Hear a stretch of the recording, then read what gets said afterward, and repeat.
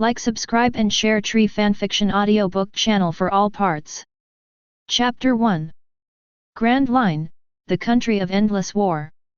This is a country where wars are endless, and wars happen every day in this country. The flames of war have devastated this country. But human desires will keep the war spreading. Even if it is devastated and corpses are everywhere, it still cannot stop human desires. Among the ruins, in a room with ventilation on all sides. Douglas Leylin. What are you doing? Douglas Bullet, who had blonde hair, looked at the man holding a giant axe opposite him with fearful eyes, and growled every word through gritted teeth. The man opposite him had grown up with him and was the only fellow young soldier who had never betrayed him. It is also because of this that Bullet has not taken action against the villain who is holding the general hostage.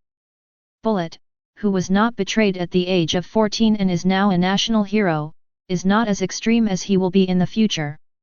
And because of the presence of the man holding a giant axe opposite him, Bullet never believed in the power of being alone. Don't call me Douglas, I'm ashamed of that last name. Do you really think this garbage will let you leave here? Do you think it's true that he promised to let you leave the battlefield and give you real freedom? You are too naive. Bullet. The moment this war ends, it will be your and my death. From the beginning, he never thought about letting us leave here alive. Wearing black knight heavy armor, Leylin is 2.61 meters tall and 16 years old. Holding a huge axe that resembled a black cutter, he stepped on the back of the man with a crazy and frightened face, and shouted angrily at the Bullet in front of him. An order signed by the man at Leylin's feet, Leylin, whose eyes were mocking at this moment, was thrown in front of Bullet. That's right, this man named Leylin is not from this world. Leylin accidentally traveled to this world 10 years ago and became a young soldier like Bullet. The reason Leylin was able to survive the brutal battlefield was because he gained the power of Darius.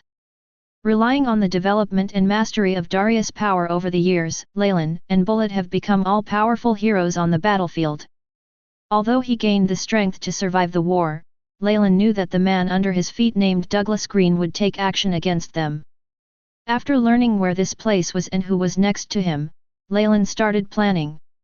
In addition to developing and mastering Darius' power over the years, Leylin has also been wooing Bullet and preventing Bullet from eating the devil fruit. Looking at the confident Leylin and the struggling general at Leylin's feet, Bullet's originally angry eyes began to waver.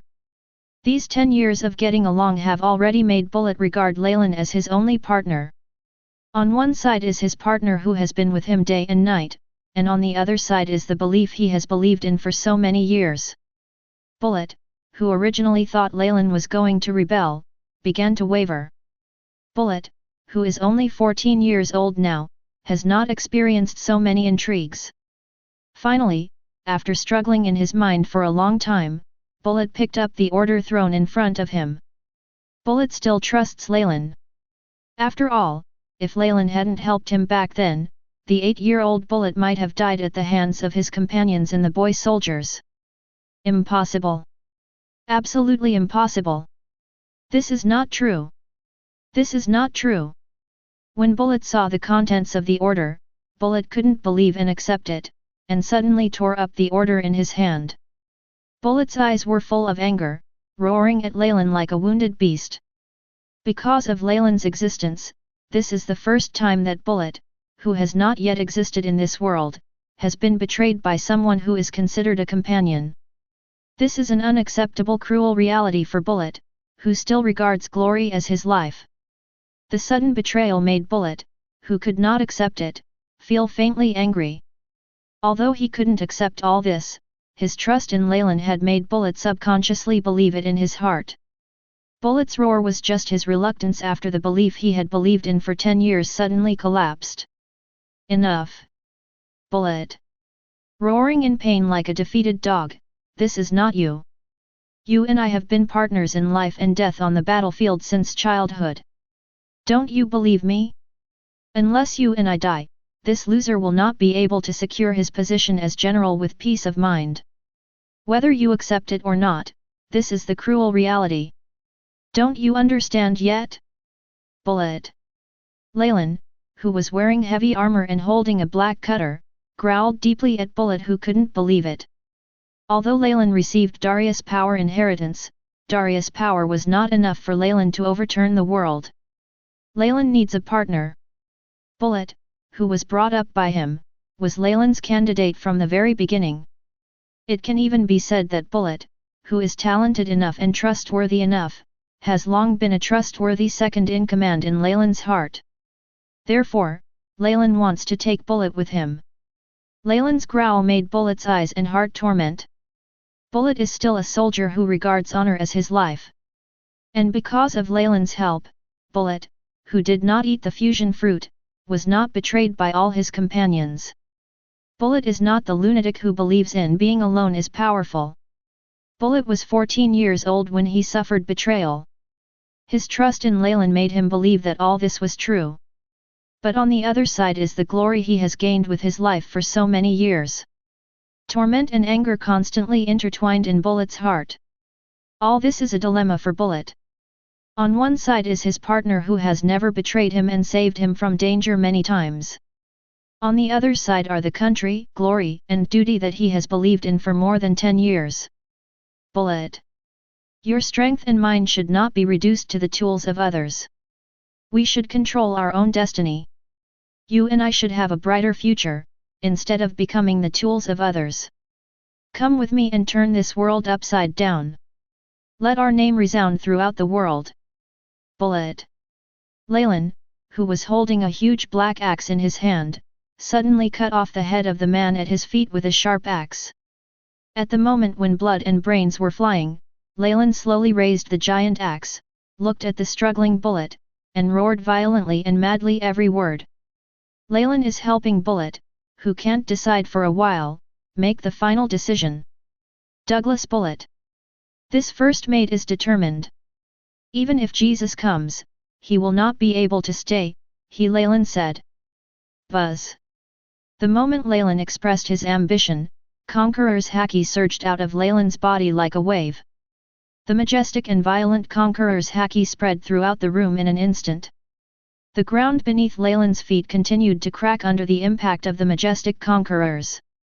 In this Conqueror's haki, which is as majestic as the waves, Bullet is like a small boat on the waves, constantly being attacked by waves.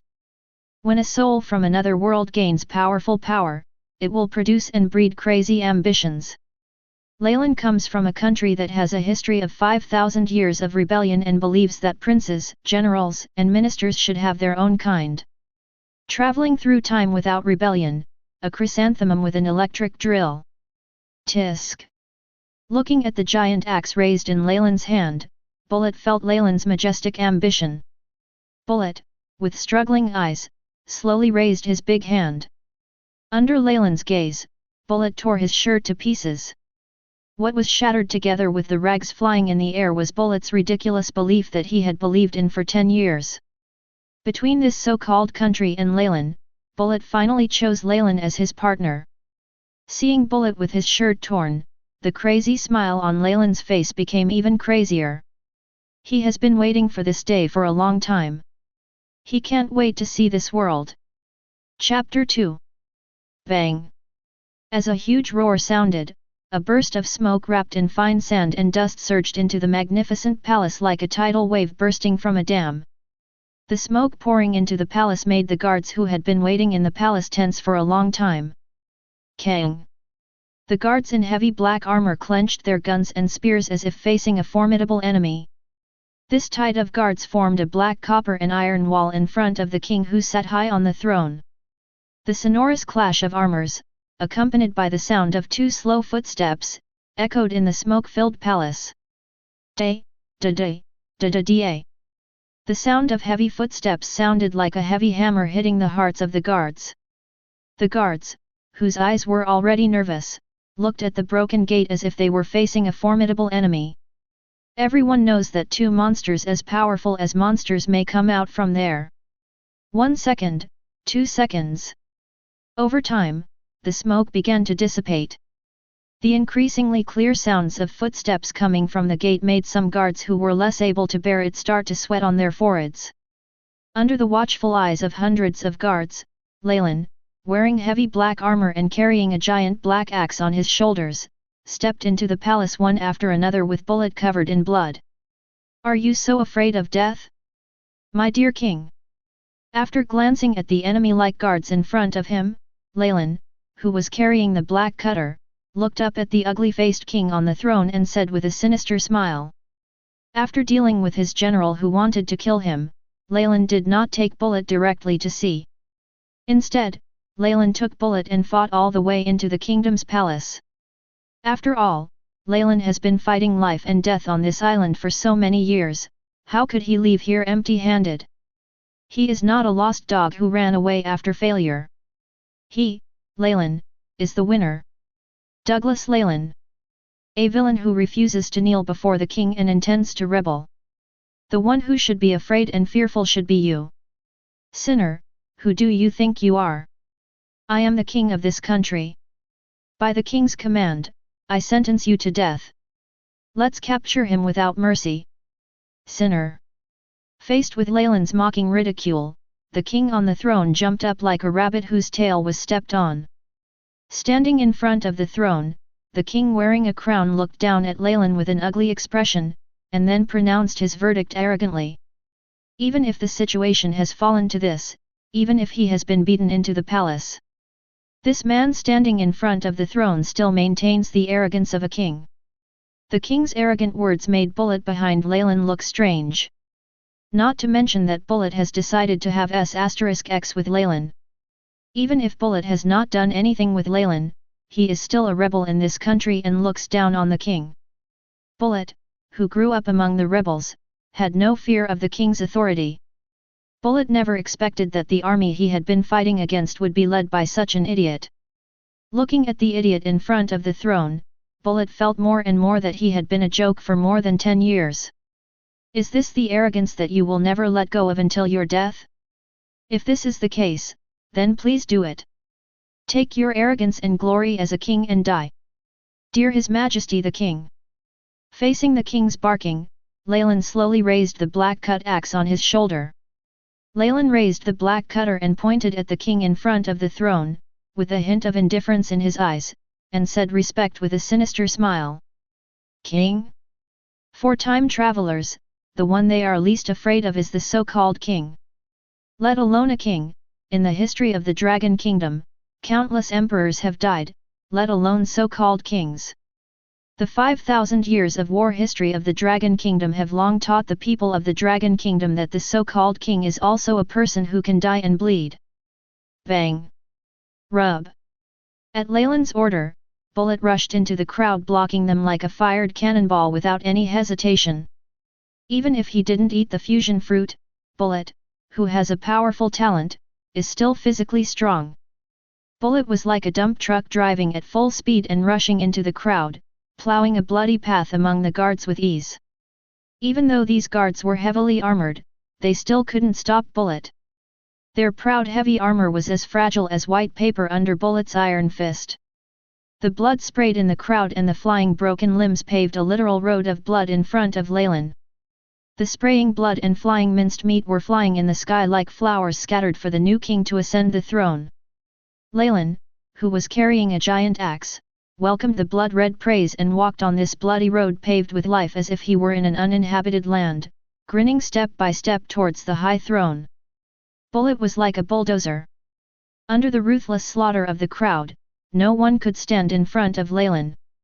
Like a fate irresistible to human power, the king standing before the throne. Looking at Leylin, who was getting closer and closer to him as if he was in no one's land, his face began to look frightened. The arrogant man finally started to panic at this moment.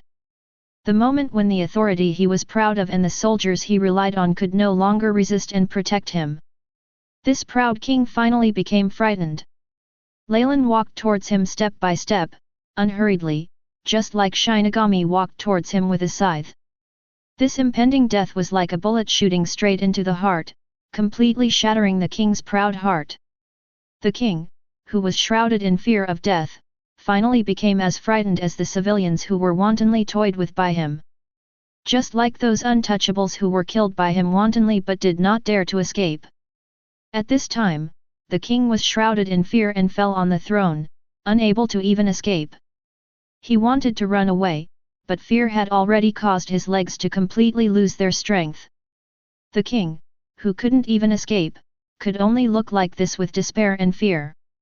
Watching Leylin walking along the path covered with blood and broken limbs, it was as if he was entering a deserted land, and he came step by step to him.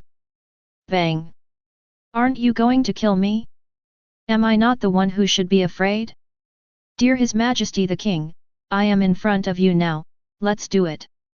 After walking step by step to the throne, looking down at the fear and despair on the king's face, Leylin casually smashed Kurogiri on the ground next to the throne. The giant axe that shattered the ground made the already frightened king begin to tremble uncontrollably. Leylin looked down at the king with a murderous smile and spoke softly to the king. These words full of bad taste sounded like Shinigami whispering in the king's ears. The trembling king could no longer remain calm. Please. Please don't kill me. Whatever you want, I'll give it to you. Status, wealth, as long as you don't kill me, I can give you anything. Please. Please let me go. Shrouded in fear of death, the wet king struggled to stand up, then knelt in front of Leylin and begged bitterly. The king kneeling in front of Leylin looked so similar to the common people he called untouchables. However, the identities of the hunter and the prey are completely different. The king knelt before the throne, causing the guards in the palace who were mercilessly slaughtered by bullet to completely collapse. Looking at the king who had no backbone before the throne and knelt down to Leylin. Confused, even fearful and crazy looks began to appear in the eyes of each guard. The moment the king knelt down, the last courage that supported them in facing this monster-like bullet completely dissipated. Who has not been afraid in the face of death? It's just that as the king's guards, they have been paralyzing themselves with faith so that they can muster the courage to face bullet. But this fragile faith was finally completely shattered after the king knelt down. The collapse of faith is far more complete and despairing than a vicious opponent. The guards could no longer find a reason to muster up their courage. They fought bloody battles with their lives for the king, and began to stop like puppets controlled by no one. They don't know what to do. The weak king has completely shattered the faith of these guards who believed in the divine right of kings. Looking at these completely collapsed guards, Bullet gradually stopped the massacre. The people around him were so similar to him more than an hour ago. Ha ha ha ha ha ha. You don't have any capital to negotiate with me. If I kill you, everything will be mine. What a hopelessly stupid, arrogant fool. As if hearing the funniest joke, Leylin began to laugh mockingly without hesitation. He didn't know what the king was thinking. After Leylin's laughter suddenly stopped, Leylin suddenly grabbed the king's neck and lifted the man up. Looking at the struggling king in front of him, Leylin smiled cruelly and taunted every word with murderous intent. Give him wealth and status? Does he need this from the king? Kill him, and everything in the palace will be his. As soon as Leylin finished speaking, the king, whose throat was easily crushed by Leylin, began to slowly droop. Chapter 3. Bang! After throwing the dead king aside like garbage, Leylin picked up the giant axe again. Leylin slowly turned around and stood in front of the throne that represented power.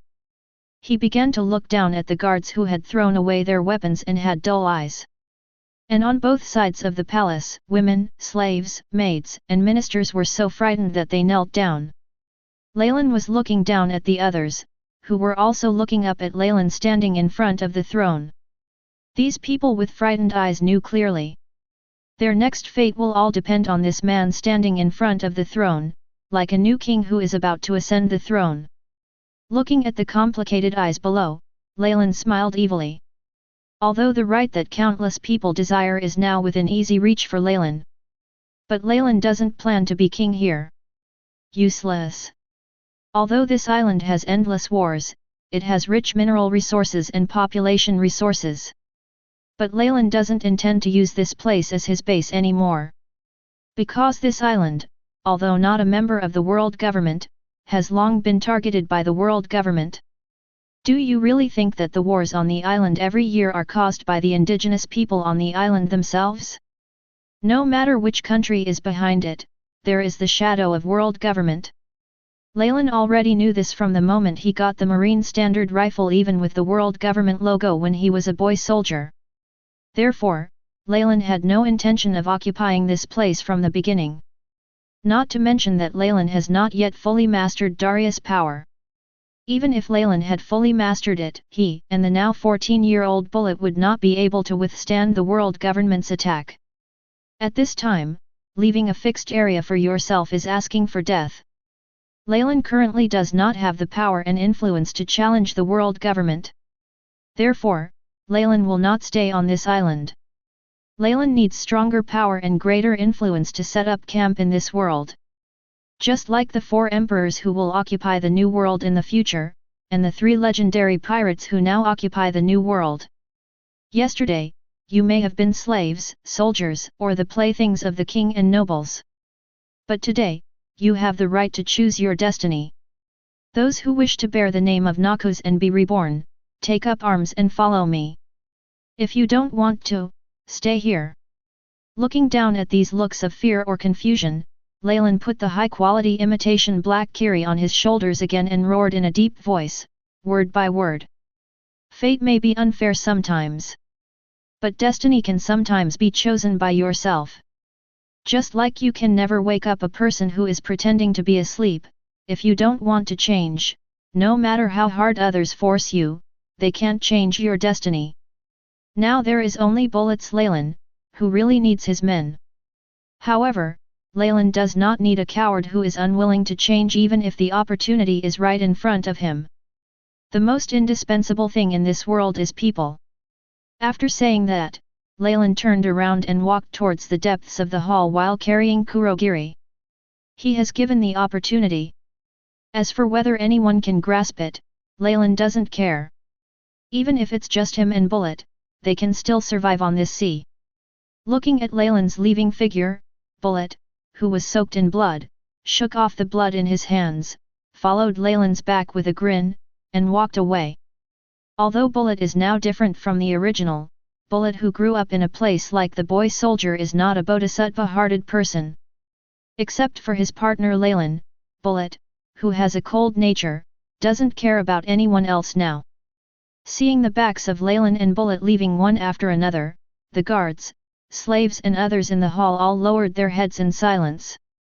How could Leylin be able to impress the worldview engraved in his bones with just a few words?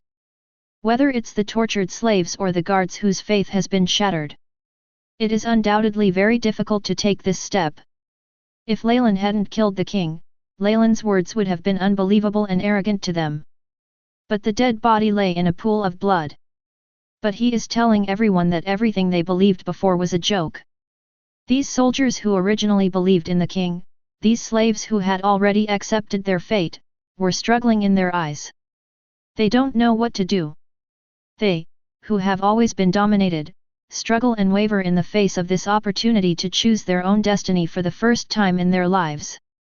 No one knows how to choose, and they don't know how to choose themselves. The education they have always received is to obey. The world they have been exposed to is one of obedience. So, how can it be a simple matter for them to make a decision now? However, the more times like this, the more the differences between people are highlighted. In this world, there are no people who dare to risk their lives. What this world is always lacking is opportunity. Crack. After Leylin and Bullet left, in the silent hall, a thin girl with silver hair gradually became firm in her eyes. The girl with silver hair wearing a maid uniform slowly picked up the long knife on the ground. With firm eyes, the girl gritted her teeth and cut off the wooden shackles on her feet. She is a slave who was captured here as a child. Although she didn't know who her parents were, she was so thin that she no longer wanted to live like an animal. People's desire for freedom and years of torture and abuse made this thin girl cut off the chains that bound her feet. She wants to live and live well like those high-ranking princes and nobles. The girl who cut off the chains as if cutting off the shackles of fate gritted her teeth and held the long sword that was almost as tall as her in her hand, walking towards the direction where Leylin and Bullet disappeared with firm eyes. Although this girl's body is not as strong as the guards in the hall. But this thin girl was the first person in this hall to wield a long sword against fate. Seeing this girl holding a long sword and walking forward with unsteady but firm steps, many people in the hall began to struggle more and more. Kang! Stab! Where there is the first, there is the second. When the girl stepped onto the stairs to the throne, following Leylin and others, a fishman with a ferocious face and blue skin tore off the chains on his body, walked to the pile of corpses and picked up a long knife, and then resolutely followed the little girl's footsteps. Another tall guard wearing heavy armor tore off the armor plate with the king's logo on his shoulder, and walked towards the little girl holding the heavy sword in his hand tightly. The two people who left with the little girl have one thing in common, that is, they are both very strong men. They have more power than others and desire some things more than others. The three people leaving in the same shape made everyone in the hall look increasingly struggling and frightened. But although they were struggling in their hearts, they did not have the courage to cut off their fate like these three people. However, it's also because most people are afraid. Courage is so precious, isn't it? Just like kindness, courage is not a quality that everyone has. Chapter 4. Boom! Crash! With a huge roar, a solid wood door more than 10 meters high suddenly shattered and collapsed. As the gate collapsed and shattered, Leylin and Bullet, who put down their giant axes, slowly appeared here. Brother Leylin. We are rich. Bullet, who had been following Leylin since he joined the young soldiers, looked at the yellow treasure behind the broken door and shouted excitedly to Leylin. Bullet has been fighting on the battlefield since he was a child, but he has never seen so many treasures. So after seeing the mountains of gold coins piled up and the treasures everywhere, Bullet became excited. From Bullet's point of view, such a pile of treasures can be exchanged for a lot of food and a lot of weapons. Not to mention Bullet, even Leylin couldn't control himself when faced with such a pile of things. Leylin really didn't expect that in such a poor country with endless wars, the king's treasury would actually have such a huge amount of wealth. However, Leylin, a man of 2 generations, quickly restrained himself. What's the use of having money? Didn't Tetzalo, who claimed to control 20% of the world's economy and was as rich as any other country, still be defeated and go to Impel Down to study? In the final analysis, in this world of extraordinary power, power is more important than wealth. As long as you are strong enough, the wealth of the richest man is your wealth. As long as your fist is strong enough, other people's business is your business. Find devil fruit first. Bullet. Leylin restrained himself, patted the excited Bullet next to him on the shoulder, and spoke softly. Leylin, who only inherited Darius's physique and martial arts skills, needs the devil fruit to increase his strength. Although devil fruit has a fatal flaw, you don't have to rely on devil fruit to become stronger. But devil fruit will undoubtedly make you stronger faster. Moreover, no matter what, which one of the world's strongest men, the world's strongest women, the strongest creatures in the sea, land, and air, the child of destiny, and the destiny villain is not demon fruit power? They all ate it, why do you pretend to be noble and don't eat it? Besides, although devil fruit has side effects, how many people who don't eat devil fruit have good consequences? One piece Roger didn't eat, he got a terminal illness and died. Marine hero Garp, so he's dying too. The redhead didn't eat either, so he lost his arm. Well, that makes sense, right? Learn. After hearing Leylin's instructions, the excited look in Bullet's eyes gradually calmed down. After nodding, Bullet replied softly to Leylin. After saying that, Bullet walked towards the treasure house. Devil fruit is something that can give powerful power to those who eat it. Leylin had already told Bullet about it on the day Bullet picked up the combined fruit. The reason why Leylin didn't let Bullet eat the fusion fruit was because Leylin felt that the original Bullet's powerful physique was more suitable for Zoan's abilities. After all, based on Bullet's performance, Zoan's devil fruit is undoubtedly a better match for Bullet than the fusion fruit. Hopefully, we can gain something. Looking at Bullet, who walked into the treasure house to rummage around, Leylin smiled and murmured softly. Later, Leylin, carrying a giant axe, also walked into the treasure house. Leylin doesn't object to eating devil fruit, but Leylin doesn't want to eat devil fruit.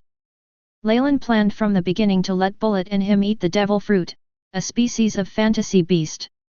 If not, Leylin would rather not eat it. From the perspective of Leylin, a time traveler, Logia and Paramecia are not as powerful as the phantom beast species. After all, the children of destiny eat fantasy beast species, why don't you? When Leylin and Bullet were rummaging through the treasure house to find the devil fruit, the silver-haired girl carrying a big sword, the guards in heavy armor, and the ferocious-looking blue-skinned murlocs came to the door of the treasure house. Looking at this mountain-like treasure, the eyes of the three people began to change. The silver-haired girl with increasingly determined eyes knelt directly in front of the treasure house. She became more and more determined in her choices and ideas. There is no way out as a slave. The tall guard wearing heavy armor and short hair had a wavering look in his eyes, but after seeing the treasures, he instantly became firm. Now, after seeing all this, he realized that in this country where civilians had no food to eat and wars were everywhere, his good king turned out to be so rich. All the previous words and vows seemed so ridiculous in front of this pile of treasures. The tall guard, together with the fishman beside him, whose eyes flashed with hatred, knelt behind the little girl. The three of them have completely decided to follow Leylin. They have become increasingly dissatisfied with their previous lives. They don't want to live their old lives anymore. The three people kneeling at the door did not affect Leylin and Bullet in the treasure house. Among the piles of treasures that would drive everyone on this island crazy, Leylin and Bullet are constantly looking for devil fruit. Brother Leylin, I found it. Just when Leylin searched the treasure house inch by inch and couldn't find the devil fruit, thinking that there was no devil fruit here, Bullet, who was searching on the other side, lifted up a large wooden box and shouted to Leylin excitedly. Upon hearing this, Leylin's eyes instantly became excited. After smashing through the pile of treasures in front of him like a tank, Leylin came to Bullet. Holding a box of devil fruit in his hand that could change the fate of many people, Bullet put the devil fruit directly in front of Leylin without any extra thoughts. Even the devil fruit, known as the secret treasure of the sea, could not make Bullet feel greedy. Stab it. Being brothers is in the heart, and sometimes there is no need for too many words to modify it. Without any hesitation, Leylin opened the wooden box in front of Bullet. After Leylin opened the wooden box, he saw 4 devil fruits lying in the wooden box together with the devil fruit illustrations and letters filled with text. He. We found a treasure. Bullet. Taking out the paper full of words, and after quickly reading the words above, an uncontrollable smile gradually appeared on Leylin's face. Leylin couldn't help laughing, and said excitedly to Bullet as if he had found a treasure. He and Bullet really got lucky. This letter was written about the king who was killed by Leylin, and was trying to please the world government. The 4 devil fruits in this wooden box are the certificates that the king is preparing to submit to the world government in order to kill the hostile country and protect his own rights. This king wants to become a member of the world government, and then use the power of the world government to unify the entire island. I guess this is also the reason why in the original book, this island is obviously not a member of the world government, but the world government wants Bullet. In order to get the world government to help him, this king took great pains. The 4 devil fruits in front of Leylin are no ordinary things. That's really great. Brother Leylin. Bullet, who didn't know how to read, immediately answered excitedly when he heard Leylin's words. Although Bullet is illiterate, looking at Leylin's expression, Bullet knows that they are really rich. Bullet can't wait to become stronger. Looking at the excited Bullet, the smile on Leylin's face became even brighter. After coming to this world for 10 years, he is finally coming to the end of his hardships. These 2 are devil fruits of the phantom species. Eat this behemoth fruit. Bullet. Although Leylin is very happy now, Leylin also knows that only the devil fruit he eats is his own strength. After comparing it with the devil fruit illustrated book, Leylin took out 2 devil fruits, handed the golden patterned devil fruit in his left hand to Bullet and said. What Leylin gave Bullet was Zoan monkey fruit phantom beast species behemoth form. Looking at the devil fruit in front of him, Bullet, who had great trust in Leylin, took the devil fruit directly and ate it without any hesitation. For Bullet, even if Leylin handed him poison, Bullet would drink it without hesitation. Leylin is the only partner Bullet trusts in this world. After watching Bullet eat the devil fruit he gave him without hesitation, Leylin didn't waste any time and directly ate the other devil fruit in his hand. Like Bullet's, Leylin's devil fruit is also a fantasy beast. Zoan monkey fruit phantom beast species titan form. Chapter 5. Yo, don't forget to like, subscribe and share Tree Fanfiction audiobook channel. Chapter 6. The port of a country with endless war. Carrying a giant earth ball and 4 figures carrying large and small bags, Leylin boarded this gorgeously decorated 3-story ship. This is the most luxuriously decorated and largest ship in the port. Who his previous master was, Leylin didn't know and didn't care. From the moment he stepped aboard, the ship was his and Noxus's. From this day forward, this ship is called the Trifari, and it will be Noxus' first flagship. This flag is the battle flag of Noxus. Wait, Minogue, captain of the guards, hang this flag up. After standing on the wide deck and taking out a flag with the Noxian symbol painted on a black background, Leylin spoke in a deep voice to the 4 people in front of him who were carrying large and small bags. After all, it is no longer an organization of 2 people.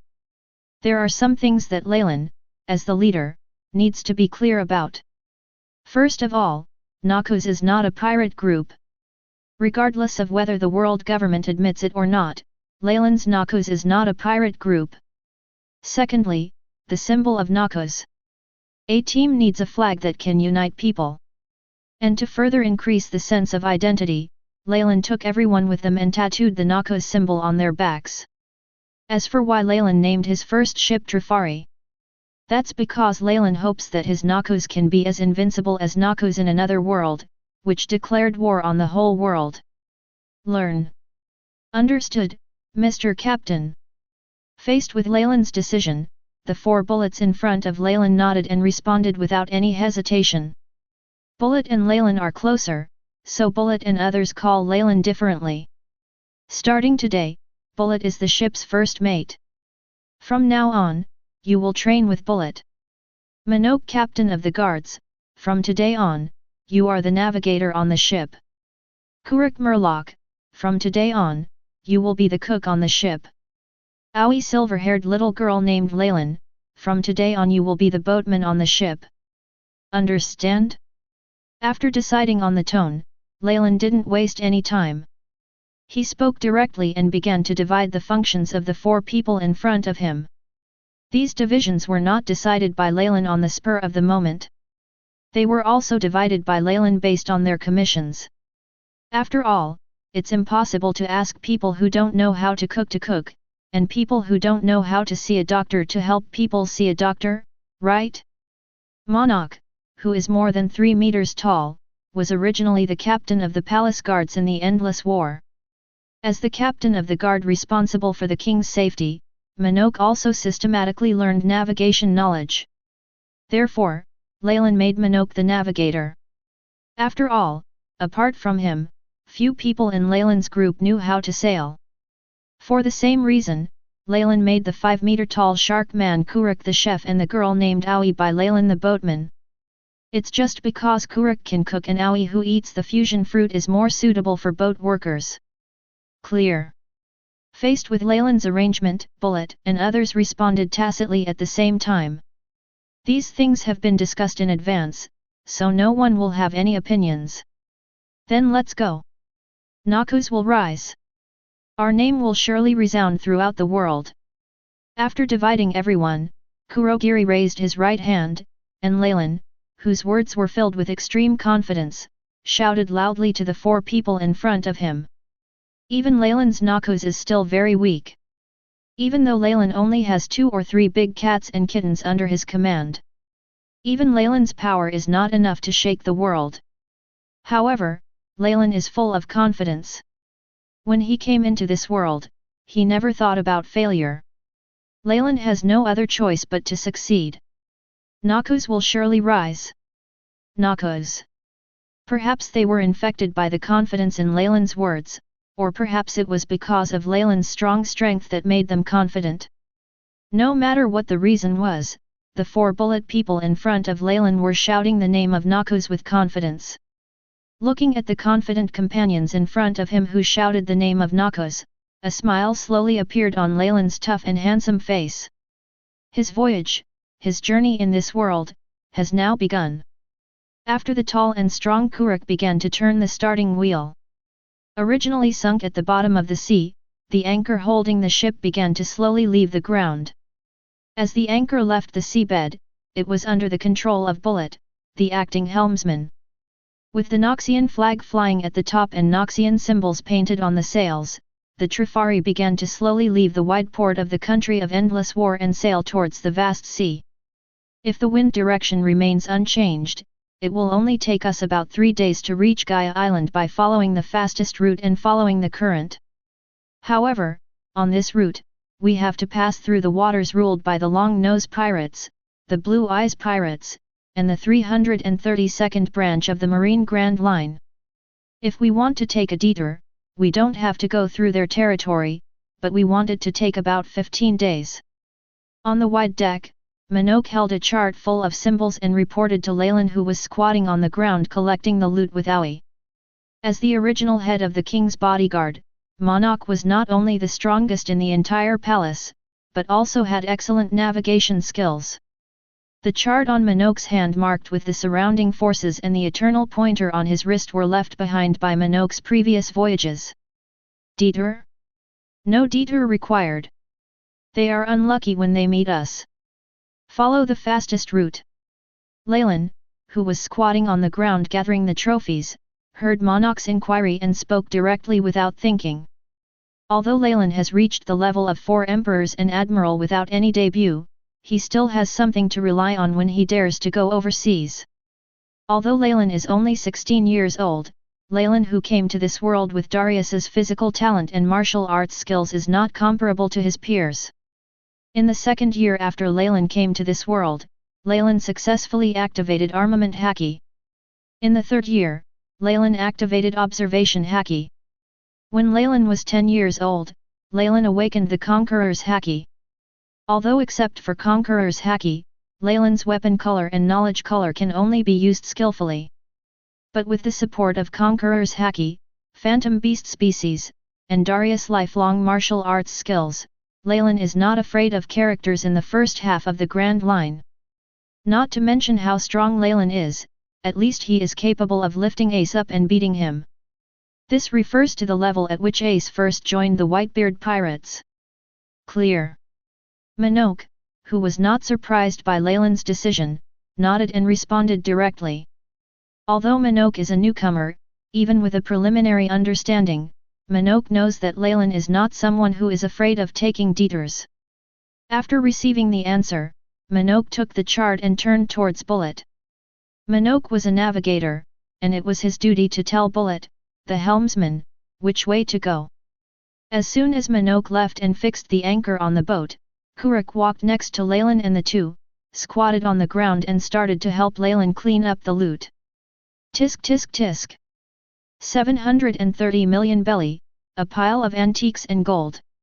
It's really a wealth that makes people sigh. After Kuruk joined, it took the 3 of Leylin an hour to count the loot that Leylin had looted. Looking at the divided trophies piled up in front of him, Kuruk's eyes flashed with hatred, and he said with a sneer.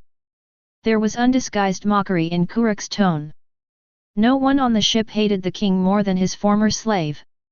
The look in Aoi's eyes next to Kuruk was no better than that of Kuruk. Aoi, who had been taken into the palace since she was a child and didn't even know her own name, hated that place as much as Kuruk. Looking at the 2 crew members in front of him who wanted to eat people, Leylin walked directly to the sofa on the deck without saying anything. Nothing needs to be said and there is nothing left to say. Empathy is the biggest scam in the world. Leylin would not comfort his companions by saying something that had nothing to do with him. What these people who have suffered are not in need of useless comfort. Chapter 7. Boom. Too weak. Too weak. You are still too weak. On the wide deck, the naked bullet, with a ferocious face, faced the three people carrying a heavy iron body in front of him, roaring loudly and mercilessly. Like the three people in front of him, Bullet also carries a heavy iron body. However, the iron body on Bullet's back was 4 times thicker than the three people in front of him put together. Whoosh! Whoosh! Facing Bullet's merciless spray, the three Minoks were soaked in sweat and their physical strength was being consumed rapidly every moment. They no longer had the energy to respond to Bullet. Each of them was carrying the heaviest iron body they could bear. Apart from their rapid breathing, they could not speak a word. Now that they can still stand on the deck, it is because of their desire to become stronger that they are holding on. Hurry up! You are too weak. When I was 9 years old, the things you carried were even heavier. With people like you, what can you do to help Noxus rise? Quick! Show your faith and courage and take action. Bullet is as strong as a monster and has no mercy. Whenever Bullet saw that one of the three people in front of him was a little slower, Bullet would scold him mercilessly. The 14-year-old Bullet is already 3 meters tall, and his body is as strong as a humanoid bear. And this is still without the blessing of devil fruit. With the blessing of the phantom beast species, the 14-year-old Bullet has reached a height of 4.5 meters, and is even stronger. Bullet, standing in front of the three monarchs, with his 4-meter-tall body, was as desperate as an abyss. Although the three monarchs cannot be said to have no talent, their talents are like a joke in front of Bullet. No matter how outstanding a person is, his body cannot even compare with that of a monster. To the Marnock trio, Bullet is a monster. If they fall into Bullet's hands, Bullet will not let them go every time they fail to train until they faint from exhaustion. Don't say to people who make a living on the sea, training should be scientific or something like that. The enemy's blade won't teach you any science. Every bit of strength is to give you one more bit of hope to survive on this sea. Although they train until they faint every day, the three monarchs never tire of it. Compared to the bustle here, Leylin, who was training on the other side of the wide deck, seemed relatively quiet. What Bullet learned, including the training methods that Bullet gave to Minok and the others, were all Darius's unique training methods that he learned from Leylin. Although the training is the same thing is different for different people. On Leylin and Bullet, the Darius training method can undoubtedly exert the greatest effect. But on the three of Monarch, this thing is not obvious. However, Leylin did not ignore them. You have to walk your own path. No one can help anyone become stronger. You are responsible for your own life. After Minok and others learned these basics, Leylin would not let Bullet continue to lead them. He has already given them what they need to hand over. As for whether they can become stronger, that is his own business. Leylin and Bullet also have to practice, so how can they have time to take them with them all the time? Whether they can go on or not depends on them. Standing on the edge of the deck, carrying an iron body that weighed as much as Bullet, Leylin kept using Devil Fruit's ability to summon pillars of earth from the sea. Then Leylin continued to use the black cut that wrapped armament haki and entangled Conqueror's haki, mercilessly shattering these pillars of earth rising from the sea. In the end, Leylin allowed the broken rocks to be smashed into the sea water, and the water splashed down on him. Leylin developed and mastered Devil Fruit and Observation Haki by controlling earth pillars from the sea to attack him accurately. And swinging the black kiri with a weight on your back is to exercise your body, stamina, Conqueror's Haki, and Armament Haki. Finally, letting the sea water cover his face, Leylin was trying to increase his resistance to further weaken the influence of the sea water on him. Leylin is very clear about his positioning of strength. Leylin's strength mainly consists of physical strength, haki, devil fruit, and Darius axe skills. The power in Leylin's body is not very complex, but there are still many types. In Leylin's mind, Conqueror's haki taijutsu devil fruit development is ranked according to physical fitness. The powerful physique composed of the phantom beast Gardlius is undoubtedly the most basic and core basic plan of Leylin. This is also the focus of Leylin's training. Secondly, there are Leylin's main attack methods such as powerful strength, Conqueror's haki, and Darius axe skills. Finally, there are the special abilities of the Titan fruit and Conqueror's impact, Leylin's long-range attack method. Hoo-ho! Whoops! Facing Leylin, who was being led out by two sea kings from time to time by pillars of earth, he continued to implement his own training plan. The sea water that constantly soaked Leylin's body continued to give Leylin a strong feeling of weakness. This curse suppresses devil fruit and even weakens demon fruit's power. Leylin, who kept jumping up and smashing sea kings and earth pillars, was already breathing heavily after less than an hour. Leylin, who had only received the devil fruit for 2 days, was completely unable to adapt or restrain himself to this almost instinctive weakness. Being able to jump up and fight despite being constantly eroded by the sea water was thanks to Leylin's strong physique. This would have to be done by those with weaker bodies.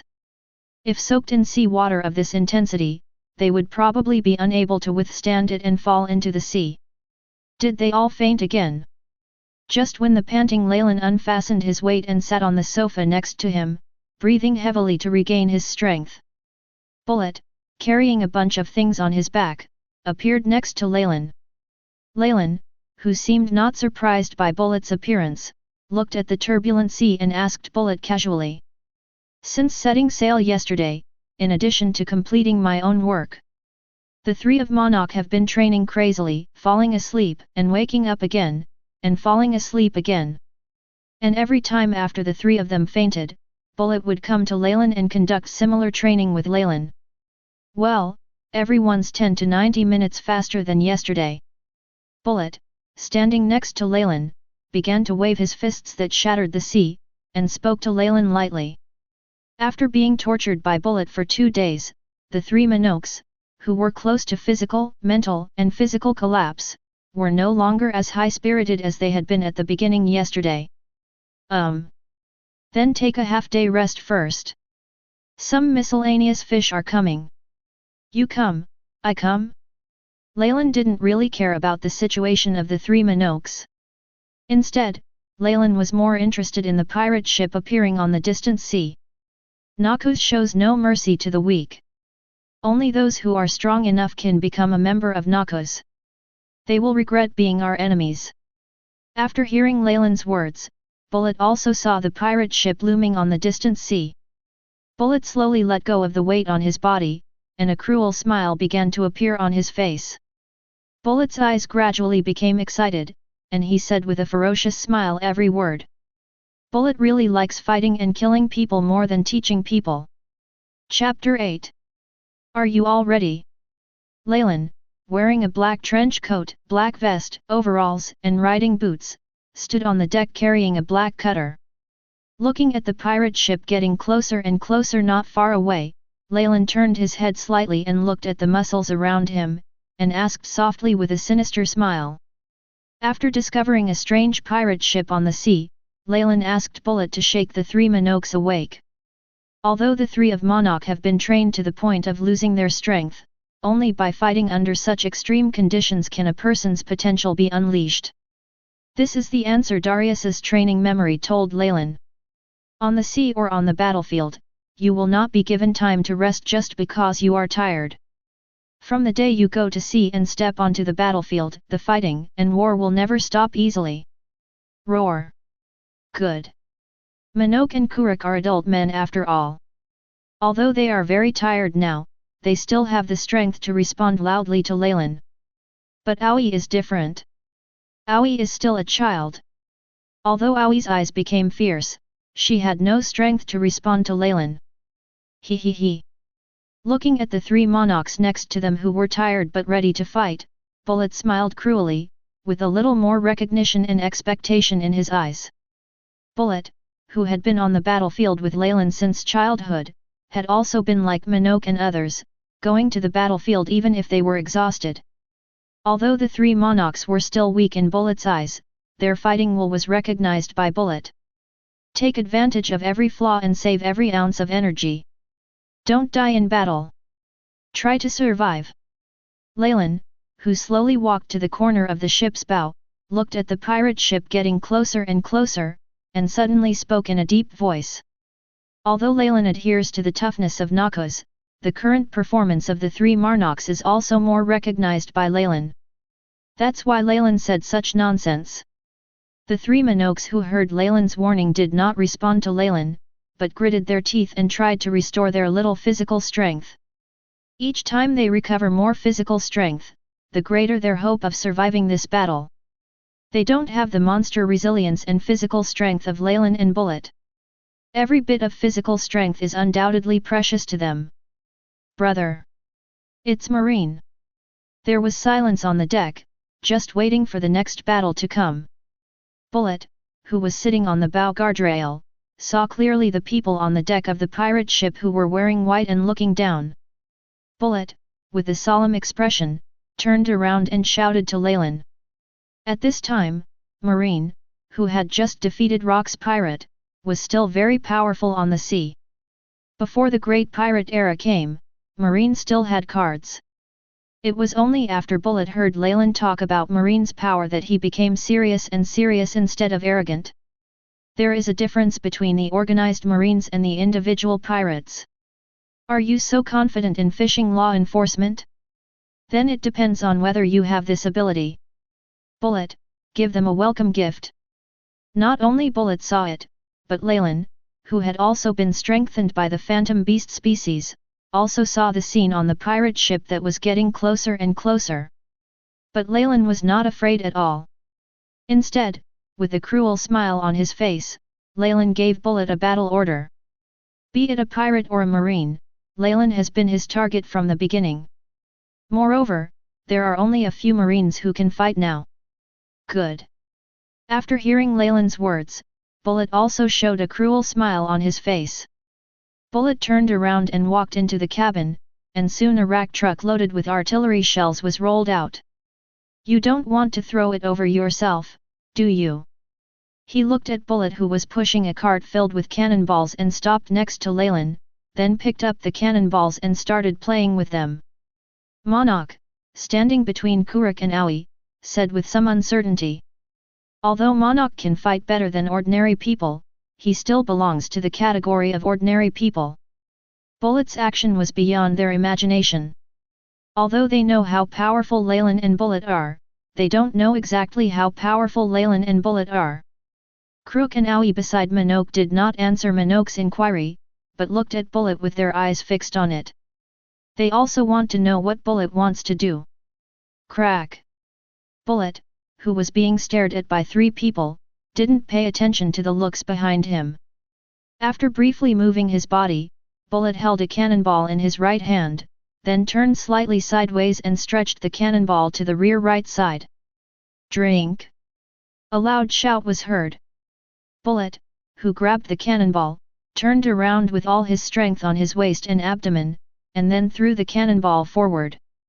Under the unbelievable gazes of the three Minogues, the cannonballs powered by Bullet's huge force, with a circle of ripples visible to the naked eye, streaked across the sky and fired towards the pirate ship not far away. Swish swish swish swish. Naturally, Bullet couldn't just throw out one cannonball.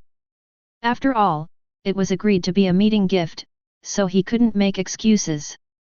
Under the stunned gazes of the three Minogues, Bullet opened his bow left and right and threw the cannonballs one after another. Bullet, which fired cannonballs with both hands, threw the barrage in the sky. The cannonballs that filled the sky like rain formed a curtain of rain, overwhelmingly hitting the pirate ship on the opposite side. The humanoid turret Bullet didn't stop until it had thrown out all 200 cannonballs on the cart. Bullet stopped, but the three experienced monarchs still stood there in shock. Is this really a person? He is a monster. Seeing Bullet standing next to Leylin with no red face and no beating heart, and not even taking a breath, the three Minoks thought silently in their hearts. Bullet's power has exceeded the expectations of the three of Monarch. To them, this is completely unbelievable. Leylin and Bullet don't know what the three Minoks think. Leylin and Bullet just wanted to know how the group on the other side would respond to their great gift. Bullet's cannonballs are also a means of testing. Wow! Under the gaze of Leylin and Bullet, a dark red magma column wrapped in countless lights Madara rose from the deck of the pirate ship opposite. Seeing this scene, Leylin began to think. Magma pillars, light Madara, these are definitely iconic abilities. In the original book, the only people who can use magma and light are those two men. If Leylin guessed correctly, there should be that man on the pirate ship opposite. A trainee ship for Zephyr's first cadets? Future Marine Admiral Sakazuki, Pora Salino. Ha ha ha ha. It's really a good time to catch up. Looking at the pirate ship in the distance, the smile on Leylin's face became even brighter. Even though he had guessed the identity of the other party, Leylin did not choose to run away. Marine former Admiral Zephyr, Marine future Admiral. Isn't this his best gift for going to sea? And Leylin also wanted to have a battle with a strong person. If you want to become stronger, it's no use just practicing hard. How could Leylin, who asked Minoke and others to fight in the most extreme conditions, be afraid of his opponent? A strong person is a ruthless person who emerges from battles to the death. Be prepared. Bullet. It's a tough fight. If you fail, you may die. Leylin took off the giant axe and put it in front of him, then put his hands on the axe. He looked at the pirate ship getting closer and closer, smiled and said. Leylin was never afraid of death. If you are afraid, you won't choose to go to sea, right? It's just what I wanted. Leylin's words did not scare Bullet, a militant, but made Bullet more and more excited. Bullet, whose muscles began to tense up, responded to Leylin every word with a smile. Bullet and Leylin are like madmen carved from the same mold. The two brothers, one tall and one short, both had the same excited look in their eyes. Chapter 9. Dong dong dong dong dong.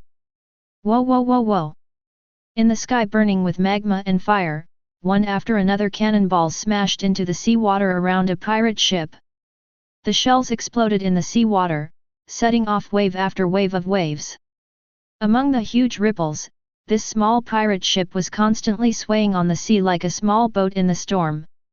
Wave after wave of seawater kept lapping at the pirate ship. Many Marines wearing navy short sleeves were constantly walking on the deck and in the cabin. Barrels after barrels of seawater are constantly being taken out of the pirate ships by these shuttle Marines. On the busy pirate ship, Sakazuki, wearing a red open short-sleeved shirt, a long knife on his back, and a marine cap, slowly fell from the sky to the deck.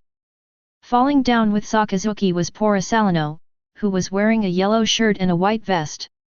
The two future Marine Admirals and Marine Admirals were still very, very young and immature at this time. Sakazuki and Pora Salino, who landed on the deck, looked at each other and walked towards a middle-aged man wearing a purple suit and a marine coat, with purple hair and glasses. Teacher Zephyr, we didn't stop them. Terribly sorry. And Pora Salino, who had his head raised, came to Zephyr one after another. Sakazuki faced Zephyr in front of him, bowed his head and said guiltily. As a student who had high hopes for Zephyr, Sakazuki, who was still young at this time, felt guilty for not stopping those cannonballs. If his knowledge and ability were stronger, he would be able to stop all these shells. Sakazuki felt very guilty, but Pora Salino behind him still held his head high without any trace of guilt. Pora Salino. Show some respect to Mr. Zephyr. Damn it! Looking at Pora Salino, who held his head high and looked like it was none of his business, a young man standing behind Zephyr, with an ugly face, roared angrily. Pora Salino, who originally had a nonchalant expression, suddenly turned pale when he heard what this man said. Darag! Stop preaching to Laozi! Who do you think you are? Want to fight? A hole! Looking at the man behind Zephyr, Porcelano, whose eyes were filled with lasers, shouted with an ugly expression. It can be seen that Porcelano has great opinions on the young man behind Zephyr, who is about the same age as him. That's right, the young man behind Zephyr is the father of Luffy, the future son of Destiny, the son of marine hero Garp, and the most wanted criminal in the world government, Monkey D. Drag. Drag, who will be a serious thorn in the side of the world government in the future, is now just an ordinary young marine with a dream of justice. Before Porcelano, who was about to fight Drag, walked over, Porcelano was stopped by Sakazuki beside him. Sakazuki, who put his right hand on Porcelano's shoulder, slowly shook his head at Porcelano. Although Sakazuki is not too pleased with Drag, an official at a young age who has climbed to the top of them relying on his father's relationship. Second generation. But Sakazuki is undoubtedly much calmer than Porcelano at this time. In front of Zephyr, they can't be too presumptuous. Let them fight. Each one of them has become so powerful that they can ignore their enemies. Ah! Sakazuki, don't stop him. Let him do it. Before Porcelano, who was stopped by Sakazuki, could say anything, Zephyr, who was standing in front of Drag, looked at Porcelano with angry eyes and shouted coldly. Zephyr is undoubtedly a qualified marine, so Zephyr is quite dissatisfied with Porcelano's internal strife at this time. No matter how Porcelano dances, Zephyr can tolerate it. But facing an unknown enemy, not preparing to fight, but preparing for internal strife, Zephyr would not tolerate it no matter what. You must know that this is a battlefield and this is the sea. No matter what kind of enemy you face, blind arrogance will always be your most fatal weakness. But Zephyr's angry words failed to calm Porcelano. Get out of the way, Sakazuki. Laser light. Porcelano, who is already 26 years old, is not an ordinary young man just starting out. Porcelano, who was already arrogant and quite dissatisfied with Zephyr, heard Zephyr's sidestepping words and angrily pushed Sakazuki away in front of him. Then a golden beam of light was seen shooting from Porcelano's hand toward Drag. If Zephyr asks him to do it, then Porcelano will do it. Isn't there a father who is a marine hero? He, Porcelano, can definitely defeat this BD. Kang. The golden light ray shot by Porcelano failed to hit Drag. Zephyr, who shattered Porcelano's ray with a slap, suddenly appeared next to Sakazuki and in front of Porcelano as if teleporting. Boom! Before Porcelano in front of Zephyr could react, a palm wrapped in a dark armament haki appeared in front of Porcelano. Immediately afterwards, Porcelano, who couldn't even transform into an element, was slapped by Zephyr and flew away. Poof! Although the current Porcelano is called a monster, the current Porcelano is not the future Marine Admiral. Porcelano was sent flying backwards by Zephyr's slap, directly broke the guardrail and fell into the sea water. The other students, Sakazuki and even Drago behind Zephyr who were busy on the ship were stunned when they saw this scene. This is the first time the gentle Zephyr has touched a student since becoming an instructor. In the past, no matter how good the students were, Zephyr would never take action, and would only severely criticize them at most. But this time, Zephyr took action. And he also slapped a demon fruit power into the sea. Quick! Help! Quick! Looking at the dark-faced Zephyr, Drag was the first to react. Drag, who was Zephyr's assistant, shouted anxiously to those students who were not demon fruit powers.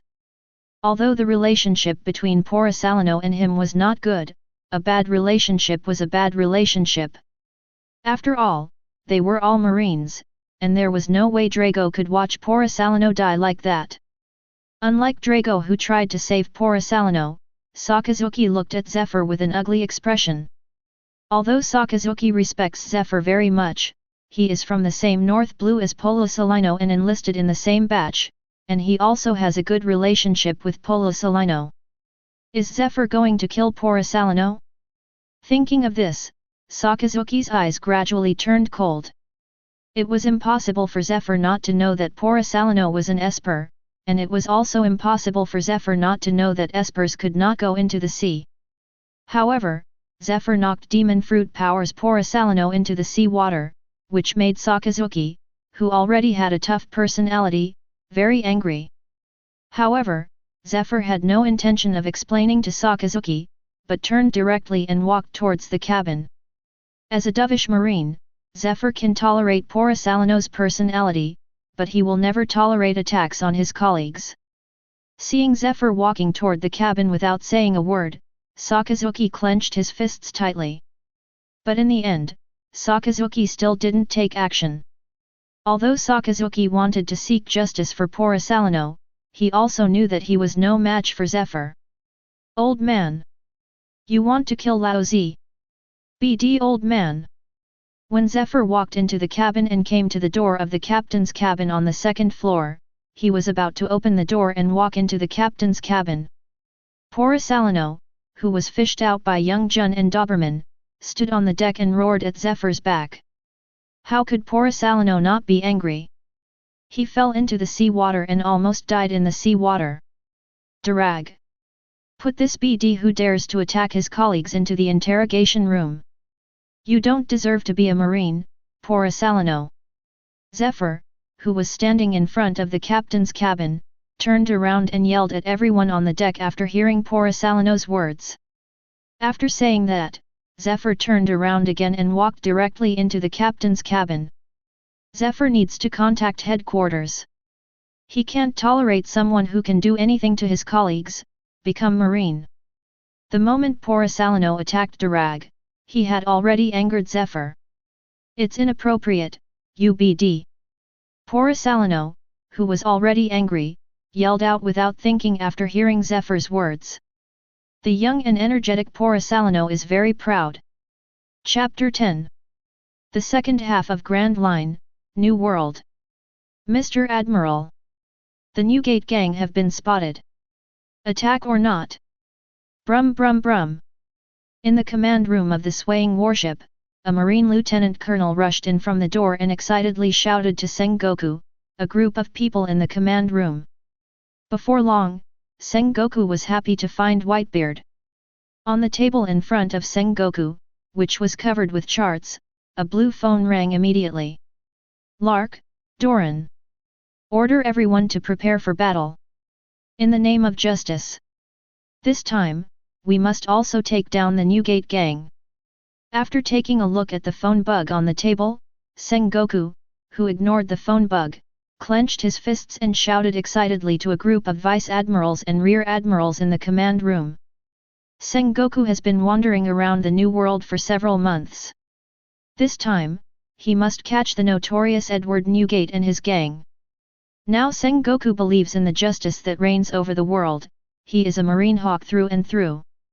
As the only admiral of Marine currently, Sengoku also has the ambition to become Marine Marshal. In the name of absolute justice. After hearing Sengoku's awe-inspiring pre-war mobilization, all the vice admirals and rear admirals in the command room roared in response to Sengoku. In order to capture Edward Newgate and his gang, Sengoku summoned most of the New World's marine force. Although this is not the era of great pirates, Marine, who has not lost control of the New World in this era, should not be underestimated. Moreover, the two Marine Admiral positions currently vacant have many people within Marine coveting them. Go get ready. Looking at the fighting spirit and high morale of his colleagues in front of him, Sengoku chuckled and nodded. Sengoku, who had gathered so many combat forces and planned to take down Newgate's gang in one fell swoop, couldn't wait to start the war. Although Sengoku has a higher position than Garp, his record has always been suppressed by Garp. Sengoku can't wait to take down Newgate's gang and tell his old friends the good news. Sengoku is still young, but he still wants to compare with Garp. After all, with Zephyr's retirement, the only person left in Marine's generation who can compete with Sengoku is Garp. As Sengoku's order came down, everyone in the command room filed out of the command room. I'm Sengoku. After everyone left, Sengoku, who was in great spirits, answered the phone that had been ringing for a long time. How's the situation over there? Have you found that kid from Newgate? The hoarse voice of Kong, then Marine Marshal, rang out from the phone that was connected in Sengoku's hand. Everything is under control, we have followed the defeated Silver Axe group to Newgate. We'll launch an attack on Newgate's gang soon. If all goes well, we will be able to open a passage starting from the New World entrance and running through New World before the end of this year. At that time, with the help of this passage that runs through New World, we can carry out the final war against the pirates of New World. As soon as he heard Kong's voice, Sengoku, who was ambitious at this time, immediately opened his mouth to report to Kong. Sengoku has great respect for Kong, who led them to fight against the Rocks pirate during the Rocks era. Sengoku's relationship with Kong now is like Aokiji's relationship with Garp in the future. Well done, Sengoku. Follow-up support will be felt in New World as soon as possible. I will tell Garp that BD, who is squatting in West Blue and wants to fight to the death with Qingjiao, to go to New World. The war in the New World is up to you, Sengoku. After hearing Sengoku's reliable answer, there was a hint of relief in Kong's voice. But soon Kong's relief turned into rage because of the mention of Garp. However, Kong finally calmed down his tone and asked Sengoku seriously. Everything is for justice. After hearing Kong's words that changed his mood 3 times, Sengoku, who originally looked helpless after hearing the news about Garp's willfulness, immediately became serious and responded to Kong sonorously. Sengoku is not Garp, he is much more reliable than Garp. Well, that's it. Oh, right. After you finish dealing with Newgate, go back to the headquarters. There is a little willful guy in Zephyr, take him to the New World when the time comes. Although that little guy is a little willful, his talent is still good enough. After hearing Sengoku's reliable answer, Kong on the other end of the phone was just about to hang up when he seemed to remember something and gave Sengoku instructions again. It turns out that Zephyr, who led the internship in the first half, has already filed a complaint with Kong. Although Zephyr said that Porisalino was no longer suitable to be a Marine, Kong, as the Marine Marshal, could not just let go of an outstanding talent.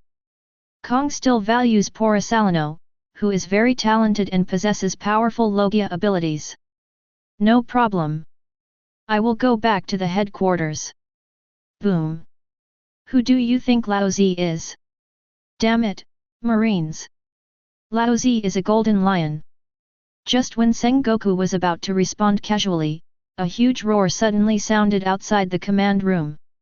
Immediately afterwards, the entire command room and the warship began to shake violently. Moreover, there was an unruly sound outside that resounded through the sky. After hearing this, Sengoku and Kong, who was on the other end of the phone at naval headquarters, both looked ugly. Damn it, they seem to have fallen into a trap. The first half of the Grand Line, above the unknown sea. Looking at Leylin, who was so close that he could even clearly see Marine's face on the opposite deck, he slowly raised the black kiri in his hand. Boom! With a dull collision sound, the Trifali and the pirate ship Marine were riding on collided hard. I don't know if it's because Leylin and others and Noxus haven't been wanted yet, but these Marines haven't taken action yet.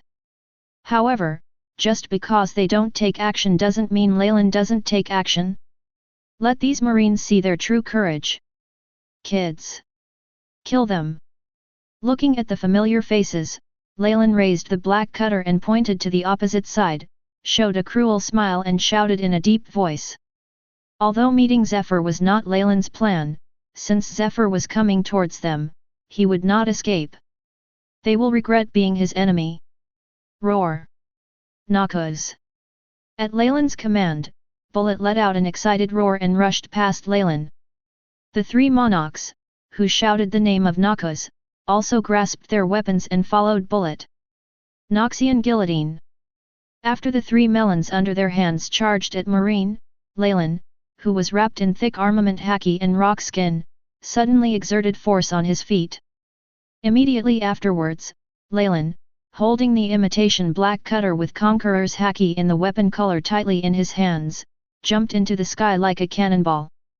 After drawing a parabola in the sky, Leylin began to accelerate and fall towards the pirate ship.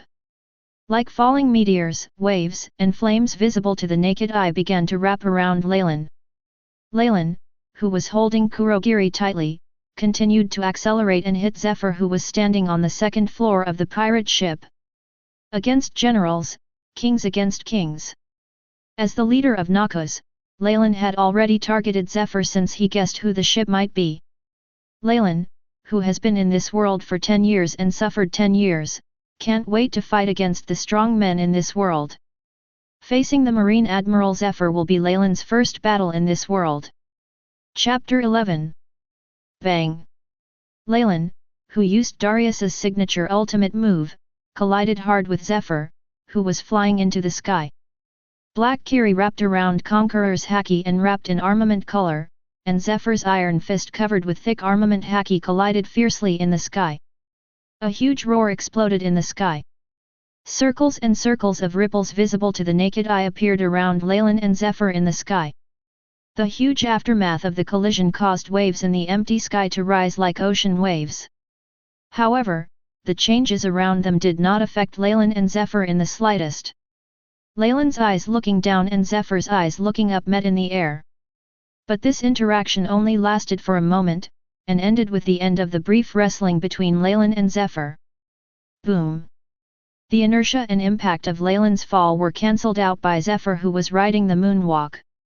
Leylin and his axe were pushed out by Zephyr from below. Leylin can't fly. And the sky is not Leylin's home court. Boom! Combat is not a turn-based game. Zephyr, who pushed Leylin into the air, immediately saw the shortcoming of Leylin's inability to fly. Zephyr put his feet in the sky with sudden force, and rushed straight towards Leylin like a cannonball. There is no mercy in fighting. Killing you while you are sick is the reality. He he he.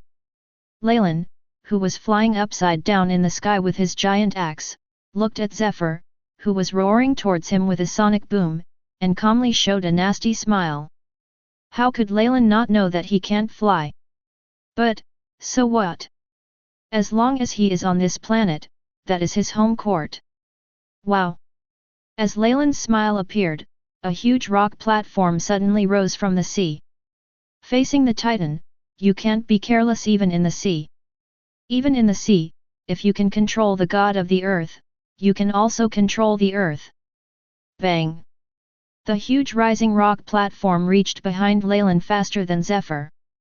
Leylin turned around sharply with a black cutter in hand, and stepped on a solid rock. As the rock instantly burst into a concave spider web pattern, Leylin, holding a giant axe, rushed towards Zephyr again. The second round has begun. Zephyr. Looking at Zephyr getting closer and closer, Leylin's eyes flashed with fighting spirit, and he showed a crazy smile. He who dares to challenge Zephyr will not fall down so easily. Bang! Two men with sonic booms and air waves, like supersonic fighter jets, collided in the air again. A roar like thunder resounded in the trembling sky again. But what was different from before was that a tall rock platform had risen under Leylin and Zephyr's feet. Boom! Bang! Gradually shrouded in the shadow of the rock wall, the pirate ship continues to descend as the water continues to fall. The magma fist and the jet black fist, which carried huge power, fell on Bullet, who was covered in golden hair. These two huge impacts caused the deck under Bullet's feet to continuously break. But that's all. Sakazuki and Drago's full blows couldn't even make Bullet take a step back.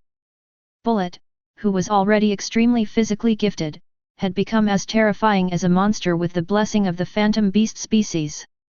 Even in terms of physical fitness in a single round, Bullet, with the support of the phantom beast species, is already on a par with Charlotte Leylin, who is known as the Steel Balloon. Is the fight over? Then it's my turn. Looking at the two fists on his strong chest, Bullet slowly raised his head, looked at the two men in disbelief in front of him, showed his big white fang and said with a smile. Bang! Bang! Before the young Sakazuki and Dalag in front of them could react, Bullet's iron fist, which was as huge as a cannonball, had already appeared in front of Dalag and Sakazuki. The iron fist carrying the terrifying power of armament Haki and Bullet directly blasted Sakazuki and Drago away. Let alone the Logia who has not grown up yet, even the grown-up Logia cannot compare to the phantom beast species in terms of power alone. Bang! Bullet knocked Sakazuki and Drago away with 2 punches, but did not stop. Bullet, grinning ferociously, began to attack the surrounding marines indiscriminately. Behemoth's sharp claws in Bullet's hands are like a Shinigami sickle harvesting lives. Compared with Leylin and Bullet, it was a bit dangerous for the 3 Minoks standing back to back in a triangle. Even though Bullet was easily slaughtering these students under Zephyr, he thought that these students were weak. Who is Bullet? That was the monster that had been with Leylin on the battlefield since childhood. Bullet, who has been training the 2-color Haki with Leylin since he was a child, and has the penultimate talent, also ate the phantom beast species. How can Minok and others compare with Bullet? Although they received less than 2 days of special training from Bullet, their strength is not something that can be achieved quickly. They were a little stronger than the ordinary pirates in the first half of the Grand Line, but it was very difficult for them to face these students of Zephyr. Moreover, Aoi among them is not even as good as an ordinary pirate, so the situation is even more difficult. It was also thanks to talented students like Sakazuki, Darag, and Jun that they went to fight Bullet. Otherwise, if it were these people, the 3 of Monarch would have fallen long ago. Do you really think that anyone who can become a student under Zephyr now is a fool? Kang! Just when a bullet pierced the sky and hit Kuruk, a trio of Minoks who were surrounded by a group of people, and were fighting against an 8-handed marine. Holding a strong shield fused with both hands, the thin Aoi blocked Kuruk's side. Although the whizzing bullet was barely blocked by Aoi's shield. But the impact of the bullet was not something that Aoi, who was holding a shield, could withstand. The impact of the bullet caused Aoi to roll several times on the ground. Before Kwai, who had rolled several times on the ground, stood up, long knives and sharp swords whistling all over the place struck at Kwai. These red-eyed marine students will not care about Aoi's thinness. After all, many of their companions have been killed by Bullet, and they want to avenge their companions. Bang! Looking at the blade that seemed to be tearing her apart, Aoi's eyes were a little desperate as she was lying on the ground. Although she has the courage to cut off the shackles of fate, her weakness cannot be made up for by awareness. But at this moment, a huge figure soared from the sky and landed on the deck next to Aoi. The huge figure falling from the sky, and the violent air waves it carried, directly blew away Marine who was standing around Aoi, trying to kill Aoi. Zephyr! Before she could wait, Aoi rolled several times on the ground and hit the deck guardrail hard. She was thankful that she survived the disaster. Leylin's earth-shaking roar came from the shattered deck. Then Leylin, whose head was stained with blood, soared from the broken deck again, straight into Zephyr in the sky. Chapter 12. Seeing Leylin rushing towards him again from the pirate ship's cabin, Zephyr's expression darkened. Zephyr was already unhappy because poor Salino dared to attack his colleagues. Now I met Leylin, a guy who appeared out of nowhere and was surprisingly powerful. This made Zephyr, who witnessed the students killed by Bullet below, completely furious. Although Leylin's overall strength is definitely not as good as Zephyr's. But relying on the pure power brought by his powerful body, as well as monster-like recovery and physical strength, Leylin also successfully made Zephyr feel troublesome. Leylin gives Zephyr the same feeling as Kaido he met when he was an admiral. Although Leylin is not as powerful as Kaido at that time, they are both equally resistant to beatings and equally powerful. Simply put, although Leylin may not be able to defeat Zephyr, Zephyr cannot kill Leylin for a while. Even if Zephyr wanted to deal with Leylin as soon as possible and then support his own students, he couldn't. But Zephyr, who has experienced many battles, is no ordinary person. Zephyr made a decision. Bang! Zephyr's body suddenly fell downwards, his feet planted in the sky behind him. As a ripple visible to the naked eye appeared in the void, Zephyr suddenly fell and dived towards Leylin like a missile being launched. Zephyr from top to bottom and Leylin from bottom to top collided again in the sky above the pirate ship. The aftermath of the collision between Leylin and Zephyr was like a white knife, instantly cutting off everything within a few hundred meters of them. The standing masts of the ship on which the Trifari and the Zephyr were boarded were all uprooted. This is also one of the purposes of Zephyr. Bang! Zephyr and Leylin collided in the sky, and they did not last long in the sky. Leylin, who was unable to stay in the air and had no follow-up support, was quickly pushed down by Zephyr, who grabbed the giant axe. Following two strong figures, they quickly fell from the sky and crashed into the pirate ship. This small pirate ship suddenly sank and tilted up. Many lifeless bodies on the ship, as well as Minogue and others, as well as the marine students, all lost their balance and fell to the sea because of the tilted pirate ship. It can be said that except for a few stronger students and Bullet, the rest of them were unable to maintain balance on the tilted and broken pirate ship. Bang! Wow! Just when the pirate ship was about to tilt and sink to the bottom of the sea, a huge stone platform rose from the sea. The huge stone platform rising from the sea directly lifted the pirate ship, along with the people and corpses that fell into the water around the pirate ship. The stone wall Leylin raised just now is perfectly connected with other stone walls. With the rise of this stone wall, the Quifeli, which was floating on the sea just now, suddenly became as if it was trapped at the bottom of a well. Except for the Trifeli, which has lost its mast, and can still see the sea, the surrounding area has still turned into a square rocky island. The location of the Quifeli is the only hole in the center of this square rocky island. Bang! After the rock platform more than 10 meters above the sea was completely raised, Leylin flew upside down from the shattered pirate ship. Leylin flew straight out in the direction of Bullet, who was about to continue his attack. Bullet, who was covered with golden hair, had no choice but to give up the idea of killing the woman at his feet when he saw Leylin flying upside down, and instead caught Leylin. After catching Leylin's bullet with both hands and being pushed back 5 meters by the huge impact, the bullet completely offset the impact on Leylin. Cough cough cough. After being slowly placed on the ground by Bullet, Leylin, who was soaked in sea water, coughed violently. Blood and sea water intertwined from the corners of Leylin's mouth. Darag! Waiting for everyone to leave here quickly. Just when Leylin, with fierce eyes, was struggling to get up, Zephyr's tall figure walked out of the dilapidated pirate ship that was stranded on the rocks.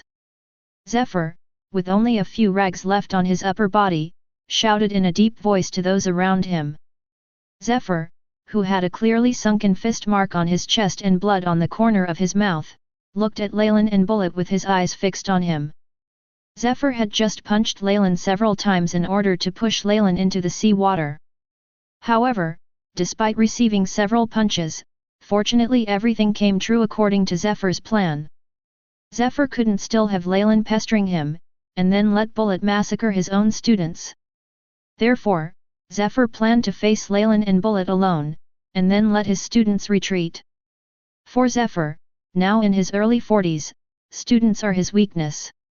As long as the students are gone, as a former Marine Admiral, he is still confident that he can take down Leylin and his gang. Teacher Zephyr. Zephyr student. Teacher Zephyr. Upon hearing Zephyr's words, the Marine students who were scattered around and could still move began to cry out in worry. Although they are cadets, they are also Marines. They knew that Zephyr was trying to break their rear, but the powerful Bullet and Leylin, who did not fall after fighting with Zephyr for more than half an hour, made them worry about Zephyr's safety. While the students were performing a sad drama with Zephyr, Leylin, who was supported by Bullet, also recovered. Leylin, who was helped by Bullet to stand up, looked directly at Zephyr. He was forcefully pushed into the sea by Zephyr, but he had no intention of stopping Zephyr. What Leylin needs is an upright battle, not a sneaky victory. Leylin doesn't bother to use students to threaten Zephyr. He wanted to have a one-on-one battle with Zephyr openly. Even if it was a failure, he would admit it. If he wins by sneaky means, Leylin will not accept such a victory. What are you worried about? I am a marine admiral. You guys are here, I can't let go. I don't need help from you rookies. Darag, take them away. After seeing Leylin standing up, Zephyr gave the order again without any nonsense. Now is no time for joking. If we don't leave, there will only be more unnecessary casualties. After finishing speaking, Zephyr looked at Leylin without saying a word.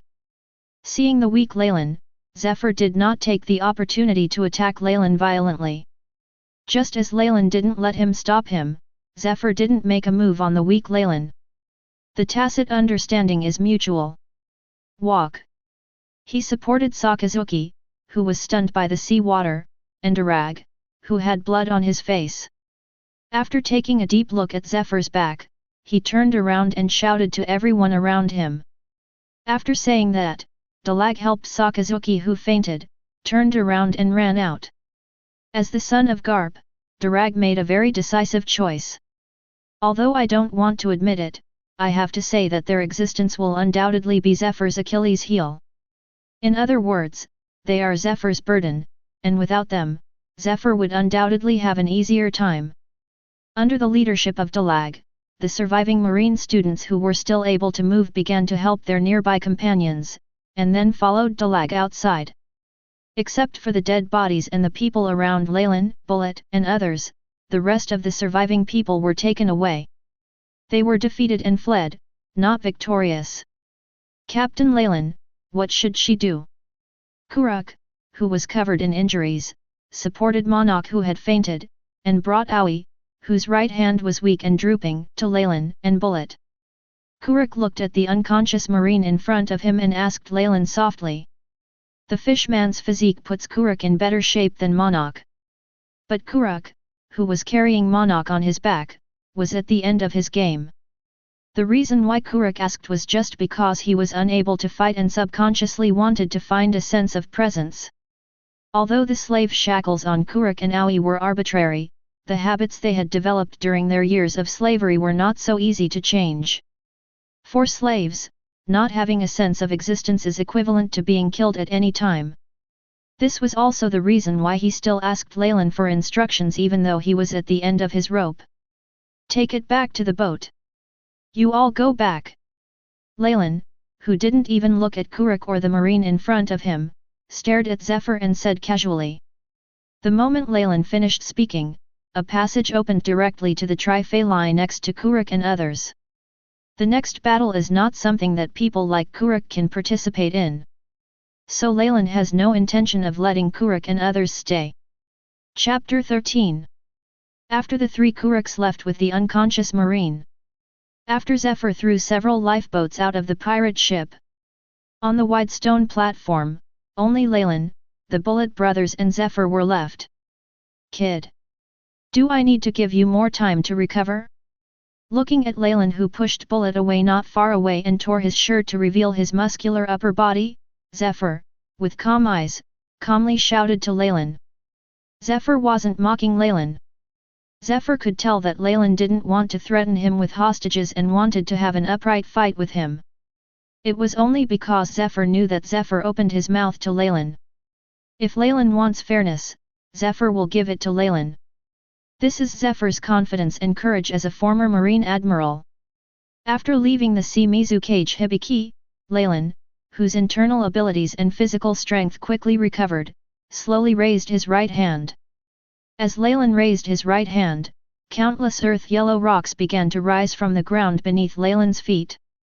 He. As expected of Marine Admiral. It's really an uncomfortable confidence. A giant axe that was exactly the same as Black Kiri appeared in Leylin's right hand again.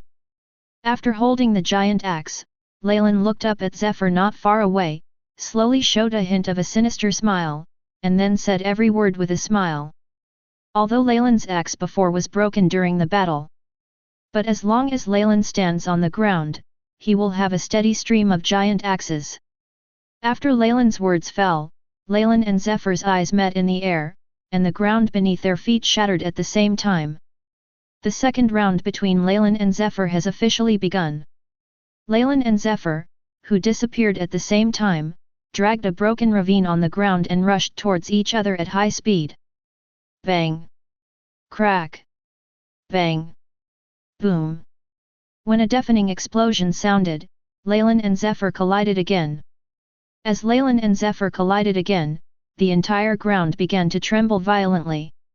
A fierce storm carried countless rubbles on the broken ground and quickly spread around. Countless gravel and dust blown away by the strong wind fell to the sea like raindrops around the rock platform. This is just the aftermath of Leylin and Zephyr's first collision, and it's just the beginning. Bang! Boom! Bang! As Zephyr looked at Leylin with calm eyes, and Leylin looked at Zephyr with eyes fixedly, his strength continued to increase crazily. The broken ground originally covered with spider web patterns under their feet began to dent continuously. Leylin, who grabbed the giant axe with both hands, and Zephyr, who smashed his fists on the giant axe, both wanted to suppress the other's power. This is the most brutal wrestling, but it is also the simplest and clearest confrontation. But the wrestling between the two ended as soon as the giant axe in Leylin's hand shattered. The makeshift giant axe in Leylin's hands broke into pieces because it could not withstand the struggle between the two. Four fists containing powerful power intertwined and hit each other. It's not enough, kid. When Zephyr's fists landed firmly on Leylin, Leylin's fists landed on Zephyr. Zephyr, whose body was filled with thick armament haki and felt the power in his body, grinned and said with a chuckle to Leylin in front of him. Although Leylin's fist is very powerful, it is not enough in front of Zephyr. Who are you looking down on? You must not die in Laozi's hands. Old man. Leylin, who received 2 punches from the opponent like Zephyr, bared his teeth and growled at Zephyr with a cruel smile. Although Zephyr's fist was embedded in Leylin's chest, Leylin's fist did not break through Zephyr's defense. But if you lose, you won't lose, and you still have to give up harsh words. Bang! Boom! The moment after Leylin finished speaking, Zephyr grabbed Leylin's forearm with his backhand and dragged him back. He suddenly raised his foot and hit Leylin with a powerful knee, directly hitting Leylin's chin. Facing Zephyr's knee strike, Leylin was grabbed by Zephyr's arms. He suddenly pulled hard, and then hit Zephyr's chest directly with his hammer.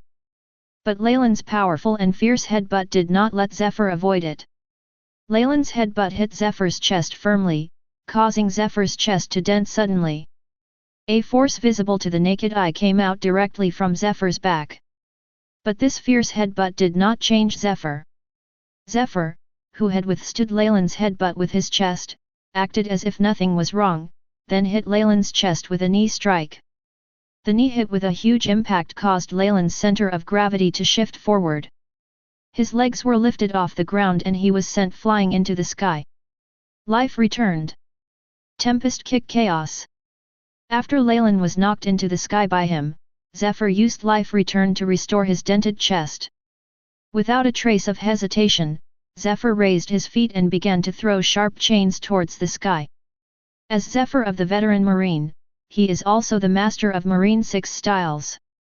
When Zephyr fired dozens of slashes into the sky, the ground around Zephyr suddenly shot out countless solid spikes. Iron body Jian. Bang!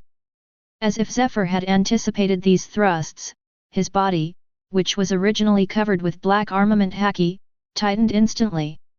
Without even looking at the surrounding Zephyr, he raised his head and punched directly upward. The moment Zephyr's fist hit the sky, Leylin's figure holding a giant axe suddenly appeared above Zephyr's empty sky. The fist covered with jet black armament haki once again collided with the giant axe wrapped with black lightning and red armament haki. When the majestic airwaves and the harsh sonic boom sounded again, the ground under Zephyr's feet softened instantly like a swamp. It was also at this time that Zephyr, who used his fist to hold Leylin's Noxian guillotine, began to sink into the ground quickly under the influence of Leylin's power. Wasn't Zephyr in the sky just now, bullying Leylin and not using moonwalk to fly? Now Leylin also wants to let Zephyr feel the joy of losing support on the ground. Boom! Under the influence of Leylin's ability, Zephyr was blasted into the ground by Leylin's axe. Leylin, who blasted Zephyr into the ground, landed heavily on the spot where Zephyr had been standing just now. After throwing aside the giant axe that was once again covered with cracks in his hand, Leylin pulled out an intact giant axe from the ground. Wow! Bang! After holding the new giant axe, Leylin did not hesitate to strike the ground in front of him with a powerful and heavy axe. When the giant axe carrying Leylin's majestic power was about to hit the ground beneath the giant axe instantly shattered. The dark fist of Zephyr, who had just disappeared from the ground, reappeared on top of Leylin's giant axe. Boom! Wow! As Leylin and Zephyr blasted together again, huge clouds of smoke and dust rose into the sky along with the violently shaking rock platform. As the air waves visible to the naked eye spread out, the sea surface around the huge rock platform was instantly stirred up by countless huge waves hundreds of meters high. Chapter 14. On top of the devastated stone platform, there was a pit filled with ferocious ravines. Leylin's strong upper body was naked and he was panting violently like an old tractor starting up. An axe with only the handle left was held tightly in Leylin's right hand. Deep blood marks from broken bones could be seen, and the canine teeth were intertwined around Leylin's slightly collapsed chest. Leylin's handsome and masculine face was now full of embarrassment.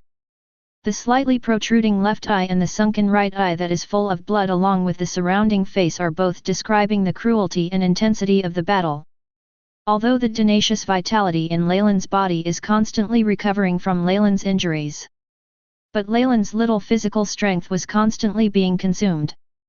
Compared to Leylin's condition, Zephyr's condition is undoubtedly much better.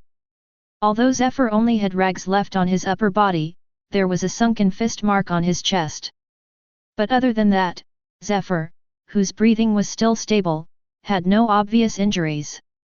Although Leylin has the support of the phantom beast species, Darius's physique, and Darius's martial arts.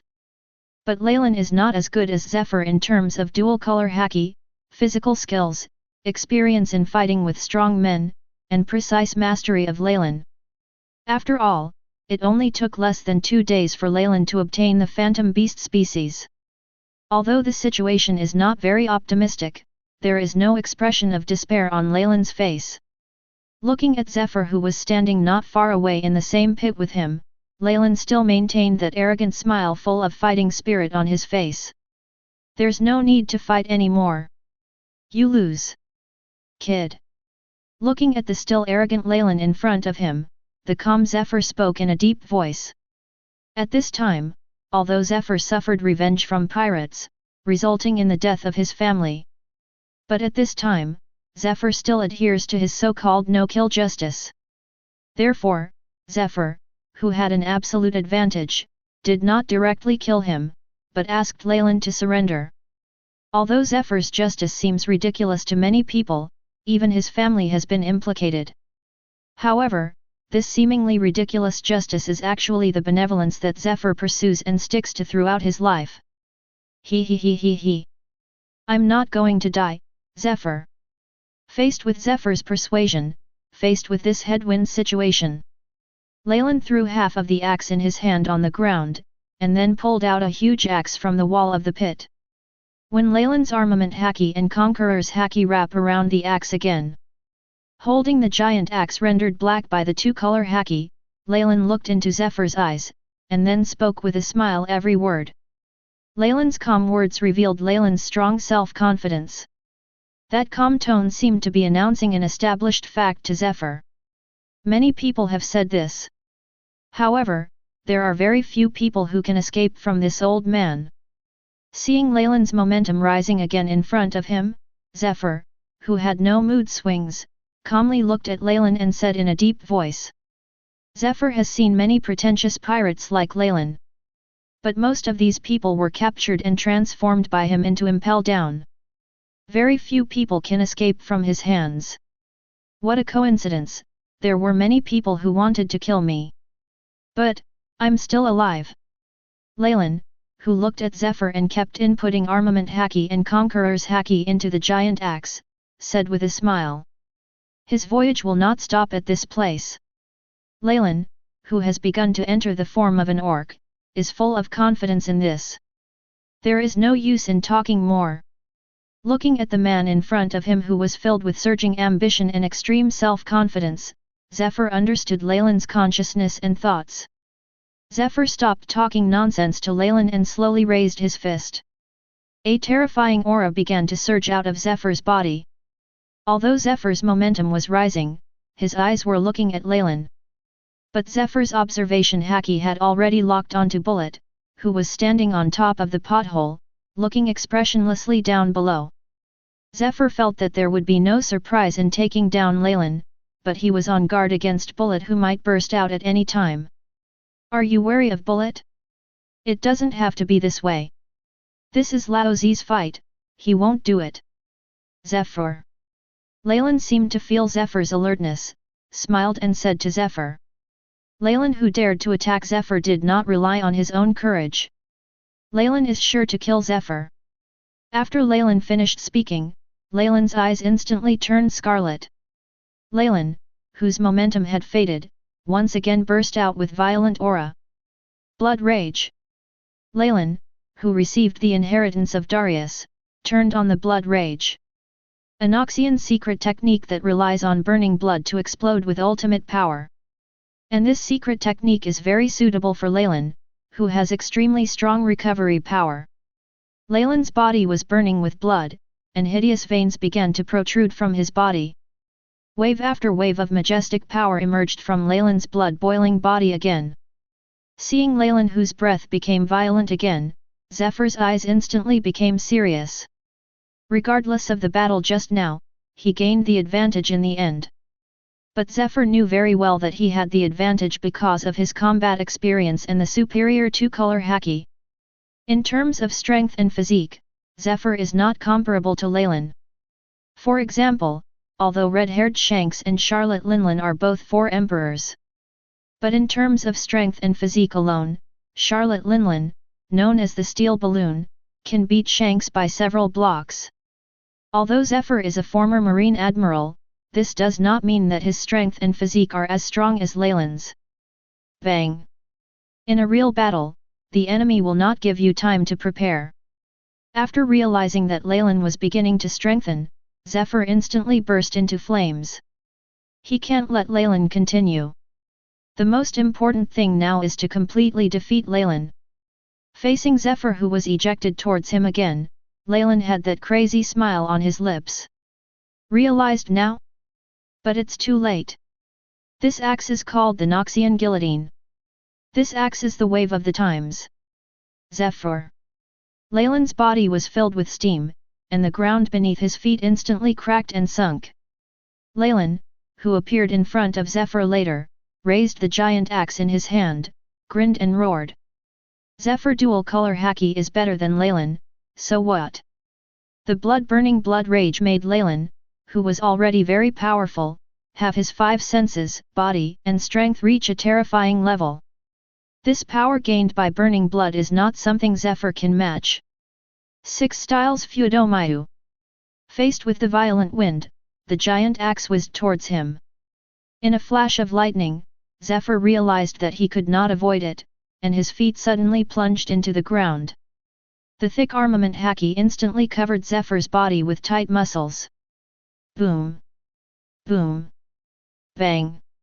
Almost at the same time that the coverage of Zephyr armament haki was completed, the giant axe carrying violent power fell on Zephyr's body.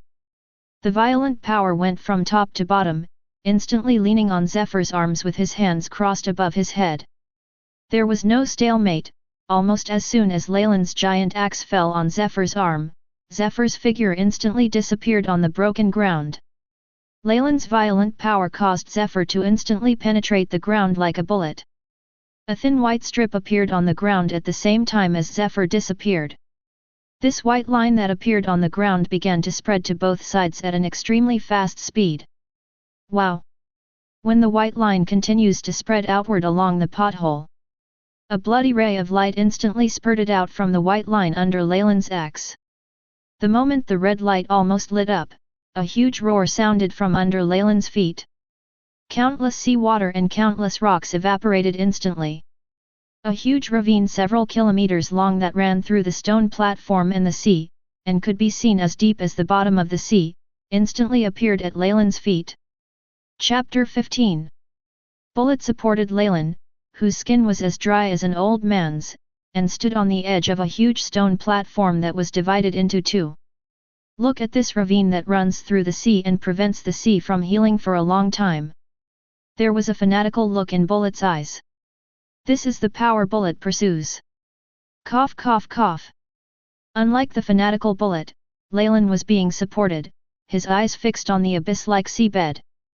Leylin is looking for Zephyr.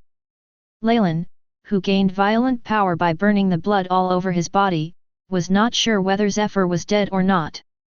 Although in order to obtain this power, Leylin burned the blood all over his body and looked like an old man.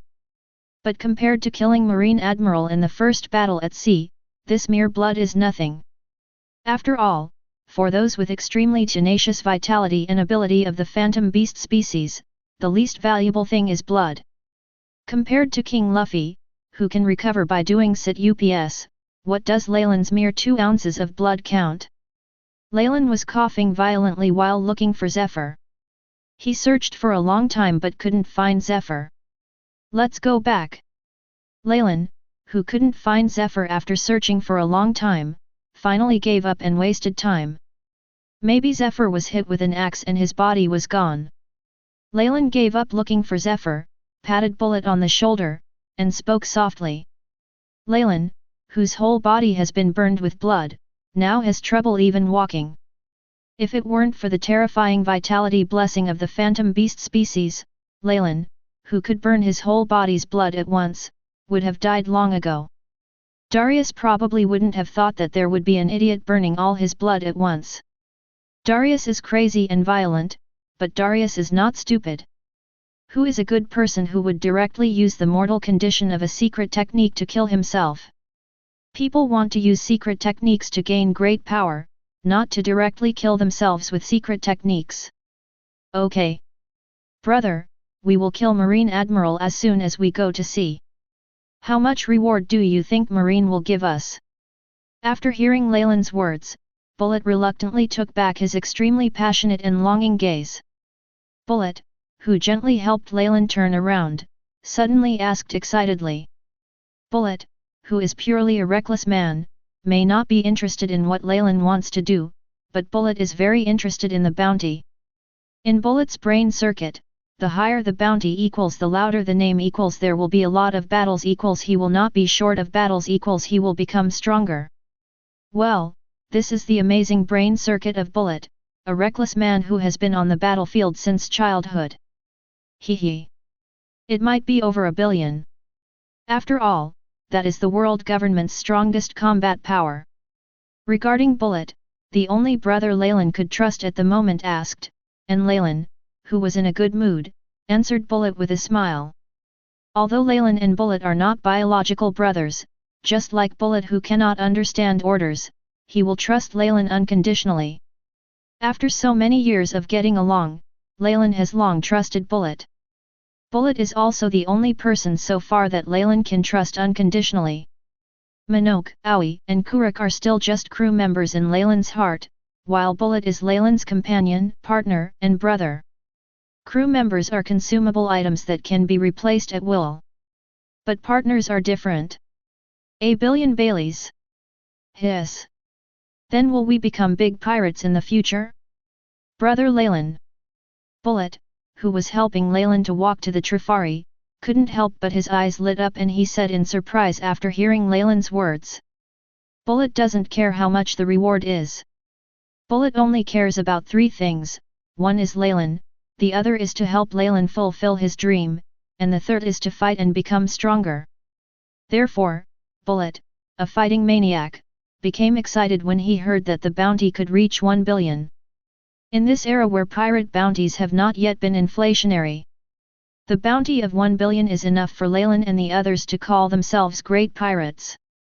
That's right. We will be big shots from now on. Bullet. Looking at the excited Bullet, Leylin, who was full of weakness, laughed and said to Bullet. Isn't it just for this moment that I have struggled for so many years in that war-filled country? That. Crash. After hearing Leylin's words, Bullet was very excited and wanted to say something. A sound of shattering glass suddenly sounded on this silent stone platform that was split into two. As soon as he heard the sound, Bullet, who was originally excited, his face instantly darkened. Bullet, whose eyes were as fierce as a tiger's, looked over in search of the sound. Bullet, who grew up on the battlefield, has never been a good person. His weak side will only be revealed in front of Leylin 1. I want to join you. When the two Leylin brothers looked at the sound at the same time. Not far away from them, they saw a man sticking his head out of the broken porthole on the second floor of the pirate ship whose bow had completely disappeared. The man who raised his head immediately shouted to Leylin and Bullet as if he felt the sight of Leylin and Bullet. After giving this strange man a cold look, Bullet looked at Leylin. Unless he is doing something alone, Bullet usually won't make a decision in front of Leylin. As a veteran, Bullet was instinctively wary of this man who appeared out of nowhere. After all, Leylin is as fragile as a wet napkin in his current state. Leylin, who was looked at by Bullet, said nothing. Looking at the face wearing a pair of broken yellow sunglasses, Leylin felt a little familiar. But Leylin couldn't remember it again. However, Leylin also made a decision quickly. Bullet, go get him out. He who was locked up in that kind of place and was never rescued in the end must be some kind of criminal. We need manpower. Leylin slowly looked away and let go of Bullet's shoulders. Leylin slowly sat down on the ground, nodded to Bullet who was looking at him, and said. Although Leylin didn't know who the man Marine had forgotten was. But the person who could be imprisoned on the student ship brought by Zephyr and has not been taken away should not be a Marine. As long as it's not a Marine, it doesn't matter. Leylin, which currently only has a few people, needs manpower. If he is willing to join Noxus, then Leylin wouldn't mind having one more subordinate. If you don't want to, well, there's no option. Good. After hearing Leylin's order, Bullet, with a serious face, nodded slightly and responded. Then Bullet turned around, and under Leylin's somewhat surprised gaze, Bullet flew towards the porthole on the moonwalk. Ward Fa? When did Bullet learn Marine 6 styles? I do not know how. Seeing Bullet skillfully flying towards the porthole on the moonwalk, Leylin, who was full of questions, was confused in his heart.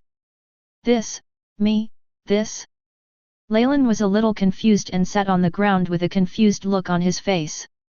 If it weren't for Leylin, he believed Bullet wouldn't betray him. Looking at Bullet who is proficient in using moonwalk, Leylin will wonder if Bullet is Marine's undercover agent. Chapter 16. How did you learn it? Forward. Can't you? Brother Leylin? After eating devil fruit, I'm fine. I can learn their moves just by looking at the taijutsu they use. Isn't your fruit good? Somewhat disgustedly, he was holding a tall man chained in sea stone handcuffs. Bullet, who was skillfully moonwalking all the way from the porthole, answered Leylin's question in a daze after hearing Leylin's question. It turns out that Bullet's behemoth fruit doesn't have any fancy special abilities like the Phoenix, Blue Dragon, or Titan. But Bullet's behemoth fruit gave Bullet the terrifying ability to perfectly copy the moves and physical skills used by others at a glance. In addition to being unable to copy the opponent's special abilities, Bullet can also copy other moves, physical skills, and even sword skills, as long as they are skills used by the human body. Damn it! The pirate version strengthens the blood chakra I. Is it you? Konoha village is open 50-50, Hitaki Bullet. Hearing Bullet's words from Versailles, Leylin fell silent. I can do a good job. The Titan fruit does not have such terrifying abilities. There are both gains and losses. The Titan fruit gives Leylin the special power to control the ground. As a dragon-eating beast, standing at the top of the food chain and born for fighting and killing, the behemoth fruit does not give Bullet any special power. but it gives Bullet the powerful combat talent to become a weapons master and a fighting master.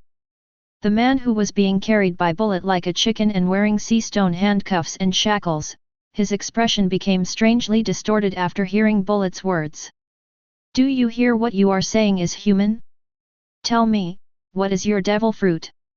Whose good devil fruit has such pervert ability? A hole. Cough cough cough. I don't. All right. Tell me, what's your name? Why was he imprisoned on the ship? Leylin was a little choked by Bullet's mediocre Versailles. After answering Bullet casually, he turned to the man held in Bullet's hand and asked. Well, Leylin is not envious. He is the Titan, the god of earth. Well, isn't he just the Gaoba weapons master? Isn't he a fighting master who combines the strengths of hundreds of schools of thought? What's so great? Ah! He could control the ground, so he just smiled and said nothing. After the subject was changed, Leylin asked. The originally strange expression on the man being carried by Bullet suddenly turned gloomy. In his originally indifferent eyes, a look called hatred began to appear. My name is Porisalino. I am a person with Logia sparkling fruit ability. Abandoned by them, I want revenge. I want to join you and become a pirate. I'm going to make that BD old man pay the price for being so superior and depriving Laozi of his marine identity. I want those who abandoned me to know that I can survive without them. The man with a gloomy expression, his eyes flashing with hatred, shouted at Leylin loudly. It turns out that this unlucky guy who was forgotten on the pirate ship was Porisalino, who was deprived of his marine status by Zephyr and imprisoned in a prison cell because of his conflict with Drago. Porisalino didn't know about Naval Headquarters' decision. All he knew was that his teacher, Zephyr, had announced that he would be stripped of his status as a marine. Moreover, those former partners abandoned him and forgot him in that dark dungeon. Amidst the violent explosions just now, Porisalino, who could only resign himself to his fate and wait for death, completely turned black. Proud Porisalino, unwilling to give in. He is not willing to die here like this. He wants revenge. He will make those who abandoned him pay the price. He wants to make the old man who took away his marine identity regret and let him get out of marine. He wants to live. Make those bastards pay the price step by step. After hearing the completely blackened Porisalino roaring at the top of his lungs, Leylin's face became a little strange. Porisalino? Marine Admiral? Kizaru Porisalino, who claims his wages are in place, wasted by the 4 emperors? Looking at the man in front of him with a strange expression, Leylin fell silent. No matter how you look at the excited young man in front of you, he doesn't look like the big BD in the original novel. However, Leylin was surprised to find Porisalino. But seeing Porisalino's posture in front of him, Leylin smiled. Leylin doesn't care why Porisalino is different from the original. Because that's none of his business. All he knew was that he seemed to have picked up a powerful subordinate. Don't worry about whether Kizaru in the original novel is a gangster or an undercover agent of some revolutionary army. As the Marine Admiral in the original work, Porisalino's talents, abilities, and combat prowess are undoubtedly guaranteed. Want to join us in Noxus? Then let me see your courage. A fight with my buddy, Bullet. Noxus doesn't need trash. Leylin smiled cruelly as he looked at the blackened Porisalino in front of him, and said to Porisalino with a smile. Leylin did this because Leylin didn't know why Porisalino joined them. Therefore, in order to be sure, Leylin asked Bullet to give Porisalino lessons. Strength is the first step to loyalty. Fear is the only guarantee of loyalty. Good. After hearing Leylin's words, Porisalino agreed without hesitation. Although Porisalino has turned black, Porisalino is not without brains. Although Porisalino did not witness the entire battle, he saw the traces left by the battle at the scene and the reality that only Leylin and Bullet were left standing. Porisalino knew that Leylin should have defeated Zephyr alone. After all, Bullet next to him didn't have any serious injuries. This is why Porrasalino joined Leylin's group. Although Porrasalino wants revenge on Marine for abandoning him and Zephyr for firing him. But Porrasalino, who has a powerful talent and possesses sparkling fruit, will not join the cats and dogs pirate group. Although he had never heard of the names of Leylin and others, the record of being able to defeat Zephyr was enough for Porrasalino to put down his pride and choose to join. As for why Porrasalino didn't form a pirate group on his own. Well, Porrasalino is too lazy to do it. Porrasalino just wanted revenge, but he didn't want to dominate the world. Therefore, joining a pirate group that is strong enough is undoubtedly more convenient and faster than forming one yourself. Very good. After hearing Porrasalino's answer, Leylin chuckled and said. As Leylin nodded to Bullet, Bullet took out a set of keys, and then began to open Porrasalino's handcuffs and shackles. Well, Bullet got this bunch of keys just now when Porrasalino asked Bullet. Go fight over there. After removing Porrasalino's handcuffs and leg shackles, Bullet, who was a head taller than the 3.02 meter tall Porrasalino, pointed to the opposite side and spoke to Porrasalino in a deep voice. Bullet has not forgotten Leylin's condition. No matter how eager he was to fight, Bullet would not fight next to Leylin. In Bullet's heart, fighting is not as important as Leylin. Good. Porrasalino, who had no objection, nodded and responded directly. Then Porrasalino turned into countless lights Madara and quickly disappeared from the place. Bullet looked at the disappeared Porrasalino with no fluctuation in his eyes. After nodding to Leylin, he walked towards the opposite side unhurriedly on the moonwalk. Chapter 17. Boom. With many parts of his body blackened and breathing heavily, Bullet grabbed Porrasalino's head and smashed it into the ground. The 7-hour battle between Bullet and Porrasalino came to an end. Cough cough cough. Porrasalino, who was smashed into the ground by the bullet, waited for a while before slowly pulling out his head dripping with blood from the broken and sunken ground. As soon as Porrasalino pulled out his head, he saw Leylin, who had regained his color, standing next to the panting Bullet, and 3 people he didn't recognize. Porrasalino said nothing while looking at Leylin eating barbecue. He is waiting for Leylin's decision. The terrifying Bullet shattered Porrasalino's pride with his fists. If it weren't for Sparkling Fruit's mobility, Porrasalino would have been defeated by the monster Bullet, right? Tisk. There is only one iron law in Noxus, and that is no betrayal. As long as you have enough ability and strength, you can gain status, fame, wealth, and power in Noxus. Wear the symbol of Noxus on your back and you are a member of Noxus. Porrasalino. After devouring the roasted meat in his hand, Leylin, whose skin and blood had returned to normal, looked at Porrasalino. Looking at Porrasalino's eyes, Leylin turned around and took from Minoke a red iron that was burning with white steam and engraved with the Noxian symbol on the top. After throwing the red iron in front of Porrasalino, Leylin with a serious face spoke to Porrasalino in a deep voice. Noxus never cares where you come from or why you joined Noxus. Noxus cares about nothing but betrayal. Noxus only cares about your ability. Only those with ability can gain status in Noxus. Leylin's words were addressed to Porrasalino, and also to the 3 Minokes behind him. Being weak is not scary, what is scary is being weak and unwilling to make progress. Noxus has no need for this waste. Looking at the red-hot iron in front of him, Porrasalino's eyes were extremely calm. It was as if this was not a red-hot soldering iron, but an ordinary iron body. Porrasalino, whose eyes were extremely calm, picked up the branding iron engraved with the Noxus symbol under the complicated gazes of Minoke and others. The 3 Marnoks also bear Noxian symbols. However, unlike Porrasalino, their logo is tattooed like Leylin and Bullet. And why did he switch to a soldering iron when he went to Porrasalino? The reason is also very simple. There is no tattoo artist on Leylin's ship, and Leylin will not bring this kind of profession on board. So, Leylin switched this project to a soldering iron. Well, Porrasalino is honored to be the first. As for Leylin's words, it's not that the 3 Minokes didn't hear it, nor didn't they understand it. However, all they can do now, who are still very weak, is to work hard to become stronger and show their strength and value to Leylin. Hiss!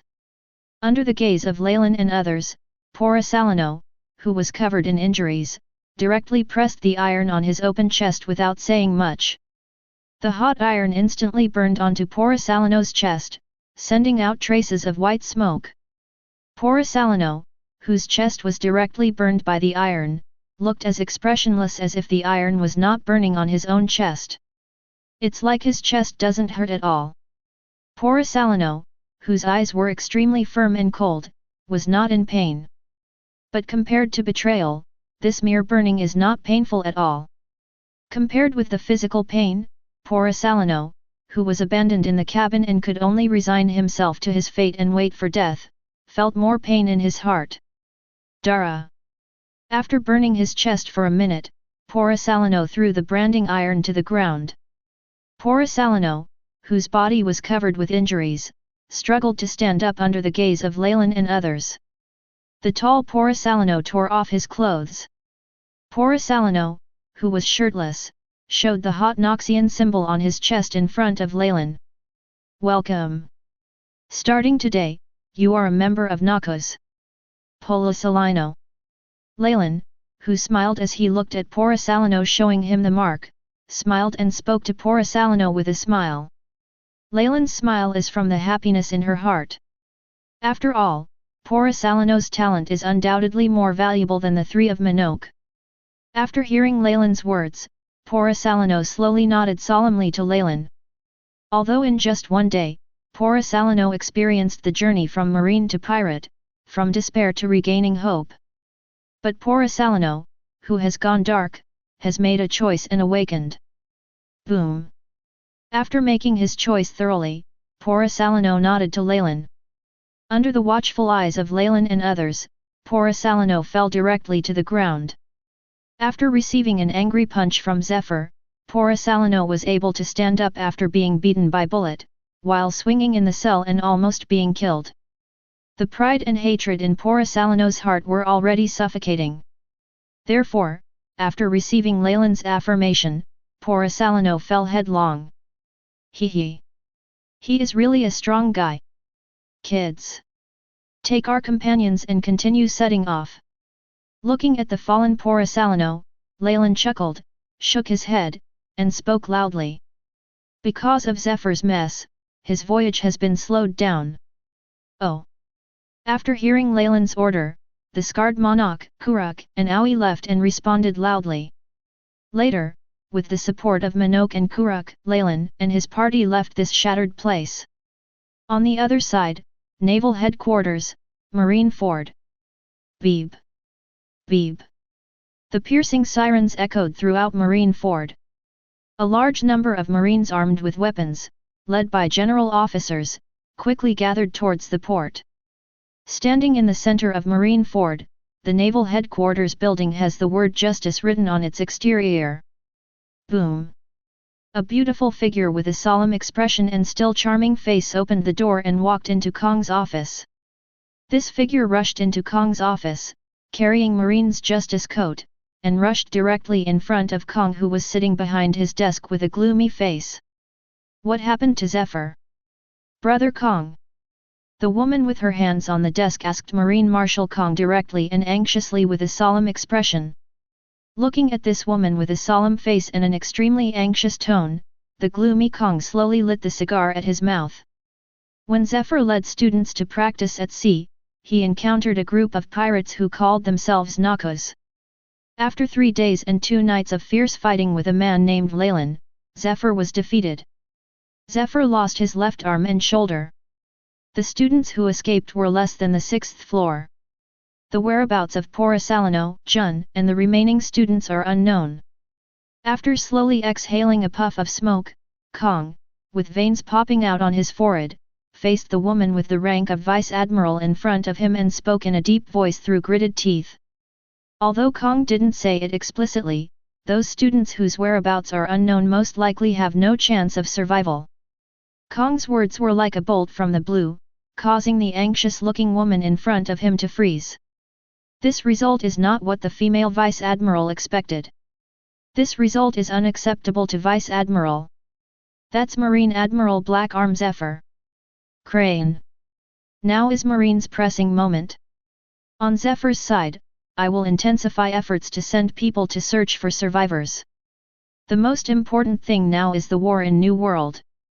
Looking at the woman in front of him, Kong clenched his fist tightly and gritted his teeth and spoke to the woman in front of him.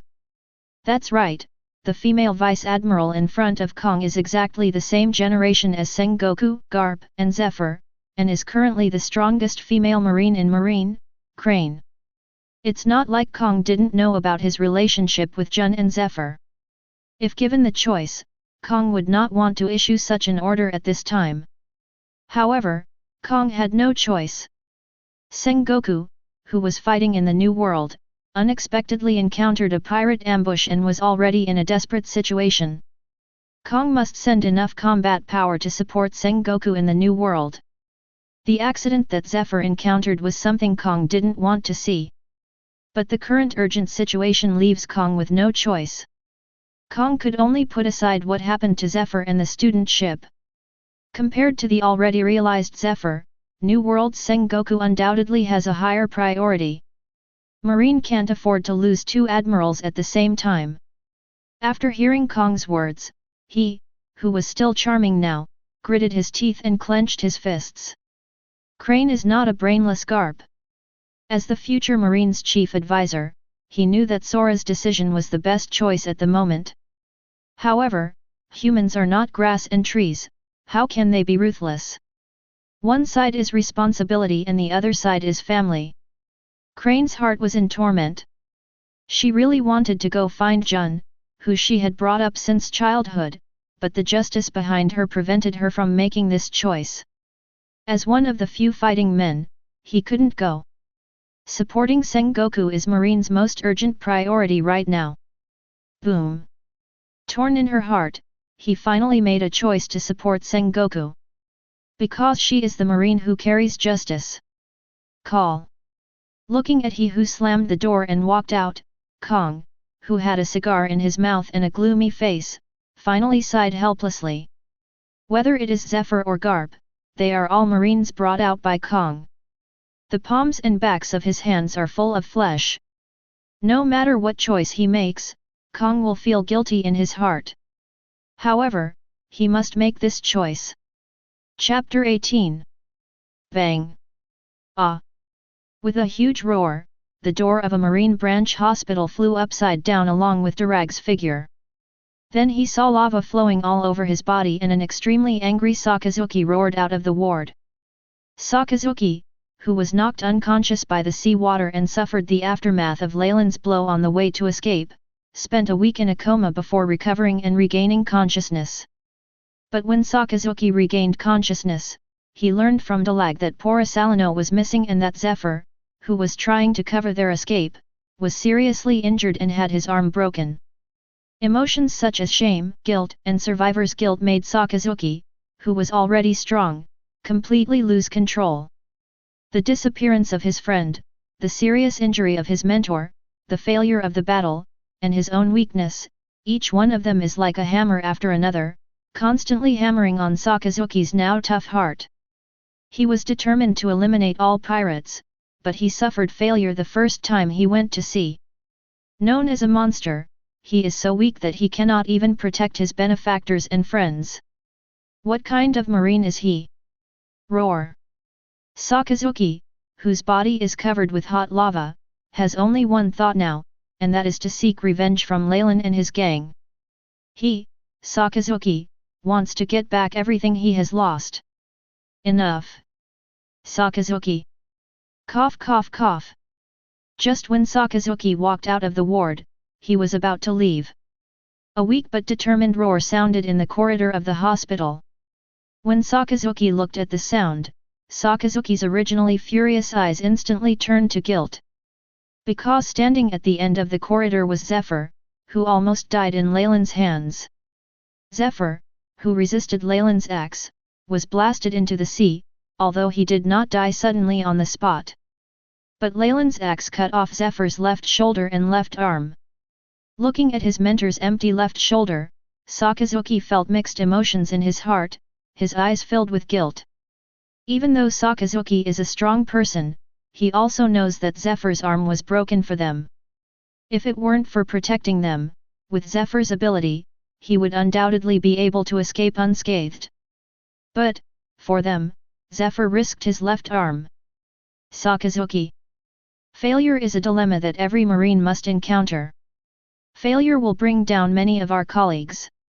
However, we should understand that failure is a spur to us. Failure is not terrible, what is terrible is that we are defeated by failure. We are Marine, and behind us is justice. As survivors, we should not be furious and sinking in failure. As survivors, we should shoulder the justice of those who died. Become stronger. Use their efforts to become stronger.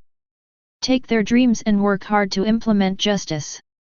This is what we should do. Sakazuki, no need to feel guilty. If it can help you cheer up again, my sacrifice of this arm was not in vain. I put this arm on the new era. Zephyr, who was wearing a hospital gown and had a pale face, looked at Sakazuki not far away with excitement in his eyes and shouted loudly. Zephyr, don't want Sakazuki to live in guilt. Sakazuki has great talent, and he should not be completely ruined by one failure. Of course, Zephyr's words were addressed to Sakazuki and all the students around him. Teacher Zephyr. Hearing Zephyr's caring words, Sakazuki, who was already feeling guilty, felt even more guilty. Looking at the tall man's empty left arm, Sakazuki had tears in his eyes. He bit his lip and murmured the words Mr. Zephyr. Zephyr's broken arm, in Sakazuki's opinion, was broken for him and them. This friendship has far exceeded the relationship between Sakazuki and Zephyr in the original work. Boom! Teacher Zephyr! I will definitely not let you down. I will bear your justice and everyone's justice on my shoulders. I will definitely take revenge for you. I will definitely not disappoint your expectations. I will definitely implement justice in the world. Teacher Zephyr. Unable to let go, Sakazuki knelt in front of Zephyr. Sakazuki yelled at Zephyr with tears in his eyes as he slammed his head to the ground. Who says a man won't shed tears easily? It's just that he hasn't reached the sad point yet. Looking at Sakazuki who was kneeling to him not far away, Zephyr's eyes showed some relief. Although this battle caused him to lose his arm and many students. But if this can make Sakazuki rise up, it will be considered a blessing in misfortune.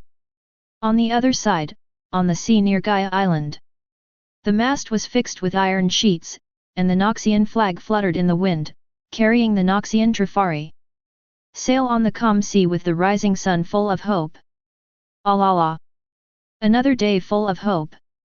Wearing a black tunic suit with an open collar, the tall Porisalino walked out of the room on the second floor. Porisalino, who was illuminated by the warm sunshine, smiled lazily and spoke. Having completely broken with his past, he is now slowly adapting to life as a pirate. Although Leylin did not admit that he was a pirate, Porisalino always thought so. Boom! Bang!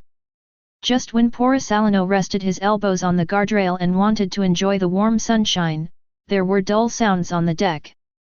Porisalino followed the sound and immediately saw Bullet and Minogue on the front deck, who were covered in sweat after training for who knows how long. Having the physique and talent of a monster, he still trains so hard. He is truly a terrifying monster-like guy. After taking a look at Bullet and Minogue who were training, Porisalino curled his lips and complained. Porisalino thought that after quitting Marine and becoming a pirate, he would be more relaxed and free. But after arriving in Noxus, Porisalino discovered that he was completely wrong. Although Leylin did not force Porisalino to train, Leylin asked Porisalino to start teaching the three Minogues. When the lazy Porisalino began to teach the three Minogues, unknowingly, he was led by the three people who trained crazily and became a cultivator. It's as if this ship has some magical power that can make people become cultivators. This was extremely unfriendly to the lazy Porisalino. However, Porcelano gradually adapted to all this. "Good morning, Mr. Porcelano." Just when Porcelano finished complaining, he got up and was about to go downstairs for breakfast. A cute voice sounded from the end of the corridor. "It's Zyakui." "Morning, Zyakui." Porcelano followed the sound and saw Aoi, wearing a small black tunic suit, walking towards him with a broom and mop. Porcelano, who was greeted by Aoi, responded to Aoi with a smile. Aoi, who was holding a broom and mop, smiled at Porcelano and walked past him. Although Kwai is still a child, the strong Kwai still rushes to take on the daily cleaning work of Kwifali. For Aoi, who is so young, this may be the only thing she can do to help everyone at the moment. After seeing Aoi, who was very young compared to himself, cleaning the corridor skillfully, Porcelano smiled helplessly and walked down. This is the magic Porcelano was talking about. This magical power makes everyone on the Trifari seem to want to find the value of their existence. "Captain! Gaia Island, here it is." Just as Porcelano walked up the stairs to the deck, Minogue, who was training with Bullet, suddenly threw away the dumbbells in his hand, pointed at the looming island in the distance, and loudly reported to Leylin. Chapter 19. "Mr. Porcelano, please give way. It's time for everyone to eat." Just as Porcelano, who had just walked to the deck, looked in the direction Minogue pointed, an impatient voice sounded from behind him. "It's Kuruk. What to eat this morning? You're not going to eat Sea King's meat again, are you?" Upon hearing the sound, Porcelano quickly turned sideways. Seeing Kuruk coming out with a silver dining cart, Porcelano quickly asked. It had been 3 days since Porcelano boarded the ship, and during these 3 days in Noxus, every meal was Sea King's meat. Well, from breakfast to midnight snack, there wasn't a single green vegetable in sight. This really made Porcelano almost vomit. "That's right. It's Sea King's meat. The Sea Kings that Brother Bullet blew up haven't finished eating yet. The vegetables and fruits we brought out were either finished or spoiled. What do you eat if you don't eat Sea Kings?" Kuruk, who was pushing a silver dining cart and walking side by side with Porcelano, glanced at Porcelano and then spoke back rudely. As a cook, Kuruk hated bastards who were picky about their dishes. Even though Porcelano relied on his own strength to become the third in command of the Noxus pirates, Kuruk had no intention of indulging him. After hearing Kuruk's rude answer, Porcelano smiled helplessly. Porcelano spread his hands and walked directly to the dining table in the middle of the deck and sat down. "People are like iron, rice and steel. Although I almost feel sick after eating, I still have to eat what I need to eat. After all, this is not a marine with complete logistics support. If you don't eat, you will be dumped. Guys! Time to eat. Boss Leylin, what are we going to Gaia Island for?" As soon as Porcelano sat down, Kuruk's shouts rang out. Porcelano, who was sitting bored at the dining table, asked Leylin, who was sitting at the main table writing and drawing. When he was up there just now, Porcelano saw Leylin sitting here writing and drawing. But rather than what Leylin was doing, Porcelano was concerned about Gaia Island, which was about to land. Porcelano, who landed on the island as a pirate for the first time, was still a little excited. After all, he was in the summer camp, but I heard that the pirates were burning, killing and looting everywhere. "Do you believe Sky Island, Porcelano?" Leylin, who was sitting in the main seat planning his training direction and specific plans for the future, asked without looking back after hearing Porcelano's inquiry. The battle with Zephyr made Leylin clear about his shortcomings. Although his physique and strength, as well as his recovery and stamina, are stronger than those of Zephyr, a non-powerful person. But his reaction, speed, armament and knowledge are not enough to compete with a strong man like Zephyr who has been famous on the sea for many years. Don't look at Leylin using blood rage and smashing Zephyr into the sea with an axe, you can see how powerful Leylin is. No matter how powerful the attack is, it will only be effective if it hits someone. No matter how powerful it is, if you can't hit anyone, it's all for nothing. This time Zephyr was struck into the sea by Leylin with an axe, because Zephyr asked Yamato to harden him. If Zephyr doesn't have Leylin's hard steel, his axe that burns blood all over his body may not be able to hit Zephyr. And if the axe that burned all the blood in his body failed to hit his opponent, then the damned person was Leylin.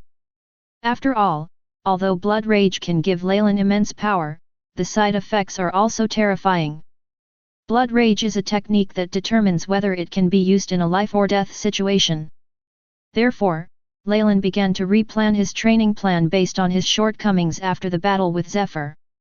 Only by summarizing can we make progress, right? Sky Island? Isn't that the stuff of legend? Leylin's words stunned Porisalino, who didn't expect that Leylin was actually looking for the legendary Sky Island. After waiting for a while, Porisalino slowly asked. Sky Island and Golden Land, these two legends have been spread in all corners of the world for so many years. Porisalino, who comes from North Blue, has heard of these two legends, but he only thinks they are legends. No, Sky Island is real. After hearing Porisalino's somewhat confused inquiry, Leylin slowly closed the notebook in his hand, smiled and spoke to Porisalino seriously. Leylin didn't come all the way here just to play.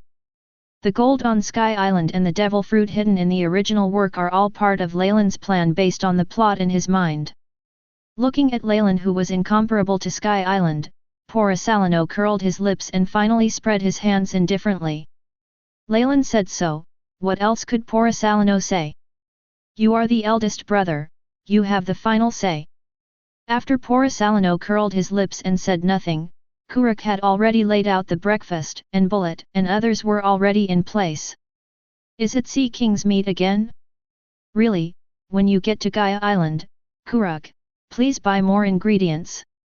Looking at the various cooking Sea Kings in front of him, Leylin, who was sitting in the main seat, felt helpless and said to Kuruk, who was sitting in the lower seat of Porisalino on his left. Porisalino is not the only one who is tired of eating. Eating meat every day would make Leylin vomit long ago? Yes, brother Leylin. The same thing would have different results if Leylin said it and if Porisalino said it. Facing Leylin's words, Kuruk nodded and answered seriously. Upon hearing Kuruk's answer, Porisalino immediately turned his head and looked over. This BD with thick eyebrows and big eyes, if he is obviously the same, can he still have two faces? Kuruk, who was being watched by Porisalino, seemed not to notice, and lowered his head to eat the breakfast in front of him. Hey, what level? Do you still want to compete with brother Leylin? Kuruk, who lowered his head to eat, thought with disdain in his heart. He doesn't like to deal with the lazy Porisalino. Porisalino, who was ignored by Kuruk, looked deeply at Kuruk before helplessly eating the breakfast in front of him. What can he do? There's no way he could beat Kuruk up, right? If he dared to take action, Bullet sitting across from him would probably have to beat him up again. After Porisalino ate quietly, Leylin and his gang began to enjoy breakfast in silence. The main reason is that Leylin doesn't like chattering while eating, so the Noxian group is so quiet. Brother, what should I do with that woman? Or just kill him? After quietly eating breakfast, and after glancing at Aoi who was loading meat into the lunchbox, Bullet turned to Leylin and made a murderous suggestion. The woman Bullet was talking about was the picked-up female marine who was brought back to the Triphalii with Porisalino a few days ago. The woman was brought back for treatment and then thrown into a cell at the bottom of the cabin. Every day, Aoi went to deliver food to that woman. That can't be killed. She is the sister of Marine Vice Admiral Tsuru. Bullet's voice was not quiet, and his words were naturally heard by Porisalino. Upon hearing Bullet's words, Porisalino became excited. The sinister Porisalino immediately spoke. The abandoned Porisalino now hates Marine the most. Especially the official second generation who is the same as Darag. That's right, the woman picked up by Leylin was none other than Tsuru's sister and future Admiral Jun. Let's talk about it then. I'll be locked up for a few days and then go to Sky Island. Leylin, who was calculating in his heart, did not agree with Bullet's idea. Now that his combat power is scarce, he still needs cotters with sufficient talent. How can we do great things without excellent subordinates? Leylin doesn't want to be like the future Whitebeard pirates, with no one who can fight except him. After hearing Leylin's words, Bullet, who didn't like nonsense, and Salino, who was evil and wanted revenge, had no choice but to shut up. There is only one voice in Noxus, and that is Leylin's voice. After Aoi walked into the cabin carrying a lunchbox, the Trifali began to slowly sail into the port. Chapter 20. Day, da day, da da da. Crisp footsteps echoed in the dimly lit warehouse. Jun, who was bound to the ground by sea stone chains, slowly raised his head. Those numb eyes looked dimly at the closed door. Jun, who had been captured on the ship for 3 days, was completely desperate. She knew that no one would come to save her, and she seemed to know that she couldn't escape. Jun sat on the ground with numb eyes and a hint of despair. There were several rice bowls filled with sour dishes in front of him. The famous sword that he gave her was now piled like garbage among a pile of swords not far to her left. But this short distance is an abyss that Jun cannot cross. She was bound by the sea stone chains originally bound to Salino, and there was no way she could break free. Crack! Under Jun's gaze, the footsteps that were getting closer slowly stopped. Immediately afterwards, the originally closed door was slowly pushed open from the outside. Aoi, wearing a small Hyuxia tunic suit, about 1.6 meters tall, and carrying a lunchbox, appeared in front of Jun. Didn't you eat again? It's really nerve-wracking. When Aoi walked into the warehouse carrying a lunchbox, she saw the untouched water and food on the ground in front of Jun. Aoi, who was holding a lunchbox, murmured in distress. After she woke up from Jun, Aoi had been delivering food to her. However, Jun has not eaten in the past few days, and has not even taken a sip of water. Aoi was very distressed about this, because she was sent to deliver food to Jun and did not want Jun to die. This is Aoi's mission, and kind-hearted Aoi doesn't want anyone to die. But Aoi's distressed words did not receive any response. In the deathly silent warehouse, Jun still maintained the same expression and posture as before. Boom! You still have to eat. Only by living can we have hope. Jun's sister. Jun's silence did not bother Aoi at all. Aoi, who had long been accustomed to Jun's silence, placed a bowl of food and a bowl of water neatly in front of and behind Jun. Aoi took out a clean handkerchief from her chest to wipe Jun's face, and spoke to Jun softly. Although Aoi didn't know if Jun would hear it, Aoi, who was slowly becoming more cheerful now, still spoke to Jun seriously. This little girl whose eyes were originally full of despair are now full of hope. Because she has a group of partners, brothers, and family members who take care of her. Aoi's kind words and gentle movements did not elicit any response from Jun. Jun was like a puppet being manipulated by Aoi. You don't know that during dinner this morning, Mr. Salino was scolded by Uncle Kuruk again. Mr. Salino is dissatisfied with eating sea kings every day, but Uncle Kuruk said he doesn't eat sea kings. What should he eat? Ha ha ha ha. Sister Jun, you didn't see Mr. Salino's face. After being scolded by Uncle Kuruk, his face turned into the look of sea kings who was knocked down by Mr. Bullet yesterday. Just like a sheep. Correct. Jun's sister, do you know?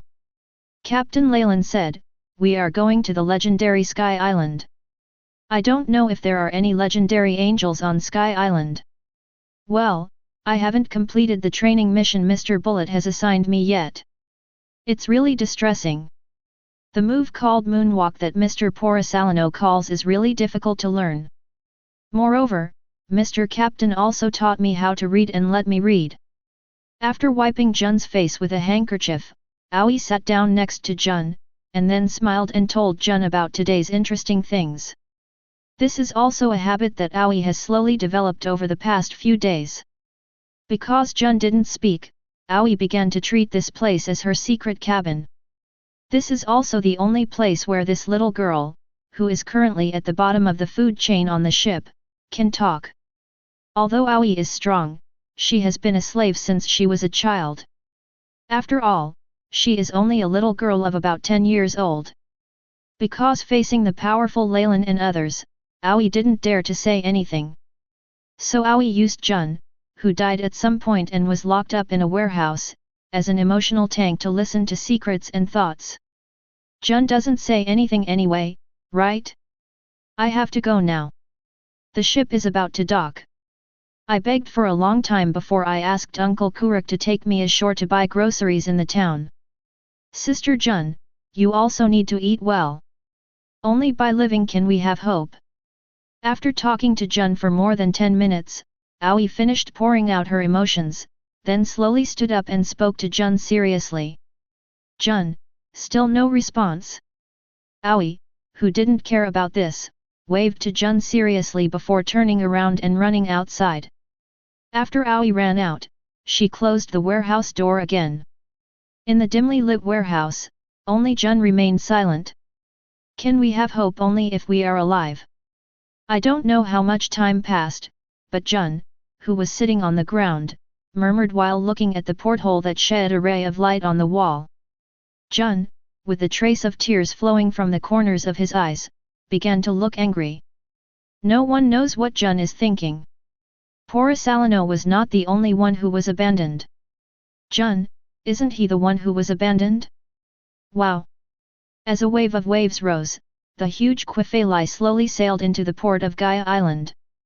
This island is shaped like a skull, and the port is filled with all kinds of strange pirate ships.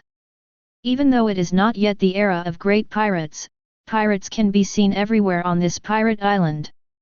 A hole! Let's come again! A hole!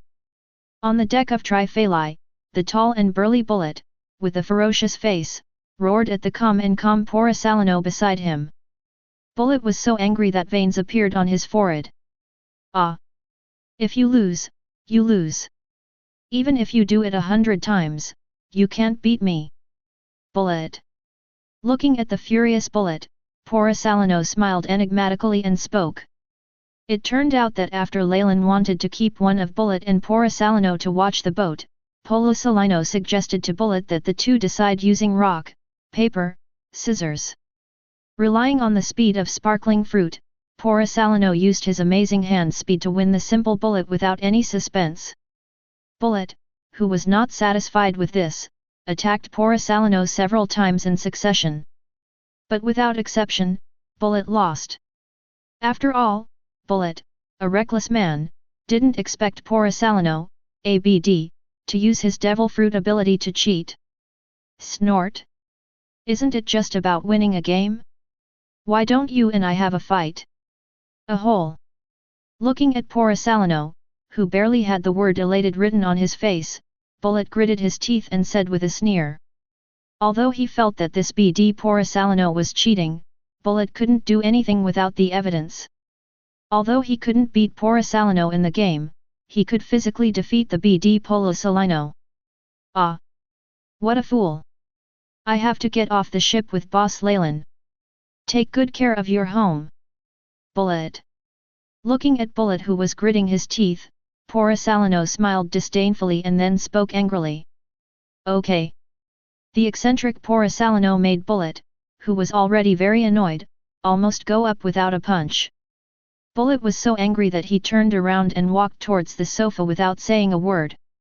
He was afraid that if he continued to speak, he would not be able to resist punching the BD Porisalino in the face. That's it. Hee. After watching the furious Bullet turn around and leave, Porisalino smiled proudly and said softly. Stop making trouble. Porisalino.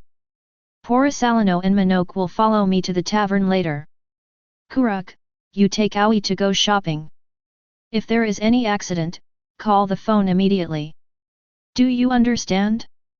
After Porisalino finished speaking proudly, Leylin, who had been standing in front of him without speaking, looked at the bustling port and spoke in a deep voice. Leylin doesn't care about the petty quarrels among the crew. But when it comes to doing business, you still have to be serious. I understand, brother Leylin. After hearing Leylin's words, Kuruk nodded and replied to Leylin. Leylin's words were meant for Kuruk. Currently, there are only 3 people on the Triphalai who can fight, namely Leylin, Bullet, and Porisalano. That's why Leylin warned Kuruk like this. Although the 3 of Kuruk are still very weak, Leylin doesn't want to easily abandon his familiar subordinates. Chapter 21. On the bustling streets of Gaia Island, 3 tall and burly figures opened a road in the crowded streets like bulldozers. These 3 strong men looked down in the same clothes and exuded a dangerous aura, so no one dared to stop them even on this island full of pirates. After all, that strong and tall body is undoubtedly the most intimidating thing. Boss Leylin, what are we going to do? Porisalano, who was over 3 meters tall and looked like a giant around him, looked at the miscellaneous pirates around him, and out of boredom, he asked lazily to Leylin in front of him. Porisalano, who was wearing a black fuchsia tunic suit, although he was now a bandit, still felt instinctively disgusted when he looked at these strangely dressed pirates around him. They are also pirates, but what kind of trash are they? Find the descendants of the great liar Nolando and board Sky Island. Leylin, who was walking in front of Porisalano and Minoke, answered casually while looking for the bar. Although Leylin knows the plot, he is not an omniscient person. The comics don't say where the upwelling currents are. Leylin does not have the ability to fly with everyone like Kaido and Golden Lion, so Leylin needs to find the descendants of the great liar Nolando to find the rising current and board Sky Island. Hearing that Leylin had not given up looking for Sky Island, Porisalano curled his lips and said nothing. He had also heard of the story about the great liar Nolando. That's called the big liar Nolando. How can Leylin still believe it? It's really confusing. After walking on the street for a while, Leylin found a bar. The reason why Leylin wanted to find a bar was because it was the easiest place to get information in a place where people were mixed up. Sugar. The golden land of Sandia really exists. My ancestor, Mont Blanc Nolando, did not lie. When Leylin, Porisalano and Minoke opened the door and walked into the bar, the 3 of Leylin heard a childish but extremely firm voice in the bar. I saw a boy wearing shabby linen clothes standing in the middle of the bar with an extremely determined face, shouting loudly to a man dressed as a pirate in front of him. But the solemn words of the boy with a serious face and a firm tone aroused the ridicule of the entire bar. The pirates in front of the boy, including the other pirates around the bar, all laughed loudly and unscrupulously. Facing everyone's ridicule, the little boy holding a long knife had tears in his eyes. But he stood firmly in the middle of the bar. The ridicule around him did not deter the teenage boy. Bang! Just when everyone was laughing at the boy, there was a loud noise in the bar. Before anyone could react, the pirate in front of the boy had disappeared, replaced by Leylin's tall and strong figure. Leylin's tall and burly body, and the unknown pirate embedded in the wall of the bar.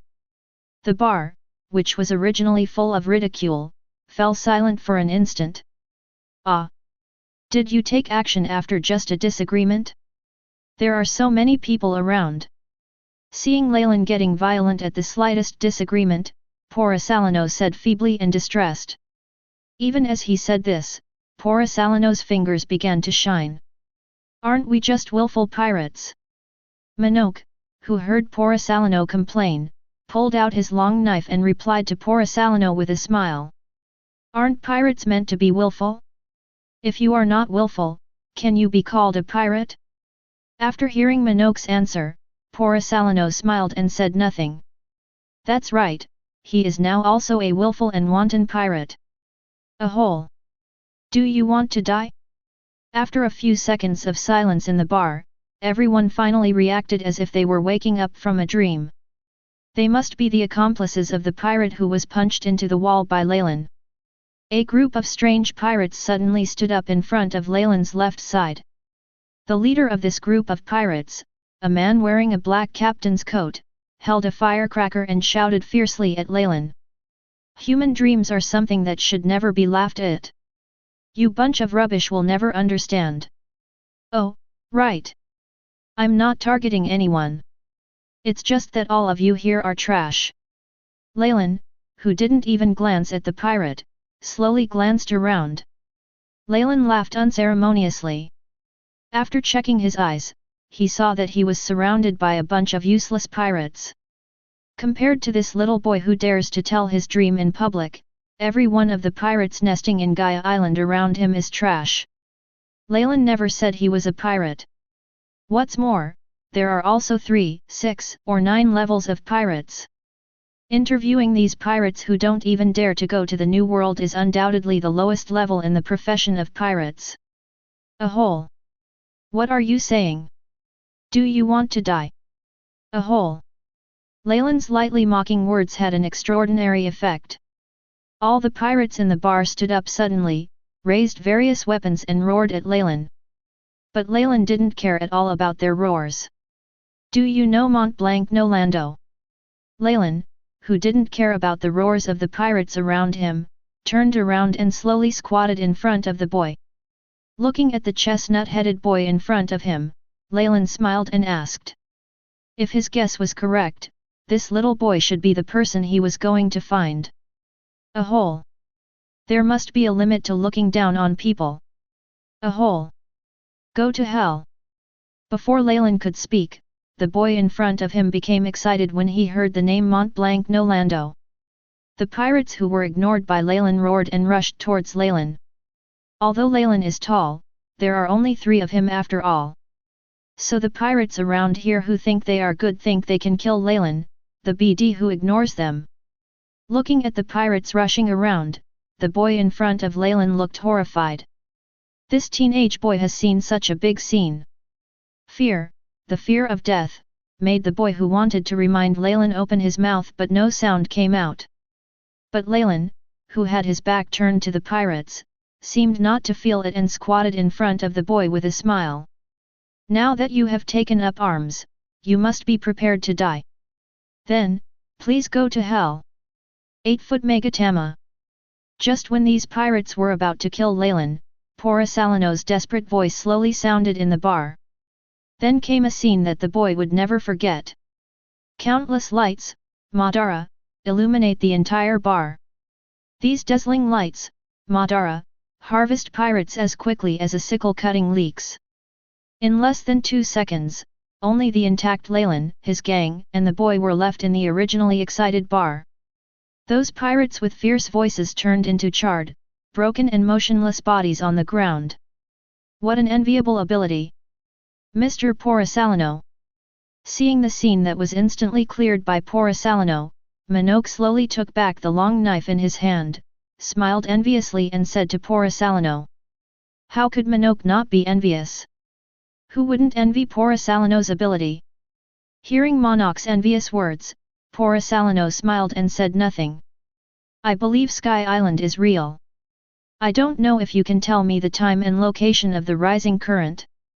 Leylin, who didn't care at all about the massacre in the bar, looked at the frightened boy in front of him, smiled and asked again. Although Leylin didn't know if the boy in front of him was the man who would help King Luffy in the future. But, I think the boy who said those words just now should also know how to get to Sky Island. Chapter 22. So that's it. That's really a thank you to you, coolie guy. Gaia Island at night, a seaside illuminated by bonfires. Leylin, who was sitting in front of the campfire with Bullet and others, listened to the stories of the boys around him. Leylin gently rubbed the back of the little boy's chestnut head and said softly to the little boy. The flickering bonfire that lit up the beach made the lion's head of the Trifali parked quietly on the beach look like a ferocious beast.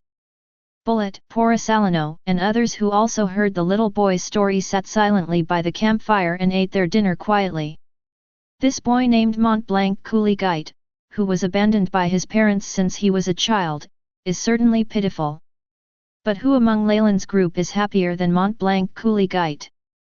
Bullet has been fighting on the battlefield since childhood, Porcelano has been called a monster since childhood, Monarch has grown up in cruel training, and Kuruk and Aoi have been discriminated against and enslaved since childhood. Who among Leylin's group had a happy childhood? Mr. Leylin, can I go to Sky Island with you? I really want to see the island where my ancestors were wronged. After learning from Leylin that the Golden Land was in the sky, Coulis really wanted to ride on the sky current with Leylin. Looking at the serious-faced boy facing you, Leylin rubbed his head and then shook his head gently. I can't take you up there.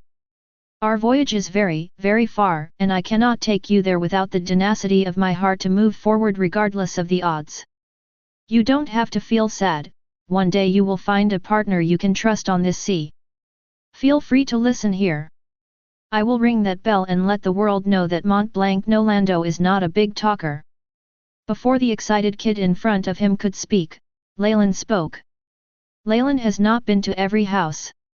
Although he knew this boy, he was the man who even he didn't completely believe in, and in order to prove the existence of the Golden Land and break the curse of the Mont Blanc family, he risked his life to fight against fate. But Leylin couldn't take him away either. Leylin's voyage does not end after passing Sky Island. Leylin's voyage is very long, and it cannot end easily. If you don't have the long-term awareness, or even risk your life, there is no need to get on the ship. I see. After hearing Leylin's rejection, Coulis slowly lowered his head and replied to Leylin without interest. After saying that, Guillaume didn't even eat the barbecue in front of him, got up and turned around and ran out. Looking at Coulis running away, Leylin smiled helplessly, and then continued to eat barbecue with his friends. Leylin, who had already obtained the observation records of the Mont Blanc family from Coulis, did not care whether Coulis left or not. Going to sea is not a decision that can be made on impulse. Crucially killing a boy's dream. He is worthy of being called a titan. Looking at Coulis who was running away crying, Porcelano, who didn't know where he got a stack of reward orders, took out a reward order and said. The reward order illuminated by the bonfire in Porcelano's hand instantly attracted the attention of everyone present. Where did you get this guy? Bullet, who was sitting next to Porcelano, snatched the bounty ticket that Porcelano had picked up, and then asked while looking at it. Looking at Bullet, who clearly didn't know a few big words but still wanted to read the reward notice, Porcelano rolled his dead fish eyes. Haha, I'm not an idiot like you who can't even read a newspaper. Stop looking, it's not yours. This is yours. The golden behemoth with a reward of 110 million Douglas Bullet. Porcelano, who was full of complaints about Bullet, rolled his eyes and took out another reward order, mocking Bullet who pretended to understand. Bullet usually punched Porcelano twice when he heard Porcelano's life-threatening taunts. But now Bullet couldn't care less. After handing the reward order to Leylin, Bullet directly snatched the reward order from Porcelano. Gee ha ha ha ha ha! Golden Behemoth? A reward of 100 million. Bullet, who was illiterate, looked at the string of numbers on the reward order with his photo and laughed very happily. Bullet is no longer an obscure little character. He is now a big pirate with a reward of 100 million. Looking at the proud Bullet, Porcelano rolled his eyes and handed the other reward orders to the others. Did you just cut off Zephyr's arm? It's really surprising. However, the title Titan is so unpleasant. Looking at the 990 million bounty in his hand, Leylin spoke softly in surprise. He thought he had chopped Zephyr to death, but he only chopped off one of Zephyr's arms. This was really surprising. But Leylin didn't worry about whether Zephyr was dead or not. Looking at his title, Leylin seemed to be complaining. Isn't this an attempt to save trouble? Just get it for him as devil fruit. A hole. There is a reward of 36.7 million yuan. Grey hair. There is a reward of 71 million, Murloc Kuruk. There is a reward of 77 million, Swordsman Monarch. Leylin's words seemed to have a chain reaction. Looking at their reward orders, Kuei, Monarch, and Kurik all complained. After listening to the voices of Kuei and others, Leylin's face became a little strange. The titles of these people are like the kind of inferior products that factories randomly produce in order to keep up with the schedule. The fact is exactly what Leylin thought. The reward orders of his group were all produced in a hurry. If it weren't for the fact that Zephyr lost an arm, world government and Marine would even want to hide it. After all, Zephyr, the former Marine admiral, had his arm cut off by a group of fledgling pirates. This incident was undoubtedly a scandal to the world government. It is also for this reason that the titles on the bounty orders given by Leylin and others are so arbitrary. After all, Leylin came to power in the name of Marine and world government. Damn it if world government can even give Leylin and his gang a nice name. If it weren't for the fear of losing face, the titles of Leylin and his gang would probably be nothing more than nonsense. While Leylin's group was complaining about the bounty, Jun, wearing sea stone handcuffs and shackles, slowly walked up to Leylin's group. After changing into a loose robe and freshening up, Jun made the originally lively place quiet down. Everyone except Porisalino looked towards Jun. Porisalino didn't look at Jun because in his opinion, Jun was an outcast like him. Two people who share the same problem should not look at each other. Otherwise, it's easy to lose control. I heard from Kuei, are you looking for me?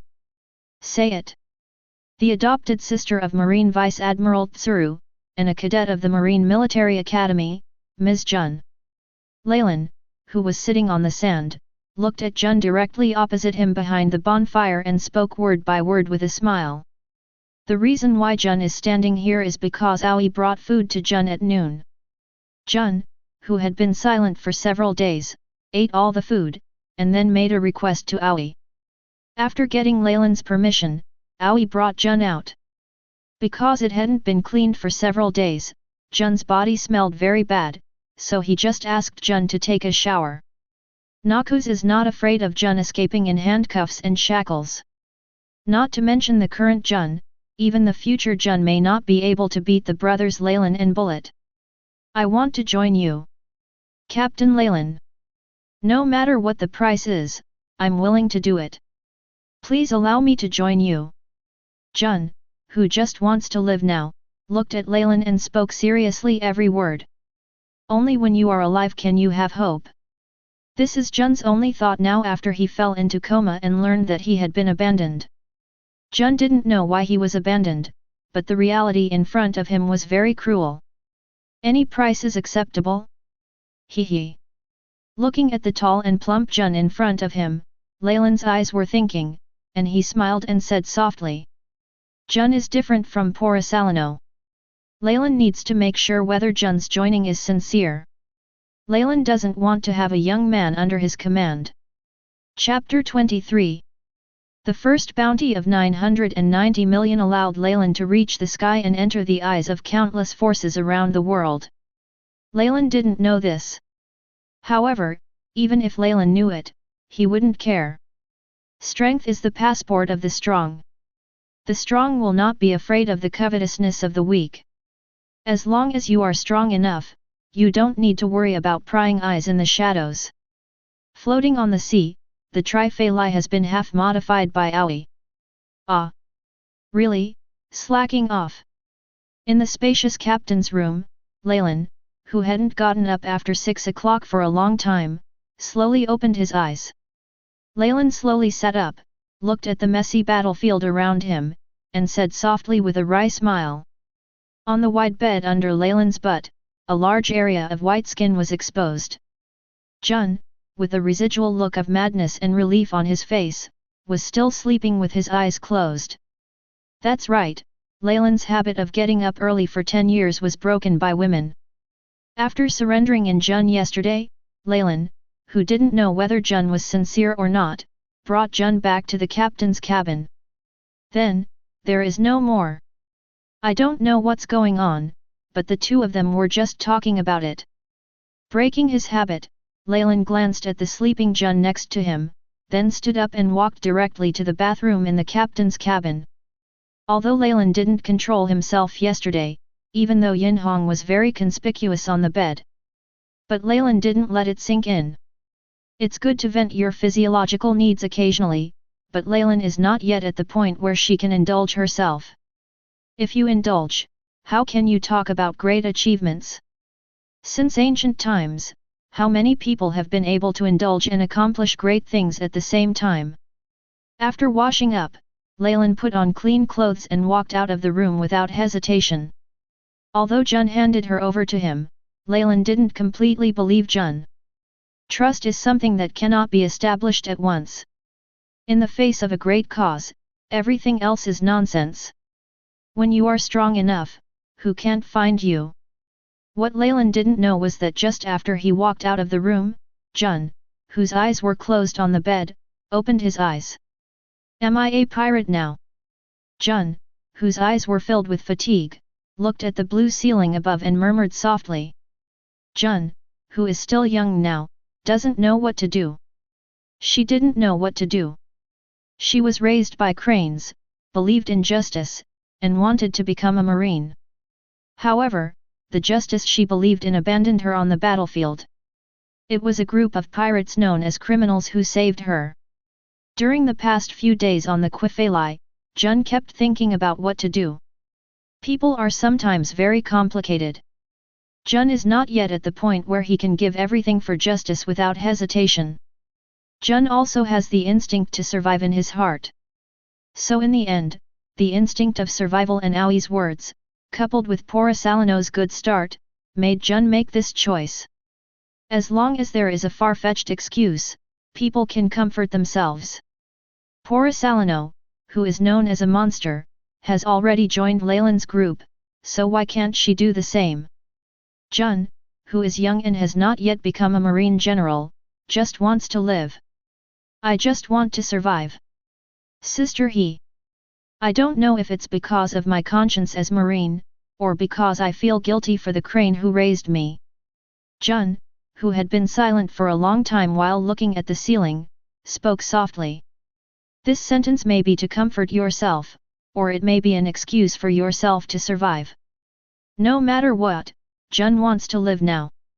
Boss Leylin must have slept very comfortably yesterday. While Jun was still struggling in his heart, Leylin, who left the room, had already arrived on the deck. Looking at Leylin walking out, Porosalano, who was still practicing with Bullet, had a smile on his face that every man could understand, and said lewdly to Leylin. Porosalano is not young. He joined the Zephyr training camp at the age of 26 and is now 27 years old. Aoi, how's it going? Faced with Porosalano's obscene inquiry, Leylin simply ignored him. Leylin ignored Porosalano and asked Aoi, who was a pile of iron on the deck. Although there was nothing he would not admit, Leylin did not want to talk nonsense with the wretched Porosalano. Leylin was afraid that he would punch Porosalano, who needed a beating early in the morning. The keel and most of the hull have been fused with steel, Mr. Captain. Aoi, who was dragging a pile of steel, heard Leylin's question and quickly stood up and answered Leylin with a smile. After all, the Trifei was a ship that was snatched by Leylin, so there would naturally be no precious wood such as Adam and Eve on it.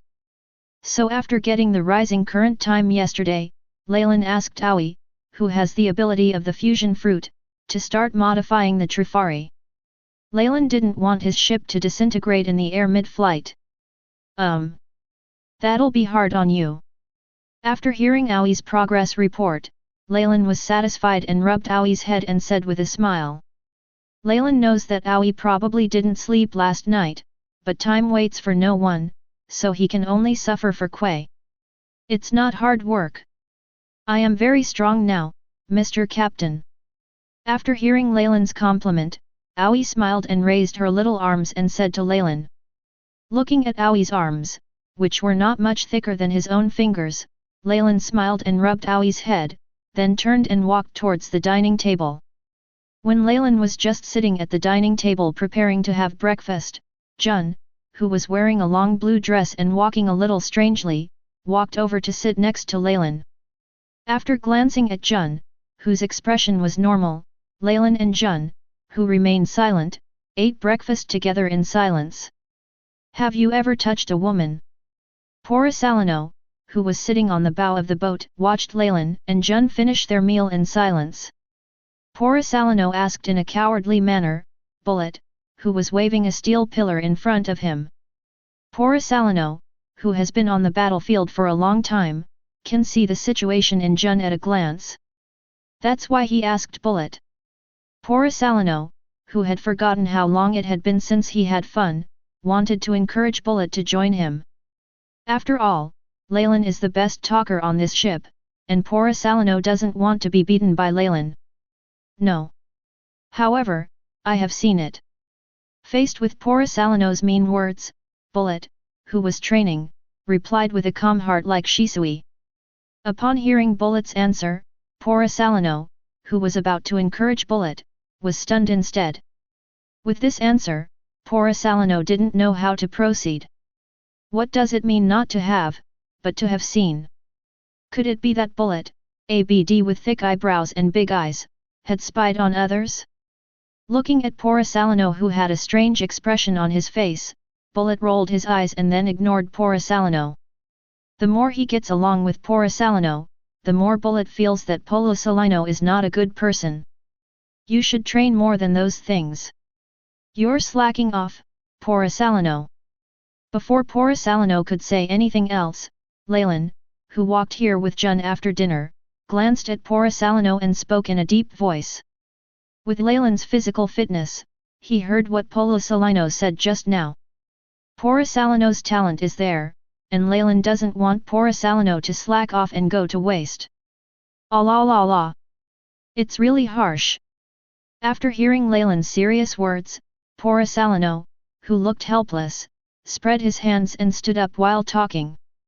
Although Porisalano's words were a bit unflattering, his body still sincerely picked up the weight on the ground.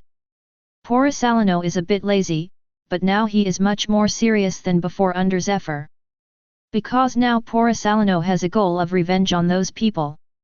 Porisalano, who was able to FK Admiral in the original novel, is not a fool. Chapter 24. After watching Porisalano start training, Leylin also started his own training. As for Jun, who was following him behind him, Leylin didn't pay much attention. The path is chosen by oneself. Leylin doesn't care how he chooses Jun. If Jun was honest, he would be Leylin's partner. If Jun had other ideas, Leylin would eliminate the traitors without hesitation. The sin of betrayal is not something that can be easily erased. After Leylin started training, Jun, who was feeling a little unwell, also found a place on the deck and gritted his teeth and started training. Jun, who initially joined Noxus, didn't want to be an outcast anymore. She wants to become stronger.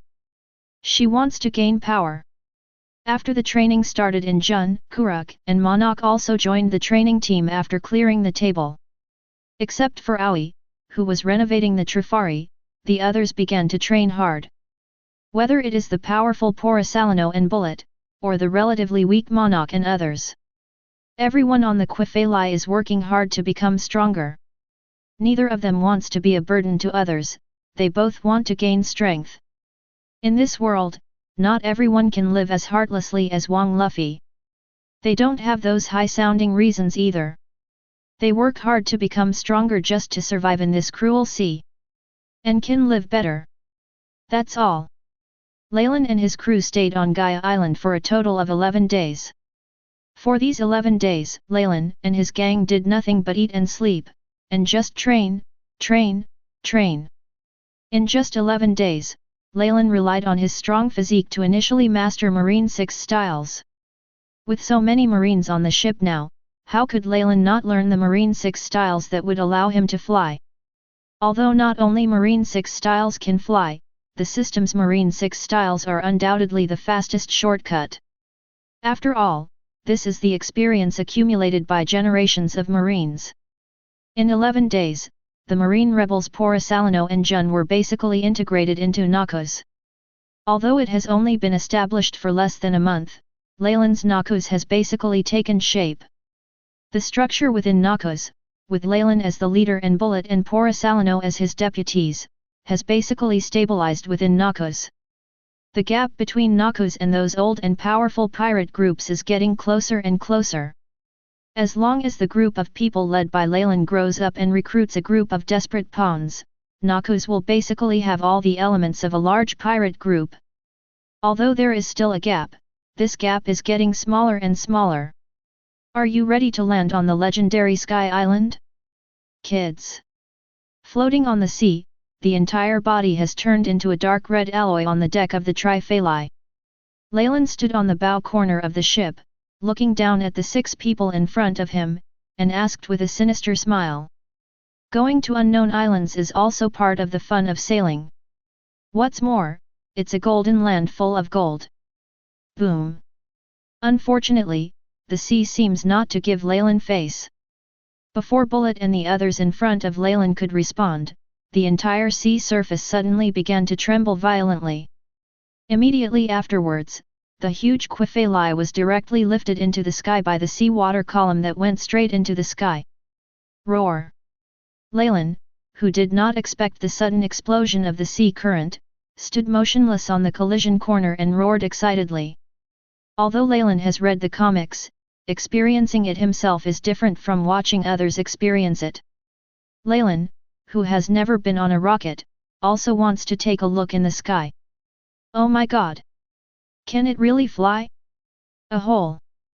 Compared to Leylin's calmness, Porisalano, who was a demon fruit power, held the guardrail tightly and roared. Although Porisalano can fly, the feeling of flying by himself is different from being pushed up by the sea water. What if it breaks suddenly? Don't be afraid, Mr. Porisalano. If the ship breaks into pieces, I will save you. Looking at the timid Porisalano with an excited smile on his face, the fishman Kuruk shouted to Porisalano grandly. As a fishman, he is not afraid of sea water. A hole? Who said I was afraid? Even if it breaks. Laozi can fly too. Upon hearing Kuruk's very timely words, Porisalano's expression changed drastically and he yelled at Kuruk. However, Porisalano's hand was still firmly grasping the guardrail. Ha ha ha ha ha ha ha. Seeing Porisalano's embarrassed appearance, Bullet and others on the boat couldn't help laughing. Amid the laughter of Leylin and others and the roar of Porisalano, the Noxian group took to the sky on the Trifari.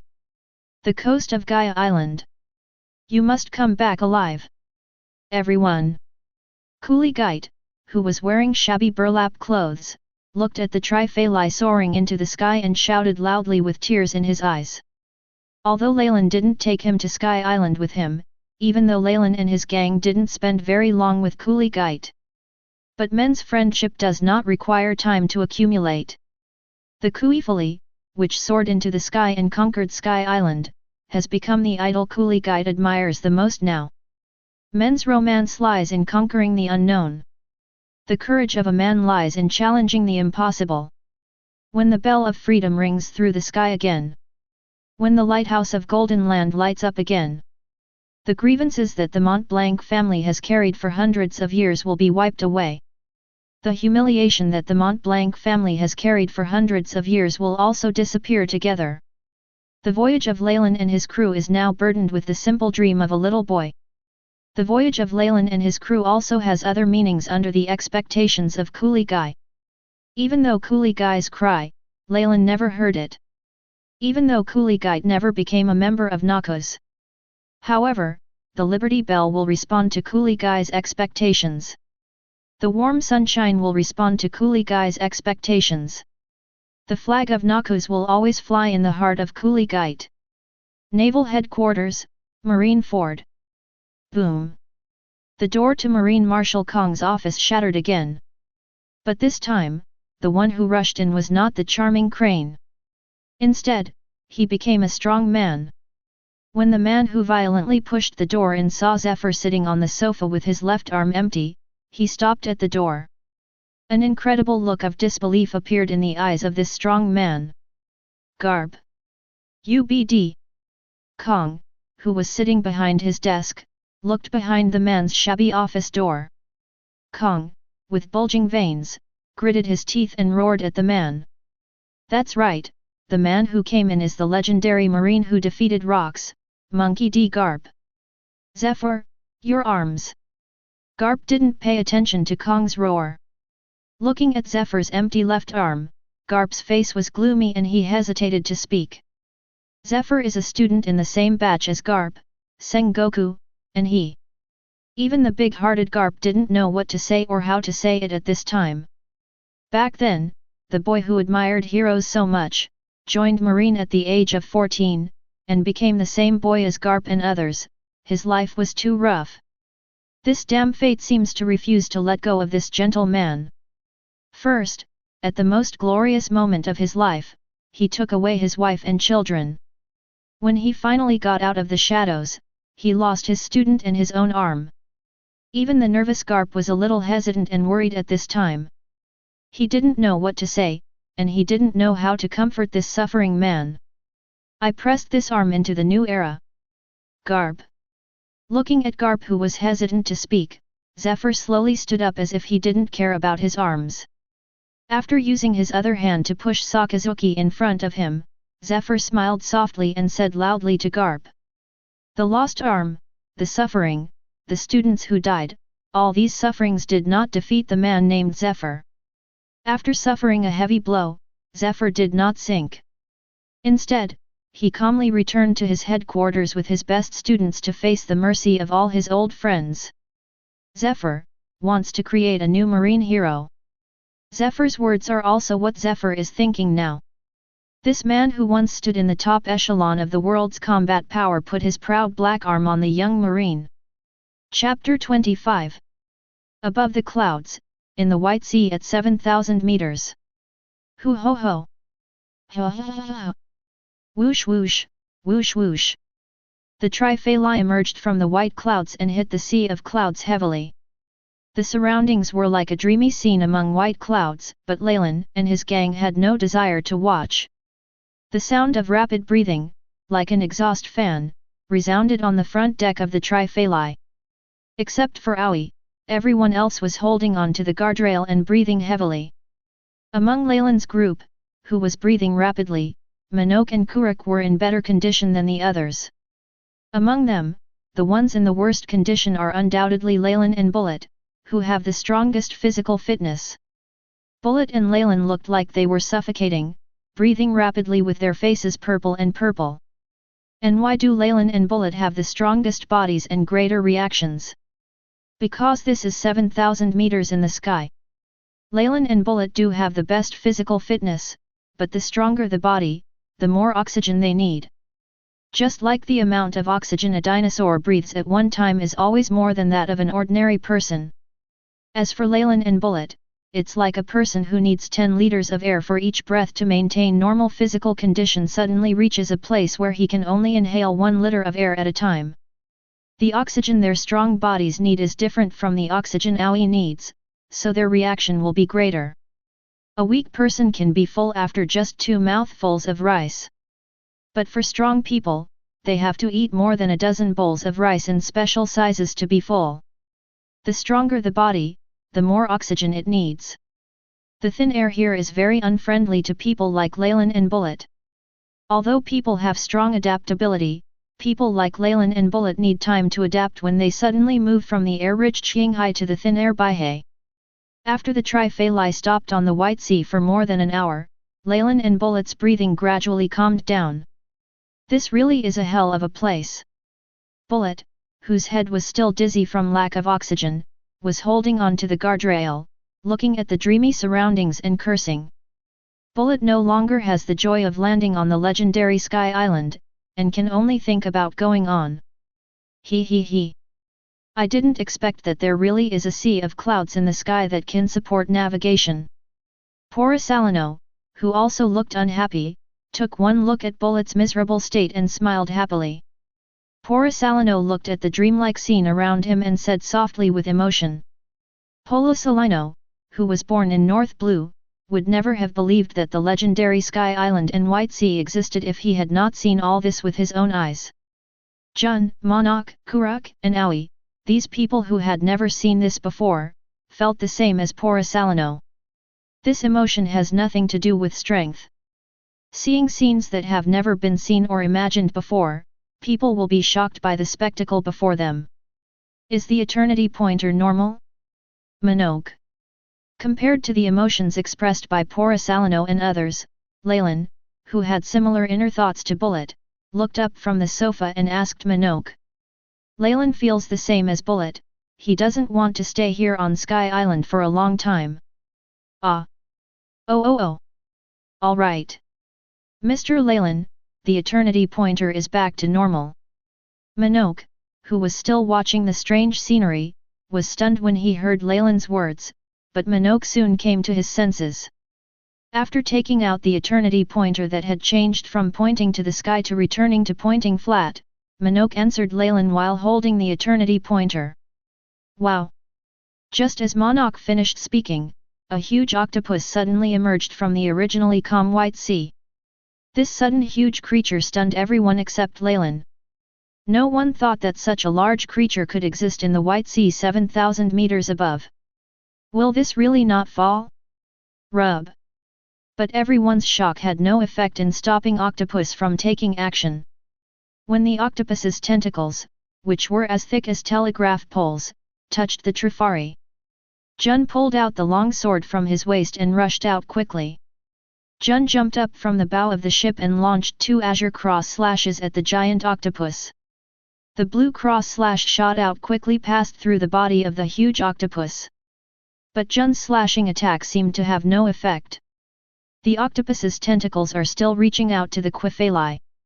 But when faced with this scene, no one from Leylin's group took any action.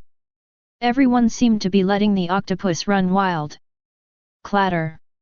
Just when the octopus was about to touch the Trifari, the support fell from the sky and slowly put away its long knife.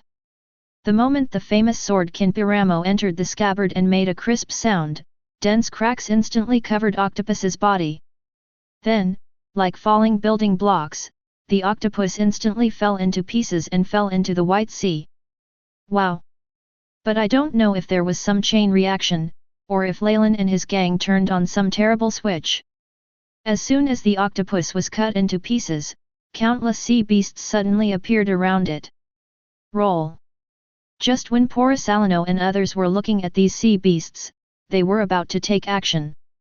Leylin walked to the bow of the ship, then looked at these sea beasts and uttered the word "go" in a deep voice.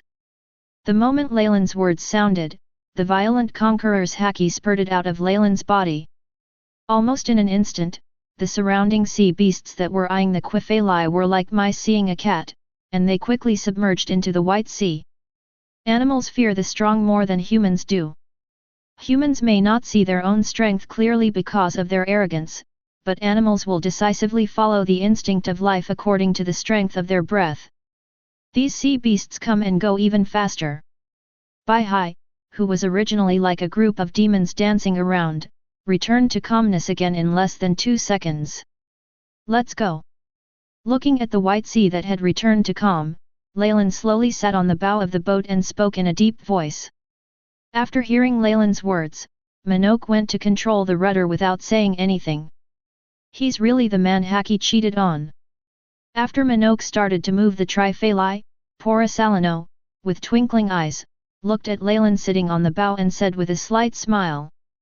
Although Salino's tone was still so sinister and weak. But Salino, who said this, was becoming more and more satisfied with his choice.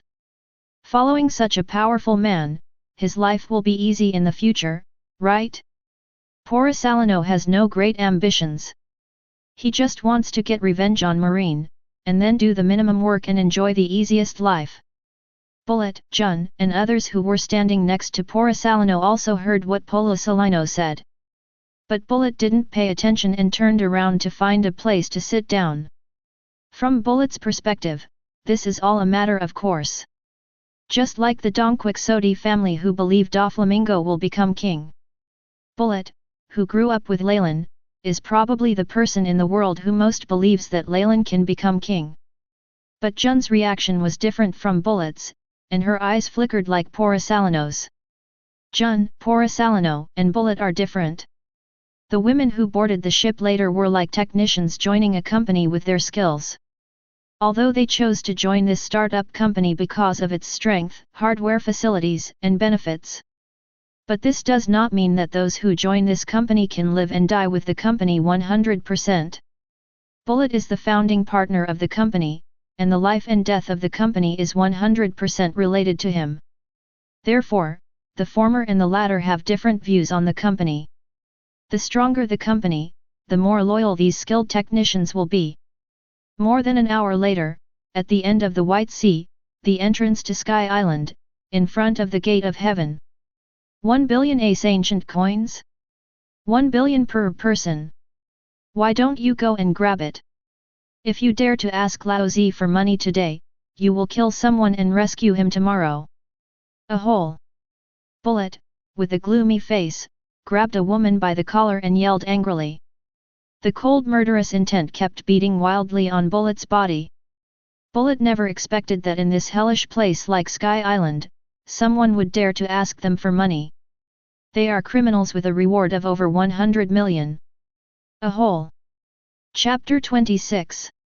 It's ace ancient coin. According to the conversion method you people in Qinghai use, 1 berry equals 10,000 ace ancient coins. A person needs to pay 100,000 belly to enter the White Sea. Understand? This fair-skinned woman with 2 wings on her back and a pretty face tried to break free from Bullet's big hand, but unfortunately she failed. After struggling to get rid of Bullet's big hand that grabbed her collar like a vice, the woman shouted loudly to Bullet. Although this woman who is less than 2 meters tall is facing Bullet who is over 4 meters tall. But not only was this woman not afraid, she was actually very proud. But think about it, the current Sky Island has not had its back broken by the man named Enel, so it is normal to be arrogant. After all, they were also bandits who drove away the Sandians, the indigenous people of Gaia Island, for the sake of the so-called Holy Land. Do you really think that these people in Sky Island are like the original? They think of themselves as angels by putting 2 feathers on themselves, but they are very proud of the wingless people who have no wings. What if I don't give it? Just when Bullet was about to tear the proud woman in front of him alive, Leylin's voice rang out. Leylin, who was standing on the Trifali, looked down at the woman below and spoke calmly. Although Leylin traveled through time earlier, he knew that the current world was different from Wang Luffy's world. But this woman whose words were full of arrogance still made Leylin lose expectations for the original Sky Island people. No? Then you bastards are entering the country illegally, so you can just wait for the great god to bring the powerful holy knights to attack you. A group of arrogant and wingless people, you. The woman who was lifted up by Bullet's hand began to laugh unscrupulously after hearing Leylin's words. It seems that in her opinion, Leylin and others must not be her so-called opponents of the Holy Knights.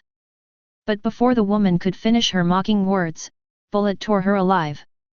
No one still thinks that Bullet, who has been fighting on the battlefield since he was a child, will be a good-tempered person, right? God? Ha ha ha ha ha. Does your god have a teacher? Holy Knights, haha. What an arrogant title. Looking at the woman who was torn alive by Bullet, Leylin's eyes flashed with disdain, and he chuckled and said playfully. In the original Sky Island, which was hung up and beaten by Enel, how powerful can it be? Holy Knights, ha! Why don't you call it the Knights of God? Do you really think that if you choose a name that's awesome, you'll be invincible? Porisalino, who was standing behind Leylin, also had a mocking smile on his face. The arrogant words of this Sky Island woman reminded Porisalino of the extremely ugly faces of those arrogant second-generation officers who had just arrived at the training camp. This episode did not stop Leylin from sailing. Like crushing an ant, Leylin and his gang started sailing towards Sky Island again after Bullet boarded the boat. No one cares about this woman's so-called god, nor the so-called Holy Knights, Leylin, Bullet and others. How strong can a place that was not sure exist before they came up be? Are there so many mountain villages in this world where peerless masters are hidden? The stronger the strength, the greater the ambition of a person. Feng King Yundan lives in seclusion in the mountains and forests, so it can only be said that his strength is not enough. When the power is invincible in the world, no one is willing to hide in a corner where no one cares and wait to die. After all, he has endured so much hardship in exchange for such powerful strength. You want him to farm? Perhaps it is because it has entered the jurisdiction of Sky Island, or perhaps it is not suitable for sea beasts to exist here at a height of 10,000 meters. Anyway, Leylin and his gang who passed through the Gate of Heaven no longer encountered the same sea beasts as before on their way to Sky Island. Is that Sky Island? It's truly an incredible place. Leylin's group soon arrived near Sky Island. Looking at the island intertwined with huge vines, Jun's eyes were filled with surprise and he sighed. This island looks like it is built on the clouds, full of the miraculous craftsmanship of nature. People who have never seen it will not understand this shocking visual effect. And people who have seen it will unconsciously feel emotional because of the power of nature. Brother, these garbage seem to be at war. I'll just go and kill them all. Bullet heard the killing cry and looked towards Sky Island in the distance. Bullet, who has a large coverage area, saw the fight on Sky Island in the distance. So, looking at Sky Island in the distance, Bullet smiled and said cruelly. Bullet used the calmest tone and spoke the cruelest words, but it didn't make the people around him feel anything unusual. We have been getting along for more than half a month, and we have already understood each other. Isn't that what Bullet is? Jun, who was different from Porisalano and others who were indifferent, looked at Leylin quietly. Jun, who was raised by Tsuru, was not able to adapt to the role of a pirate as quickly as Porisalano. Jun still has some sense of justice in her heart. Although she wants to live, she doesn't want to do things like burning, killing and looting. Killing, though most of the time, solves problems quickly. But sometimes, killing is not the best method. Minoke, move the boat over. Leylin, who didn't know Jun's inner conflict, smiled and rejected Bullet's murderous proposal. Killing is sometimes not the best way to solve problems. What's more, if these people are killed, who will dig gold for Leylin? Should we let Monarch and the others go? Or should Leylin go alone? And, most importantly, after obtaining gold, Noxus needs manpower. Although miscellaneous fish is not a problem for strong people, it is still very troublesome if there are no miscellaneous fish. Noxus, who wants to conquer the world, needs cannon fodder and trash. After hearing Leylin's words, Bullet didn't say anything. Whatever Leylin said, he would do it. This is the creed that Bullet has summed up until now. Except for Minoke who went to sail the boat, Porisalano, Jun, and others all looked at Leylin in silence. They wanted to know what Leylin was going to do next. After all, this is the first large-scale war since Noxus' debut. Sky Island, Angel Island. The island where Sky Island residents live is now filled with gunfire and smoke. Bodies and blood are intertwined in every corner of this dream island. In order to regain Gaia Island, the Sandians, who have been fighting with the Sky Island natives for more than 300 years, and the proud Sky Island natives are fighting crazily on this island. This is a war that has occurred frequently for more than 300 years between the Sandians who were driven out of Gaia Island and the Sky Island natives who drove the Sandians out of the Holy Land. In order to compete for limited land, both Sandians and Sky Islanders are crazy and cruel. No one wants to be driven into the dangerous White Sea, everyone wants to be on Sky Island. But today, something unexpected happened on the battlefield fighting for this irreconcilable conflict. When the Trifari, flying the Noxian flag, slowly entered the Sky Island port.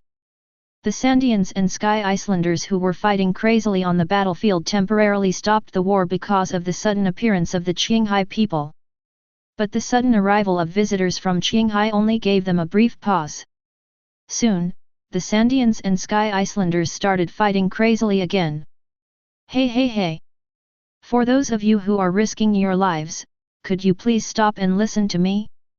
Just after the Sandians and Sky Islanders started fighting again, a loud voice resounded over Sky Island. But how could the red-eyed Sandians and Sky Icelanders stop fighting because of these words? Chapter 27. It's really distressing. Why do you talk so well, but no one listens?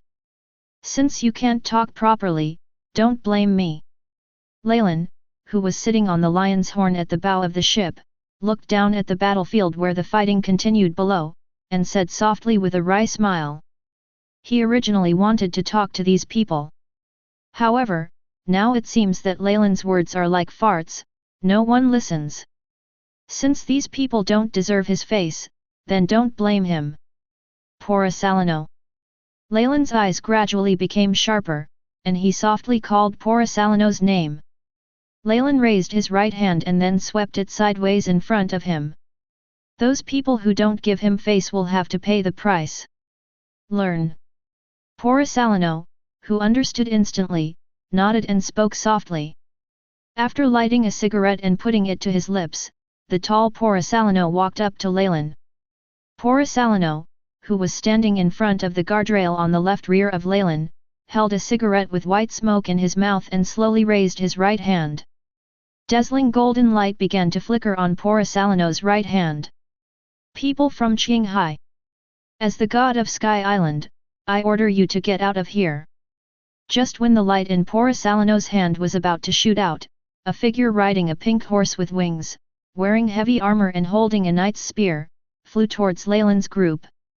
This man riding a strange mount that looked like a horse and a bird caught the attention of Leylin and others.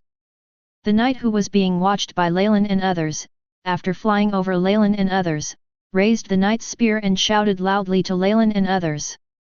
His short sentence successfully made Bullet, Jun, Minok, and others look ugly, and made Poor Salino and Leylin have playful smiles on their faces.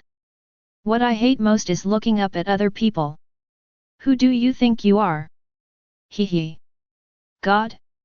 Are you worthy? Leylin, who was sitting on the corner, lit a cigarette and slowly exhaled a puff of smoke. Leylin, whose face was covered by smoke, said with a ferocious smile. Being weak and ignorant is not an excuse for the weak to challenge the strong. The weak who blindly and arrogantly provoke the strong need to pay the price for their arrogance. Wow! Boom! The moment Leylin finished speaking, Poor Salino shot out a huge beam of light from his raised right hand. The huge beam of light, following Leylin's movements just now, streaked across the entire sky directly opposite Poor Salino. As the beam of light flashed across the sky, and at the same time as the huge explosion sounded, countless houses on Sky Island that were split into two collapsed. The roaring explosions, the huge dust raised, and the violent vibrations of the ground interweave a piece of music called Power on this cruel battlefield. Under the interweaving of the music that resounded through Sky Island, all the residents of Sky Island, the fighting warriors, including the knight in the sky, fell silent. Ah! My arm! Help me! But this silence was quickly broken by the screams that rang out from the smoke. Fear began to spread in the hearts of everyone present with these screams.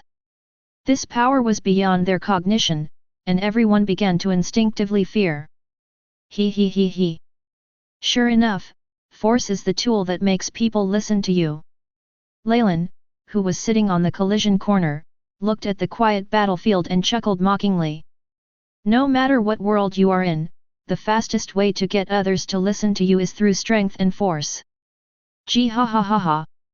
After hearing Leylin's words that mocked Ultimate, Bullet, Minok and others behind Leylin began to laugh ferociously. Although Jun couldn't laugh out loud, she had to admit that Leylin's words were the reality of this world. In this world of extraordinary power, force is the best way to silence people. Strange Qinghai people, may I ask if you have? After the smoke slowly dissipated, the knight who had landed on the shore looked up at the bow of the Trifali and asked in a humble voice. The power shown by Leylin's group made this knight who originally flew in the sky and claimed to be a god learn to speak well. Poor Salino's powerful power caused a 180-degree change in this man's attitude. The status and position of Sky Icelanders and Leylin's group have quietly changed after Poor Salino showed his power. The native Sky Icelanders became the weak side. and the few Leylin group became the party with the right to speak. Because of this, the night was interrupted by Leylin before he could even finish his words. Now that the identity has changed, there is no need to talk nonsense. In 1 hour, I want to see everyone on Sky Island standing here. You can try to escape, or you can try to resist. It does not matter. However, before you do these things, you need to be prepared to sacrifice your life. Ha ha ha. You only need 1 hour. Cherish your time. Looking down at the night and the Sky Islanders and Sandians behind the night, Leylin spoke with a smile every word. They are all named Noxus, so Leylin is naturally not a soft-hearted person. Leylin is not Roger, Luffy, etc. who also boarded Sky Island. Facing Noxus, only those who surrender can survive. Leylin's words caused everyone's expressions to change drastically. Although there is no word dead in Leylin's passage, there is not even a threatening tone or wording in Leylin. But every word Leylin said was a threat.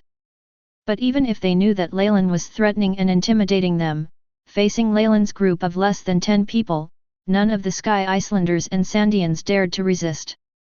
Obtaining the beam of light that pierced the sky and swept across Sky Island made everyone understand the power gap. Those Sky Island people screaming in the ruins made it impossible for everyone to muster the courage. Although the identity changes very quickly, the reality is often so cruel. Survive or die, this is a cruel choice before these people. However, people are all lucky. After Leylin's words fell, the group of people in front of Leylin's group did not directly obey Leylin's orders.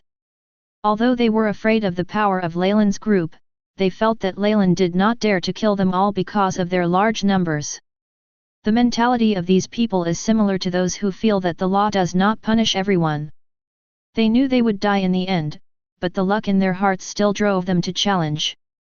The large number of people made them feel lucky, thinking that he would not be the one who died. We are Sky Island. Even the leading knight, who claimed to be God, and some brave Sky Islanders tried to talk to Leylin to negate Leylin's decision. However, they were all wrong. The people they faced were not Roger's group, nor Wang Luffy's group. They were facing Noxus. What they are facing is Leylin, who wants to implement Noxus policies in this otherworldly world. Facing the knights and Sky Islanders who tried to deny him, the smiling Leylin did not speak. Leylin slowly raised his right hand and waved to Bullet. Showing strength is a means of intimidation. But this is not a means of conquest. We need to conquer a place with human beings and culture. The only way is to break their backbone first, make them fearful, and make them understand the gap. Only then can you start your policy and they will obey your decision. Otherwise, it's just empty talk. In a peaceful world without supernatural powers, Noxus policies might be vulnerable to resistance. But in a world with extraordinary power, the creed of Noxus is unexpectedly appropriate. Bang! Bullet saw Leylin's gesture and instantly grew to 15 meters tall. Bullet instantly transformed into a behemoth beast covered in golden hair. Bullet, who was as huge and terrifying as a monster, jumped down towards the group of people in front of him with a grin. Chapter 28. Monster. Ah! Please, I was wrong. Please stop. As Bullet jumped down, he started killing like crazy. A series of wailing sounds and the sound of broken flesh intertwined with the aria of death and killing in this land covered with blood. Bullet's brutal massacre made these Sky Islanders and Sandians realize the cruel methods of Leylin's group. Faced with Bullet, a cruel monster, his crazy killing methods, and Bullet's unrivaled and irresistible power, these people are regretful and afraid. Bullet's violent power and Bullet's indestructible body completely broke the last chance of these people's hearts. However, it was already too late. Bullet's massacre did not stop with their pleas. Blood and minced meat continued to fly on the land that was beginning to be stained red with blood. In front of Bullet, no one from Sandia or Sky Island could follow Bullet's footsteps. Like a monster raging in an uninhabited land, Bullet is killing crazily in this land. Despair, fear, and terror began to spread in the hearts of the Sky Icelanders and Sandians who were not yet dead. When the gap in strength is big enough, you can't even resent it. Because you know you can't resist. When your strength is strong enough, your will and words will become the rules and laws that no one dares to violate. After Bullet killed an unknown number of people, Bullet's body was stained red with blood. It was also at this time that Leylin's voice rang. In an hour, I'm going to be here to see everyone on Sky Island. If I couldn't see it, Sky Island would cease to exist. Do you understand? Everyone. After seeing the armies of Sandians and Sky Icelanders being slaughtered by Bullet to only a fraction, and seeing everyone looking at them with nothing but fear in their eyes, Leylin, who was sitting on the dark red lion horn, slowly stood up. Looking down at the mountain of corpses and sea of blood, Leylin stood up slowly, with a smile as warm as the sun on his face, and spoke every word with a smile. The scene on this land may be very cruel. However, Leylin will not be merciful and compassionate because of this. Noxus needs no kindness or mercy. In this sick world where people backstab those who protect them just for money, pity and kindness cannot change this sick world. Only the strongest means can be used to change this sick world. Similar words, but I thought about them differently at different times. With the blessing of Bullet, who was covered in blood and stood in a sea of blood like a hellish Shura, Leylin's words were extremely effective. The Sky Icelanders and Sandians who survived on this land rolled and crawled away with fear in their eyes. This time, no one dared not listen to Leylin. This time, no one remembered that Leylin didn't dare to kill anyone. He.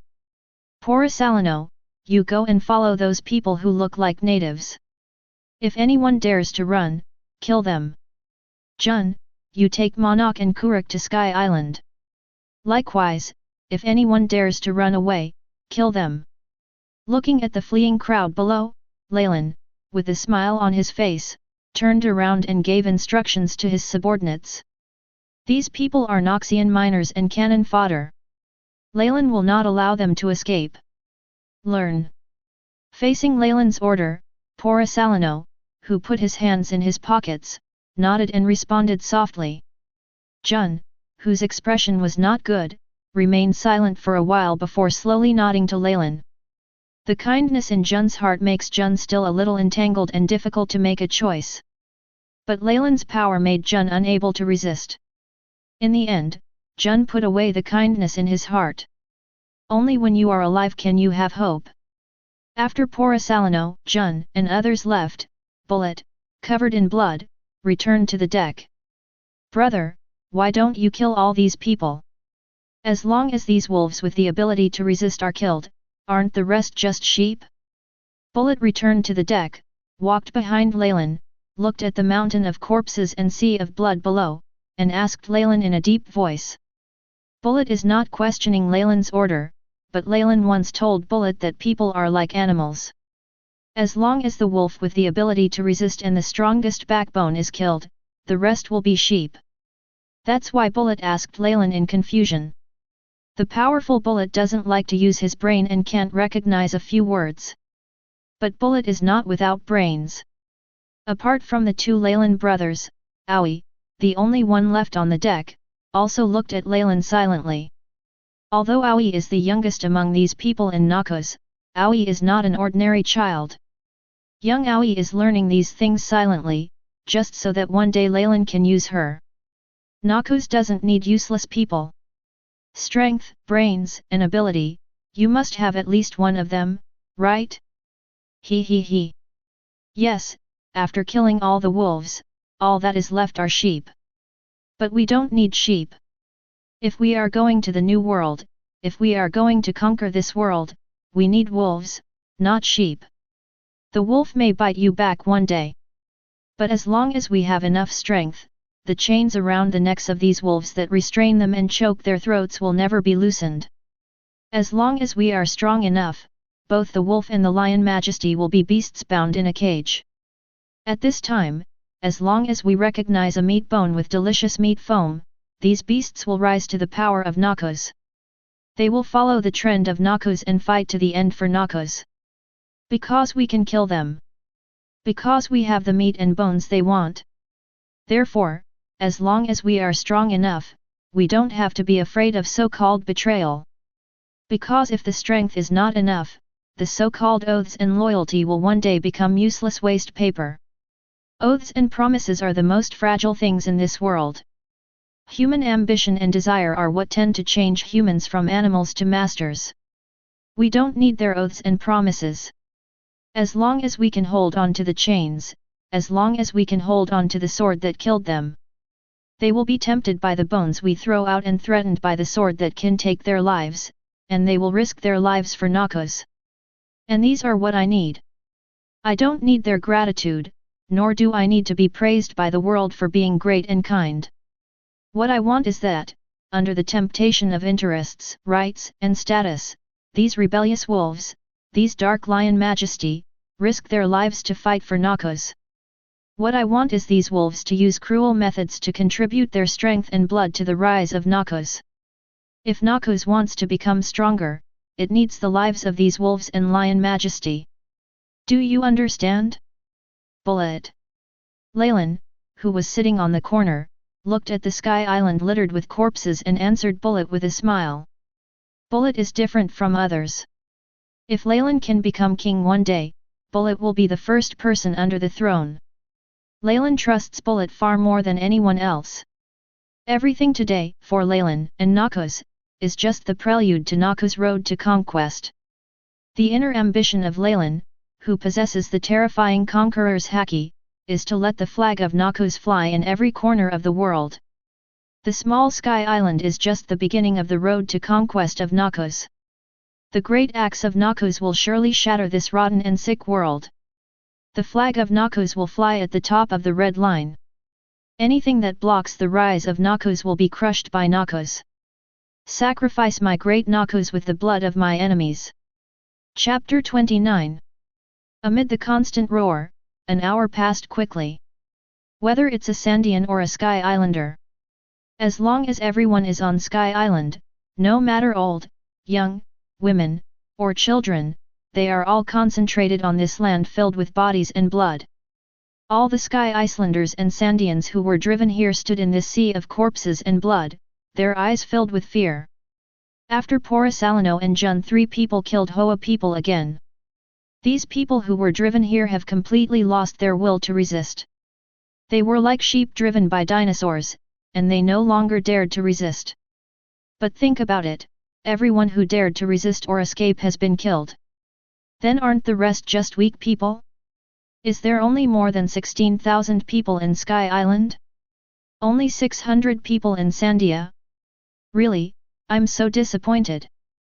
After looking at the statistics from Porisalano and Jun, Leylin looked at the crowd of people below and whispered in disappointment.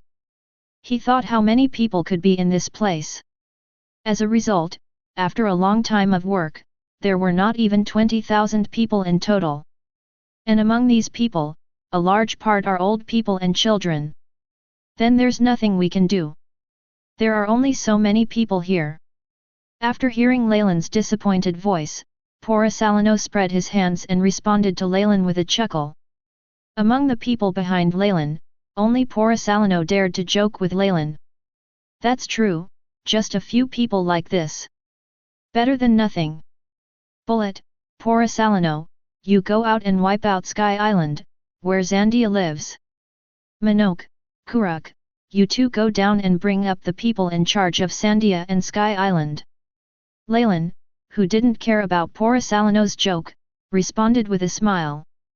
After slowly retracting his gaze, Leylin turned around and made arrangements for the people in front of him with a smile. Fear is not enough. Only by implanting the deepest fear at the very beginning will it be unforgettable for some people. And only by completely breaking these people's backbones and destroying their beliefs will they be honest. The purpose of destroying the entire Sky Island and Sandia is to instill the deepest fear in these people and break their backbones and beliefs. Ah! It's really troublesome. Hey hey hey! Don't drag me! A hole!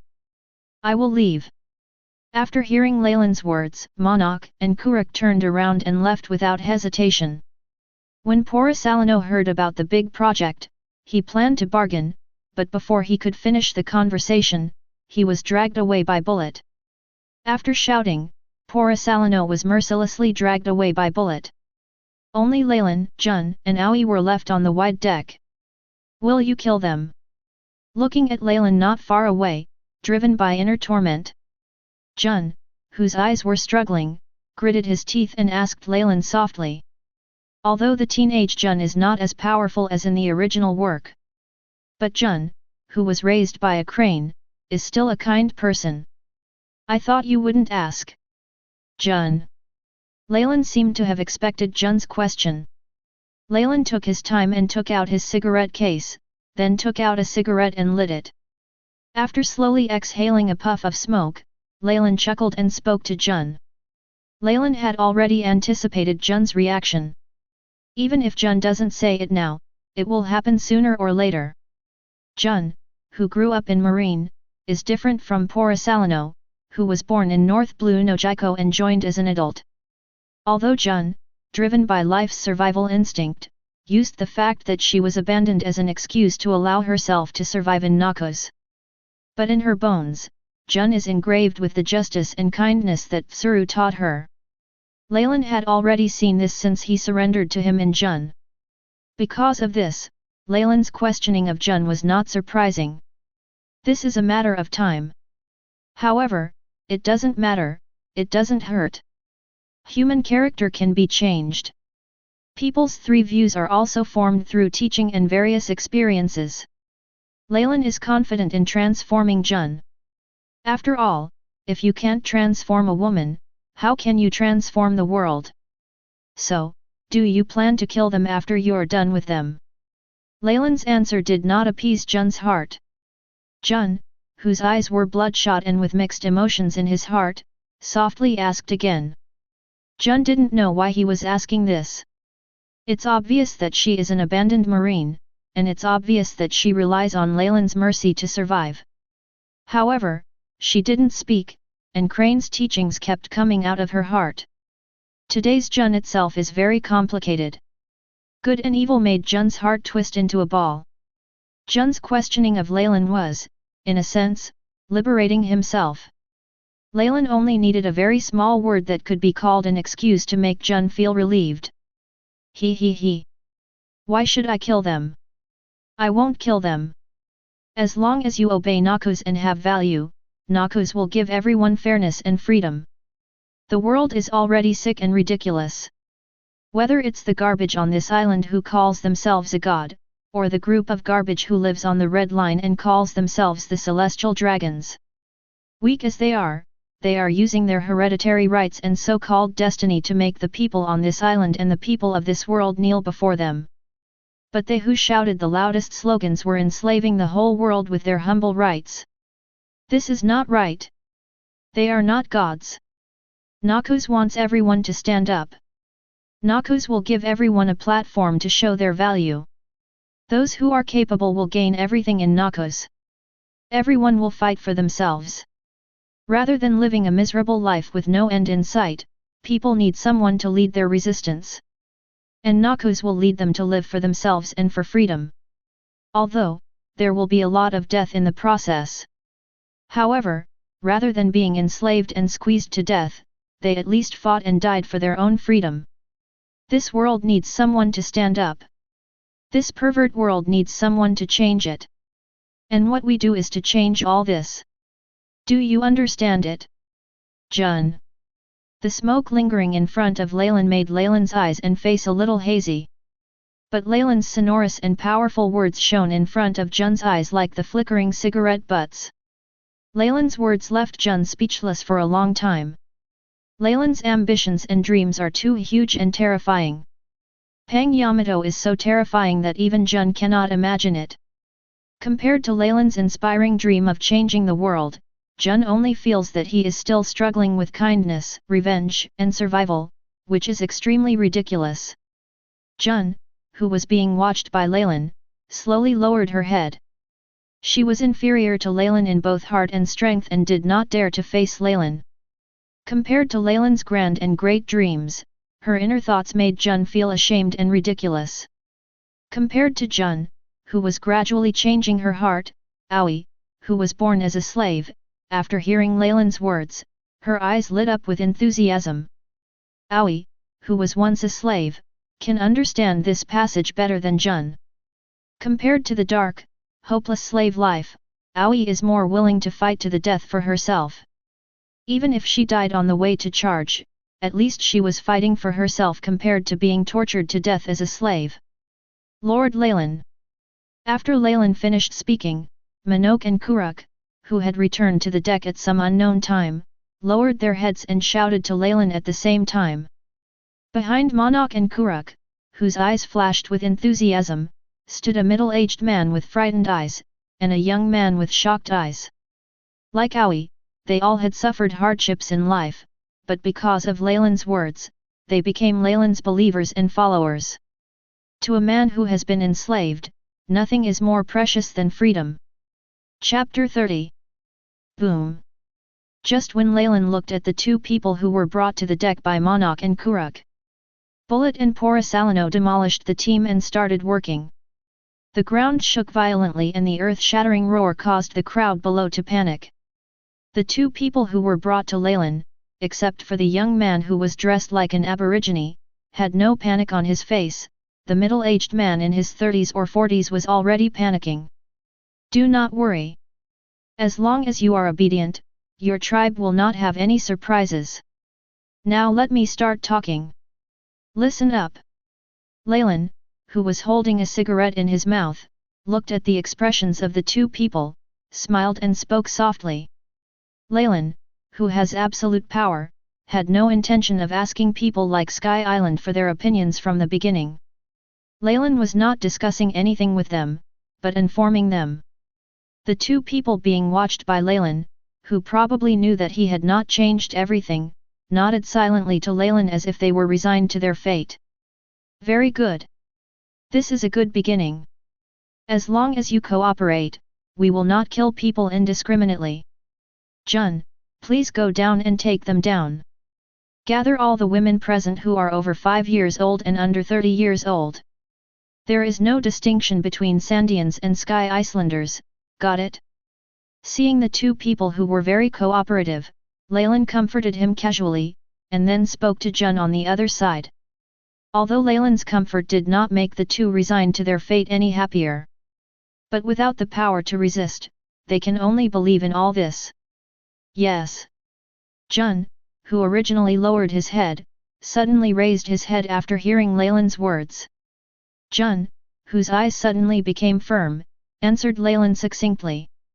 Monok, Kuruk, you guys will go down together later. Select 10 people and 100 people respectively to form a team of navigators and a team of cooks. Do you understand? After hearing Jun's answer, Leylin nodded with satisfaction, then turned to Monok and gave instructions again. Yes. Lord Leylin. Monok and Kuruk, whose titles had been changed to Master Leylin, responded loudly to Leylin without any hesitation. After getting the answers from the two people, Leylin nodded in response. All right. You go down and divide the people. The people from Monok stood on the left, and the people from Jun stood on the right. Go for it. After clarifying the tasks of the three people in Jun, Leylin didn't waste any more nonsense and directly waved his hand to make arrangements. As a leader, Leylin does not need and will not explain much to his subordinates. No matter how he arranges it, it will be fine as long as these people do it. Yes. Lord Leylin. After receiving Leylin's order, the three Monoks nodded and responded solemnly. After finishing speaking, they didn't hesitate, and walked away directly with the middle-aged and young people who didn't have a line after they came up. Again, they had no choice from the beginning to the end. After Jun and others left in a hurry, the deck became quiet again. Aoi was still standing next to Leylin, and there was no one else on the deck. Leylin sat back on the corner again, and then looked down at the group of people below like frightened birds. A huge team requires more than just people who can fight. Various other auxiliary professions are still very important. This division is only the first division. Later, there are further divisions. However, where you want to go depends on how many people can get it. Against the backdrop of the constantly roaring and vibrating Sky Island, the crowd of less than 20,000 people on the ground began to change.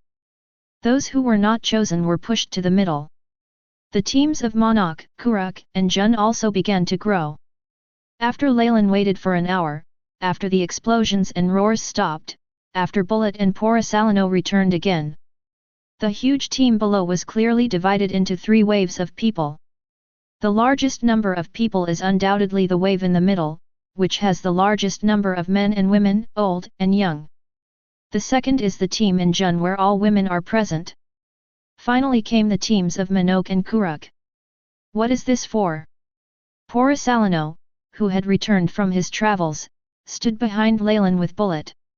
After looking at the 3 distinct waves of people below, Porisalino asked Leylin with some confusion. Porisalino, who had doubtful eyes, looked at the divided crowd below and suddenly felt as if he had missed something. Hiss! He can do that team in Jun. Looking at Porisalino's lewd eyes, Bullet's face was filled with disgust. You'll find out later. The 3 of you, come up with the 2 just now. The rest of the people stayed where they were to rest. Those who stir up trouble will die. After replying to Porisalino, Leylin roared ferociously at Jun and the others who had divided the teams below, as well as the divided crowd. After hearing Leylin's words, the Jun 5 walked towards the Trifari again. Soon, as Jun and others returned again, the originally empty deck became lively again. However, Leylin has no intention of talking nonsense. The Great Pirate Era, the period closest to him, was only a few years away. He must seize the time to build a strong enough team. How many more Sandians are there?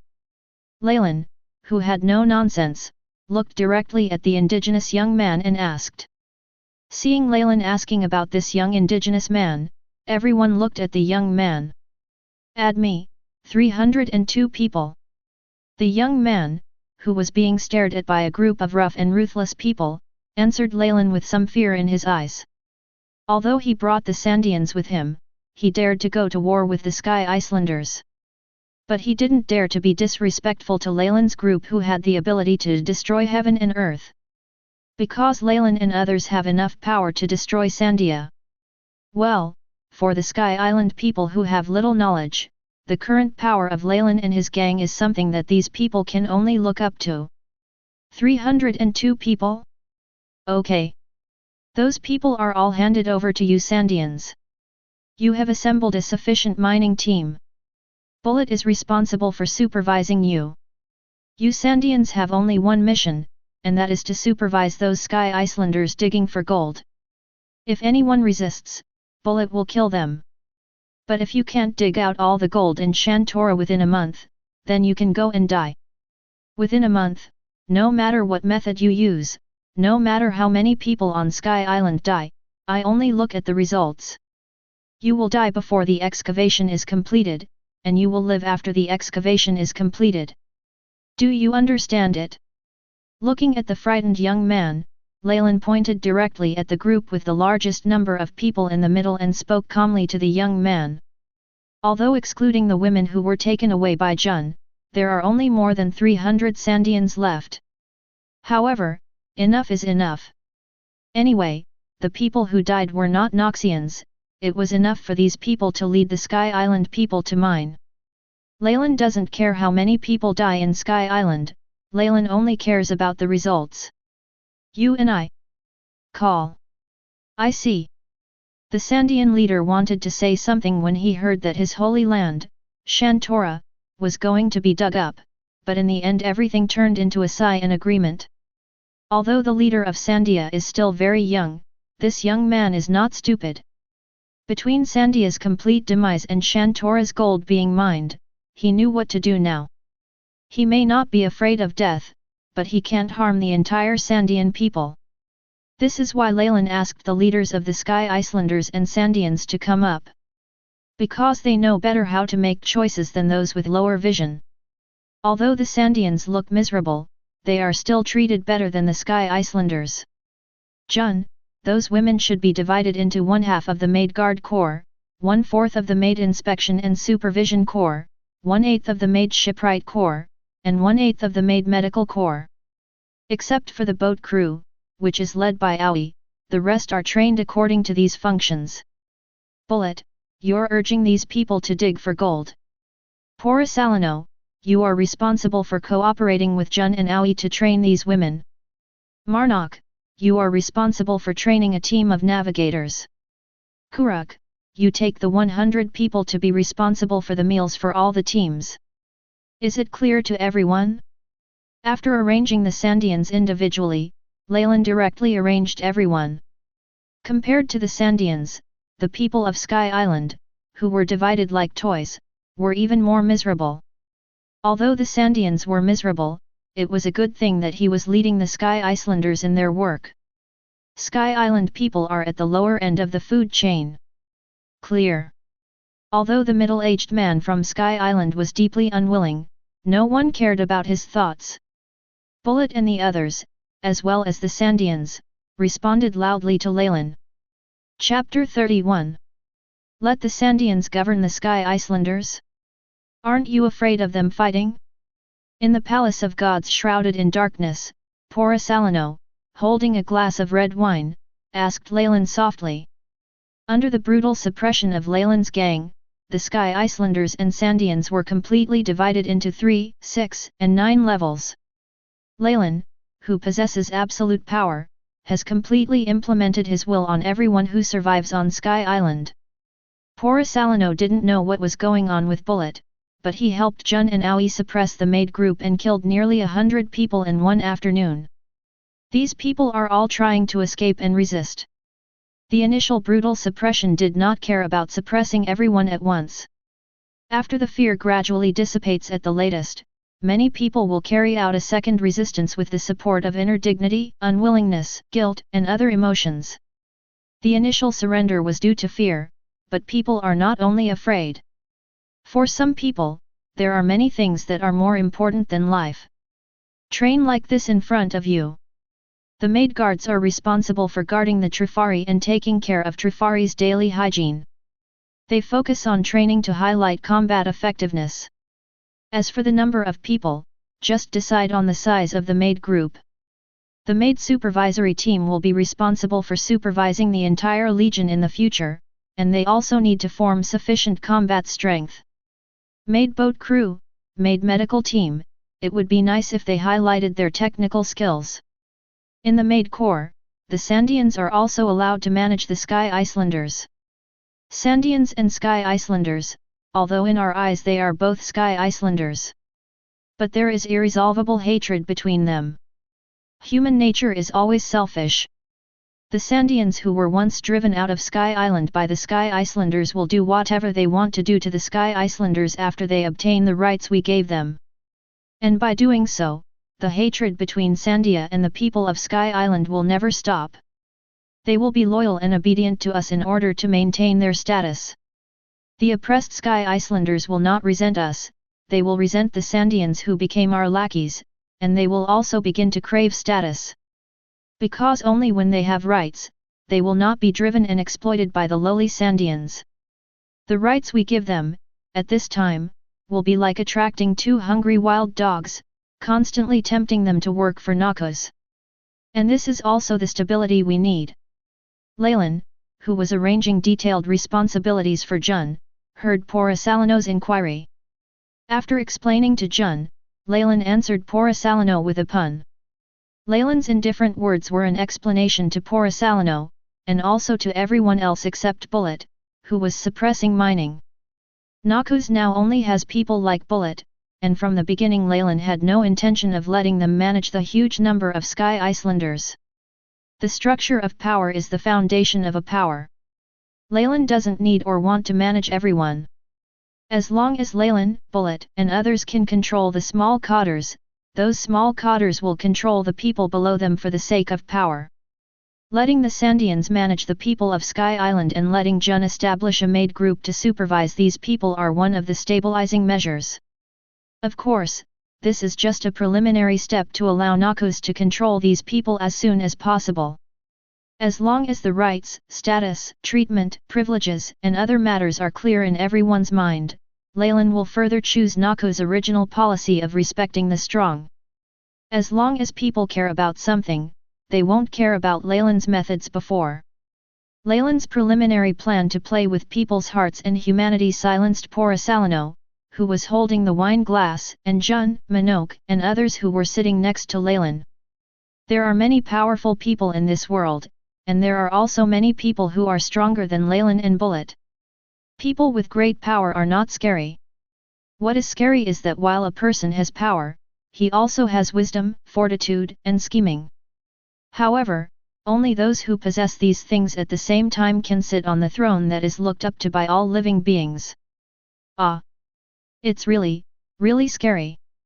After a moment of silence, Porcelano said with a smile, then picked up the wine glass and drank it all in one gulp. Porcelano smiled. Porcelano, smile very happily. Because Leylin is proving that his choice was correct. Porcelano is looking forward to the next journey more and more. Porcelano also wanted to know more and more about the surprised expressions of those who abandoned him in the future when they faced him. Although Jun and others did not speak, it was not difficult to see from their expressions that they were not at peace either. What Leylin showed was enough to scare or excite them. Should be coming soon? Ha ha ha. Facing everyone's expressions, Leylin rubbed Aui's head, stood up slowly, and said with a smile. After hearing Leylin's words, except for Porcelano and Jun, everyone else looked at Leylin with some confusion. Faced with everyone's doubts, Leylin did not explain anything. He. Get ready to fight. Tonight will be a sleepless night.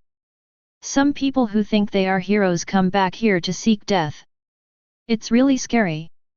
Porcelano, who put down his wine glass and stood up slowly, chuckled and explained for Leylin. It's just that he's so scary. I don't know if he's referring to Leylin who plays with people's hearts, or if he's just talking about those who are not afraid of death. If you want to completely dominate an ethnic group with its own culture, it is not enough to just kill a few people and take some measures. No matter which world you are in, there will always be people who are not afraid of death for their inner beliefs. These people are undoubtedly the last backbone of this ethnic group. Someone will definitely come to assassinate them tonight. Because Leylin's move of letting the Sandians lead the Sky Icelanders will make many Sky Icelanders dissatisfied. They can succumb to Leylin's rule because of Leylin's great power. But they could not accept that the Sandians, whom they had driven away, were standing on their heads to shit and urinate. So tonight is shaping up to be a lively night. Of course, after tonight, everything will settle. After hearing Porcelano's words, Minoc and others stood up with some confusion. Only Jun, who had a high level of observation haki, pulled out the kinpura from his waist as if he felt something. Jun, I felt someone coming in. Bang! When Minoc and the others, who were confused, just stood up, the huge floor-to-ceiling window in the living room where Leylin and others were located shattered instantly. Then countless shock waves followed by screams and roars that resounded through the night sky. The massacre began. Bang! Boom! Kang! The moment the floor-to-ceiling window shattered, the three monarchs reacted. The tall Kuruk rushed into the incoming crowd like a human tank. Monarch, who was standing in front of Leylin, grabbed the first person who rushed in and smashed him into the ground. Aoi, whose whole body was fused with a special alloy, stood in front of Leylin like a shield. Compared to Porcelano and Jun, the three of Kuruk have completely entered their roles, and they have adapted to their current identities and environment. Want to touch our king? Go to hell! A hole! One sword-style raptor. Just like the knights under the throne who defend the king against offenders, Kuruk and Monarch, who were resisting Leylin, roared and rushed towards the group of arrogant people who wanted to assassinate them. All their current status and rights were given by Leylin and Noxus. From a slave, from a bodyguard leader, to a Noxian cotter with one person outnumbering 10,000 people, they will not allow anyone to break all of this. Ah! Are you really angry? The rampaging monarch and Kuruk are really scary. Porisalano, who was standing behind Leylin on the left, looked at Monarch and Kuruk who were fighting violently in the crowd, and said softly thoughtfully. After hearing Porisalano's words, Leylin, who also looked at Monarch and Kuruk, smiled and said nothing. Just as chaotic as Leylin's side is Bullet's side. You can choose to die standing or live on your knees. Trash. Under the moonlight, golden light shone everywhere on the construction site. Standing on top of a pile of corpses, Bullet looked at the crowd around him who were gradually becoming frightened again, grinned ferociously, and roared loudly. Yes, there were also riots in the Leylin gold mine. But, here at Bullet, everything was quickly suppressed. Not to mention this group of miners who were forced to mine and were tired all afternoon. Even if everyone from Sky Island is tied together, they may not be able to kill Bullet. The gap between ordinary people and strong people cannot be smoothed out by numbers. In the new month, please give me a wave of flowers, monthly passes, and collections. Dear readers. Chapter 32. Sky Island, Birka. Demon. You are the devil. God. Please help me. Ah. Mom. Help me. Wow. In the central temple of Birka, with flames rising into the sky and screams filling the air, Porisalano smashed the statue in front of him with one punch. Porisalano, who smashed the statue, looked at devil fruit behind the statue with an expression of relief on his face. Boom! Did you find the thunder fruit? Porisalano. With his muscular upper body naked, Bullet smashed the door and walked into the temple. Looking at Porisalano's back, Bullet asked Porisalano directly. After dealing with the riot on the first night and the situation on Sky Island had calmed down, Leylin sent Porisalano and Bullet out to look for thunder fruit. Although Enel was killed by the plot in the original work, it does not mean that this devil fruit is not powerful. The thunder fruit, which can control thunder and lightning, is undoubtedly a very powerful devil fruit. Although Leylin can't eat 2 devil fruits, it doesn't mean that Leylin doesn't want them. Ah, found it. This is it. After comparing it with the devil fruit illustrated book for a moment, Porisalano picked up the devil fruit. Porisalano turned around and raised the devil fruit, nodded to Bullet and spoke. Seeing the devil fruit in Porisalano's hand, a smile appeared on Bullet's blood-stained face. A powerful devil fruit undoubtedly makes a powerful companion. The more powerful companions there are, the greater the chance Leylin has of realizing his dream. So, finding thunder fruit makes Bullet very happy now. Let's go. Holding the Logia thunder fruit, which was the same as the sparkling fruit in his body, Porisalano tossed the devil fruit and nodded to Bullet. Porisalano, who in addition to training and fishing on Sky Island, can't wait to go back to fish. In other words, there is no choice, otherwise Porisalano would not want to move. Bullet, who was in a great mood, said nothing more and nodded directly to Porisalano, then turned and walked out. On the other side, Sky Island. If you can't move it, go to hell. Old man. What are you looking at? Come on you scum. In the mines with the Noxian flag flying, countless gold was cut by Sky Icelanders with tired and numb faces, and then transported to the huge Trifari. In the busy mine, there were several harsh gunshots and the curses of the Sandians from time to time. Leylin's plan was very successful. Driven by power, these Sandian people, whose ancestors were driven out of Apayadug by the Sky Island people, successfully became the 2 devils who worked for the tiger. Even these Sandians, who were trying to save their own lives and meet deadlines, were even more cruel than Leylin and his gang. In less than 2 weeks, 1/3 of the Sky Island people in the Sky Island mining team have been tortured to death. Although most of these people are not in good physical condition, are old, weak, sick, and disabled, the Sandians who have helped them succeed have successfully replaced Leylin's group and become the most hated people on Sky Island. It's time to go, Monarch. Lord Leylin, let us go back. Looking at the scene in the Shantora mine, where most of the land was exposed, Kuruk, who was standing in the open space and sweating, slowly stopped what he was doing. After taking the towel from the flattering Sky Islander standing by, Kuruk wiped his forehead and shouted to Monarch, who was resting under a sun umbrella not far away. After Noxus added a large number of cavalry, Kuruk and Monarch, who were originally low-level cotters in Noxus, have risen in status. However, although life was much better, there were even people serving them. But no matter whether it is Kuruk, Manok and others, or Bullet, Porisalano, Jun, and others, they are not slacking off at all, and everyone is getting stronger. These Noxian crew members who slowly understood and recognized Noxus' ideals did not want to become worthless waste. Well, this so-called Noxus concept was written by Leylin in half a day. This 50,000 word Noxian philosophy contains only 8 words. That is natural selection, the law of the jungle and the strong.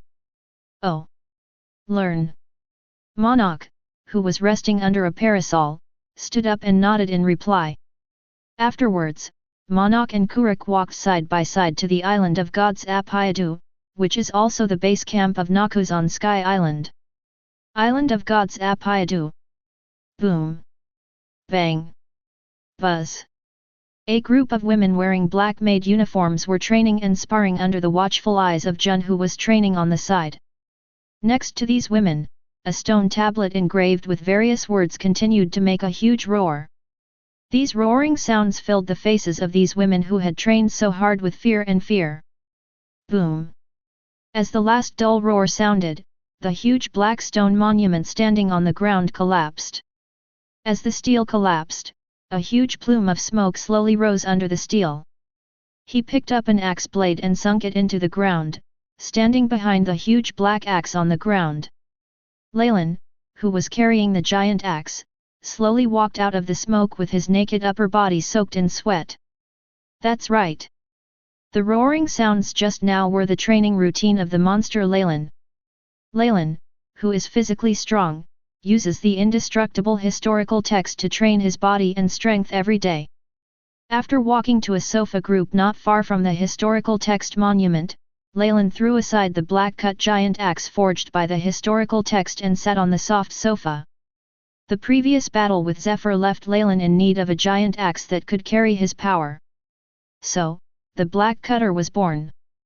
This new black cut was pulled out bit by bit from the historical text by Leylin asking Aoi to use the fusion fruit ability. The reason why it was pulled out bit by bit is because with Aoi's power, she can control the high density and high quality material of historical text. Call. Emission is still a little bit worse. Leylin, who was sitting on the sofa to rest, thought about his training and said helplessly. Although Leylin has Darius's martial arts inheritance, Darius doesn't know Haki. Apart from training in physical skills, martial arts, and other aspects, Darius's experience could not provide much help to Leylin. Leylin, who is relying on his own exploration, has not yet taken a step to explore the advanced emission of the armed color. However, even without anyone's guidance, Leylin's armament Haki and observation Haki have been developed to a very impressive extent. Not long after Leylin sat down, Jun came over with several beautiful women in maid uniforms. Don't get me wrong, these people were not brought here by Jun, they came here on their own. After Jun sat down in front of Leylin, these women with curvy figures in maid outfits began to massage Leylin with towels. If there were no conditions before, it would be okay to endure hardships. Now that I have this condition, I naturally want to reward myself. Boom! The devil fruit you want? Just as Leylin was enjoying the gentle massage with her eyes closed, a golden light flashed in the sky. After the golden light fell on a single sofa next to Jun, Porisalano's figure slowly appeared here. After throwing the wooden box in his hand on the coffee table between the sofas, Porisalano sank into the soft sofa and slowly spoke to Leylin. Chapter 33. With Porisalano's return, Manok, Kuruk, Aoi, and Bullet also came here one after another and sat on the sofas next to Leylin. That's right, they who can sit on the sofa are the current top officials of Noxus. Get down. When the last Bullet came, Leylin slowly opened his eyes. After waving his hand to let the maids around him get off, Leylin sat on the sofa and slowly lit a cigarette. Leylin is undoubtedly the sole leader of Noxus. As Leylin started to move, everyone present looked at Leylin. Leylin, who was watched by everyone, did not speak but nodded to Aoi. After getting Leylin, Aoi pulled out a wooden box from her body in front of everyone. After opening the wooden box and placing it on the coffee table, Aoi put the wooden box containing thunder fruit on the table into her body. That's right, Aoi, who possesses the fusion fruit, is not only a shipwright in Noxus, but also a top-secret safe that stores the devil fruit for Leylin. The wooden box placed by Aoi on the table contained the last 2 of the 4 devil fruits that Leylin had found in the palace of the endless war-torn king. Manok, Kuruk, I have seen your loyalty and bravery during this period. The one on the left is Zoan spider fruit, ancient species wolf spider fruit. The one on the right is the Paramecia scythe fruit. These 2 devil fruits, you 2 choose one. After Aoi finished, Leylin looked at Manok and Kuruk, then pointed at the 2 devil fruits and said, Leylin is not a rich man, and he doesn't have to hide everything he has. Leylin saw the performance of Kuruk and Manok during this period. These 2 devil fruits are also an affirmation of their loyalty. Moreover, Leylin also needed strong enough cotters, so Leylin took out these 2 devil fruits. The reason why Leylin didn't take out the thunder fruit was because Leylin felt that Kuruk and Manok were not talented enough. Although the words are a bit unpleasant, devil fruit is the same as people, and they are all divided into 3 levels. People who are not talented enough will not be able to develop much power even if they eat the powerful devil fruit. Therefore, Leylin did not give either of them the right to choose thunder fruit. Loyalty is valuable, but reality is more important. After listening to Leylin's words, Manok and Kuruk were as happy as people who suddenly picked up a million. What made Manok and Kuruk happy was not the 2 devil fruits, but Leylin's affirmation. Leylin's is definitely more important than devil fruit. But after the excitement, Manok and Kuruk calmed down. Devil fruit is something you can only eat once in a lifetime, so you have to choose carefully. Leylin and others did not rush the 2 of them, and quietly waited for their choice. Captain, I won't eat it, let's leave the devil fruit to others. I am a cook, so I don't want to waste it. What Leylin didn't expect was that the first person to make the choice was the fishman Kuruk. Kuruk, who was watched by everyone, smiled and told Leylin his decision. Although Kuruk knew that by eating the devil fruit, he would gain great power. But Kuruk still didn't choose to eat it. Because as a fishman and a cook, Kuruk wanted to help his companions at critical moments. If the people on a boat are all capable people, who will save them if they fall into the sea? So, Kuruk didn't choose devil fruit. This taciturn man just wanted to save his companions when necessary. Although Kuruk didn't say what was in his heart, everyone still saw that Kuruk was not good at lying. It's just that everyone had a tacit understanding and didn't say it out loud. The choice is yours to make, and no matter what the choice is, they, as companions, will support you. Regarding Kuruk's choice, Leylin, who respected his choice, nodded and responded solemnly. As long as they don't betray Noxus and are loyal to Noxus, Leylin will still respect their choices. After receiving Leylin's approval, Kuruk revealed his big white face and looked at Manok with a kind smile like everyone else. I'll choose this ancient species. Captain.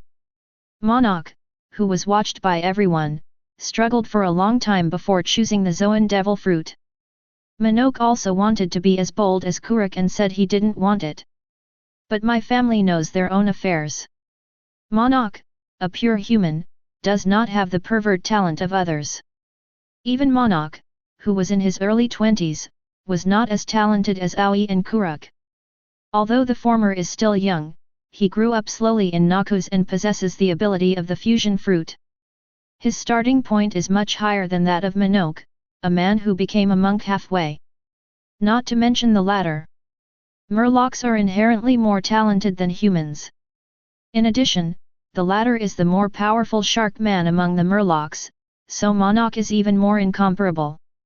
So, with his body already in shape, he chose devil fruit. Minoke didn't want to be the one holding him back in the end. After hearing Minoke's choice, Leylin, holding a cigarette in his mouth, pushed the box containing devil fruit directly in front of Minoke. Aoi also took back another devil fruit into her body at the right time. Alright. There is one thing that needs to be done next. That is, both the miners and the maid group began to compete. And, starting today, erase all of their names. Those Sky Icelanders and Sandians are all named with numbers. The stronger the person in the competition, the smaller the number. Arrange from 0 to 1 and then down. Tell those people that if they want to regain their names and reunite with their wives and daughters, then slaves will gain merit points. The more merit points, the higher the status. And, starting today, Noxus begins to adopt a 9-level cadre system. The first level is the lowest cadre, and the 9th level is the highest cadre. Level 9 cadres and higher up are senior cadres. From the first level cadres down, there are reserve cadres and reserve crew members. Level 1 cadres and above are official members of Noxus and wear tunic suits with the Noxus logo on the back. Cadres from level 1 to level 5 have red logos on their backs.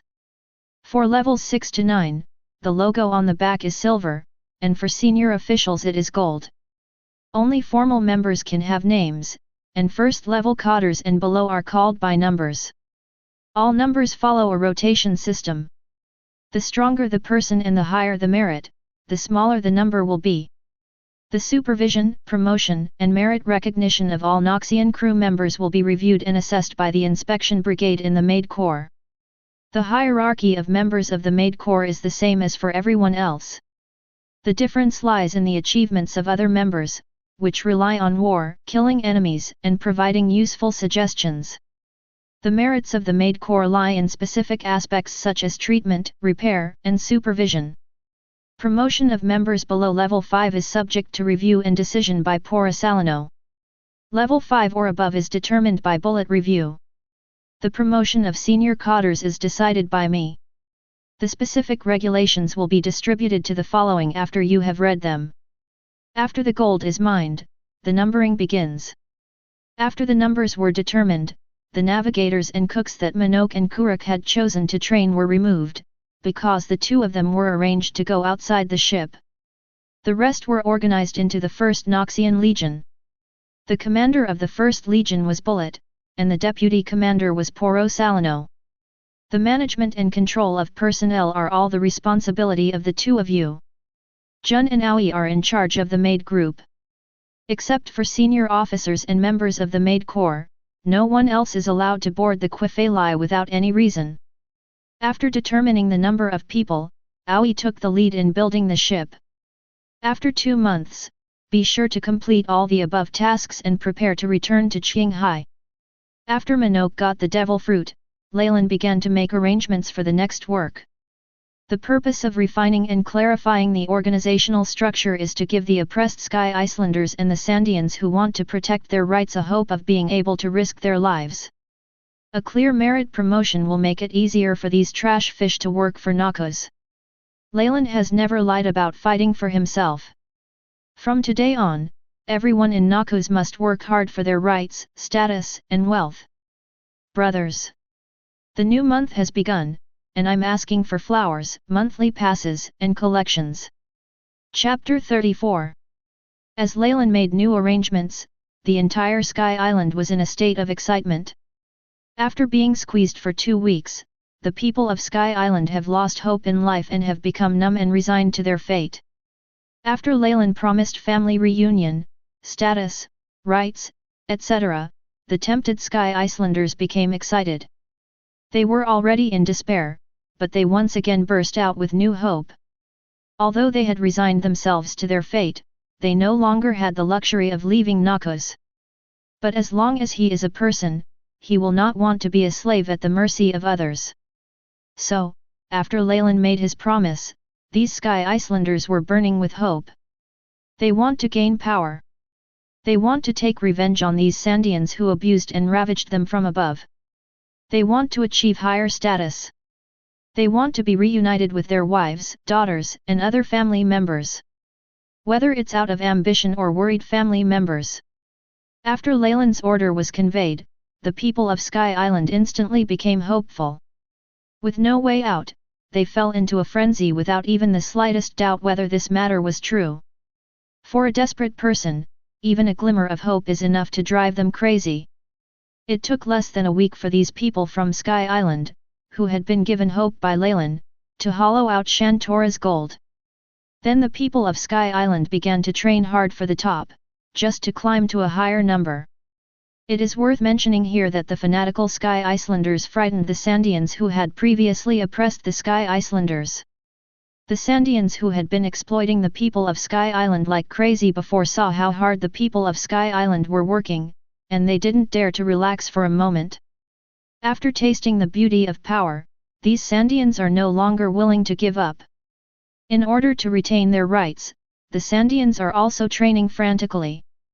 In the atmosphere of crazy competition between the Sandians and Sky Icelanders, a week after the gold was dug, the selection of the Noxian First Legion began. Island of Gods Apayadu. Boom. Boom. Boom. The number of maids in the maid group has been calculated, and there are 6,350 people in total. Among them, there are 3,175 people in the maid guard team, 1,588 people in the maid inspection and supervision team, 500 people in the maid boatman team, and 1,087 people in the maid medical team. And all the preparations before the Quifeli set sail were ready. The 3 warships of the First Legion, the Draven, Catalina, and Cled, are also ready. The number of the First Legion have also been calculated clearly. The First Legion has a total of 8,402 people, and according to your wishes, it has been divided into 3 Noxian combat brigades of more than 2,000 people, and has been implemented on 3 battleships. Supplies, shells from Sky Island, and firearms have also begun to be distributed to the First Legion for training. The 1st, 2nd, and 3rd combat brigades of the 1st Noxian Legion have not yet been divided into other divisions except for the temporary divisions at battalion level and below. Behind Leylin, who was punching Shizumi one after another, Jun, wearing a Hyuxia tunic suit, loudly reported the progress of the plan to Leylin. Although Leylin is a time traveler, he was not a commander before time travel. Therefore, with the support of Darius' experience, Leylin combined the structure of the army in his previous life and divided the organizations below the First Legion. This division is also to facilitate the leadership of Bullet and Porisalino. Only by leading at one level can the greatest effectiveness be achieved. Otherwise, it is just a scattered mob. After all, Leylin is not from this world, nor did he come to be a pirate. Therefore, his division may be different from the system of this world. However, this is better than having a clear organizational structure and a clear breakdown of rights and responsibilities. That's all the progress ahead of us. Captain. Jun quickly reported all the matters to Leylin in detail. After the report, Jun held the notebook in both hands and stood behind Leylin, waiting for Leylin's reply. During this time, Jun was also constantly being assimilated by the Noxian philosophy written by Leylin. This is also thanks to the fact that the world government has a cancer like celestial dragons, otherwise Jun may not be assimilated. Compared with the celestial dragons who enslave the world, Noxus' system can even be described as kind.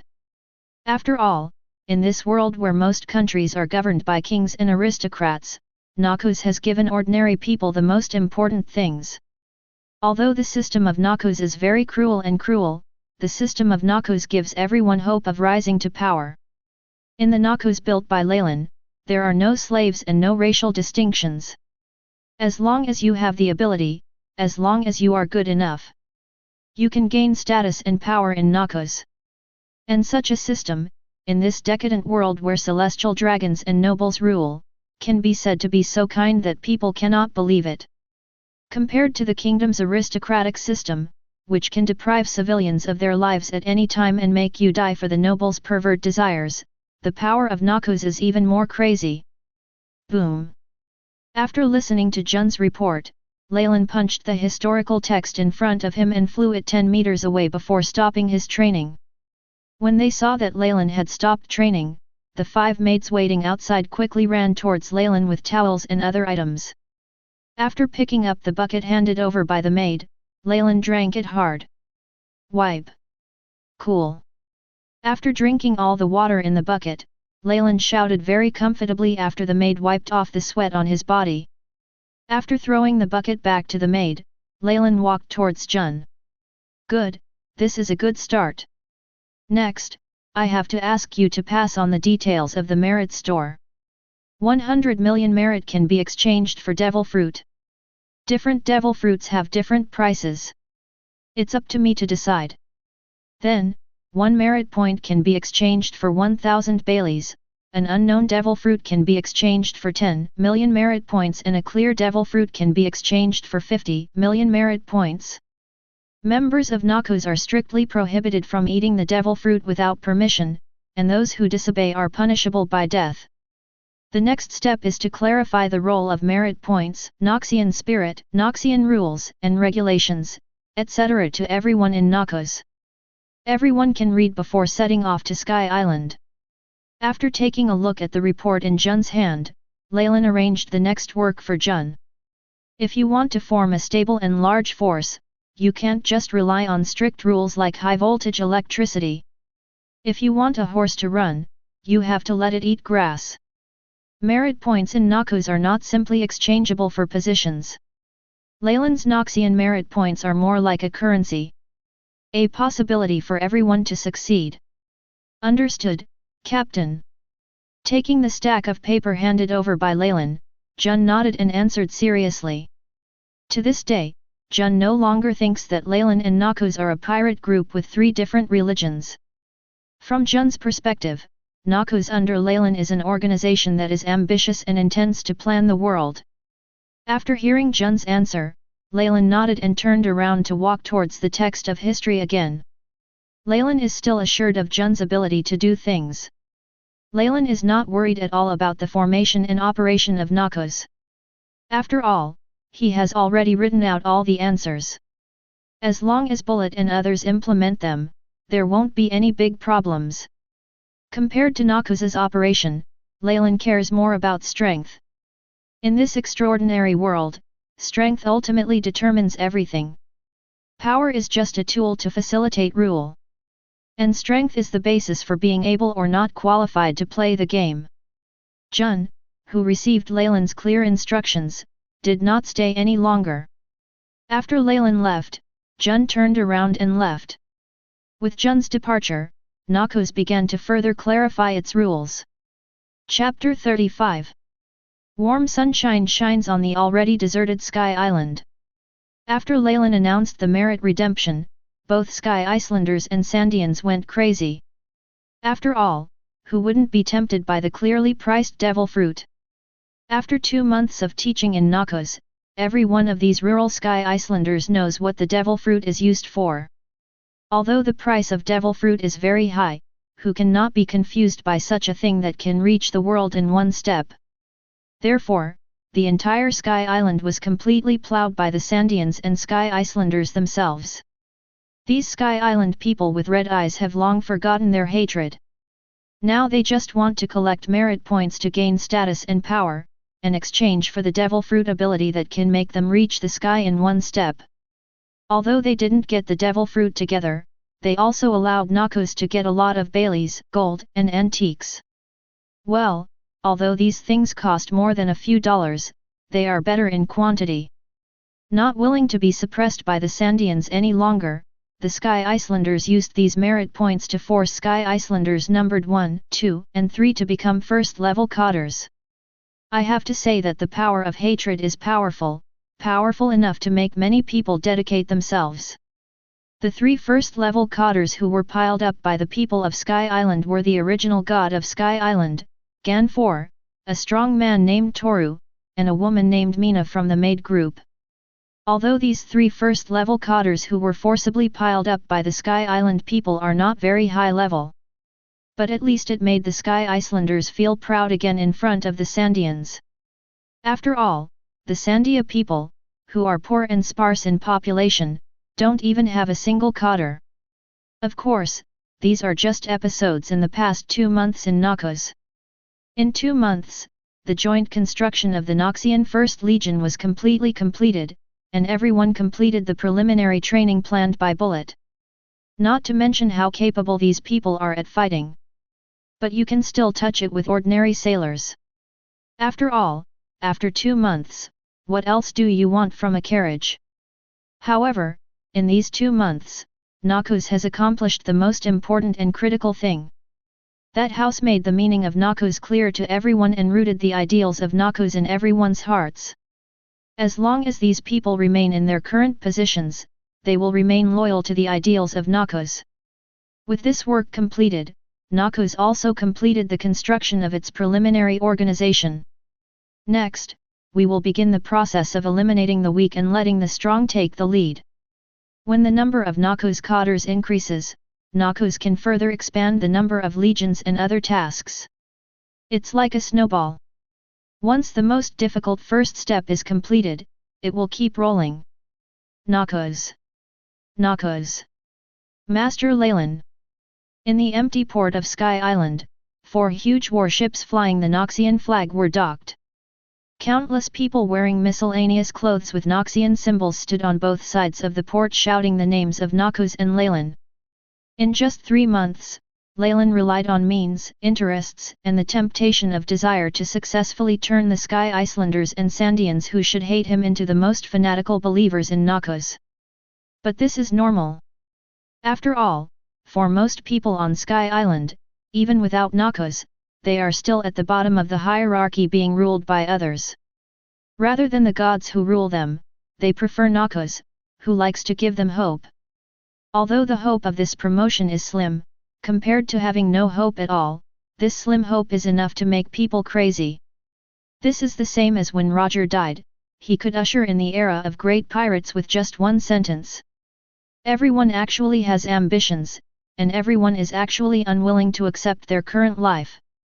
They all feel that they are the protagonist and the lucky one who has found the great secret treasure. People. As long as there is a glimmer of hope, people's restless ambitions will be ignited. And now the people of Sky Island are similar to those pirates who risk their lives to find the great secret treasure. They all feel that they will be the lucky ones to find the big secret treasure. Facing the cheers from around him, Leylin, who was walking in front of the large group of cotters and maids, chuckled and led everyone towards the Trifari at the end of the pier. Leylin actually didn't care much about the cheers and fanaticism around him. Because these people around them who don't even have names are just cannon fodder to Noxus. This is just like players who play strategy games. No one cares about ordinary soldiers who are the same as consumables. The person who can make the leader Leylin care must be at least level 5 or above. Facing the warm sunshine, with everyone's attention and cheers, wearing a dark red tunic suit, carrying a Leylin with the only gold pattern and black mark in Noxus on the back, he boarded the board with a group of large cotters and a group of maids. Aboard the Noxian flagship, the Trifari. After Leylin boarded the Trifali, the people gathered at the port also began to board the 3 warships behind the Trifali in an orderly manner under the leadership of temporary cotters one level after another. Why are these people called temporary cotters? That's because the initial establishment of Noxus lacked a large number of low-level cotters, so these temporary workers who had not yet received meritorious services were born.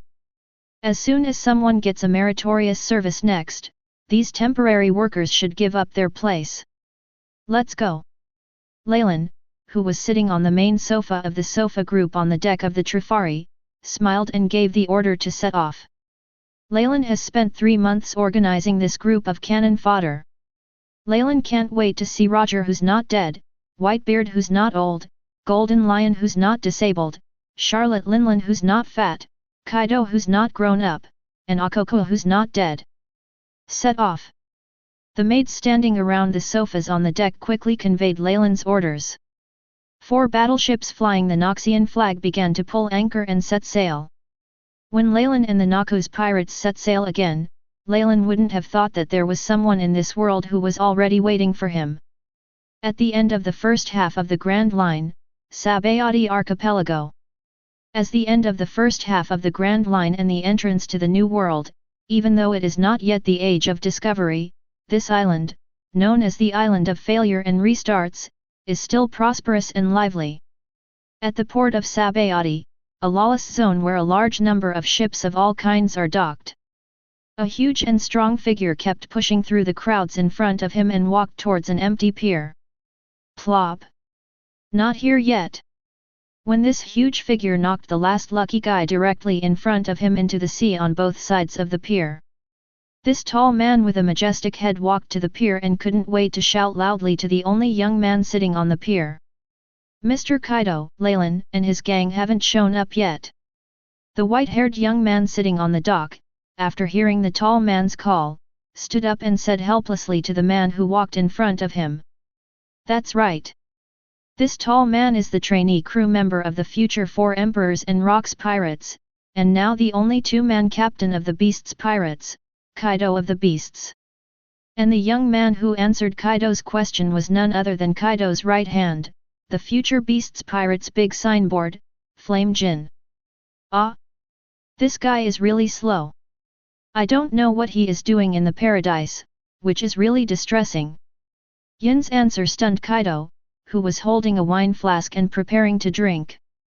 Kaido, who didn't expect that Leylin hadn't come yet, complained in distress. After Kaido finished complaining, he started drinking wine from a bottle of wine. Then are we still waiting for him? Mr. Kaido? With a helpless smile on his face, Yin asked Kaido again. Jin is also very helpless. Ever since Kaido saw Leylin's wanted poster, Kaido, who was originally preparing to form a pirate group in the New World, dragged him to Sabayati. The wait is 2 or 3 months. Although Yin knew that Kaido had an inexplicable obsession with people with Zoan abilities, especially those with Phantom Beast abilities.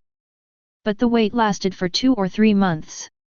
It was such a long waste of time that Yin didn't know what to say. Ah! Wait! We continue to wait. Laozi must let Leylin and Bullet become Laozi's partners. After taking a swig, Kaido answered Yin decisively. Kaido will not give up. He must make Leylin and Bullet, the 2 Phantom Beast type users, his partners. Chapter 36. Boom! Bang! On the originally calm sea, the sky suddenly darkened, and then the waves suddenly became rough.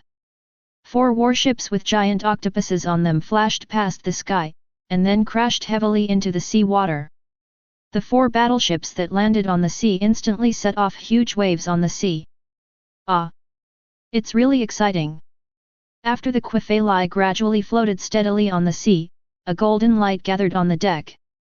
Porisalino, who had returned to his human form, said this in a low tone after looking at the messy scene on the front deck of the Trifeli. A hole. You haven't even taken a boat, you are so irritating. There must be a limit to lying, UBD. Porisalino's shameless words made Minoke, who had just climbed up on the deck, grab Porisalino's collar and start yelling. In the entire Noxus, except for the shameless thing Porisalino, everyone else fell from the sky by boat. That's right. Lying Mr. Porisalino is really shameless. Yes. Correct. After Minoke was the first to attack Porisalino, other crew members also began to quarrel. With abundant food supply and training, Aoi, who has grown into a tall girl, took Jun and Kuruk to criticize Porisalino. Hey! It's not like you bastards can't moonwalk. If you don't fly, do you blame me? Porisalino, who was stared at by several people with unkind eyes, spread his hands and said as if he was innocent. Although Porisalino's words are reasonable. But Porisalano's face and his sinister tone made Porisalano look like he was mocking. So. I feel like it's time for Mr. Porisalano to lose weight. I feel the same way. I agree. Starve him to death. Upon hearing Porisalano's expression, Kuruk, who was in charge of everyone's food, directly suggested that Porisalano, the BD, lose weight. This proposal has always been agreed by Jun and others. Hey. This is too much. Seeing those people who were about to cut off their food with just a word, Porisalano twisted his face and hurriedly shouted. However, Jun and others didn't seem to hear it, and turned around and left. Stop making trouble. Minoke, let's go. Just when Porisalano was going to find Kuruk and others to reason, Leylin, who was sitting with Bullet watching the excitement, spoke up after receiving the report from the maid. It's okay to play around when there's nothing wrong, but you can't play around all the time. Clear. Captain. After hearing Leylin's voice, everyone stopped. Minoke, as a navigator, immediately agreed. Afterwards, Monok turned around and started to implement the arrangements. After Minoke left, others also walked to the seat next to Leylin and sat down. Owie, when we get to the 7th capital of water, we will visit a very good boatman. When the time comes, you can learn more from him. After everyone sat down, Leylin gave instructions to Owie, who was sitting next to Porisalano. As a man who read the script and was inspired to conquer the world, Leylin is still very interested in the Pluton design of the 7 water capitals. Although it is still early, I think the design drawings should be in the hands of that man. As for whether the man will give it or not, that's not something Leylin has to consider. Whatever Noxus likes, it belongs to Noxus. Not giving? Then grab it. Okay, Mr. Leylin. Owie, who had a white ponytail, responded to Leylin softly. Although the people under Leylin will mock each other, no one will disrespect Leylin as the captain. Except, of course, Porisalano. The eccentricity is the hallmark of Porisalano. After explaining the matter about Owie, Leylin said nothing more. Jun, when you get to the 7 water capitals, please give me money. I have something to do. As soon as Leylin fell silent, Porisalano started acting like a monster again. Porisalano, who was sitting on the left side of Leylin, asked Jun, who was sitting opposite Bullet. Well, as the leader of the maid group, all the money is managed by Jun and Owie. I reject. Faced with Porisalano's request, Jun refused without hesitation. While practicing last night, she happened to overhear Porisalano going to the tavern with Bullet after tricking him into going to the 7 water capitals. Therefore, Jun decisively rejected Porisalano's rude request. Take Noxian money and spend it in a tavern? Not awake? Ah! I really have something. If you don't believe me, just ask Bullet. Seeing that Jun rejected him, Porisalano quickly grabbed Bullet and continued to speak to Jun. Porisalano, who is very Buddhist about everything, also has his own little love name. Although there are many beautiful women on the Trifari, it is a pity that these women are all members of Noxus. Well, Porisalano didn't dare to touch the people on the boat. I didn't, don't talk nonsense. I have nothing to do. Bullet, who had been fooled by Porisalano for half an hour last night, immediately gave up the righteous backstab as soon as Porisalano finished speaking. Bullet is not an old pervert like Porisalano. He is a good man. You depend on. Porisalano, who was stabbed in the back by Bullet, turned red with anger when he looked at Bullet, the traitor. Porisalano, who had not yet calmed down in the future, pointed at Bullet with a red face and hesitated for a long time. It can be seen that the still young Porisalano is very angry with Bullet. Okay. Each big cotter is equipped with 5 exclusive maids. Leylin, who is both a man, looked at the PD of Porisalano, chuckled lightly, waved his hand and said boldly. Sailing on the sea is already so boring, plus men don't all have physiological needs, right? Besides, with so many women on board the Trifari, it's impossible for them all to belong to Leylin, right? Upon hearing Leylin's words, Porisalano, Kuruk, and Monok, who had just walked back, all brightened up. Looking at these three werewolves, Jun simply rolled his eyes. Pooh! Stinky man! While Leylin was giving benefits to the big cotters on the ship, the Noxian fleet slowly arrived at the 7 water capitals. When Leylin took Bullet and others and the maid group to the port of the 7 capitals of water, everyone at the port of the 7 capitals of water was stunned. Although there is no shortage of huge pirate groups on the Grand Line, there are more pirate groups than Leylin and others. It's just that it's very rare to have so many pirate groups with women uniformly dressed. The beautiful appearance of the maid group attracted the attention of many pirates and merchants in the port. Roger? You are not dead yet. Leylin doesn't care about the attention of these miscellaneous fish, so he can just kill those who block his way. What surprised Leylin was that he actually saw Roger and his group. That's right. It's Roger, who will become the Pirate King in the future, and the Roger pirates who are now in their prime. Looking at a group of people walking out of the port, there was a bearded figure wearing the iconic red captain's uniform. Without thinking, Leylin smiled and shouted. Although I didn't expect to meet Roger here, since I did, I can't pretend I didn't see him. Leylin's voice caused many crew members to stop in their tracks because the maids around Leylin looked askance at the Roger pirates. You can't just pretend you didn't hear these words. P.S. Regarding the explanation of the Roger pirates here. 30 years ago, Roger was 47 years old. Roger learned about Kojiki Odin from the newspaper and expressed his desire to meet this samurai from Wano Kuni. It was also this year that Douglas Bullet, 15 years old, joined the Roger pirates. Bullet wanted to surpass Roger and become the strongest in the world. And Bullet, who is now a member of Noxus, is 14 this year.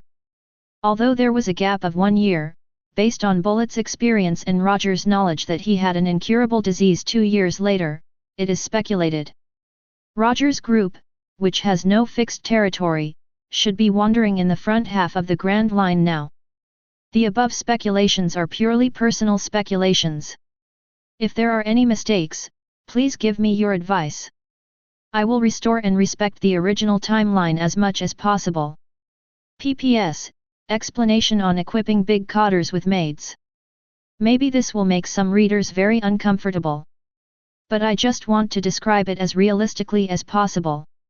After all, the 27-year-old Porisalano, Monok, and Kuruk are different from the 17 and 18-year-old King Luffy and his group. Besides, the protagonist can't do anything to everyone, right? Of course, it won't be as poisonous as some famous women. So please bear with me. Chapter 37. On the wide harbor, Leylin, with Bullet, Porisalano, Jun, Monok, and others standing behind him, and Roger, with Rayleigh, Jabba and others standing behind him, faced each other face to face.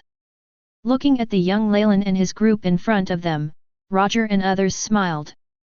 Roger and others didn't pay much attention to Leylin's provocative words just now. The reason why they stopped was to see who was so courageous in the first half of what was called Paradise. Well, they saw it. Not only did Leylin and his gang have the courage to provoke them, but Bullet, the fighting maniac behind Leylin, couldn't help but get excited. I remembered. Captain. He is the newcomer who cut off Marine Admiral's arm a few months ago. Just when Leylin and Roger wanted to say something at the same time, a childish voice suddenly sounded from behind Roger. Immediately afterwards, a boy with red hair and a straw hat emerged from behind Roger. The little boy even held a reward notice and pointed at Leylin's face and gestured to Roger. Shanks! Are you crazy? The first bounty reached 900 million, and now the great pirate with a bounty of 1.2 billion, the leader of Noxus, Douglas Leylin. A hole. Roger, who laughed before taking the reward order from the red-haired boy, said something. Another little boy with a red nose ran out from behind Roger. The red-nosed kid grabbed the red-haired kid from before and yelled through gritted teeth. That's right, this red-nosed kid was shouting rather than talking. His voice was heard throughout the harbor. Just kidding. A big pirate with a bounty of 900 million? The Lord of Noxus, Douglas Leylin. No way. Why would such a big shot come to us? Run! As the red-nosed kid shouted, the people who were around to watch the excitement were instantly stunned. While they were still in disbelief, some of them immediately panicked after seeing Leylin's new 1.2 billion bounty. Whether before or after the Great Pirate Age, wanted criminals with bounties on their heads are seen by most people as extremely vicious pirates. What's more, this is a prisoner with a reward of 1.2 billion, which may not be rare in the first half. They cannot afford to offend such a big shot. So after seeing Leylin's bounty order, panic began to spread crazily around him. A reward of 1.2 billion? Lord of Noxus? Leylin and the others, who were completely different from the panic around them, were stunned after hearing the words of the red-nosed kid. Before going to Sky Island, Leylin's reward was only 990 million. And at that time, Leylin's code name was Titan. How? Leylin went to Sky Island to squat for several months. Has his wanted warrant been changed? Leylin and others would not know that their bounty order was changed thanks to the broken arm Zephyr. It turned out that after Zephyr returned to the headquarters, Kong got specific information about Leylin from Zephyr and felt that the threat from Leylin's group was greater than imagined, so he changed Leylin's reward order.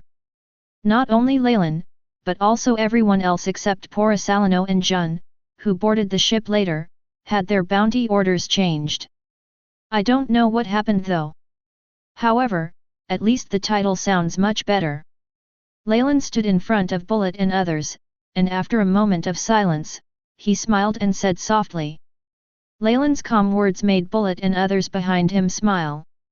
After all, for wanted criminals like them, bounty money is the embodiment of power, isn't it? The higher the bounty, doesn't it prove that they are more powerful? People's joys and sorrows sometimes don't connect with each other. Leylin and others were happy after hearing the change of the reward.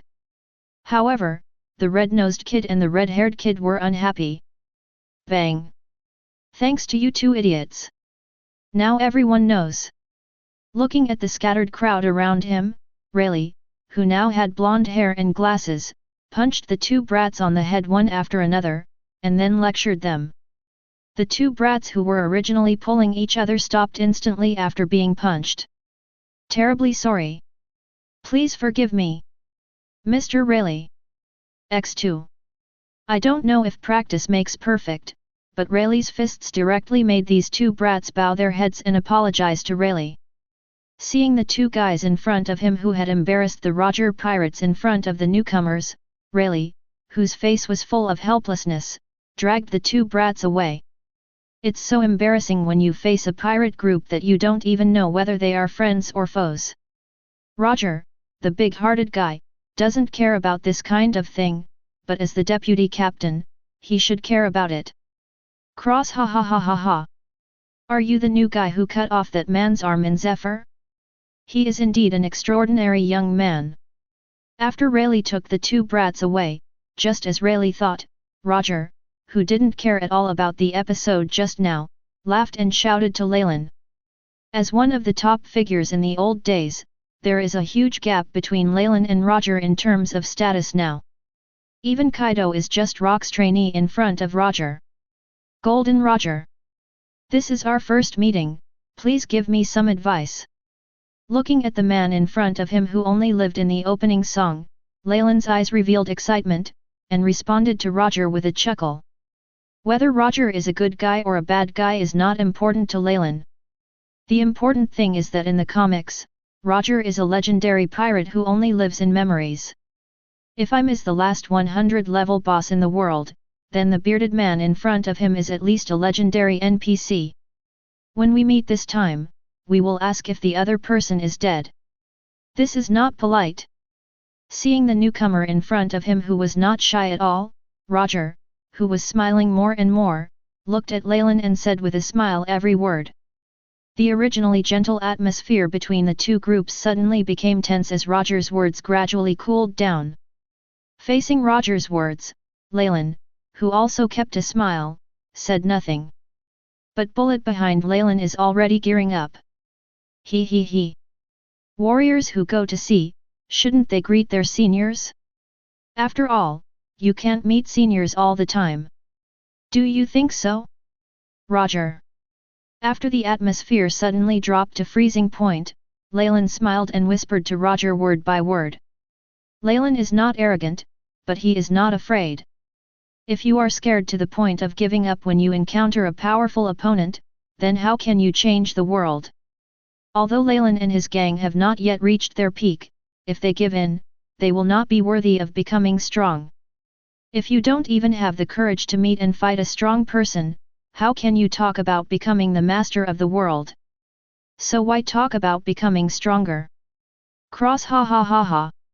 Do you want to challenge the young people who have come before you? It's really arrogant. Looking at Leylin in front of him, Roger, who found Leylin more and more interesting, smiled and said. As soon as Roger finished speaking, all the members of the Roger pirates behind Roger drew their blades and weapons. The crew members of the Roger pirates, who were huge behind Roger, began to look at Leylin and his group with sharp eyes. This is not arrogance, but a desire to become stronger and a glimpse of powerful power. It's also a tribute to our seniors. Leylin didn't pay any attention to the actions of the crew behind Roger. Leylin, who only had eyes for Roger, took off the giant axe from his back, and then smiled at Roger word by word. Only by witnessing stronger power and experiencing desperate battles can we gain the strongest power. This is the creed that Darius taught Leylin. Now that we have taken out our weapons, it will be different. Kang. Looking at Leylin picking up the giant axe, Roger took out the ace from his waist and said with a smile. King, against general. Roger only has eyes for Leylin, an interesting newcomer.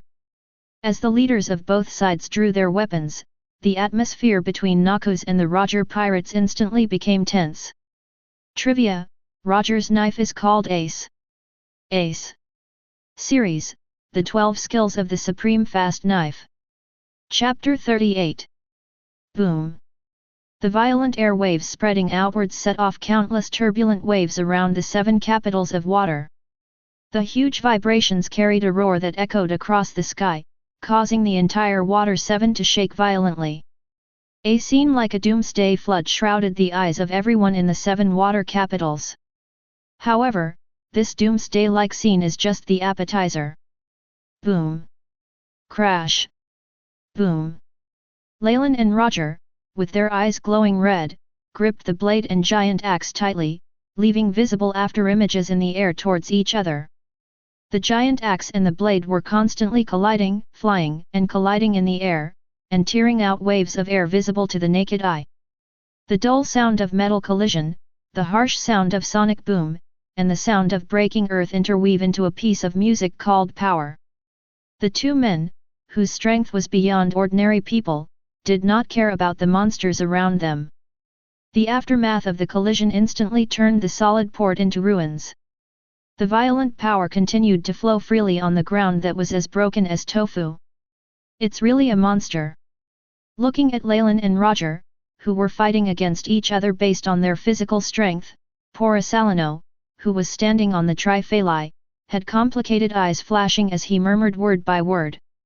Porcelano, who joined Marine at the age of 26, was known as a monster in the Marine training camp along with Sakazuki due to his powerful strength and talent. However, since Porcelano joined Noxus, he felt that he was not a monster. Leylin and Bullet, who are younger than him and stronger than him, fit the title of monster. Porcelano's muttering was recognized by Jun, Minok, Kuruk, and others behind him. They stood on the triphalai with Porcelano to watch the battle, and they recognized Porcelano's words very much. These two guys who caused the port of the 7 capitals of water to begin to sink are not human beings at all. They are monsters. Of course, there is also an outlier among them. That was Bullet, who was sitting cross-legged on the corner, looking at Leylin with a look of displeasure. Because before Leylin and Roger took action, Leylin and Roger simultaneously issued orders for their crews to leave. Leylin didn't want the cannon fodder he spent 3 months creating to fall into the hands of the ruthless Roger pirates. As for Roger, he didn't want anyone to interfere in his battle, and he had no intention of annihilating Leylin and his gang. Roger is not a murderous person. Before he touches his bottom line, he is just like the red-haired man who was not angry when his head was shot by the Bandit King in the future. But the tacit understanding between Leylin and Roger made Bullet very unhappy. Bullet is a fighting maniac, but he still wants to fight Leylin. Maybe, this is the fateful battle between Bullet and Leylin. Really, do I look weak?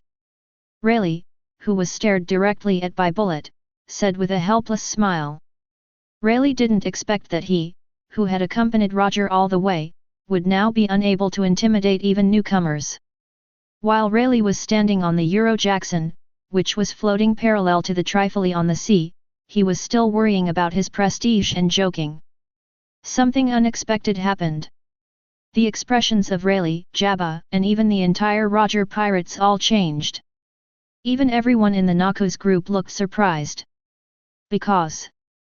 Puff! Bang! Roger, who was fighting with Leylin, suddenly turned pale and spat out a mouthful of black blood at Leylin. Ace, who originally collided with the black cutter in Leylin's hand, was also blasted away from Roger's hand. Kurogiri, who encountered little resistance, used Leylin's violent power to strike at Roger's head, who suddenly vomited blood. Boom!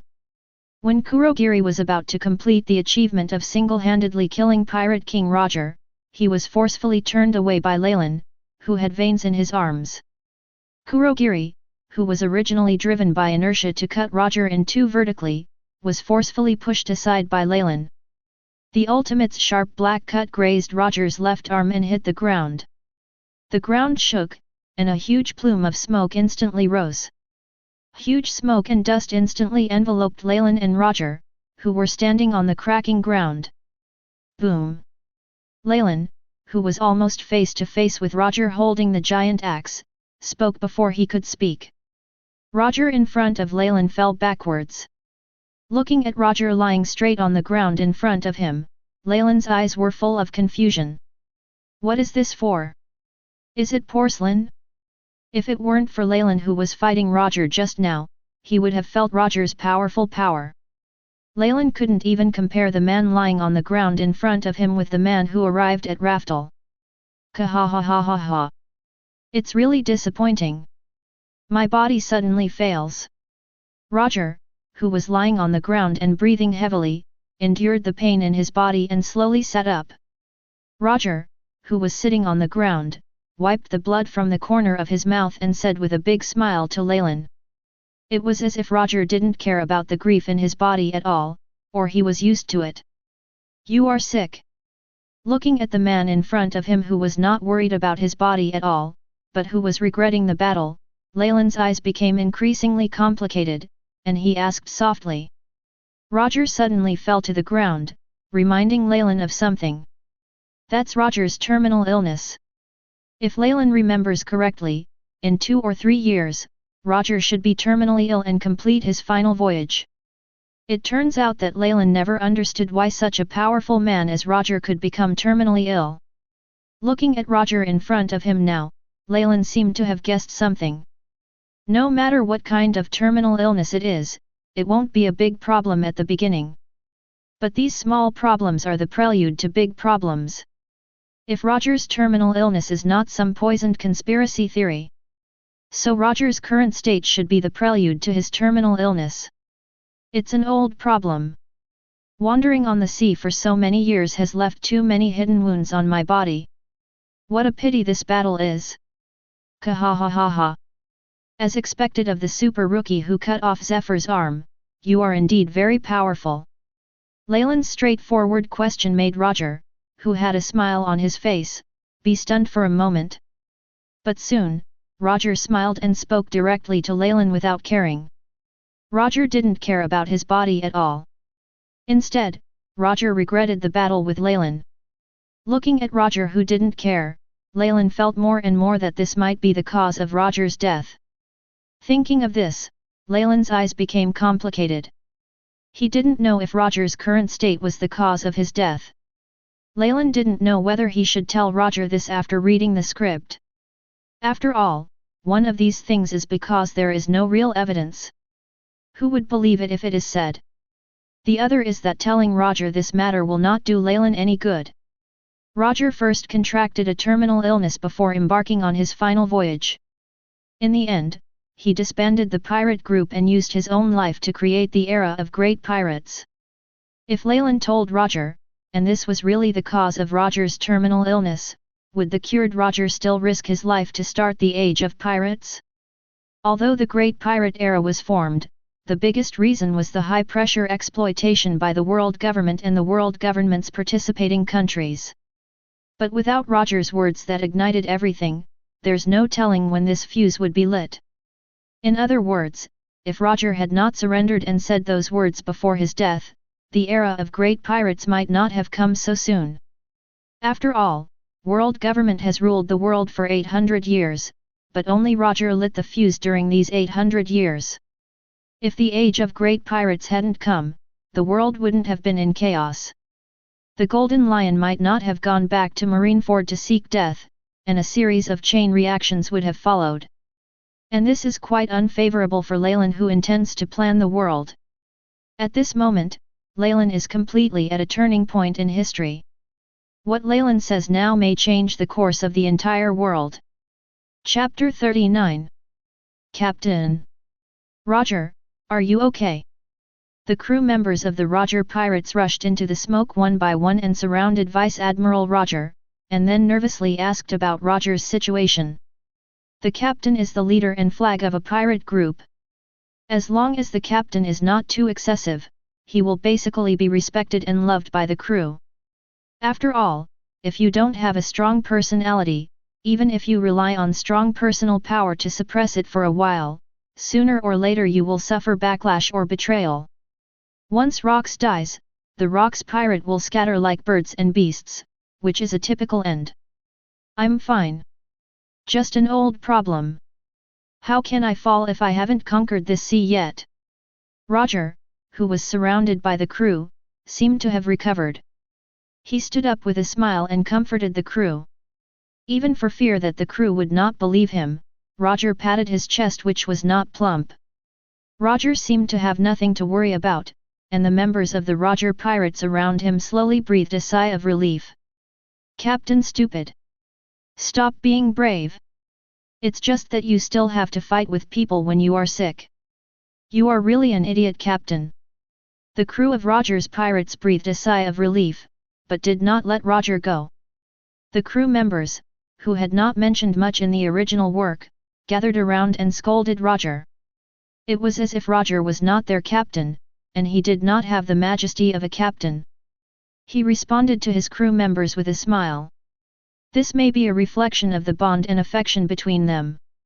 In the comics, these crew members are nothing more than background panels for Roger. But in the real world, they are Roger's companions in life and death, and Roger is also the captain they are willing to risk their lives to follow. Looking at Roger, who was surrounded by people and responded to his crew with a smile, Leylin's eyes were a little dazed. He seemed to see the shadow of Wang Luffy in Roger. Or maybe it's King Luffy who has the shadow of Roger. Maybe, this is the inheritance symbolized by that straw hat. Thinking of this, Leylin's complicated heart began to calm down. King Luffy, so far away. One Piece, it must be Roger. In this turbulent era of change, Leylin does not want to and will not become a time traveler who sticks to the rules. The plot has changed, so let it change. From the moment Leylin appeared, history or the plot has changed. If you are afraid of change, why should you be a time traveler?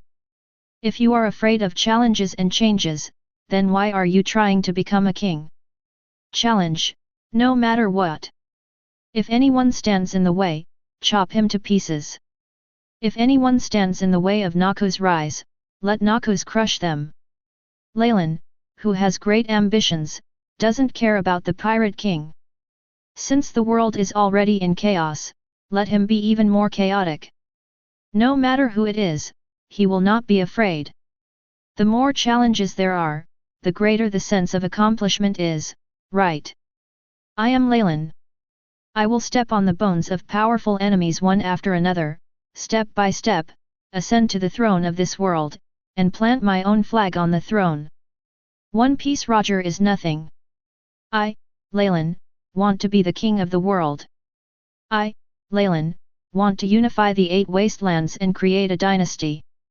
Looking at Roger, who was surrounded, Leylin became calmer, and his eyes became firmer.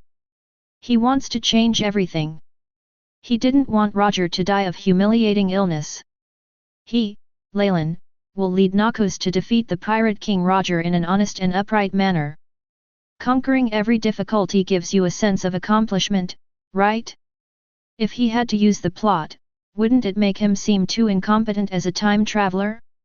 So what is the power of his body, the Noxian symbol behind him, and his friends who believe in him? The gradual strengthening of his heart caused the conqueror's haki in Leylin's body to surge crazily and intensify. Thank you for your mercy. The Roger pirates will remember this. Douglas Leylin. Just when Leylin made a decision, his momentum became stronger and stronger. Rayleigh walked up to Leylin and spoke to Leylin seriously.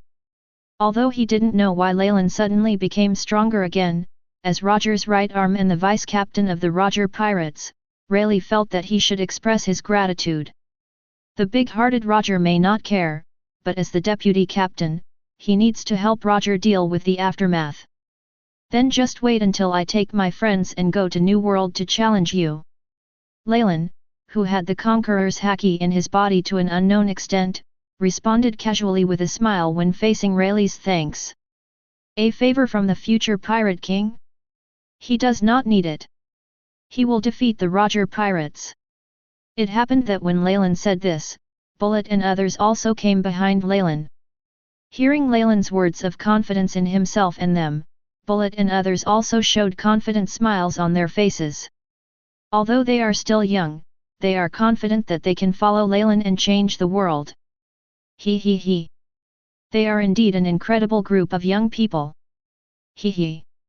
Then we are waiting for you to challenge us. Lord of Noxus, Douglas Leylin, and Noxus. Looking at the young people in front of him who were filled with huge self-confidence, Rayleigh, whose glasses gleamed with coldness, slowly raised his head to look at Leylin, Bullet, and others, and said solemnly every word with a smile. Although Leylin, Bullet, and others are too young in Rayleigh's eyes. However, from this moment on, Rayleigh and Roger pirates have regarded Noxus as their opponent. It's a troublesome opponent that must be dealt with all your strength. Ha. We will definitely go. Before that, take Roger to therapy. The disease in his body is not simple. If it drags on any longer, Roger may die. Kids. Let's go. After responding to Rayleigh with a smile, Leylin walked over and lowered his head and whispered a warning in Rayleigh's ear. After saying that, before Rayleigh, whose eyes narrowed sharply, could react, Leylin stood up, raised the battle axe in his hand, and shouted with a laugh. Learn. Captain. Faced with Leylin's words, Bullet, Porisalino, and all the crew members of the Noxus pirates responded loudly. The replies of the Noxian group, like their abundant self-confidence, resounded in the sky of the 7 capitals of water. Leylin, who was carrying the battle axe without his companions, walked directly past Roger and his group and headed towards the 7th capital of water. Leylin has no defense against the Roger pirates, and neither does Noxus. Because a man like Roger would not do such dirty things as a sneak attack. This is the tacit understanding and recognition between strong people. Leylin. Waiting for you to come to New World. Let's let go and fight. Roger, who has the observation haki that listens to the sound of all things, heard what Leylin and Rayleigh just said. Roger also recognized this young man who Roger heard had a strong body and soul. Roger, who was surrounded in the middle, raised ace, who had been picked up, and loudly made a promise to Leylin. Roger didn't hear what the protagonist whispered to Rayleigh. After all, Roger is not a pervert with a desire to pry. Roger wants to see where this new and powerful newcomer can go. Roger will also be waiting for Leylin to challenge him. Pirates are passed down from generation to generation. Regarding Roger's agreement, Leylin did not stop or say anything.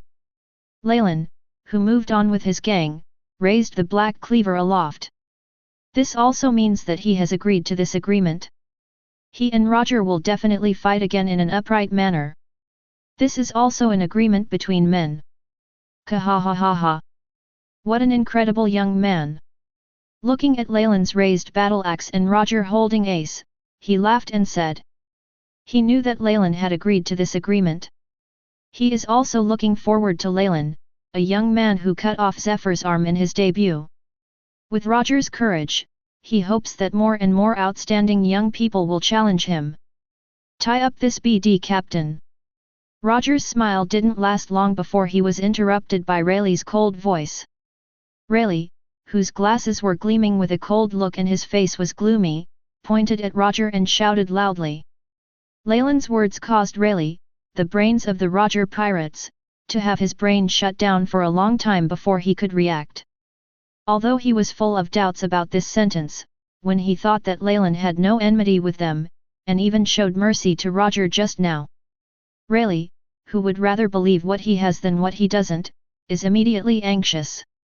Roger means a lot to the Roger pirates, and even to him, Rayleigh. Chapter 40. This is the 7 capitals of water. I am number 54. The pirate Douglas Leylin and his crew have landed in the 7 capitals of water. Marine Cadet Poro Salino and Marine Cadet Jun appeared under Leylin's command. They are suspected to have defected to Leylin and became Leylin's cotters. Poro Salino is suspected to have become Leylin's left arm, equal to Bullet. Leylin's power has greatly expanded, with more than 10,000 people under his command, and the number of pirate ships has reached 4. An hour ago, Leylin met Gold Roger and his pirate group, and a conflict broke out. Leylin, the captain of the Noxus pirates, and Roger, the captain of the Roger pirates, fought. The entire port of the 7 water capitals was shattered by the conflict between the two. The battle was briefly stopped due to Roger's sudden illness.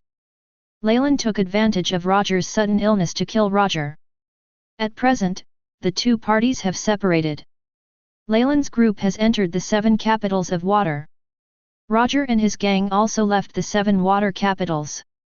But before Roger and his gang left, Rayleigh's face suddenly darkened, and he forced others to tie Roger up. The cause is currently unknown, but based on observations it may be related to Leylin. Before Leylin said goodbye, he lowered his head and talked to Rayleigh. The specific words are not known yet. Should have an inseparable relationship with Roger. The above is a report on the situation of the 7 water capitals. Complete. In the port of the 7 broken water capitals, a tall man wearing shabby clothes stood in the shadows, holding a phone and reporting in a deep voice. The white telephone bug in the man's hand has a very clear cipher pole Aegis 0 logo.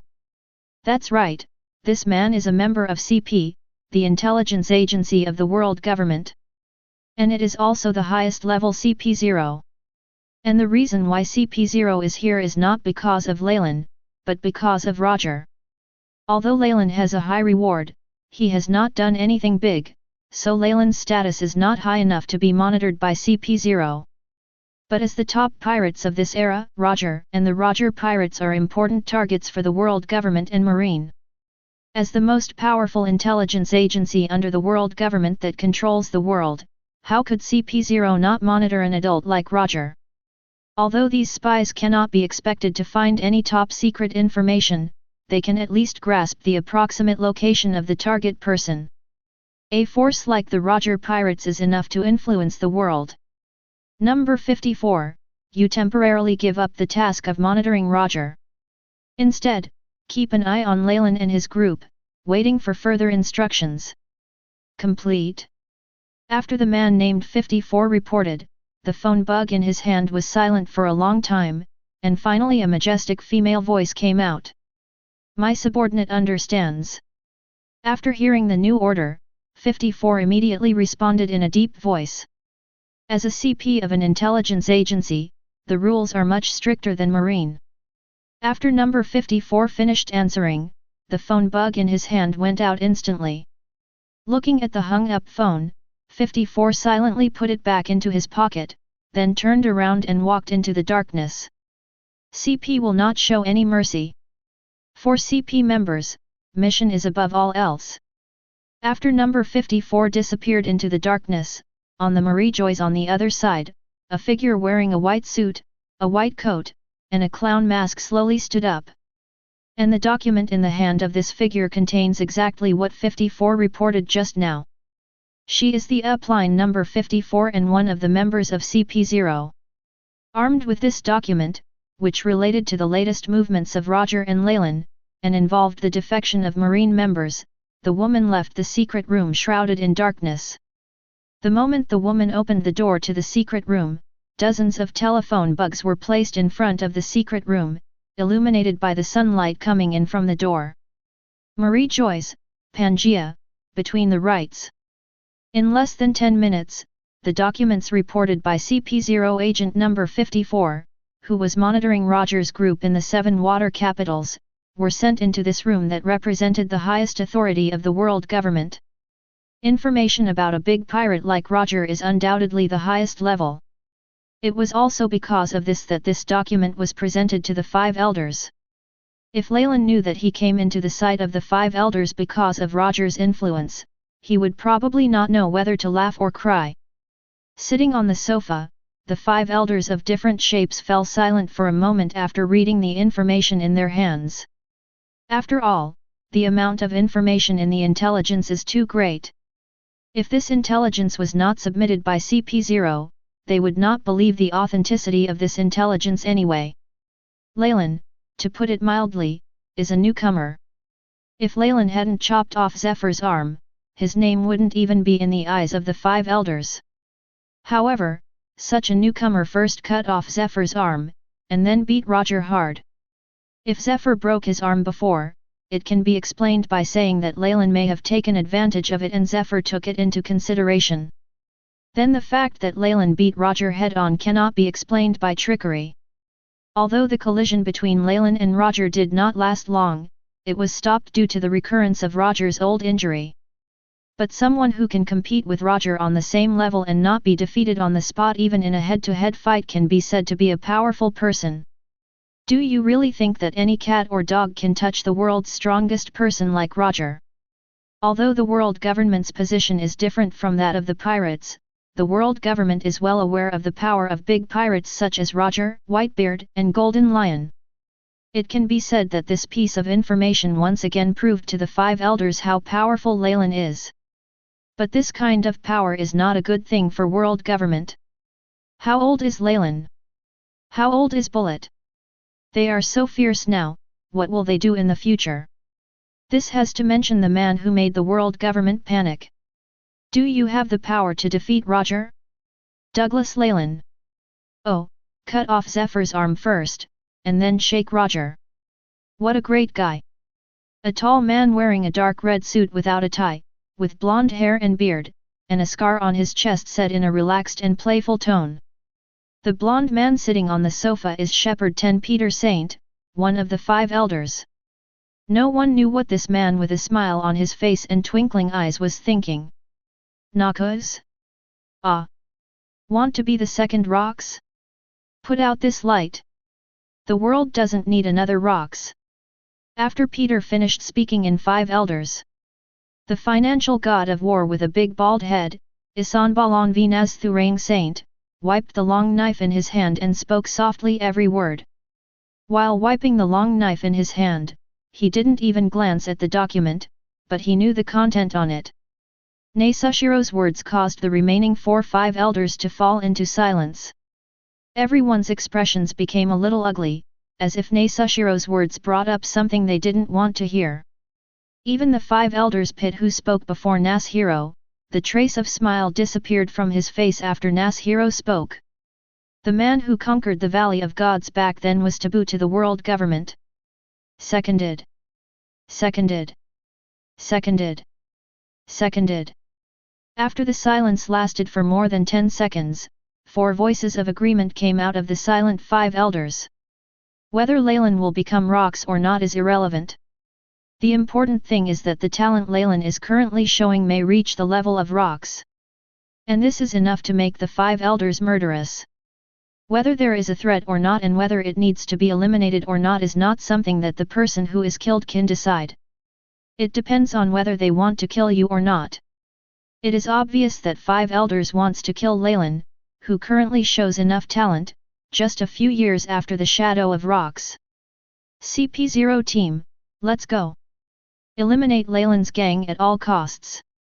After hearing the agreement from the others, Noxus Shiro, who was wiping his long knife, gave instructions casually without raising his head. Noxus Shiro didn't even look away from the beginning to the end, as if this matter was an unimportant matter.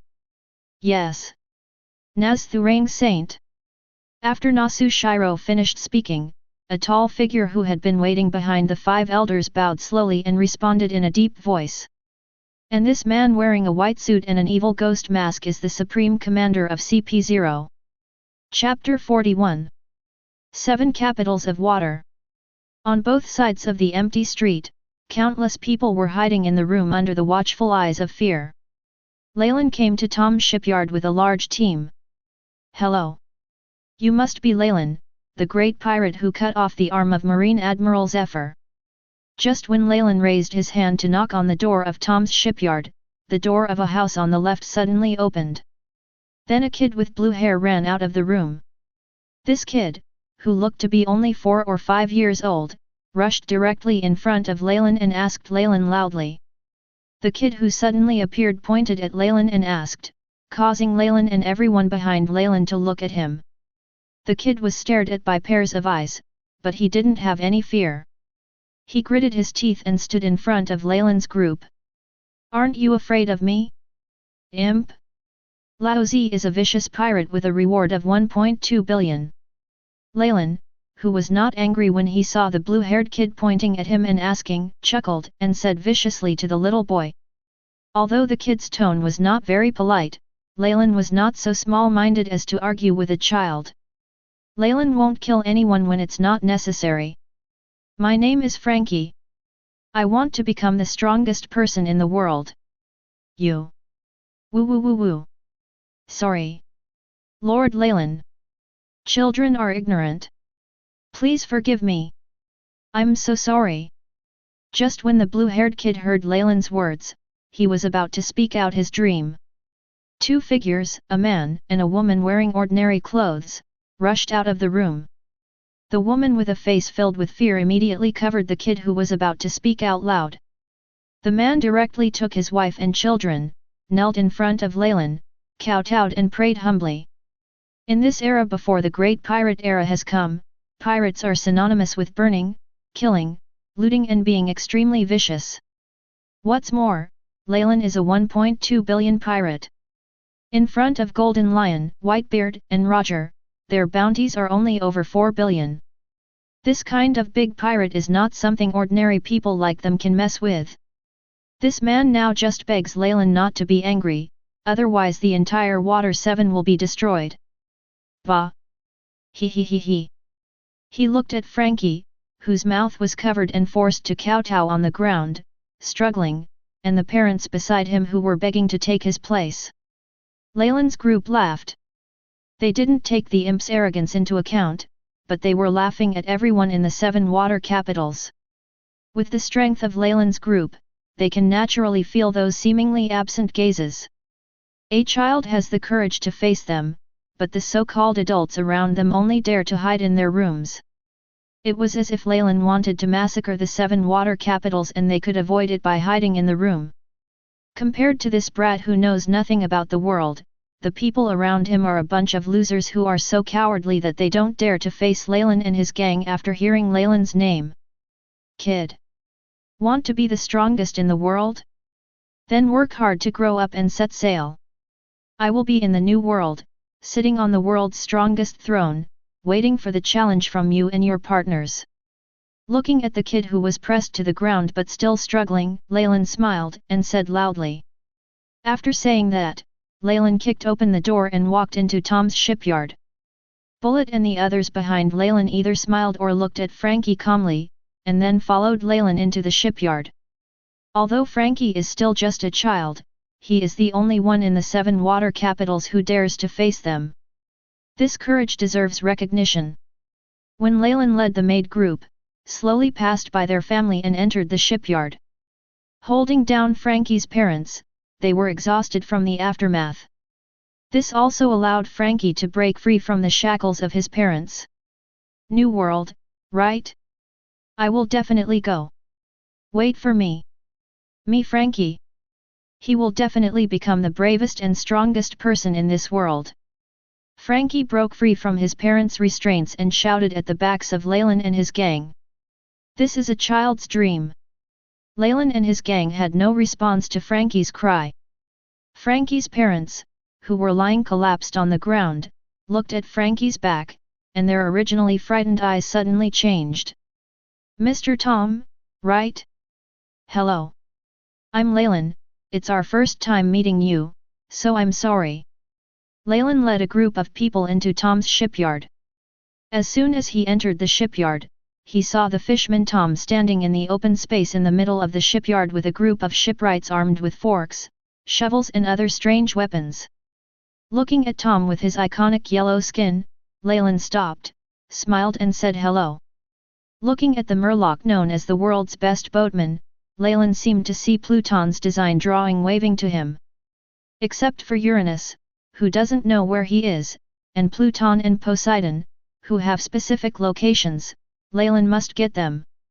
There is something like a trump card that you can use but you can't live without it.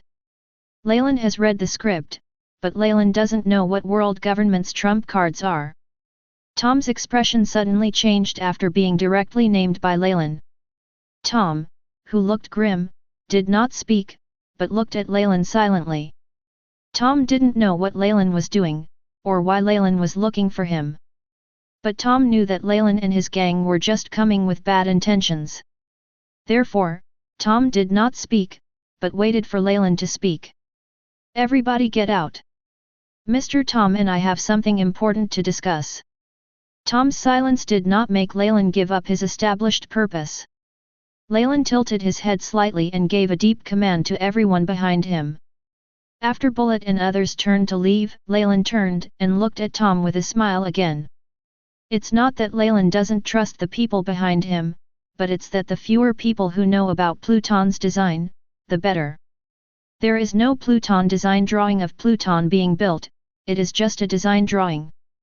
Only by creating Pluton can you be considered an ancient weapon. If Leylin didn't know where the design drawings are now, Leylin wouldn't talk nonsense to Tom. "You guys get out too." Tom, who was targeted by Leylin again, no longer chose to remain silent. Tom, whose eyes were full of fear, shouted to everyone behind him in a deep voice. Although Tom is just a boatman, Tom from the Fishman Island is not a country bumpkin. Tom knows one thing very well, that is, no matter what Leylin's purpose is, there is no possibility for him to refuse. The reward of 1.2 billion is enough to make Tom give up those unrealistic ideas. "Master! Brother Tom! Go out!" Tom's decision made the people behind him who were supposed to be his boatmen react very, very loudly. They couldn't and didn't want to leave Tom alone to face a terrifying guy like Leylin. But their good intentions were directly and rudely interrupted by Tom. A big shot like Leylin, who has a bounty of 1.2 billion, is not someone like them who can refuse. The boatmen who were rudely interrupted by Tom gritted their teeth and looked at Tom. But Tom did not look back, but stood silently in front of everyone and faced Leylin. "Don't do this nonsense. Pirates! This is the 7 capitals of water, and an ice lobby is nearby." As if they understood Tom's determination, the boatmen could only grit their teeth and give Leylin a stern warning, then turned around and walked out of the shipyard unwillingly. As the boss of these boatmen, they would not and could not object to Tom's decision. All they could do was pray for Tom and say harsh words to Leylin. Faced with the harsh words of the boatman, Leylin smiled and said nothing. For such a non-threatening small character, Leylin would not care about their provocation. Make a deal. Tom. The lives of everyone in the 7 capitals of water and the Fishmen Island are exchanged for the Pluton blueprint in your hand. How about it? When only Leylin and Tom were left in the huge shipyard. Leylin didn't talk nonsense at all, and went straight to the point with a smile at Tom. Leylin, who had an absolute advantage, had no interest in talking nonsense with Tom. Leylin's purpose in coming to the 7 water capitals is very clear, that is, Pluton's design and Tom's life. Chapter 42. In a shipyard with many semi-finished ships. After hearing Leylin's straightforward words, Tom's expression changed immediately. Tom opened his mouth to deny something, but couldn't make a sound. Tom denies all this, but Tom also knows that he is just making a fool of himself. A big shot like Leylin, who had a bounty of over 1 billion on his head, would naturally ask for Pluton's design when he saw him, so he would naturally know that the thing was in his possession. Don't worry about how Leylin knew. You only need to know that a big shot like Leylin, who has a bounty of over 1 billion, is unlikely to give up his purpose because of your denial. This is enough. If you have a blueprint, bring it out. If you don't have it, you have to take it out. If you can't come up with it, then Leylin's threat will definitely come true. Tom had no doubt that Leylin had the strength to fulfill his threat. Tom, who looked gloomy, had his backside wet without even realizing it. On one side is the ancient weapon Pluton, who has the power to destroy an island and has been passed down from generation to generation of shipwrights in the 7 waters. On one side are the 7 capitals of water and the lives of everyone on the Fishmen Island. Tom is faced with the toughest decision of his life. Tom didn't know what Leylin wanted Pluton to do, but he could guess it if he thought about it. A person like Leylin would naturally not be able to keep his peace with Pluton. The world will definitely fall into turmoil and chaos because of Leylin's Pluton. However, if not given, everyone in the 7 capitals of water and the Fishmen Island will die on the spot. This is like the tram problem that troubles everyone. On one side is the danger that may occur in the world, and on the other side is the life of everyone in the 7 capitals of water and the Fishmen Island. No matter which side it is a difficult problem for Tom to choose. Looking at the troubled Tom, Leylin didn't urge him in any way. Leylin, with a calm smile on his face, sat cross-legged on the ground. Leylin is not worried at all about what choice Tom will make. It's nothing more than something effortless. Tom agreed, everyone would be happy, but he would die alone. If Tom doesn't agree, he too will die, and Leylin will search the entire 7 water capitals. If Leylin finds the blueprint at this time, it will be fine to destroy the 7 water cities. If Leylin doesn't find the Pluton design in the 7 water capitals, it will be Alabastus' turn to suffer. Pluton is not only produced by water 7 capitals. Are you going to conquer the world?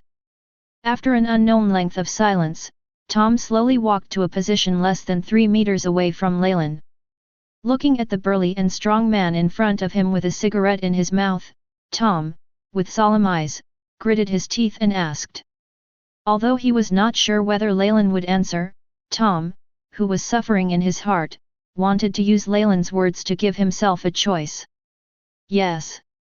Looking at the fat fish man with a complicated expression in front of him, Leylin smiled and answered directly and concisely. This kind of thing is not something to be embarrassed to say. Rather than this question, Leylin really wanted to know what kind of choice the man who was called the world's best shipwright in the original work would make.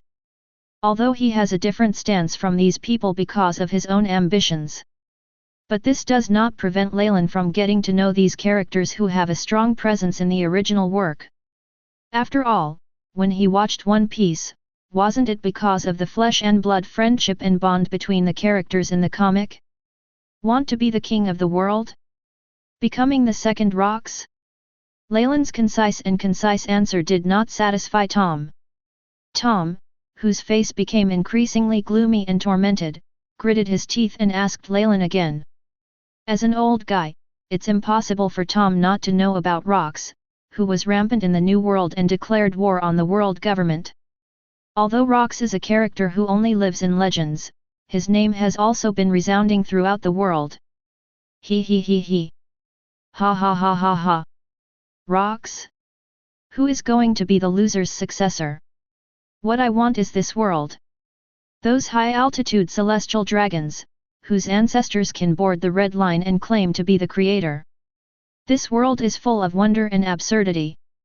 Those garbage rely on the glory of their ancestors and their supreme authority to control the world. And I will pull them down.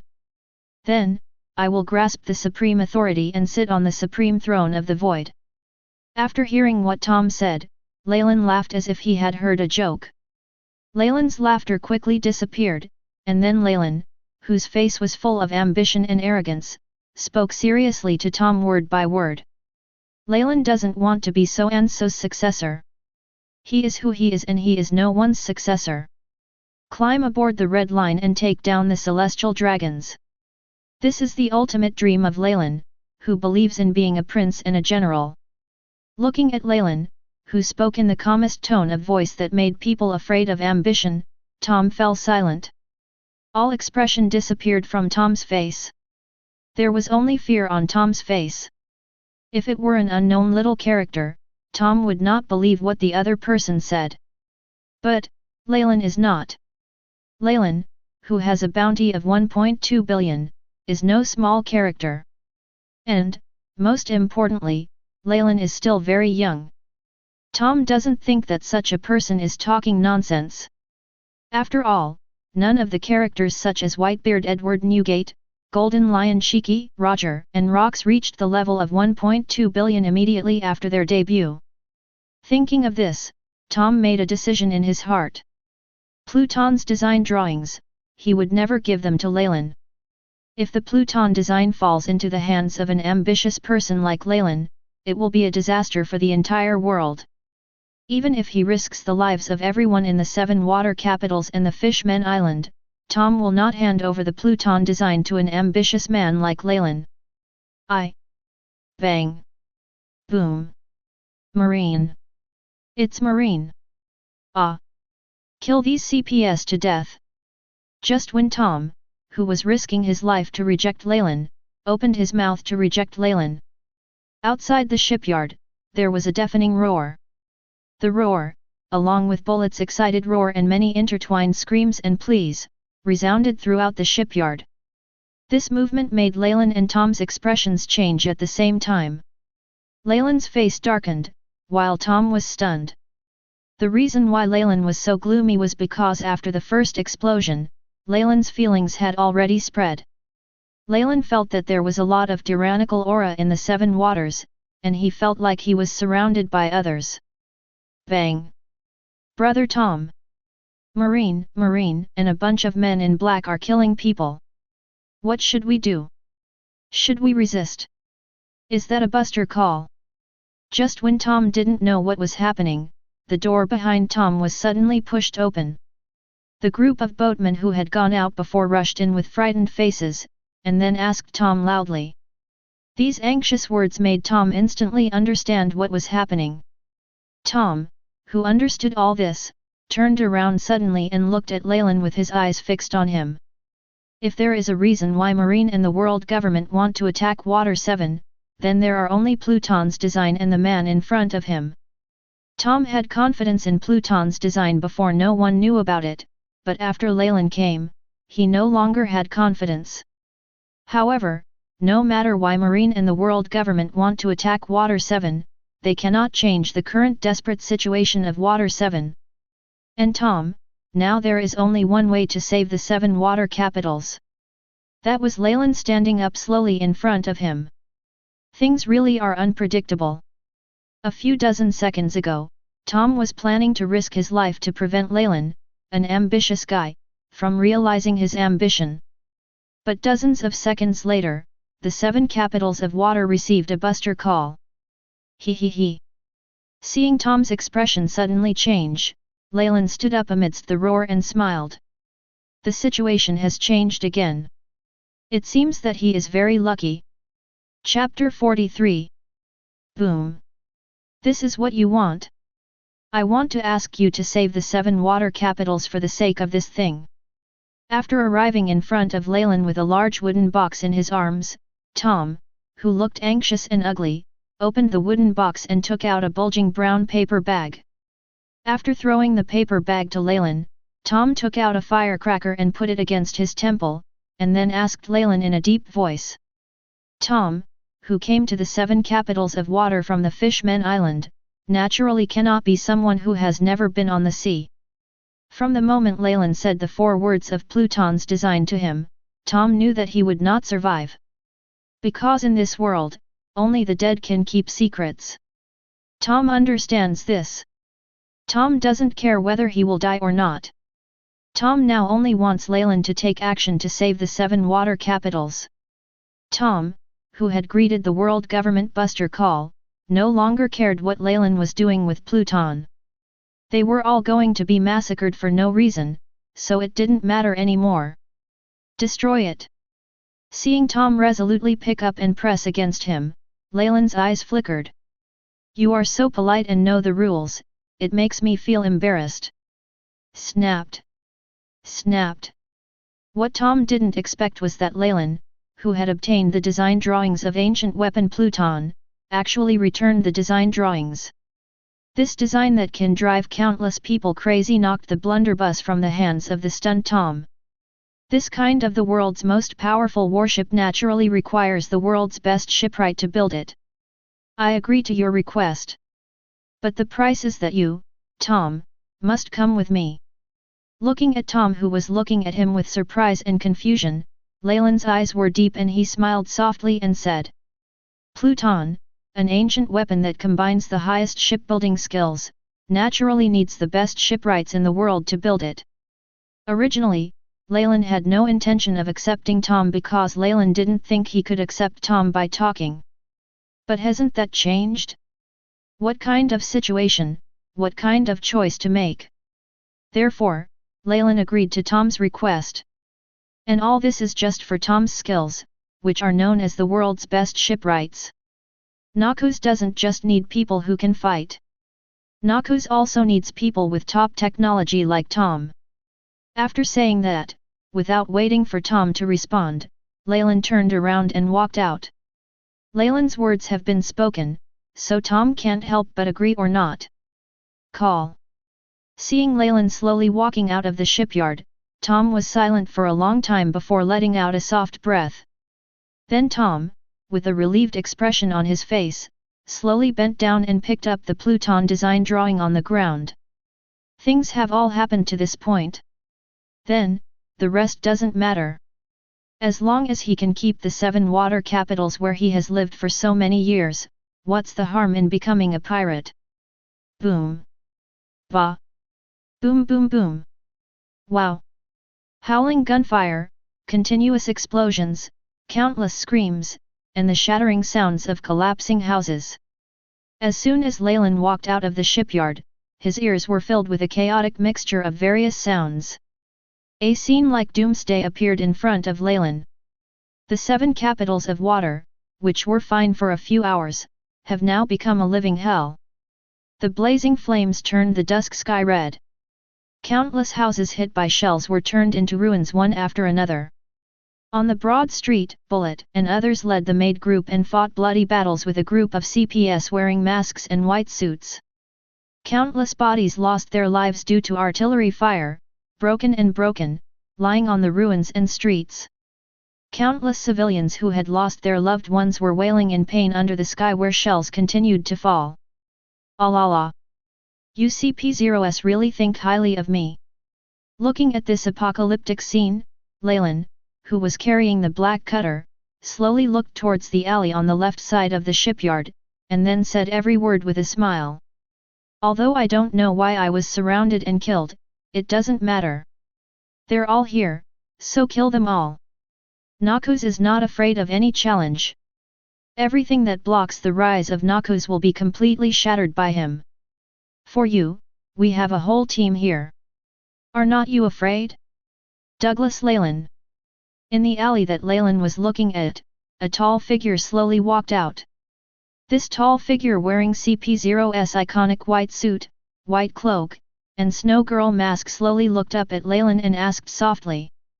The calm tone was as if he was asking Leylin what he wanted to eat tonight. Fear? Hee. Why should I be afraid of you little bastards who don't even dare to show their faces? After hearing this masculine voice, Leylin slowly took off the black cover from his shoulders, pointed at the CP0 and said with a smile.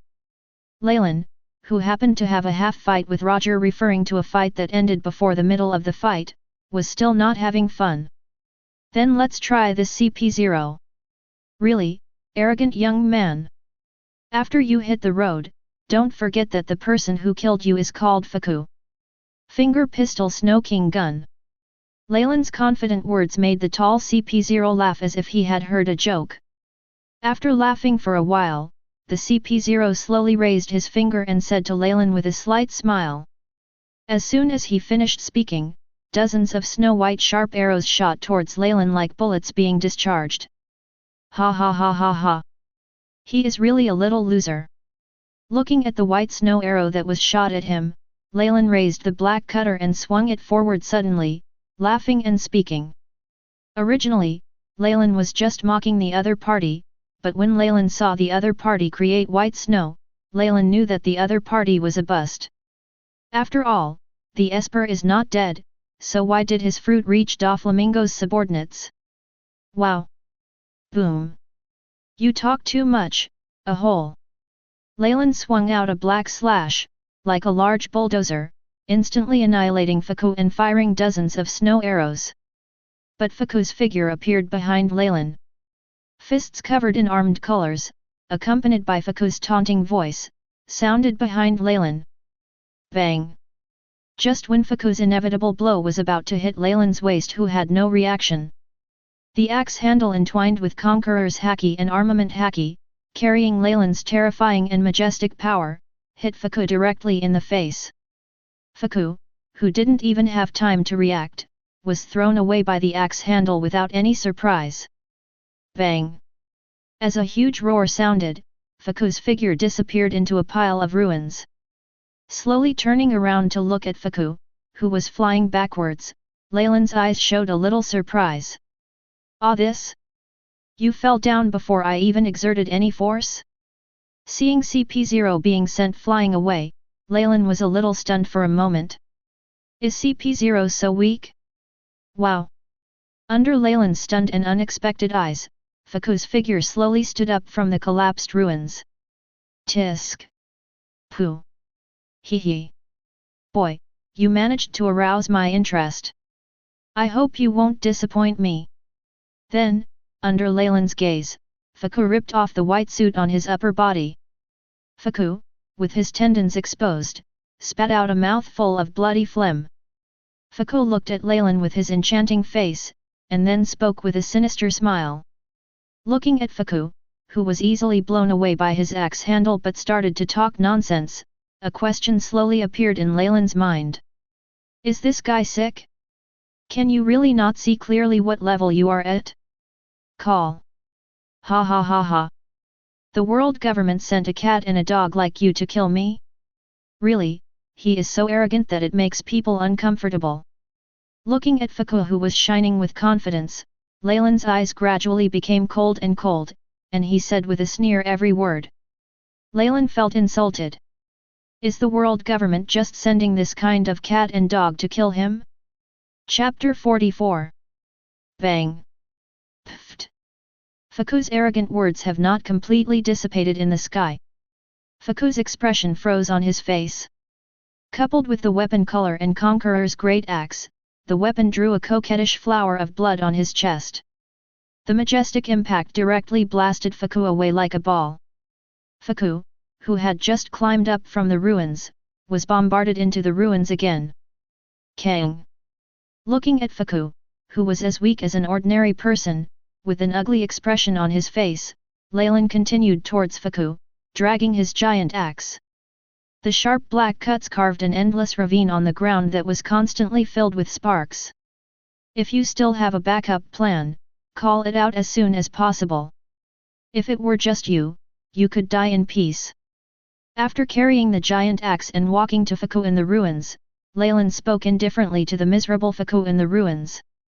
Looking at Faku, whose chest was cut open like tofu with a huge bone-deep wound, sunk in the gravel and unable to get up, Leylin's eyes were terrifyingly calm. Leylin doesn't believe that the world government that came to block him would only send this kind of garbage. The Logia fruit is very powerful, but that depends on who uses it. Marine 3 Admiral's Logia is very powerful, but that doesn't mean that all Logias are so powerful. The man in front of Leylin was very weak. Of course, this weakness is relative to Leylin. Cough cough cough. Puff. Cough cough cough. Faku, who had a huge wound on his chest, his face twisted unnaturally after hearing Leylin's words. As a CPO, relying on his Logia ability, he has not been so despised for many years. Faku, who had endured the great insult, struggled to stand up step by step with the support of his anger. Although blood kept pouring out from the corners of his mouth, he had to say that he still had some courage. It seems like you have no backup plan? Since you don't have it, then you can go on your way with peace of mind. Looking at the man who struggled to stand up but remained silent, Leylin slowly raised his giant axe and spoke in a deep voice. Leylin, who has reached a contract with Tom, has no time to continue talking nonsense with him here. Cough cough cough cough cough cough. Ha ha ha ha ha ha ha ha. Douglas Leylin, your power is beyond my imagination. But the power of world government is beyond your imagination. Looking at Leylin who was about to take action, Faku, who kept coughing up blood, spoke to Leylin with a smile every word. Even at this point, Faku still maintains his confidence. If this is what you rely on, then hit the road. Seeing Faku's harsh words, Leylin had lost all interest. Leylin, holding a giant axe in one hand, spoke indifferently. Leylin, who thought he could have a good fight, has lost all interest in Faku, a loser. When you come out to fool around, what's the use of excise harsh words? If you can't fight, you are just a loser. Garb. If you don't take action, Lao Zi will die. Pfft. Just when Leylin was about to send Faku on the road, Faku, who was struggling to speak, suddenly yelled. But Faku's words were already too late.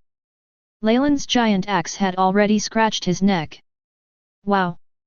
Just when Faku, who had a frightened expression on his face, his head shot up into the sky. A huge roar suddenly resounded through the sky. Leylin's expression suddenly changed, and he suddenly turned forward and swung the giant axe forward. Bang! I saw a figure that drew a huge ravine on the ground, and hit Leylin's giant axe like an out-of-control locomotive. As waves of air visible to the naked eye were set off, Leylin, who was holding the giant axe tightly in both hands, was directly pushed backwards. After continuously smashing into tall buildings and ploughing a 40 to 50 meter long ravine on the ground with his legs, Lin slowly stopped retreating. Marine hero, Monkey D. Garp. Ha ha ha ha ha. World government really thinks highly of me. Looking at the tall figure holding the giant axe with his fist, Leylin said with a ferocious smile. That's right. The man in front of Leylin is none other than Garp, who has been incarnated in various legends. When he saw Garp, Leylin instantly became excited. The terrifying fighting spirit boiled and boiled in Leylin. The name of a person, the shadow of a tree. Garp's name is still very famous in this era. Leylin couldn't help but get excited in front of Garp, who was at the peak of his physical functions and abilities. This is much better than Zephyr and Sick Roger. Facing Leylin, who was full of fighting spirit, Garp had a gloomy face and said nothing. Garp did not speak, nor did he take action. He just stood silently on the ground holding Leylin's giant axe. Marine Vice Admiral Crane, he. It looks like you are the Marine Vice Admiral who executed the Buster call. Looking at the silent Garp in front of him, before Leylin could say anything, he saw the Noxian members who were retreating. After seeing the figures of those sailors who were driven all the way from the port here, with the huge marine team, Leylin, whose eyes became serious, said with a ferocious smile. Marine, who is called justice, is killing ordinary people. Criminals who are called evil are actually saving innocent people. What an irony! You lost. Surrender. Douglas Leylin. No more needless resistance. I don't know whether it was because he was very dissatisfied with this mission or because of Leylin's ridicule. Garp slowly loosened his fist and took 2 steps back. After taking 2 steps back, Garp, with a gloomy face, spoke to Leylin in a deep voice. Garp, who can adopt the son of Pirate King Roger, is not a normal marine. Garp, who was on this Buster Call mission, didn't want to continue killing. As long as Leylin and his gang surrender, the Buster Call can be terminated. Other vice admirals may not be able to, but Garp dares to do so. Facing Garp's words, Leylin's eyes were solemn and he didn't speak. Leylin is not an arrogant person, and he doesn't think Garp is talking nonsense to him. There is a circle of CPOs around, plus the guy in front of him who is more powerful than the admiral, and 4 marine vice admirals. For Leylin and his gang, this is undoubtedly a desperate situation. But, so what? Born to die, growing in killing and fighting, this is Noxus 203. Pora Salino. Just when Leylin was about to raise his battle axe and declare war on Garp, a voice of disbelief resounded throughout the venue.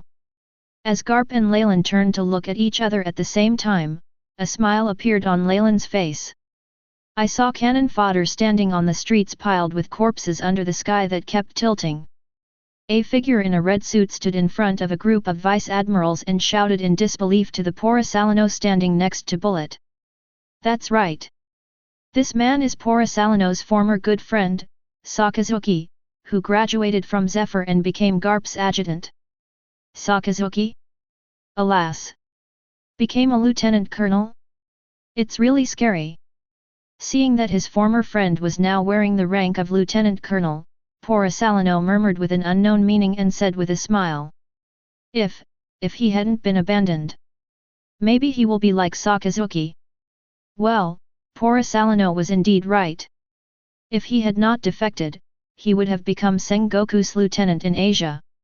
However, there is no if in this world.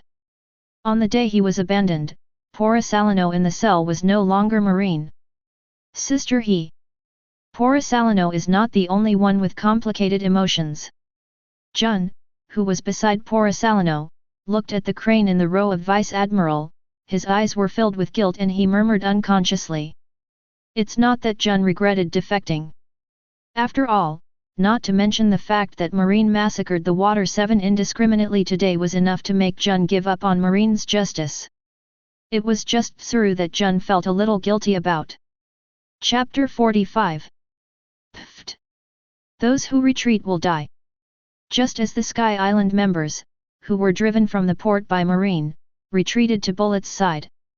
Bullet, who had been silent all this time, just tore apart a Sky Island crew member with his hands. Then Bullet, who was bursting with violent momentum, roared coldly. Although Bullet didn't expect these losers to do anything, as a veteran, Bullet knew that if they were allowed to retreat, their morale would be ruined. Bullet's roar also broke the silence of the battlefield after Pora Salino and Sakazuki looked at each other.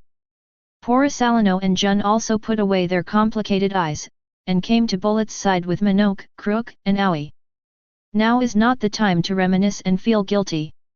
They are thieves now, and their former friends and elders are soldiers. Soldiers are there to catch thieves.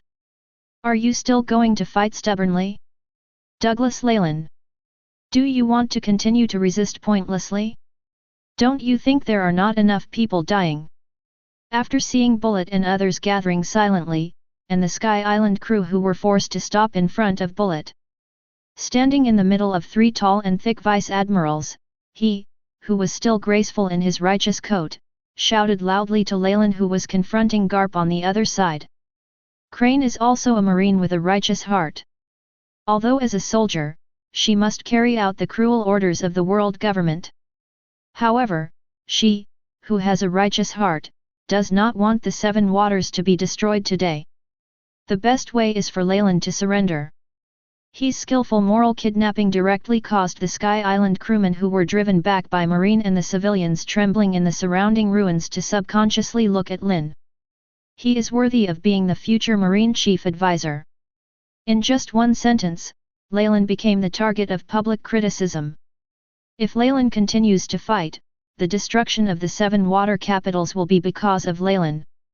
If Leylin doesn't want to fight, although the seven water capitals will be preserved, Leylin and his companions will definitely go to Impel Down and go to jail.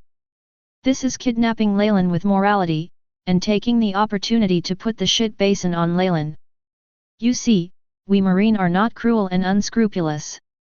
Although we have to execute the buster call, we give you a chance to survive.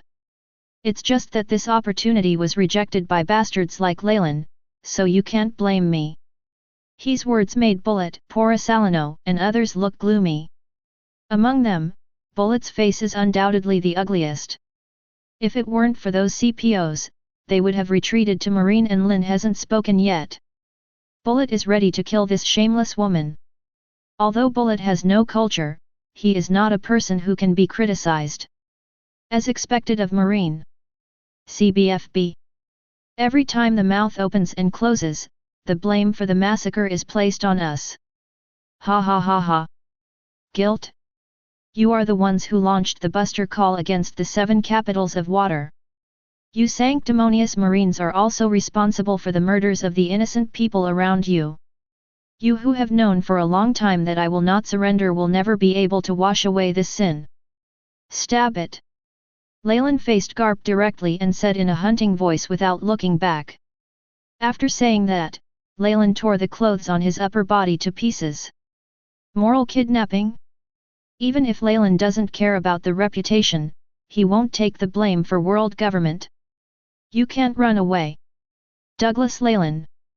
Facing Leylin's words, Garp, who looked gloomy, was not surprised. After all, how could a person as powerful as Leylin give up resistance because of ordinary people? But Garp, who has a righteous heart, still wants to make a final struggle. If you don't have to fight to solve this problem, that is undoubtedly the best choice. This is different from O'Hara, which was destroyed by Marine in the future. The seven capitals of water are not responsible for any crimes, and the population is much larger than O'Hara.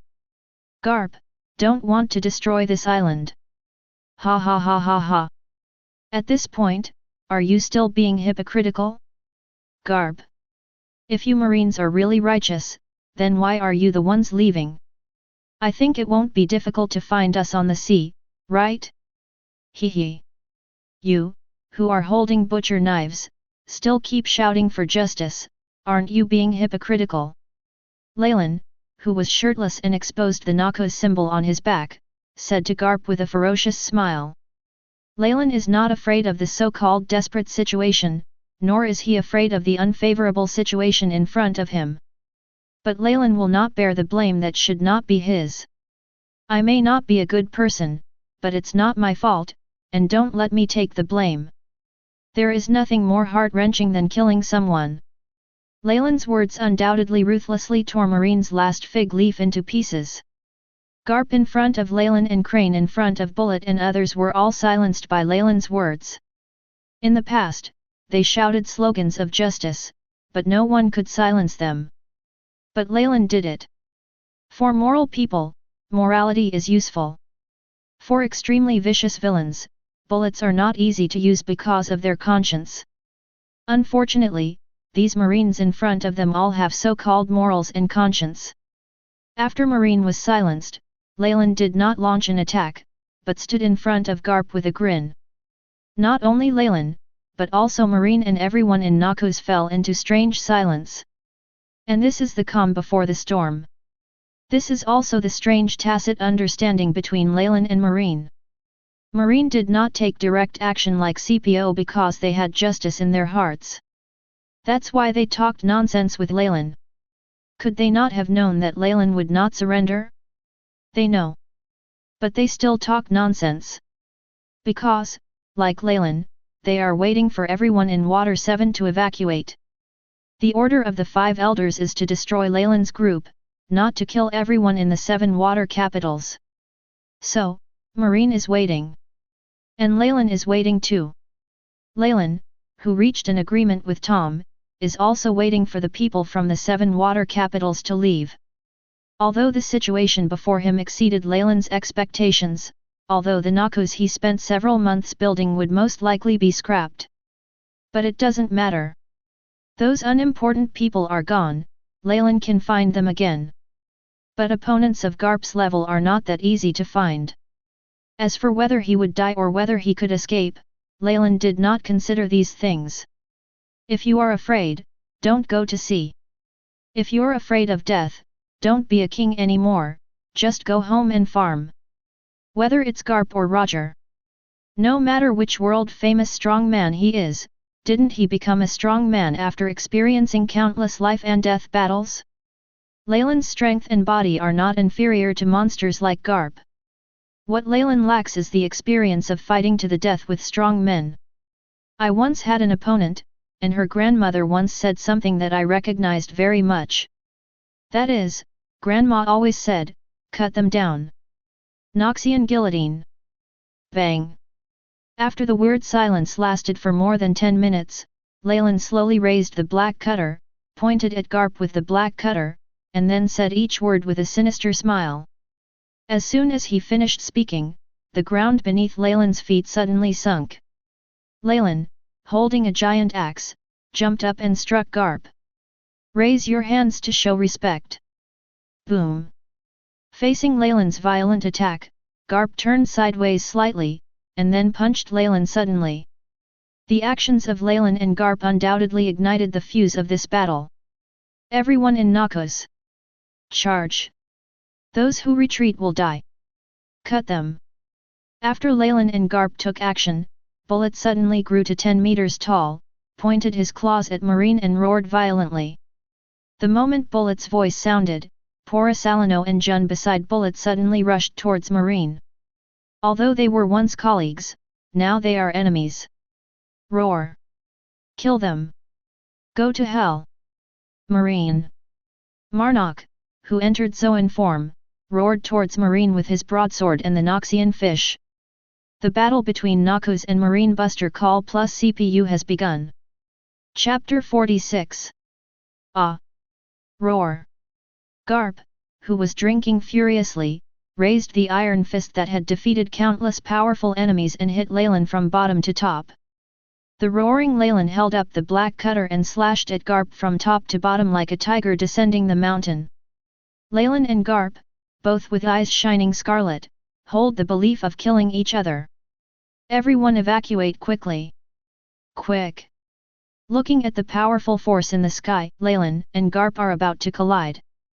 The vice-admirals, whose expressions changed greatly, roared loudly. No one would have thought that these two lunatics, Leylin and Garp, would have their ultimate moves. Such aftermath is not something these ordinary Marines can withstand. Here, they will die. Kill them. But if Marine wants to escape, how can Bullet let them go? Bullet, who started fighting with the crane, gave a cruel order. It doesn't matter how many people die for those grassroots people in Noxus. Bullet wants to win. But whether it was Marine who was trying to escape or the Sky Island people who were charging at Marine fiercely, it was already too late. Boom! The giant axe and iron fist in the sky are already together. Like a nuclear bomb exploding, at the moment when the iron fist and the giant axe collided, the sky began to tremble violently. Immediately afterwards, countless airflows visible to the naked eye formed circles of air waves tens of meters high, carrying a powerful impact and spreading violently in all directions. Whether it was high-rise buildings, ruins, or corpses on the ground, they were all crushed to pieces by the spreading air waves. The ground was shaking violently, breaking into terrifying cracks one after another. Even the aftermath of a battle between strong men cannot be endured by the weak. Leylin and Garp used their ultimate moves, and the aftermath of the battle directly leveled everything within a few kilometers around them. A large number of Marine and Noxian Sky Island members who had just started fighting were killed instantly. These weak people don't even know how they died. Except for a few lucky survivors, 90% of Marines and Noxus ordinary members died in the aftermath of the battle between Garp and Leylin. In the battle of the strong, the life of the weak is as fragile as ever. Bang! Boom! Garp and Leylin, who collided in the sky, did not stop their fight because of the death of these people. They each retreated dozens of meters in the air, then raised their fists and giant axes to hit Duoku again. With ultimate speed, they looked like two black meteors in the sky. Bang! Two men with ultimate strength collided again, causing the surrounding sky to shatter instantly. Dense black lightning spread around the two people like a tide. The powerful airflow rising into the sky instantly shattered the clouds in the sky. But this time the collision was different from the last time. Neither Leylin nor Garp was forced back by the other party. Wow! Leylin, who was moonwalking in the air, struck Garp in front of him with his axe. And Garp hit Leylin's head with his fist covered with armament haki. The two men, who were staring at each other's vital points, seemed to have not seen each other's attack. Boom! Bang! However, Leylin's left hand, wrapped in rock skin, armament haki, and conquerors, blocked Garp's powerful and heavy right fist. Garp wrapped armament haki's left hand and also grabbed Leylin's black axe blade. The two old men, who both seemed to want to kill each other, tacitly blocked each other's attacks. It seems that neither Leylin nor Garp has much confidence in using their body to resist the opponent's attack. Although both of them received each other's attacks, Garp's situation was worse than Leylin's. Because Garp's fist did not break through Leylin's defense, but Leylin's black cut a scar on Garp's left hand.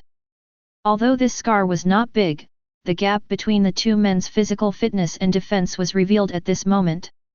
After all, the Phantom Beast breed is sought after by countless people because of its terrifying physical strength and special abilities like Logia. Bang! This little wound can't stop the fight between men. After the opponent caught his attack, Leylin kneed Garp in the stomach. As if Garp had predicted Leylin's prediction, he suddenly bumped into Leylin. Garp's forward headbutt allowed Garp's body to avoid Leylin's knee. But Garp's headbutt hit Leylin quickly. Although Leylin is physically stronger than Garp, his strength is also comparable to Garp. But Leylin's observation haki and armament haki are not as strong as these old guys. Faced with this headbutt directed towards his face, Leylin couldn't avoid it and directly chose to fight head-on. Harder than the head? He has never been afraid of anyone else. Bang! Leylin's head was instantly covered and wrapped by the Titan's rock-hard skin, armament haki, and conqueror's haki. As soon as Leylin finished all this, Garp's headbutt came right in front of Leylin's eyes. Please give me flowers. After the two heads collided head-on, Leylin felt as if his head had been hit by a pile driver. Then Leylin, who was expected to collide, quickly blasted into the ground like a falling meteor.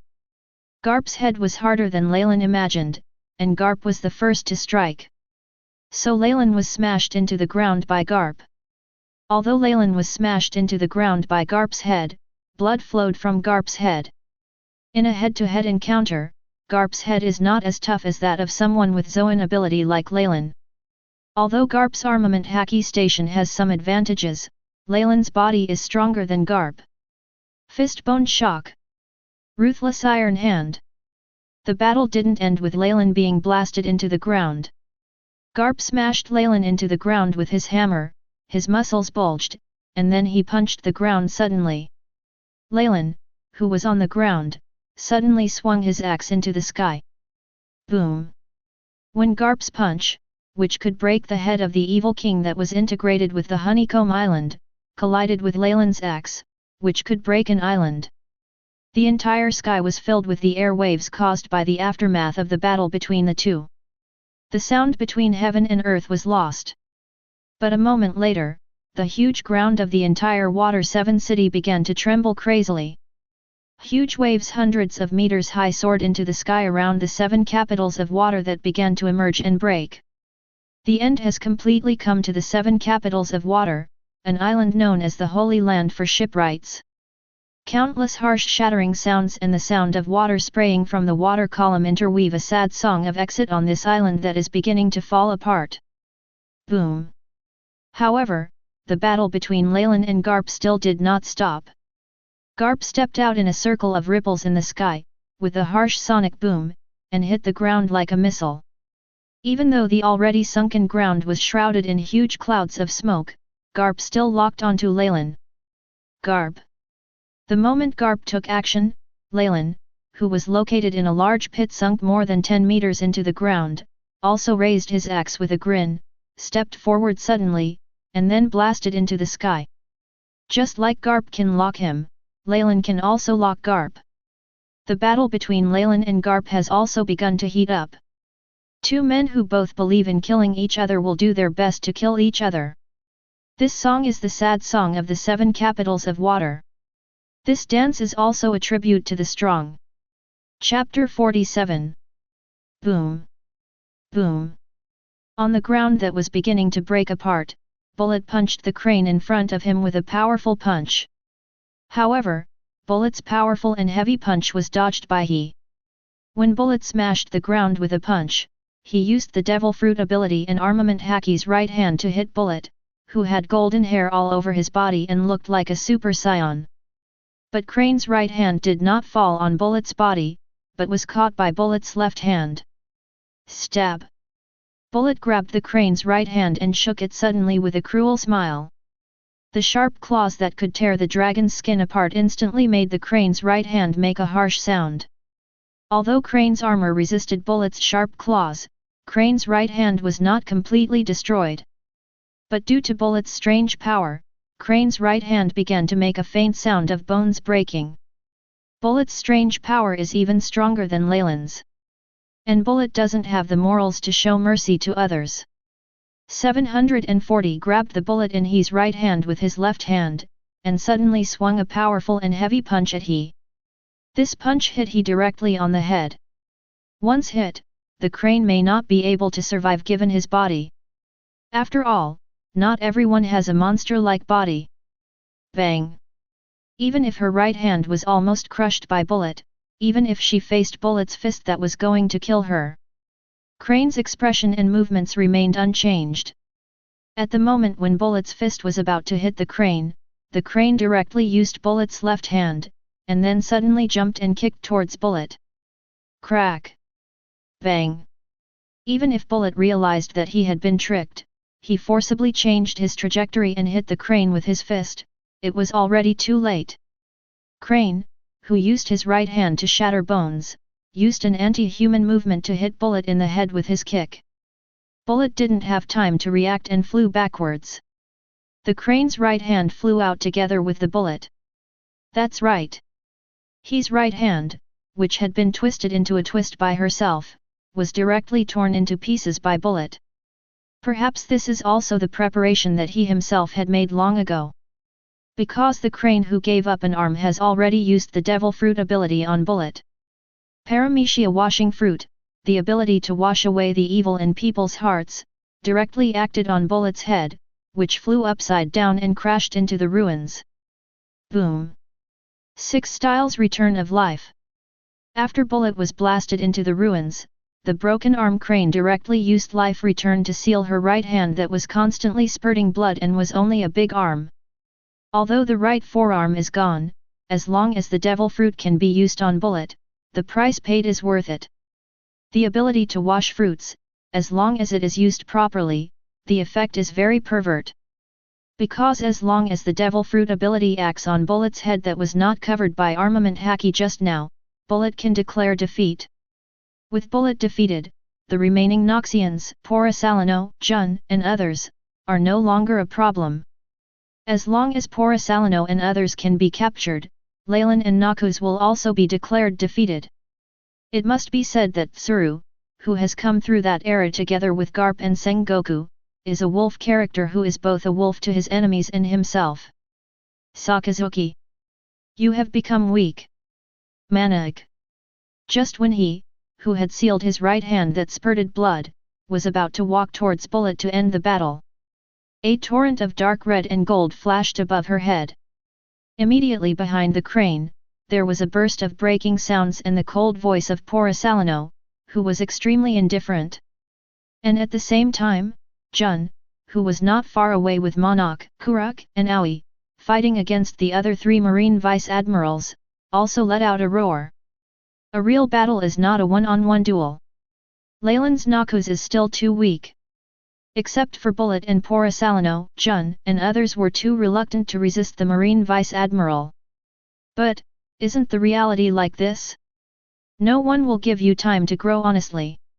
Isn't reality made up of all kinds of surprises and surprises that come one after another? Hearing Jun's roar, Crane stopped in his tracks in a daze. After all, it was Jun who was raised by Tsuru himself, just like in the original work. Garp almost lost control of himself because of Ace. Even Tsuru, who is much more rational than Garp, cannot easily erase his feelings for Jun. But, this is a battlefield. No one will be merciful because of your confusion. Crash! Where are you looking? Go to hell! Old woman! At the moment when he suddenly realized, the bullet suddenly rushed out from the ruins like a cannonball. The roaring bullet, with its sharp claws, charged towards Yao with a grin and roar.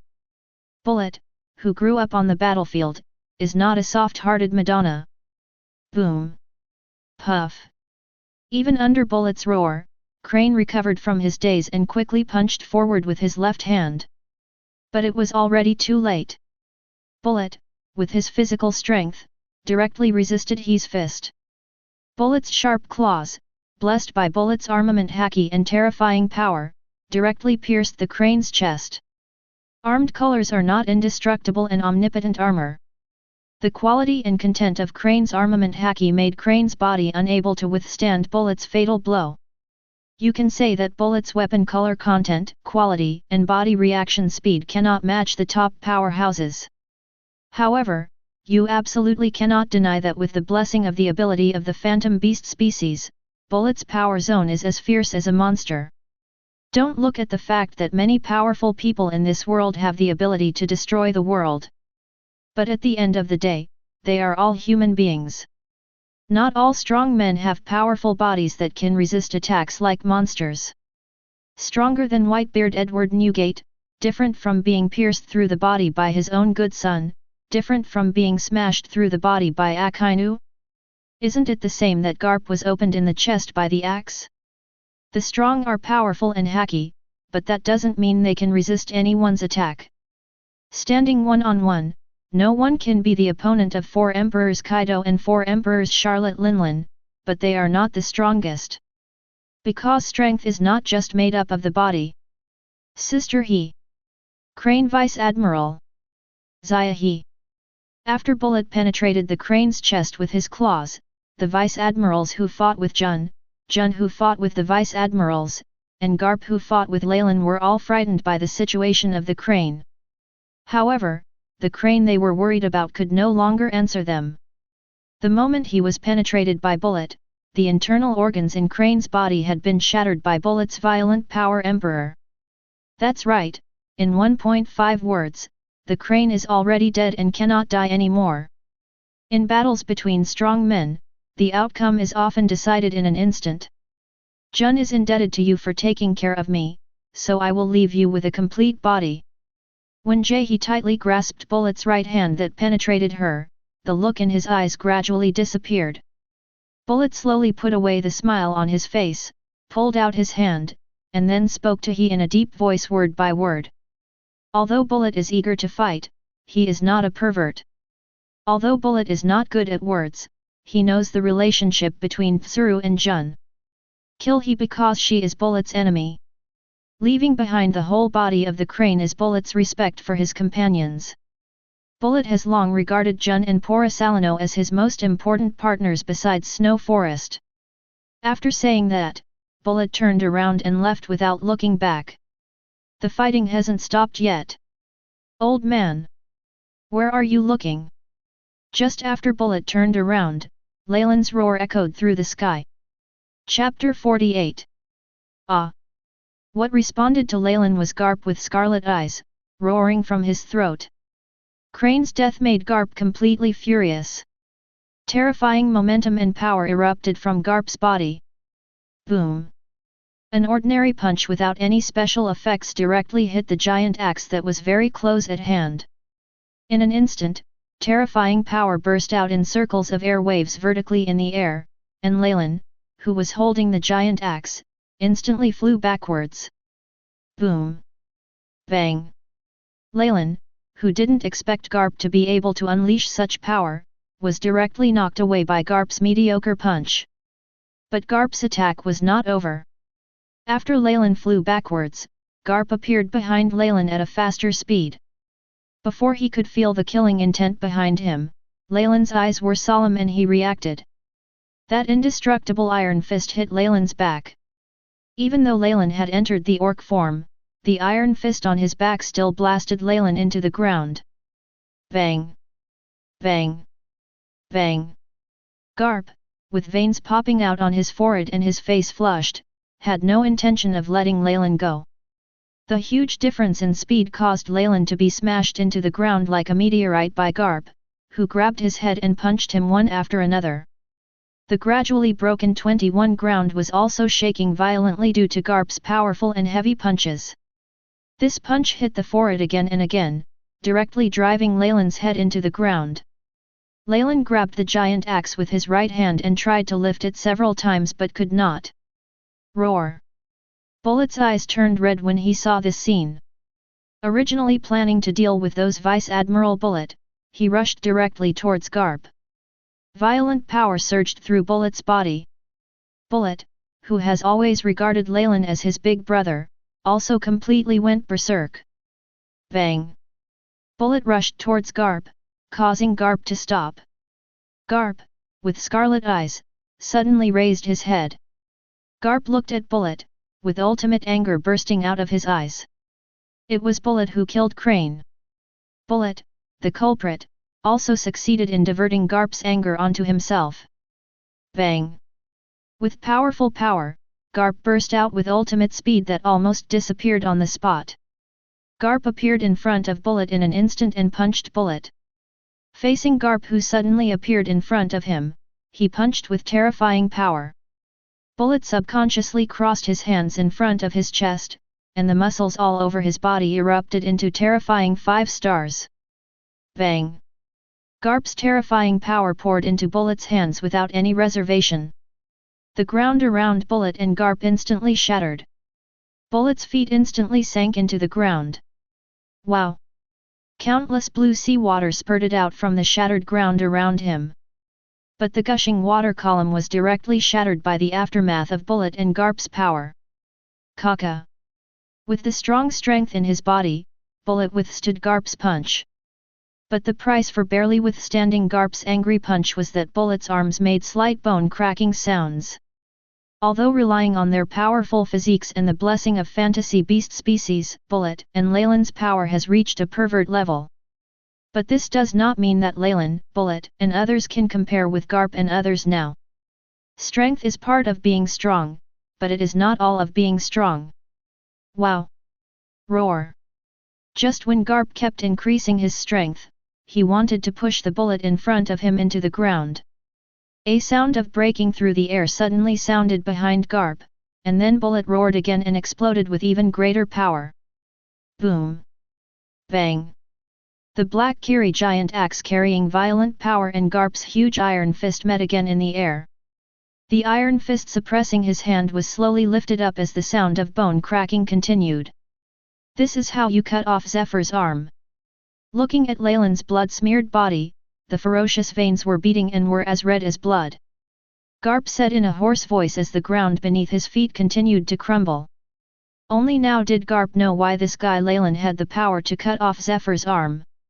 Although I don't know how Leylin did it, I guess it was because of this that Zephyr had his arm cut off by this force. Leylin's terrifying power, if Garp hadn't been told by Zephyr, he might have fallen into Leylin's trap. It's like the opponent who originally held a machete and a knife when you were about to win pulled out a pistol in front of you. If you had known that the other party had a gun, you would have avoided it. But, you know. With Leylin holding Kurogiri tightly in both hands, he was driven by the blood in his body that was constantly burning. The tip of the axe grasped by Garp was pressed against Garp drop by drop. The other Garp was also lifted up by Bullet, who was also in a blood rage state. As Leylin's most trusted person, Bullet was also taught blood rage by Leylin. Even Garp, who was in a violent state, was unable to sustain himself in the face of the blood sacrifice power of Leylin and Bullet. Crash! Tisk! Under the wrestling of the ultimate power of Leylin, Bullet, and Garp, the ground beneath their feet continued to crumble like tofu.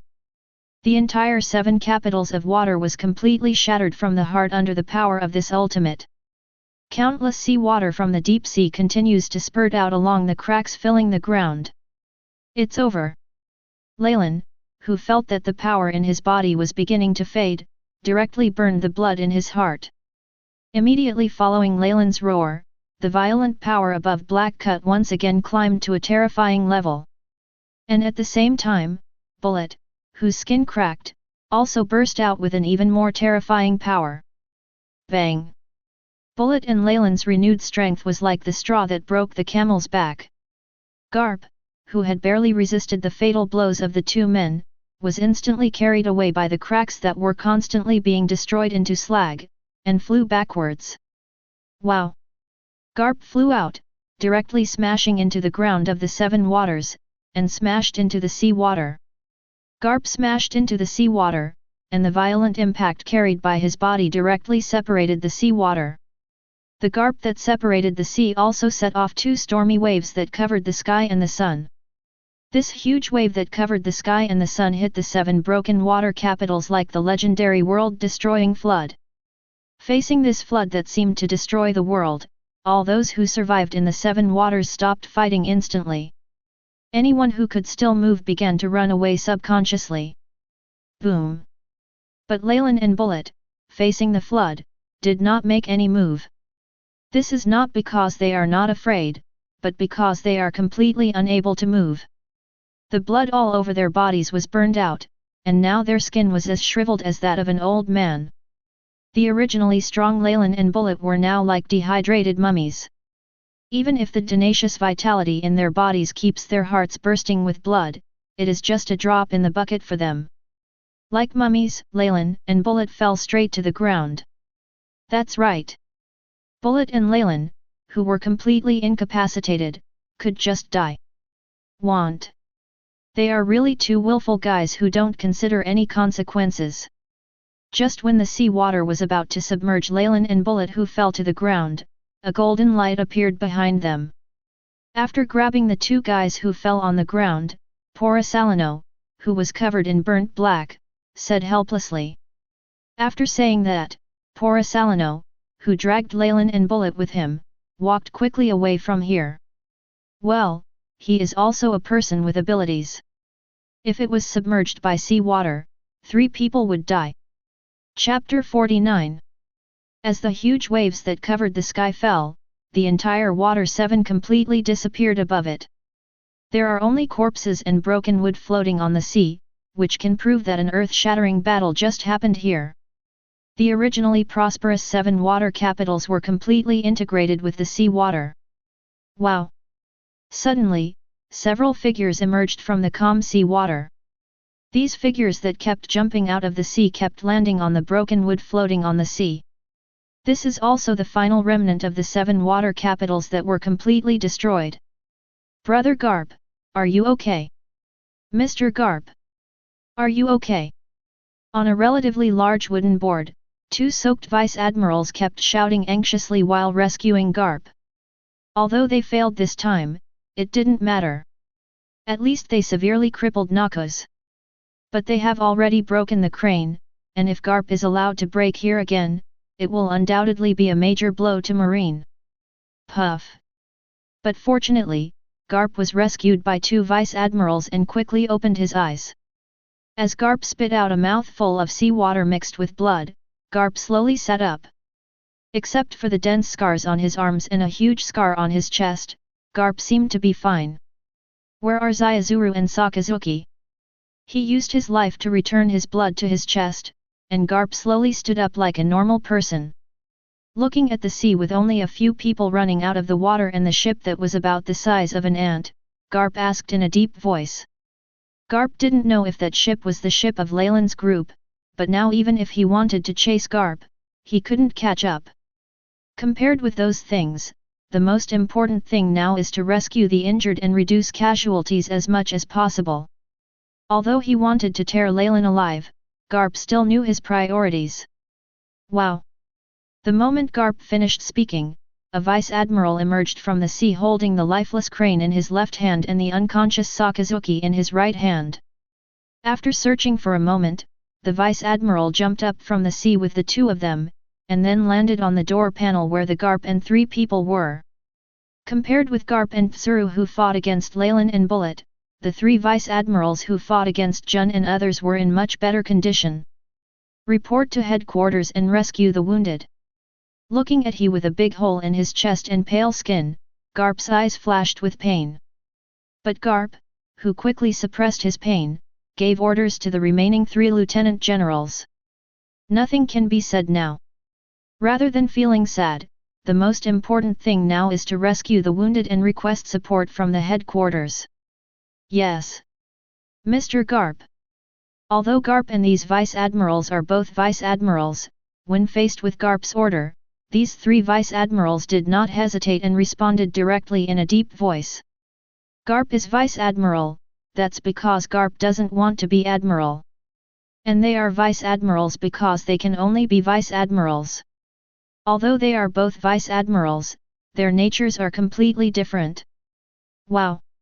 Afterwards, a short vice admiral stayed behind and started to contact the outside of the headquarters. The other two vice admirals jumped directly into the water and began to rescue and search for the wounded. Douglas Leylin. Douglas Bullet. I will definitely kill you. After the two vice admirals went to rescue the wounded, Garp slowly sat cross-legged on the wooden board. Looking at the miserable crane, Garp holding his chest with a gloomy expression and veins pulsing on his forehead, he gritted his teeth and said in his heart. An old friend of many years died tragically here. It is impossible to just let this matter go. On the other side, aboard the Quifeli. Brother Leylin's blood pressure has dropped again, hurry up. Get a blood transfusion quickly. Brother Bullet also needs a blood transfusion. No more. Mr. Manik is dying. Porisalino, who was sitting on the lion's horn of the Trifeli, looked at the chaos on the deck and silently lit the cigarette in his mouth. With his back to the sea, his eyes were extremely complex and heavy at this time. Jun, whose eyes were dull, and Kuruk, whose face was gloomy, sat silently on both sides of Porisalino. Leylin and Bullet, who were like mummies, and Minok and Aoi, who were covered in injuries, were not far away from them, being rescued by a group of people they didn't know. And behind this group of people, there was a large group of people that almost filled the Quifeli station. Well, except for the four Leylin people who were rescued, none of them were from Noxus. These people are all survivors of the 7 capitals of water. Although the 7th city of water is a shipbuilding capital, the 7th city of water cannot produce so many ships at once. So, Tom boarded the Trifeli with a large group of people. Although Tom's behavior was not approved by Leylin and others, it was fortunate that there was a group of people led by Tom, otherwise the situation of Leylin and others would be worse. The doctors that Leylin trained before have all died along with the large fleet that was wiped out. Leylin, who had been idle on Sky Island for several months, returned to before liberation. We have left the 7 water capitals, where are we going now? Chubby Tom squeezed through the crowded deck and walked up to the 3 Porosalinos. Tom, whose eyes were also very heavy, asked hoarsely to Porisalino and others. It was already very rude to sneak onto Leylin and others' ship. Tom would not be able to make any arrangements for the voyage.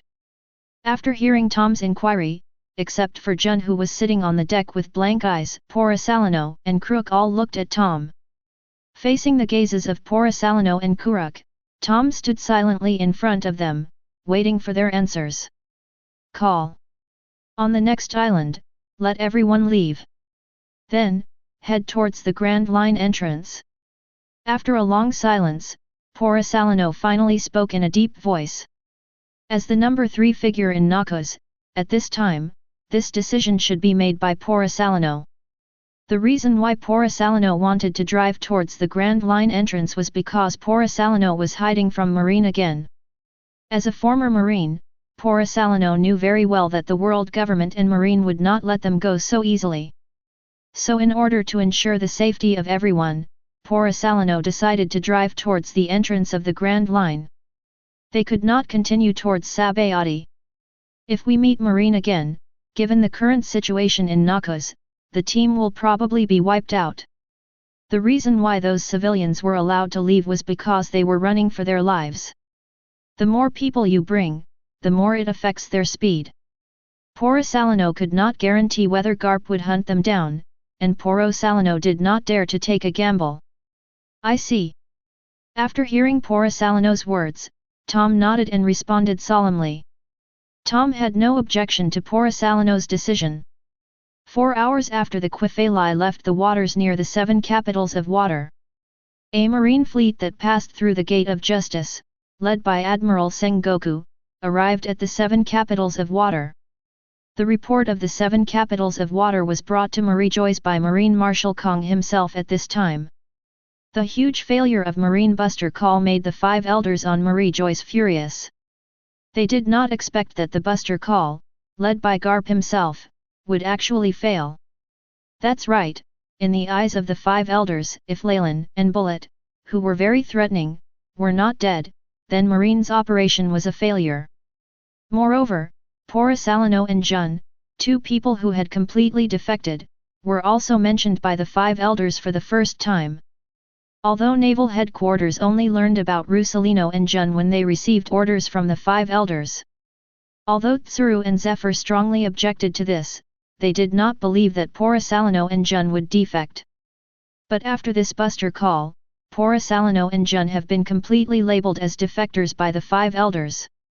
The failure and the defection of his subordinates caused Marine Marshal Kong to be scolded for more than 3 hours in Marijois. In the end, all the responsibilities for the defeat of this war were shouldered by Kong. The battle in the 7 water capitals also caused a series of chain reactions. First of all, Marine Marshal Kong, who shouldered all the responsibilities, directly took the blame and resigned, resigning from the post of Marine Marshal. Marine Marshal. Since Marine's only Admiral Sengoku temporarily served as Marine Marshal, Sengoku became Marine Marshal earlier than in the original work. Secondly, world government started earlier than the original work, and began to implement the 7 warlords of the sea and the world conscription plan. That's right, this time Marine's major failure caused the world government to directly launch the 7 warlords of the sea and the world military recruitment plan at the same time. After all, after Sengoku was promoted to Marshal, the position of Marine Admiral was completely vacant. Marine needs enough combat power to supplement. Finally, after the failure of Marine Buster Call, the whole world began to violently turmoil. Buster Call has always been Marine's trump card, but the failure of Buster Call completely destroyed Marine's majesty. And Marine's failure also made countless people unable to hold back their inner desires. Suddenly, the whole world began to go berserk because of the wings of Leylin, a little butterfly. The plot of the original work was completely messed up at this moment. Chapter 50. Battle of the 7 Capitals of Water, 1 month later.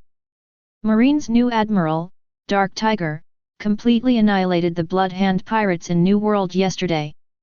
Marine's new admirals, King Tu and Huang Ji, completely annihilated the Akoko pirates yesterday. The big pirate Akoko was killed in the first place. 3 days ago, Marine hero Garp fought against the great pirate Roger in the Morlock Kingdom, the first half of the Grand Line. The great pirate with a bounty of 990 million, the Red Devil Doran announced that he has joined the 7 warlords of the sea. The 7 warlords of the sea giant Cocoon Mach, who declared war on the Principality of Leylin 9 days ago, completely captured Meliko, the capital of the Principality of Lils, at 9 o'clock this morning. Marine supernova Sakazuki, before his predecessor, completely annihilated the great pirate Korok, who had a bounty of 360 million. Although the battle in the 7 water capitals has ended a month ago, the impact of that battle is still continuing. In order to deal with the increasingly out-of-control world situation, driven by the 5 elders who were completely angry because of Marine's defeat, the world conscription and 7 warlords of the sea were quickly implemented. With the addition of world recruitment, the position of Marine 3 Admiral has been filled by 3 people who are as fierce as monsters. And Sengoku, who believes in justice in the world, also became the new Marine Marshal. Perhaps it is to give an explanation to the world government, or perhaps Sengoku is a hawk. After being promoted to Marine Admiral, Sengoku directly threw all 3 newly appointed Marine Admirals into the war in the New World. Sengoku, who was promoting the New World War on one hand, sent a large number of 070 Marine Vice Admiral to hold down the first half of the Grand Line and the 4 seas. Under Sengoku's crazy suppression and purge, the world that had been on the verge of turmoil due to the battle in the 7 water capitals once again regained a brief period of peace.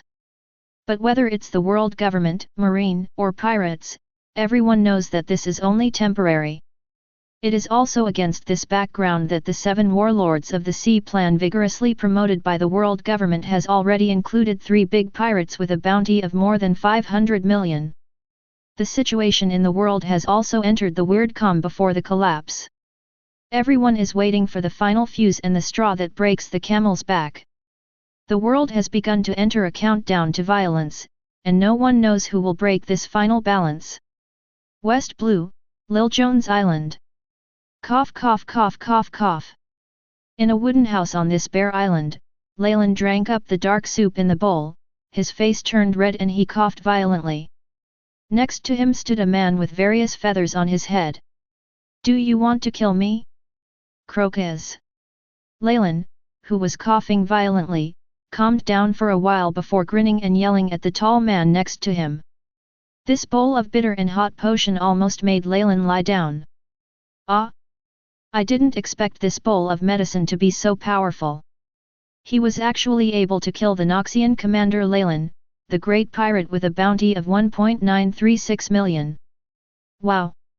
Then I will definitely go down in history as the #1 doctor in the world.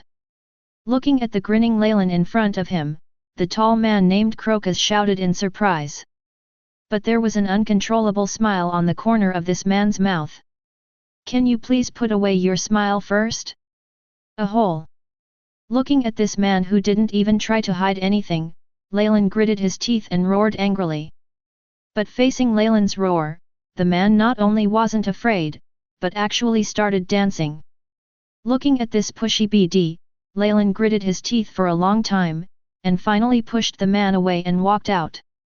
Why didn't Leylin kill him, you ask? There is nothing Leylin can do. After all, it was this man who was kidnapped by Porisalino from the upside-down mountain lighthouse 3 weeks ago and saved his life, Bullet's life, and Aui's life. He owed someone 3 lives, and he kidnapped the other person first. How could Leylin have the nerve to take action against this BD?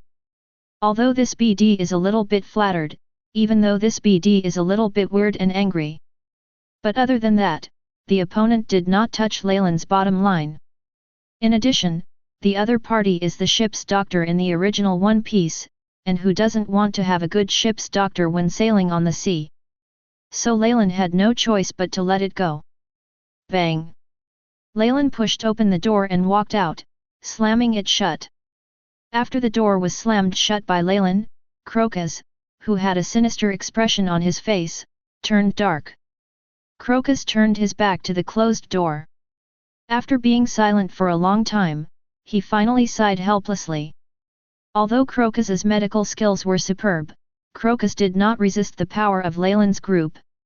Although he was kidnapped on the ship by Porisalino, at least Leylin and his gang didn't do anything excessive to him. CBFC, just help Laboon find the Rumba pirates. After sighing, Crocus murmured helplessly. Crocus, who has seen many pirate groups, also knows that Leylin, a figure with a bounty on his head and a figure of this level, has enough respect for him. Since he can't run away anyway, what else can Crocus do? I can only accept my fate. Call. Coincidentally with Crocus, Leylin also sighed softly when he walked out of the wooden house. Leylin, who was gnashing his teeth in anger at Crocus, regained his composure after walking out of the cabin. But after seeing the urn between Bullet and others at the door of the wooden house, Leylin's eyes flashed with sadness, and he sighed softly. Monok is dead.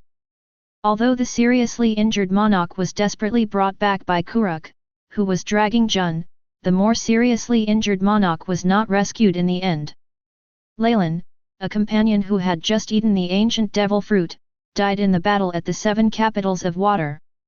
Leylin sighed, quickly suppressed the sadness in his eyes, and then walked towards monarch firmly step by step. As a captain and a leader, Leylin cannot show weakness or cowardice at any time, because everyone is watching him. If the captain falls, everyone will collapse. Life, separation, and death are the constant stresses on this sea. What our dead companions need is not our weak sadness. The living should bear the burden of the deceased and work hard to live. Monok is an excellent navigator. He is also our excellent partner. His merits and sacrifices will never be forgotten by Noxus. Noxus will definitely come back with this hatred. Tooth for tooth, blood for blood. After walking to Monok's urn with the Noxian symbol painted on it, he looked at Bullet, Porisalino, Jun, Kuruk, Aoi, Tom, and Croca who had just walked out. Si and others, Leylin said in a deep voice to everyone word by word. Monarch's death will not just be forgotten. Marine and world government will definitely pay the price. Tooth for tooth, blood for blood. Except for Jun, who has never emerged from the shadow of Crane's death, and Crocus and Tom, who have not officially joined. Bullet, Porisalino, Kuruk, Aoi, and others all responded to Leylin with gloomy expressions and gritted their teeth. The warriors on the sea should finally end up in the sea. Send, our partner, Noxian navigator Dokir Marnok. Leylin slowly picked up the Manik urn and roared in a deep voice. Dokir Marnok. As Leylin's roar sounded, Bullet and others also let out a thundering roar. Their roars comfort their heavenly companions. This roar also wanted to tell Monarch in heaven that they would not forget him. Noxus will never forget him. After Leylin personally carried the urn and walked towards the sea, Bullet and others in black suits also walked behind Leylin with solemn expressions. Under everyone's gaze, Leylin walked to the beach and opened the sealed urn. Then, Leylin, with firm eyes, scattered the ashes in the urn into the sea.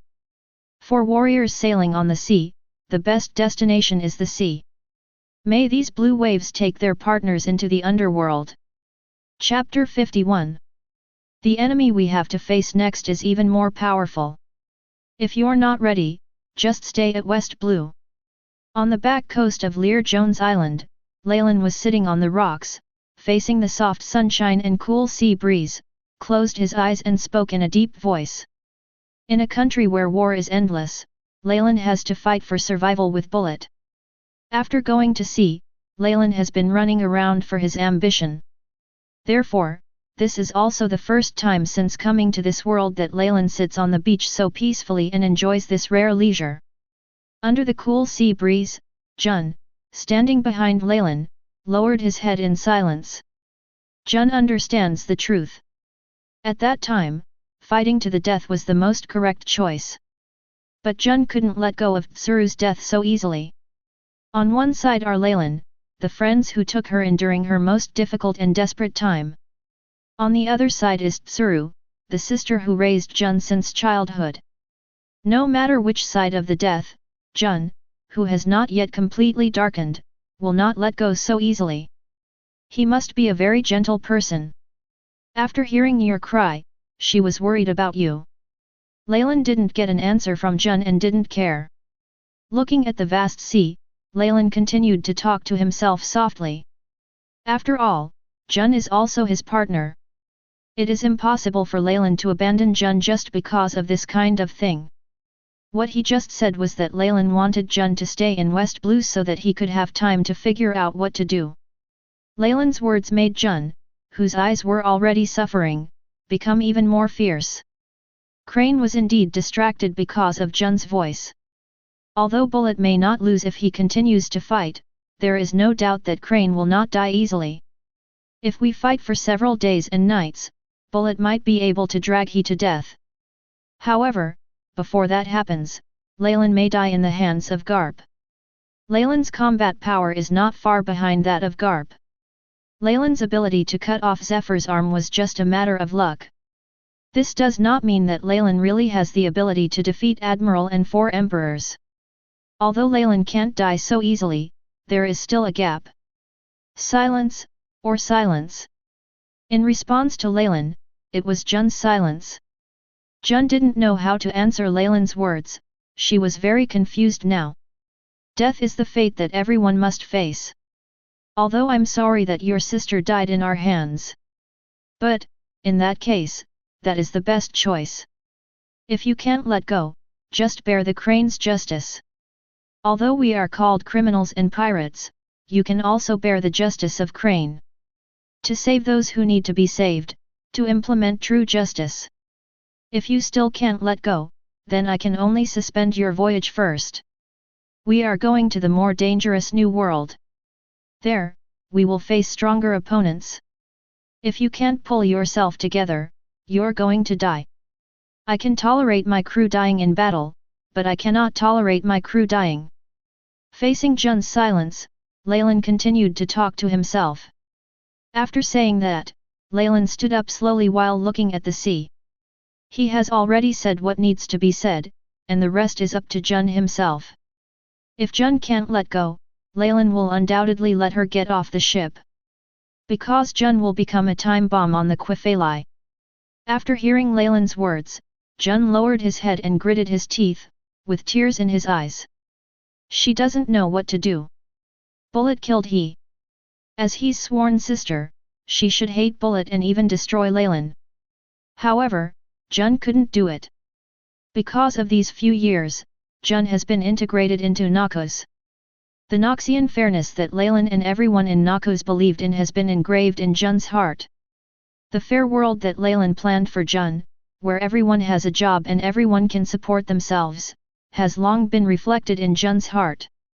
Jun, I don't know what to do. You're not going to be a celestial dragons, are you? Leylin, Captain. Just when Leylin, with a calm face, walked past Jun.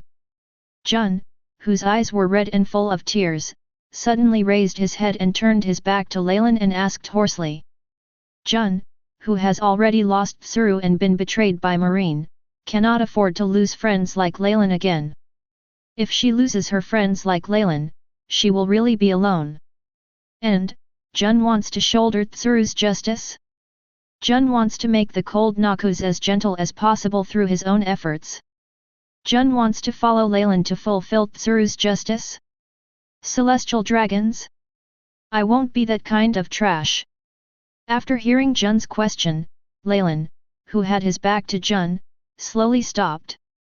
Without looking back, Leylin looked at the scene in front of him and answered Jun seriously. Leylin won't become celestial dragons, at least that's what Leylin thinks now. As for whether the Dragon Slayer will become an evil dragon, that is a matter for the future. For Leylin, the most important thing is to conquer the world. I see. Captain Leylin. Noxian combatant, Jun. Please reboard. After hearing Leylin's sonorous answer, Jun slowly raised his head and looked at the sky, and shouted loudly. This may be relief, or it may be longing and consolation. Please give me flowers. In any case, Jun has made up his mind. She wants to bear his justice, and she wants justice to come to this world? Hee. Okay. Hearing Jun's answer, a smile appeared on Leylin's face. After replying Jun softly, Leylin walked out with a smile on his face. This result may be the best result for Noxus. After Leylin walked out and slowly withdrew his gaze, Jun wiped away the tears from the corners of his eyes. Jun, with firm eyes, turned around and followed Leylin's footsteps and walked out. Captain Leylin. Jun nay. When Leylin and Jun returned to the beach in front of the island one after another. Seeing Leylin and Jun coming back together, the youngest Aoi shouted happily with relief. Everyone knew what Leylin and Jun were there for. Although there are only a few people, no one wants to lose a partner. 0.0. But the captain's decision is absolute. That's why Aoi is so happy now that she sees Jun coming back intact. Not only Aoi but Porosalino and Kuruk also chuckled and nodded to Jun, although they didn't say anything. Even Bullet stood up and nodded silently to Jun. Even if he did it again, Bullet would kill the crane without hesitation. But one code equals another, and Bullet doesn't want any estrangement to occur on the ship because of him. Even Crocus and Tom, who got on the boat later, gave Jun a kind smile. All right. If you want to make small talk, don't say it yet. It's time for us to go. We have two things to accomplish at West Blue. One is that we need to find a good enough navigator. Another, we need to find a historian who can understand the text of history. During this period, we still need to work hard to become stronger. We are still too weak. If we could be stronger, our companions would not be sacrificed, and we would not be defeated like a lost dog. So, we must become stronger. Lady Luck will not always favor us. Noxus cannot afford to fail again. And after the West Blue thing is over, we will cross the Com Belt and arrive directly at New World. So, in the paradise of West Blue, work hard to become stronger at all costs. Everyone. Leylin didn't give everyone time to greet each other, as he could do such things on the road. Leylin told everyone directly about his next arrangements. Leylin, who suffered a failure, did not want to hide in West Blue like a lost dog. He's going back to the Grand Line. He's going to make Marine pay. He wants to conquer even the 5 sea areas called New World. Chapter 52. West Blue, Kailyuan Island. This is an island ruled by the mafia that rules the underworld of West Blue. And this island is also an island full of chaos and disorder. Burning, killing, looting, human trafficking and other illegal activities are not uncommon on this kind of island. As long as you are rich enough, as long as you are not afraid of death, you can do whatever you want on this island. There is no law and no mercy on this island, only the purest desire and bloodthirst. And it is such an island that welcomed an uninvited guest today. Flying with a huge sail bearing the Noxus logo, the Trifari slowly sailed into the crowded port. The huge Quifeli also attracted the attention of countless people in the port. But it was this glance that made all kinds of people in the crowded port stunned. Because, that logo is the Noxus logo that has been frequently searched recently. Tisk tisk tisk. There are really so many people. Just when many 367 people at the port were stunned because of this logo representing the 1.9 billion pirate Leylin. Porosalino's desperate voice sounded slowly. Porosalino, who was sitting on the guardrail on the left side of the bow, looked at the crowded ships in the port and the various people on the pier with his dead fish eyes that were indifferent to everything. Boom! After finishing his desperate words, Porosalino slowly raised his right hand with laser light toward the ship blocking the road in front of him.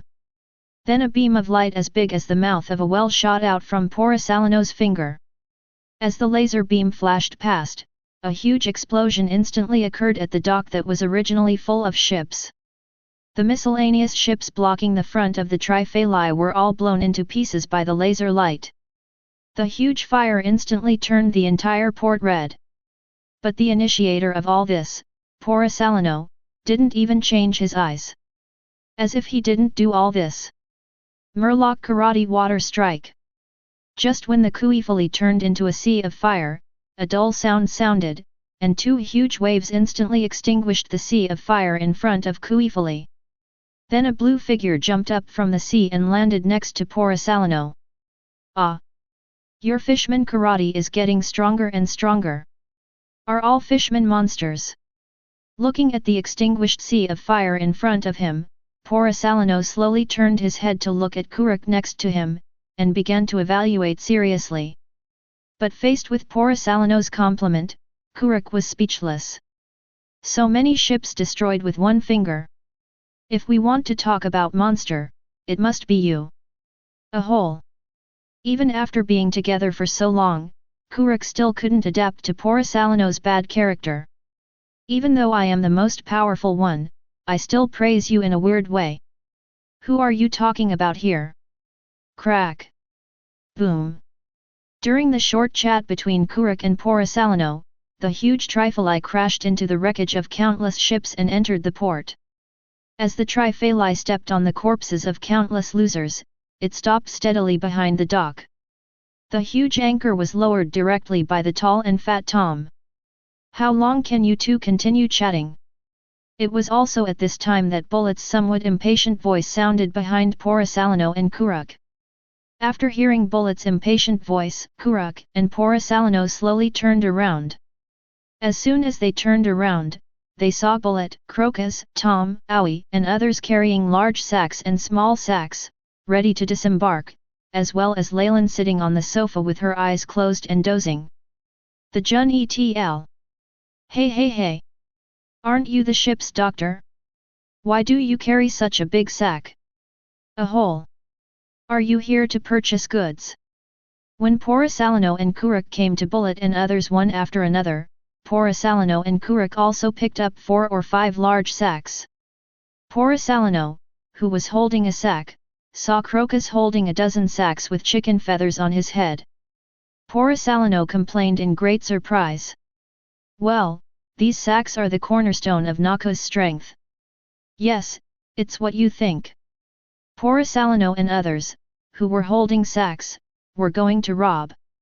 The standards of Leylin's group are very simple. As long as they are not a small town composed of ordinary people, they will not use money. It was just a joke, as if Leylin's money was blown away by the strong wind. Why give money? Leylin and his gang may be in the New World and don't have the unscrupulous capital yet. But in a place like Sahai, Leylin and others can still be unscrupulous. You robbed it anyway, so why can't I rob you? And putting aside the facts, why should I not rob others but only yours? Don't you have any problem at all? If you are not so weak, can I steal it from you? In the final analysis, it's still you who can't do it. You little dog. Snort. I don't have enough medicine, will you use your head as a medicine guide? A whole. Upon hearing Porosalino's treacherous words, Crocus directly responded forcefully. After all, it was Porosalino who kidnapped Crocus on the ship, plus Porosalino's sinister tone. Therefore, Crocus was very annoyed with Porosalino. Ah! The ship's doctor is really scary. Looking at Crocus who exploded, Porosalino murmured in fear. Okay. Crocus, who was originally unhappy with Porosalino, had a vein on his forehead popping out. Shut up. Porosalino. Let's be clear again. Porosalino and I are responsible for looting the center of the island. Crocus and Aoi act together. Crocus is responsible for looting medicines, and Aoi is responsible for collecting precious metals. Kuruk and Tom act together. Kuruk was responsible for looting food, and Tom was responsible for finding ship tools and wood. When the manpower is insufficient, Porosalino will come to help you. Remember. If there is any problem that cannot be solved, send off a flare. Do you understand? Just when Crocus was about to FK Porosalino, Bullet interrupted them. After warning Porosalino, Bullet directly arranged work for everyone. This kind of trivial matter naturally does not require Leylin to take action personally. Therefore, Bullet, as the deputy captain, consciously accepted this task. And Bullet, who has looted several islands, has also looted experience. Understood. Good. Learn. After hearing Bullet's arrangement, Porosalino and others immediately responded. This isn't the first time I've done 1.7, Everyone has counted. Hello. You are the Noxus pirates. It's you bastards who looted Kalos, Gyre, Docks, Midonro, and Karak Island. A whole. Do you know who we are? We are the West Blue Mafia. Just when Bullet finished making arrangements and was about to take everyone to start work, there was a burst of abuse on the dock. Following the sound, Bullet and others walked to the guardrail and saw a group of black suits who even had artillery set up on the port. It turns out they are a bunch of bastards. Bullet didn't even wait for the other person to finish speaking, and directly interrupted the other person's words. Looking at the human-looking trash that was picking up and yelling, Bullet said with a cruel smile. Originally, it was a troublesome thing to find this garbage. It's good now. No need to look for it, it's right across the street. This makes Bullet very happy. Chapter 53. Wow. Wow. Boom. Boom. 5 hours later, when the afterglow of the setting sun dyed the trumpet red, Bullet and others, like driving cattle and sheep, drove a large group of people carrying large and small bags back to the Trifali. Behind the piles of sacks and wooden boxes filled with various contents were piled up into a hill on the deck of the Trifali. Get out! Looking at the mafia members standing in front of him like quails, Bullet waved his hand and said casually. They don't get food or drinks here, and they don't get any wages. But these mafia members who had been working all afternoon did not complain at all, and even ran away as if they were relieved. Brother, I made a fortune today. We found 2 devil fruit. After all the minions fled, Bullet left Quay, Kuruk, and others who were sorting and transporting supplies to the cabin, and came to Leylin with this suitcase. After placing the suitcase in front of Leylin, Bullet said excitedly. Who knows what the explosion rate of this devil fruit is? This is the first time Bullet, who has looted several islands occupied by the Mafia, has broken out devil fruit. After taking a look at the 2 strange-shaped devil fruits inside, Leylin turned to look at Jun. Zoan Niu fruit common species buffalo form, Zoan cat fruit common species relic form. Jun, who was being watched by Leylin, glanced at the 2 devil fruits and answered Leylin tacitly. After experiencing the death of Tsuru, Jun became more and more aloof. Moreover, in order to bear the justice of Tsuru, Jun also began to become intellectual. Devil Fruit Illustrated Book, Jun is also completely memorized. Ah! Just 2 ordinary pieces of trash? Wipe.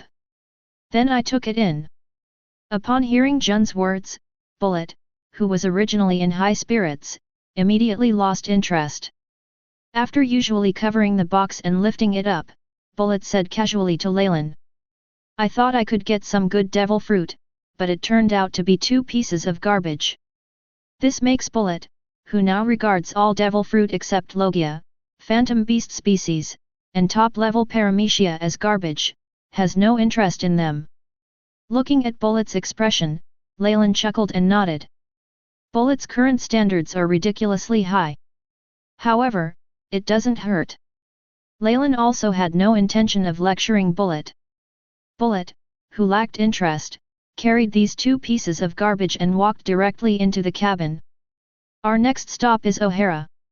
After Bullet left, Porisalino, who was afraid of hard work and chose to be a navigator, pushed the West Blue chart filled with various symbols in front of Leylin, trimmed his nails and spoke softly. The BD Porisalino is now following the example of the old BD who will never stand if he can sit, and will never work if he can't work. As long as it's not the battle with Marine, Porisalino has no interest. If it weren't for the fact that he could avoid having to do hard work by drawing nautical charts, Porisalino would definitely not be able to draw nautical charts. Call. It's finally here. Then get ready to land in O'Hara. Looking at the dense sea chart drawn by Porisalino, Leylin smiled and said. Although Leylin doesn't have much interest in becoming the Pirate King, he wants someone to understand the historical text. Because the Pluton design drawings passed down from generation to generation by the boatmen in the 7 capitals of water have historical text written on them. Although just looking at the picture, Tom may not be unable to build Pluton. However, Leylin did not dare to be careless about Pluton, a powerful strategic weapon. Have you ever seen someone build an aircraft carrier based on drawings? Have you ever seen someone build a bomber based on pictures? After spending more than an hour moving everything, under the last rays of the setting sun, the fully loaded Triphalai slowly left the plundered island. The first half of Grand Line, Gu Island. Gu Island is an island covered with snow all year round. But this island, which is covered with snow all year round, is a world-renowned medical power. The islands of the world have not yet been ruined by skin, and this place is still a veritable medical power. Dr. Kulha, how is our captain? In a castle, Rayleigh, with a solemn face, asked a woman wearing a leather coat and a blood-stained doctor's coat, holding a cigarette in her mouth, in a deep voice. After receiving Leylin's warning, Rayleigh took Roger directly to Drum Island. For this kind of thing, it is better to believe that it exists than to believe that it does not exist. Call. Are you the first officer, Rayleigh? You follow me. I'll deal with you alone. Looking at the eager-looking pirates standing in the corridor, Kulha, smoking a cigarette, said to Rayleigh in a deep voice. This matter was not decided by Kulha herself, but the request made to her by the man named Roger just now. A few minutes ago. What's wrong with me? Dr. Kulha. After Kurha's inspection, Roger slowly put on the captain's coat and asked Kurha with a grin. Although there is observation Haki who listens to the voices of all things, men like Roger don't just pry into other people's hearts. It's okay, your body is very strong. Facing Roger's question, Kulha, who was taking off her gloves, paused. But Kulha, who quickly returned to normal, took off her mask and spoke to Roger. Faced with Kulha's answer, Roger didn't say anything. Roger kept his signature smile and looked at Kulha who had just finished checking herself. After seeing that Roger didn't speak, Kulha turned around and prepared to go out. As a doctor, there are some things she would not tell the patient herself. If I have any terminal illness, please tell only my first officer, Rayleigh. As a captain, I don't want my crew to worry about me. But just when Kulha walked to the door and was about to open her mouth to go out. Smiling, Roger softly asked Kulha. Roger, who has the ability to hear the voice of all things, heard his own situation from Kulha's scalpel. However, Roger didn't pay any attention to this and asked Kulha not to tell everyone. I see. Roger's calm voice made Kulha stop as she was about to open the door. After a long silence, Kulha slowly answered Roger. After saying that, Kulha directly opened the door and went out. Is there less than 10 years left? It's really urgent. After Kulha went out, Roger was sitting on the hospital bed, smiling and murmuring to himself. He heard 080 everything. Roger knew he had a terminal illness. But Roger didn't care at all. Roger is not afraid of death, he just regrets not having enough time. Roger is terminally ill. If left unchecked, within 5 years, he would die. Even if drug treatment is used now, it can only last for 10 years at most. It could be longer, but it could also be shorter. In a small room in the castle, Kulha told Rayleigh the bad news. Despite Leylin's early intervention, terminal illness does not develop in a few years. Even AIDS has an incubation period. Any terminal illness is just a minor problem at the beginning. And when small problems break out, it's already too late. Roger is one of those who has started to suffer from intermittent disease. This shocking news made Rayleigh, who was always famous for his calmness, feel a little bit out of sorts.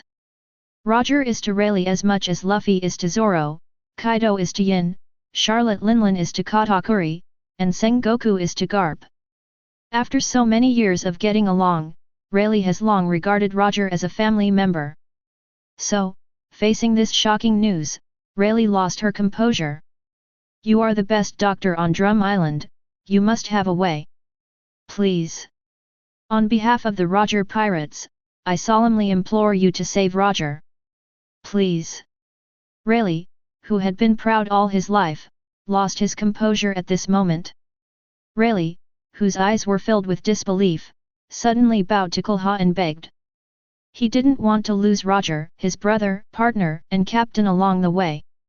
Chapter 54 West Blue, above O'Hara Harbour. Countless civilians dressed in ordinary clothes stood on the dock simply with fearful faces. They held a variety of bright flowers in their hands, as well as various welcome signs and so on. There was even a group of women in cool clothes holding a banner with a slogan welcoming Lord Leylin. Behind these civilians with frightened faces were vicious men wearing black suits and holding weapons.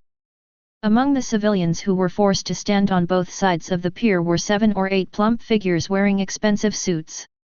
The hands and bodies of these men were adorned with countless precious jewelry, making them very jewel-like. Will this BD really give up? A fat man with a stern look on his face asked in a deep voice to a fat man with a ponytail standing in the middle. Compared to the ferocious fat man who asked, the fat man standing in the middle who was as fat as a pig had a more kind and peaceful expression on his face. If you don't, will you kill him? That's the 1.9 billion big pirate. You and I together are not enough for others to kill. Loyal Ludi.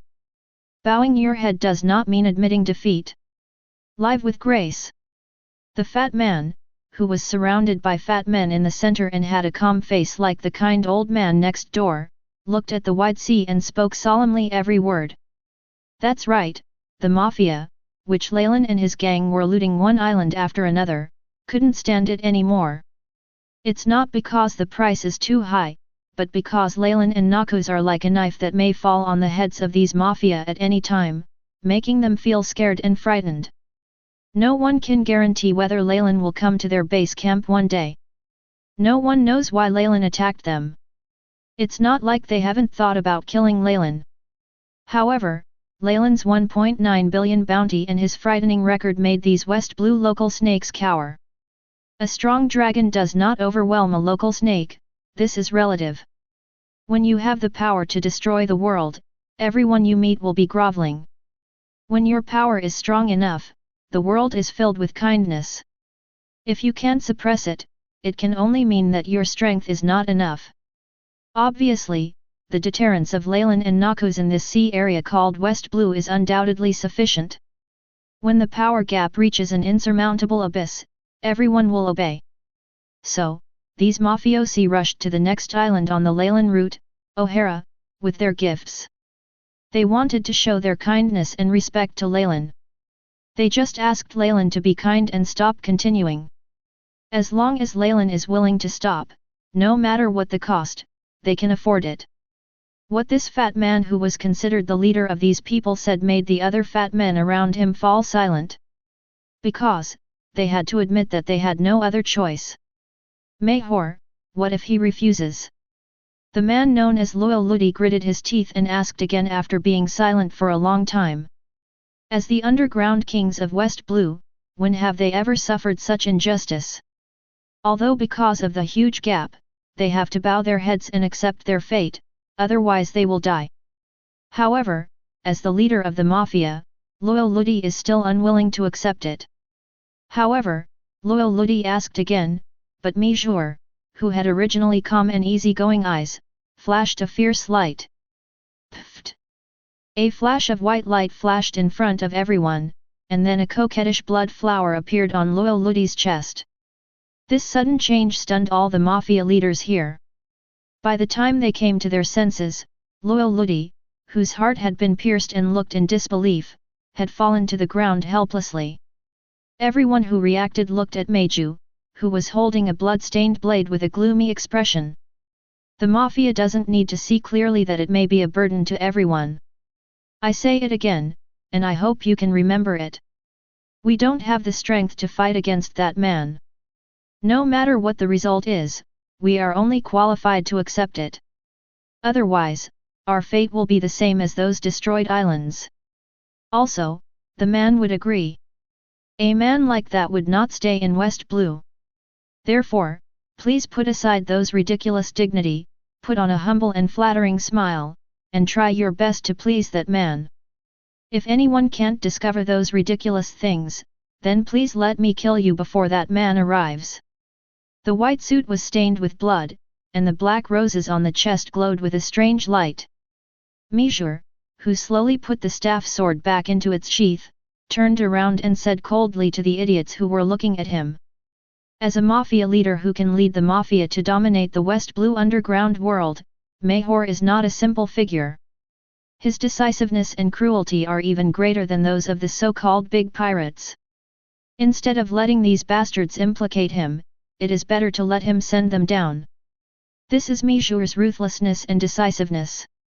Among the fat men who were being scanned by Mijur, no one dared to look at you. Under Mijur's eyes, they lowered their heads one by one.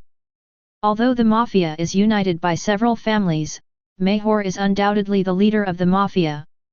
Or, it should be called the Godfather. Sir, the Lord's ship is here. Just after everyone bowed their heads, a tall man came to Mijur's side, then lowered his head and spoke to Mijur. After hearing the report from the black-haired man who also had his hair tied and slicked back, Mijur's face showed a smile. Beckman, after this incident is over, please leave. I, who brought you out from North Blue, cannot let you be bound to the sea. Grand Line should be your stage. Mijur, whose expression was no longer as fierce as before, smiled and patted the man next to him who was a head taller than him. With a soft smile on his face, Mahor said softly to the man next to him. Thank you for taking care of me these years. Mr. Mahor. After hearing what Mahor said, the young man named Beckman looked stunned for a moment, then lowered his head and spoke solemnly to Mahor. Having followed this man for so many years, he knew very well that this man didn't like others going against his decision. Oh, care is out of the question. You've helped me a lot over the years. Don't say goodbye anymore. Get ready to have guests. Beckman. Beckman's affection and gratitude made the smile on Mijur's face become more sincere. With a smile on his face, Mijur nodded slightly, Li Hoseo, and ended the conversation. These things are not important. The most important thing before us is to deal with Leylin and his gang. After all, if they don't deal with Leylin well, they won't have a future. Yes. Mr. Mahor. Beckman's face returned to a cold, killer-like expression, and he lowered his head and responded to Mijur softly. Mijur didn't say anything, but stood on the pier, looking deeply at the flag that appeared on the sea. Looking at the flag whose name alone could make him lose any fighting spirit, Mijur's eyes were deep and a self-deprecating smile appeared on the corner of his mouth. Unifying the West Blue underground world, what if he is called the Godfather of the Mafia? In front of a truly strong man, what's the difference between him and those civilians? The fruits of his hard work in West Blue for so many years are as weak as a piece of paper in front of the strong. Maybe what the man named Qing Jiao told him many years ago is true. No power in this world is as important as the most fundamental power. Chapter 55. Welcome. Welcome Lord Leylin to O'Hara. Long live Noxus. Long live Lord Leylin. Leylin, who was wearing a light blue casual suit, riding boots, and a white captain's coat with the Noxus logo painted on the back, led a group of 10 people down the gangway. Countless civilians standing on the dock of O'Hara, under the blade of the Mafia, warmly welcomed Noxus with forced smiles.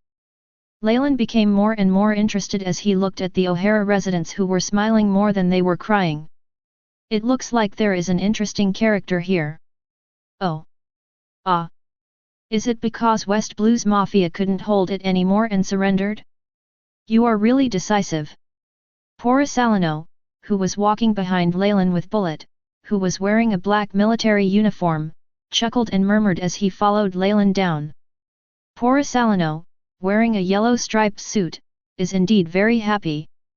After all, if these people surrender, then he won't have to draw sea charts to hide from work, because he won't have to work, right? A bunch of trash. Bullet, who was walking beside Porisalino, evaluated the Mafia mercilessly. Bullet loves fighting, and grew up on the battlefield. He is very disgusted with this kind of weakling who surrenders when he can't bear it. Ah! He is really murderous. The monster is really scary. As soon as Porisalino heard Bullet speak, he couldn't help but jump out and tease Bullet. Teasing Bullet is Porisalino's daily entertainment activity. After all, the only ones on this ship who can match his Porisalino's strength are Leylin 280 and Bullet. The former is the boss, so Porisalino can only tease Bullet. Although Porisalino's attitude towards other people is similar, Porisalino's attitude towards Bullet is different from others. To everyone else, Porisalino was bland in his crew attitude. As for Bullet, Porisalino has an equal attitude. A whole. Don't force me to beat you up at this time, old fellow. Just like Porisalino, who couldn't help teasing Bullet whenever he heard Bullet speak, Bullet couldn't help but want to beat Porisalino whenever he heard him speak. But maybe it's because the two have similar strengths that they have such a complicated relationship. Ah! Uncle Porisalino! Stop talking! After all, you are also a big pirate with a bounty of 300 million, can you be more mature? Porisalino, who didn't pay attention to Bullet's words at all, wanted to continue teasing Bullet, but his words were interrupted by Aoi, who was about 1.8 meters tall and wearing a women's suit. Upon hearing Aoi's words, Porisalino's originally calm expression instantly became distorted and gloomy. CBFE. In this world where people are often 2 or 3 meters tall, a teenager would be about 1.8 meters tall. After all, Aoi is not an ordinary girl. She ate the fusion fruit and was trained by Bullet and others. Don't call me uncle. I'm only 27. A whole. Porisalino may not care about other people's things, but Porisalino cares about age. For Porisalino, who has a youthful face, the most taboo thing is his age. Good. I see. Uncle Porisalino. I won't call you Uncle Porisalino anymore, okay? Uncle Porisalino. Looking at Porisalino, who broke through the defense, Aoi nodded seriously, and then the uncle on the left and the right shouted. Aoi's words uncle on the left and uncle on the right succeeded in breaking the defense of Porisalino, whose face turned completely gloomy. Even Porisalino's fist hardened. If it weren't for the fact that Aoi was a boatman, an official Noxian crew member, and a woman, Porisalino would have passed away with just one laser beam. Ha ha ha ha ha. Ha ha ha. Ha ha ha. After seeing Porisalino being defeated, Bullet, Crocs, and Crocus, who were often teased by Porisalino, formed a mocking trio and laughed at Porisalino mercilessly. There are not many people who can defeat this old BD like Porisalino. Snort. After hearing the merciless ridicule from the mocking trio, Porisalino's face, which was already gloomy, became even gloomier. Porisalino, who had a hard fist, snorted coldly and turned away. What can he do? Aoi, he can't beat him, otherwise Leylin will beat him. Bullet, he can't beat it. As for Kuruk, Porisalino was able to win, but every time he won, either he had no food to eat, or Kuruk gave him laxatives directly.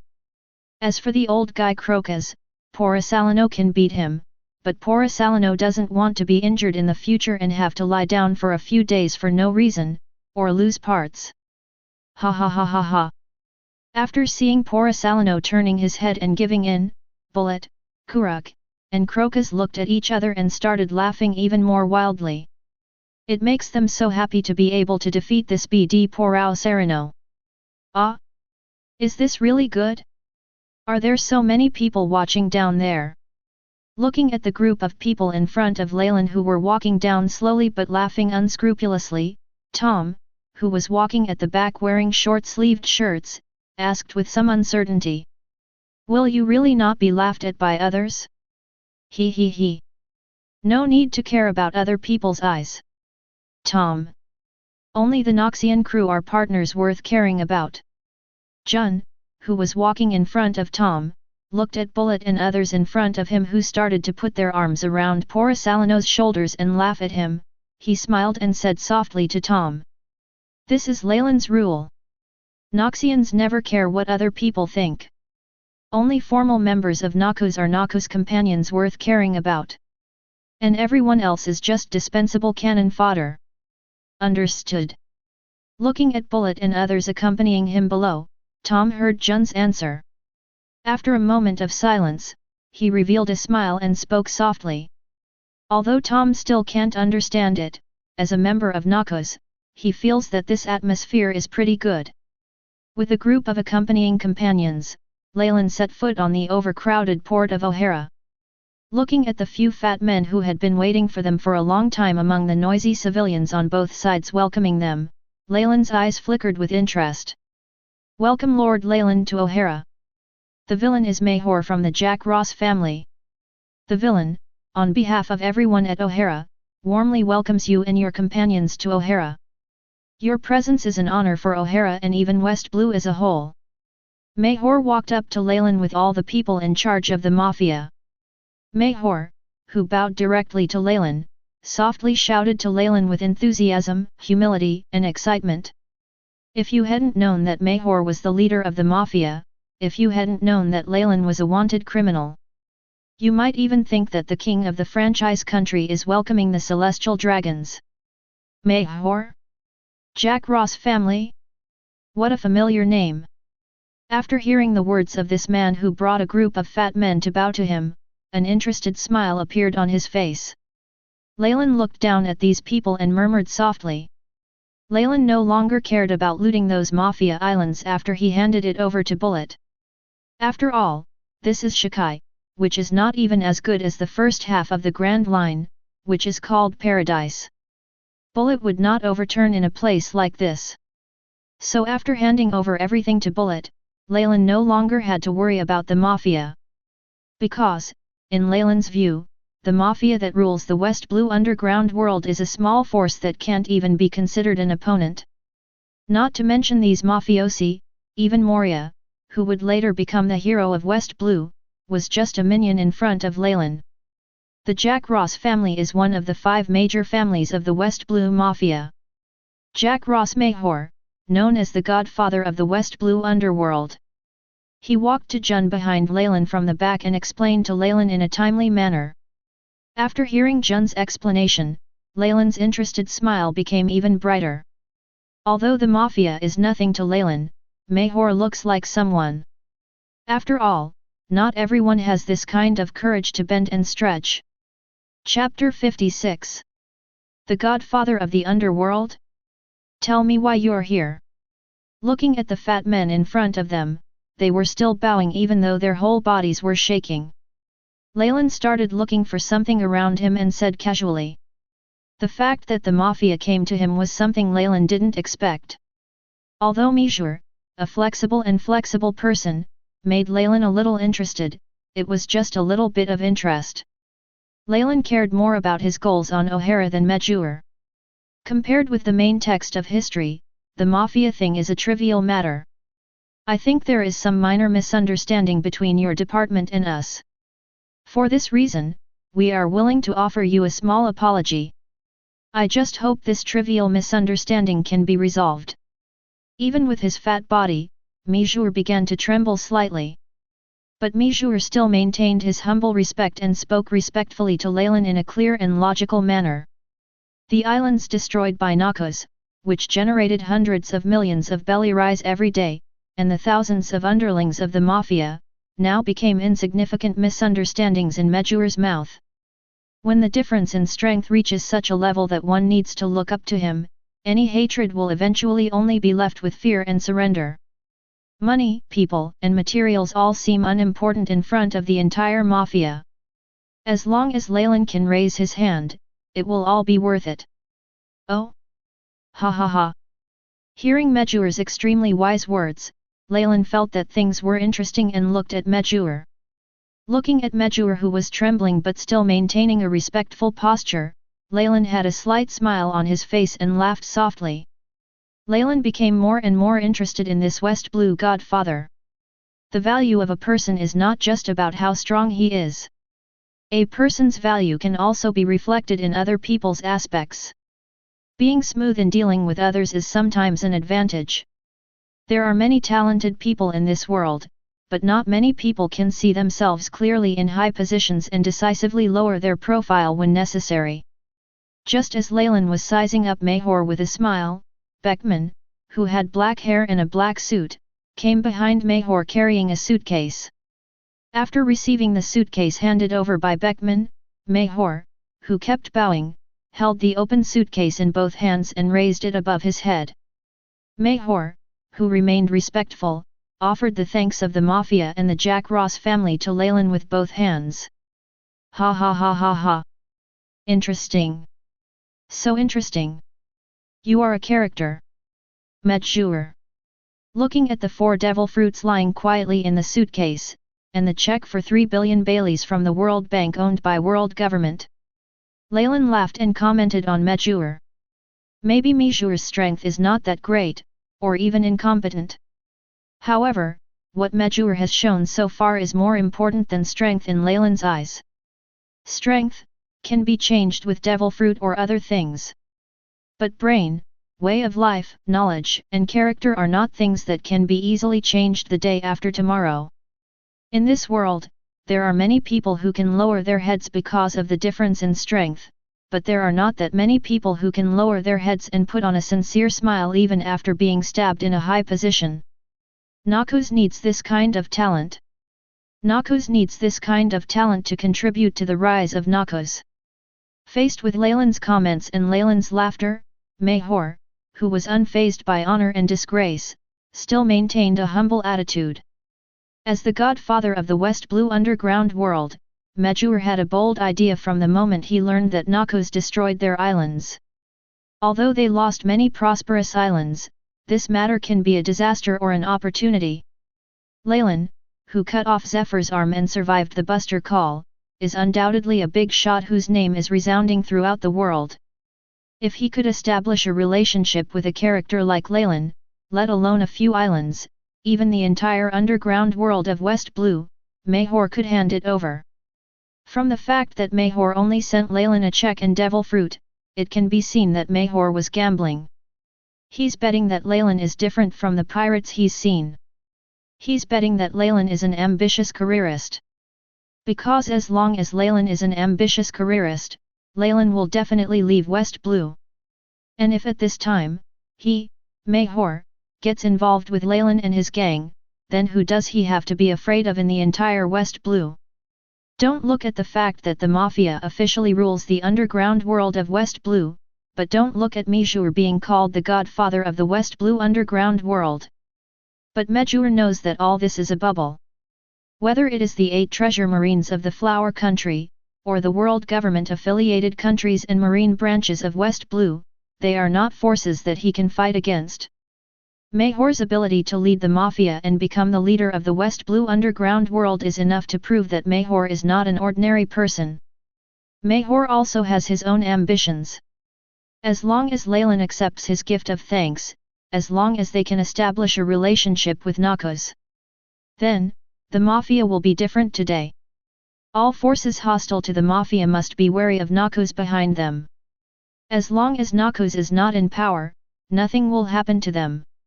Even, they can no longer live in a small place like West Blue. If Noxus becomes stronger and stronger, they may not be able to become the giants of the dark world. When he thought of this, Medjur, who lowered his head, had a smile on his face that became more sincere. Now everything is in Leylin's mind. After pondering for a moment, Fulin picked up the Mafia's gratitude. And Leylin's acquisition also made Medjur feel hot inside. This is a good start, and as long as they show their sincerity, they may not be able to join Leylin's big ship. Please give me flowers. But soon, the smile on his face solidified. He. I accept your sincerity. But, I see ambition in you. After casually handing the suitcase to Jun behind him, Leylin looked at the respectful Mahor, smiled and said softly. But Leylin's gentle words made Medjur's expression freeze, and the blood in his body seemed to freeze. The smell of death made Medjur feel like he was falling into a glacier. Even Medjur, who had weathered many storms, was somewhat unable to keep calm at this moment. Ambition, especially seen in the weak. This is not a good thing. However, he was a ruthless character after all, and Mejure's expression quickly returned to normal. Ambition, maybe. After all, if I didn't have ambition, I wouldn't be able to stand in front of you. 0. Faced with this situation of thinking about heaven and thinking about hell, Mejure calmed down and still maintained a pious respect and humble tone, and answered Leylin clearly word by word. Mejure's point was simple, he admitted that he was ambitious. But the key point is the last sentence. If I didn't have ambition, I wouldn't be able to stand in front of you. This sentence seems to be saying that if he had no ambition, he would not be qualified to stand in front of Leylin. But this sentence has a second meaning, that is, even if I am ambitious, I can only stand in front of you.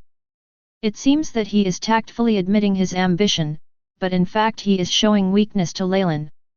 There is no mention of surrender in every word, but every word expresses the intention of surrender. Ha ha ha ha ha. What a great ambition! Who in this world has no ambition? However, just to have ambition, you must also have ability. Otherwise it would appear arrogant. Leylin, with an increasingly bright smile on his face, smiled and said one word to Mejure. Leylin understood the underlying meaning of Mejure's words.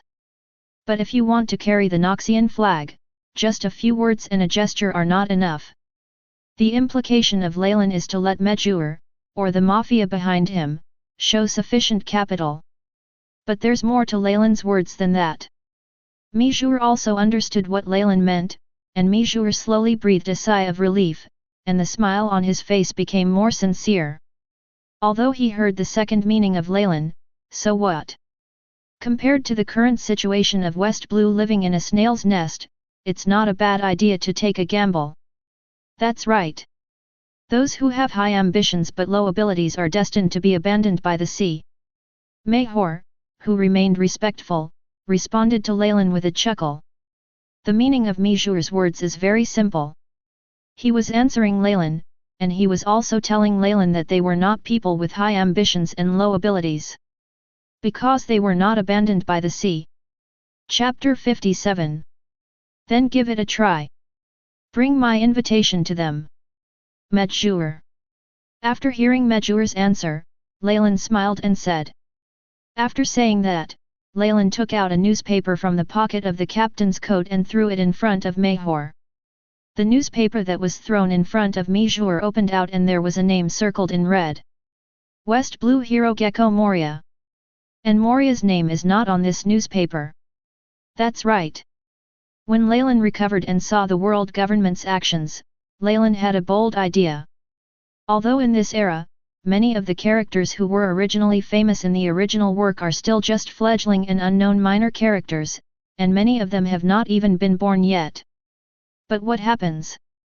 Just like if you know that a child will become the richest man in the world, can you not fawn over him? And don't say anything that will change their tracks. If they can become famous and powerful people, it means that they have the talent of 400. And only talent is enough. The trajectory of the original work is no longer important, as long as they have talent, that is Noxus' goal. Originally, Leylin planned to go to the New World, make a name for himself, and form a force above a certain scale before executing these things. After all, you can't expect Noxus, which only has a few people, to find people all over the world, right? But it's different now. Although the Mafia is nothing in front of Leylin, there are more forces hidden in the underground world than Noxians. As for whether Mejure can complete it, Leylin actually doesn't care. If Mejure can complete it, everyone will be happy. Leylin doesn't mind giving Mejure, a capable man, a chance. If Mejure doesn't finish, Leylin has nothing to lose. After all, Leylin's current power is so large. As for why Leylin no longer forms a force, it was because of the battle in the 7 water capitals that Leylin understood that he should be targeted by the world government. Therefore, instead of finding more cats and dogs, it is better to go to New World to absorb those pirates. Noxus is not afraid of their ambition, but Noxus is afraid of their lack of ambition. Ambition is what supports mankind to become the world's master step by step. As long as you have enough ability, Noxus doesn't mind giving you a status. After throwing the newspaper in front of Megur, Leylin walked directly towards O'Hara without waiting for Megur's answer. Opportunity, he has given it. As for whether he can grasp it or not, that is Megur's own business. If he gets it, Leylin doesn't mind wasting some time and leaving West Blue's underworld with only one voice. After all, this may not be beneficial to Leylin's future development. If you are not sure, just go to New World directly. You'll see what you want. Looking at the newspaper on the ground, Mayhor, who was bent over, seemed to have forgotten the pain in his body. Mayhor, whose eyes flashed with ambition, answered Leylin respectfully with a smile.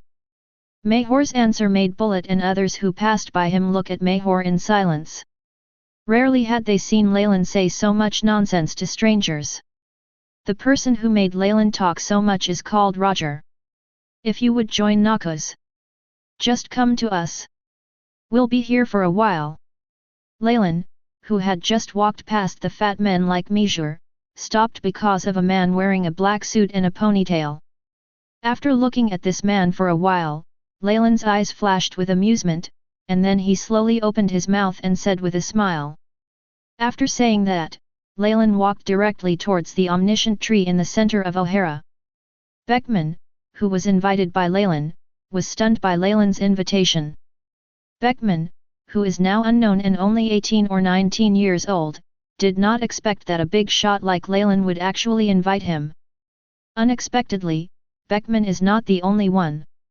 Leylin never expected to see Ben Beckman, whose hometown is North Blue and who was originally the vice-captain of the Red Hair Pirates, in West Blue. However, although I did not expect to find Beckman, I saw Leylin and extended an invitation to him. As for who Shanks should choose to be his vice-captain in the future, what does that have to do with Leylin? He might even die. P.S. At this time, Leylin does not know Roger's condition. P.P.S. Although Shanks was in his 30s for the Four Emperors, his deputy Ben Beckman was 50 and Bullet was only 45. Leylin's invitation also made Bullet and others behind him take a look at Beckman again. Today's Leylin is a little different. But after just taking a look at Beckman, Bullet and others followed Leylin and left.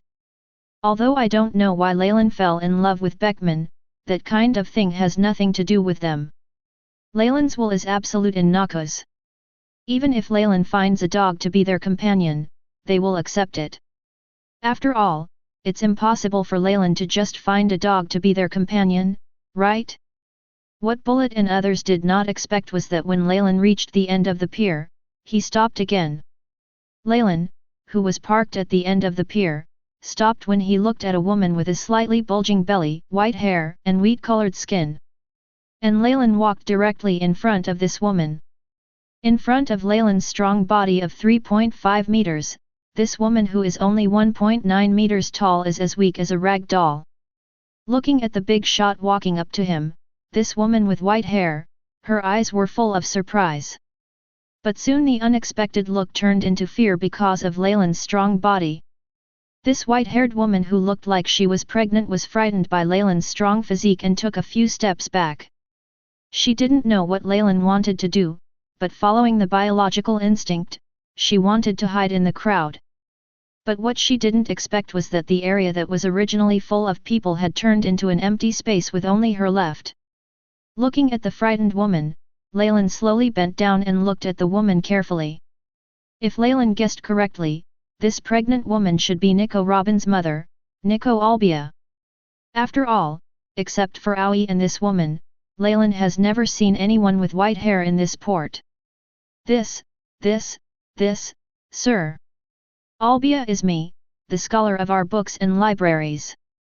I don't know, do you have anything to do with her? Just when Albia, who was being looked at by Leylin, couldn't help but tremble. An old man with a clover haircut walked out of the crowd with some trepidation, and then said intermittently to Leylin, Hearing that someone dared to come forward at this time, Leylin turned his head and glanced at the old man. Leylin's sight almost scared the old guy to the point where he sat on the ground. That's right. Looking at this old guy with a strange hairstyle, Leylin slowly straightened up and said with a smile. 2.0 This old guy should be Dr. Kuloha, who will take in Nico Robin in the future. Well, he was also the guy who impressed Leylin so much that he dared to rage against the 5 elders. Since everything is correct, it means that Leylin has found the wrong person. What? Dr. Kuloha, who looked a little frightened after hearing Leylin's words, said cautiously and doubtfully. Although Dr. Kuloha dared to confront the 5 elders in the original work, facing the 5 elders is different from facing the most vicious criminals.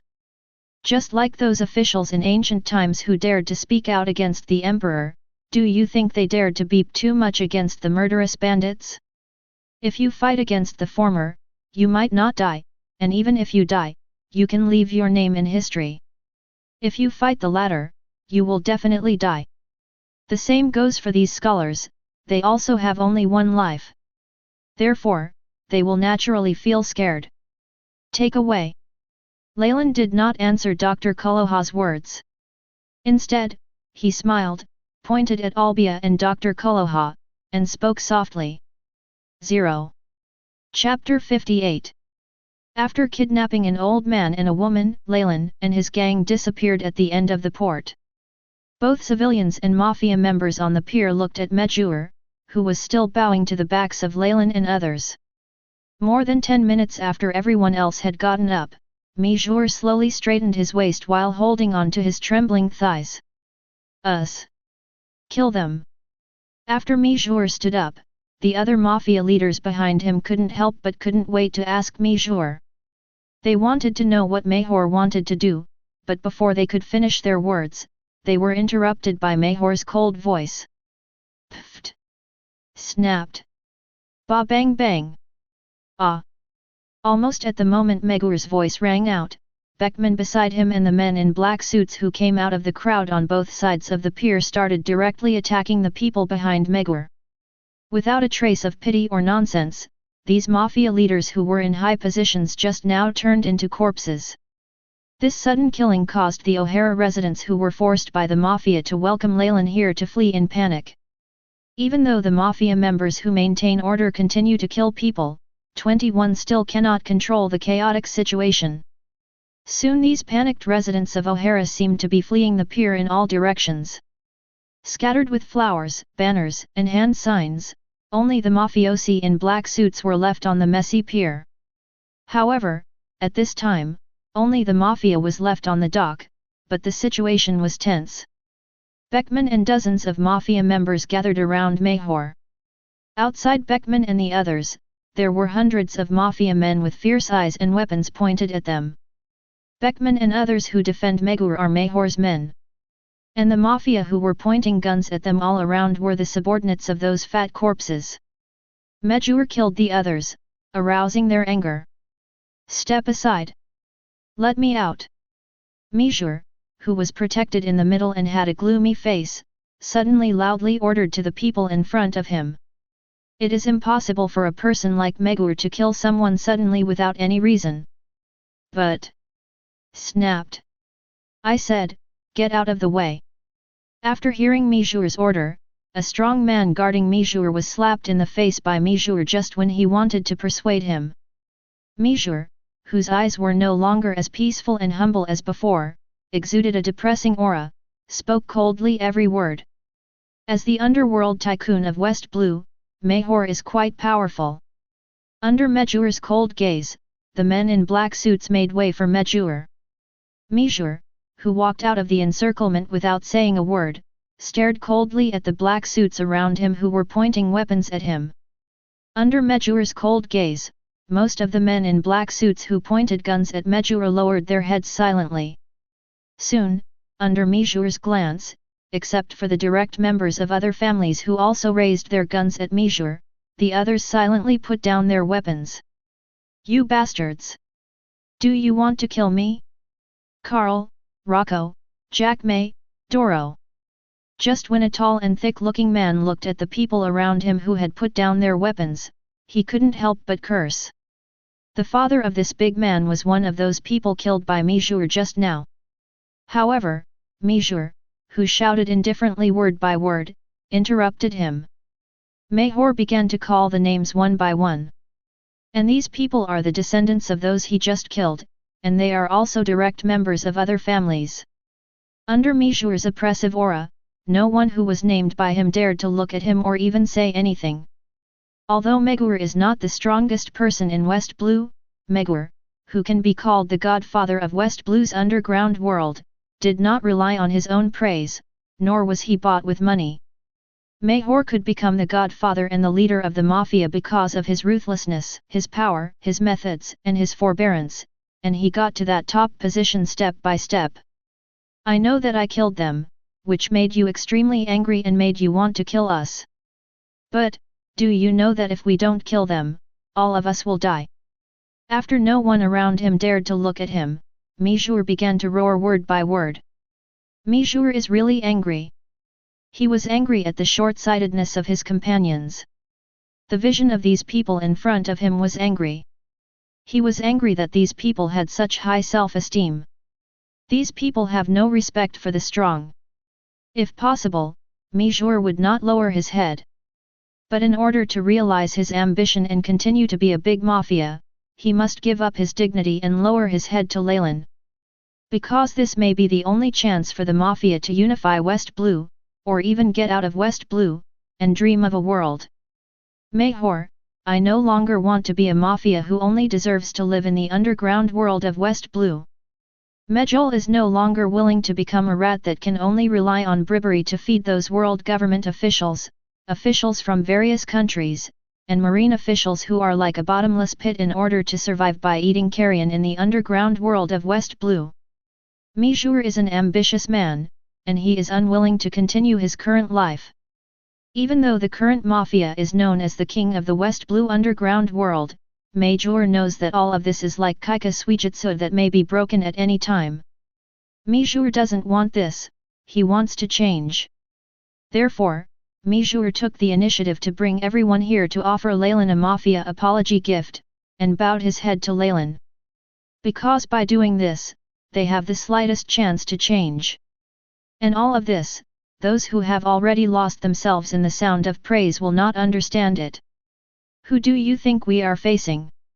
We are facing Douglas Leylin, the Noxian leader with a bounty of 1.9 billion. We face the Buster Call led by marine hero Garp, who destroyed the 7 water capitals and even killed Douglas Leylin, the marine vice admiral. Do you think my bowing my head is weakness? No. My bow is for the future of all 683 of us. It is so that we can have a tomorrow. He is not someone we can fight against. Any trace of disrespect may be the reason for all of us to die. In front of them, you and I are just like that ant, there is no difference. The bow of your head today is for the glory of tomorrow. We can no longer be reduced to being slaughtered by others, only worthy of being rats that eat carrion in the underground world. Do you still want to continue to live like mice who have to plug the mouths of those moths to survive? Do you want to be the kind of fat sheep who can be killed at any time and become the exploits of those bastards? We can't just be fat meat to be slaughtered. Maybe if we follow them, we will lose our dignity. But following them will allow us to live in this world with more dignity. Do you understand? The angry Mijur looked at everyone in front of him and spoke in a deep voice. Compared with continuing to have to bribe those moths in order to get a glimmer of hope in life, Mijur wants to live with more dignity.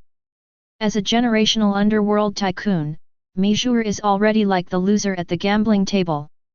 He put everything on Leylin, whom he had studied for more than 10 days. This man who is nearly 40 years old is making the biggest gamble in his life. The bet was successful. His bowing his head today will be exchanged for holding his head high in front of countless people in the future. If he is familiar with gambling, the worst he can do is to die as an apology. Anyway, no matter how bad he is, he will not be as bad as he is now. Chapter 59. The first half of the Grand Line, Sabayati land. Bang! A hole! Why hasn't this BD come yet? Ah! Kaido, who was sitting in an empty tavern, drinking bottle after bottle of wine, suddenly started drinking alcohol. Under the catalysis of alcohol, Kaido, who was already bad-tempered, became more and more angry. Finally, Kaido, who had been waiting for Leylin for several months, started to smash with the mace.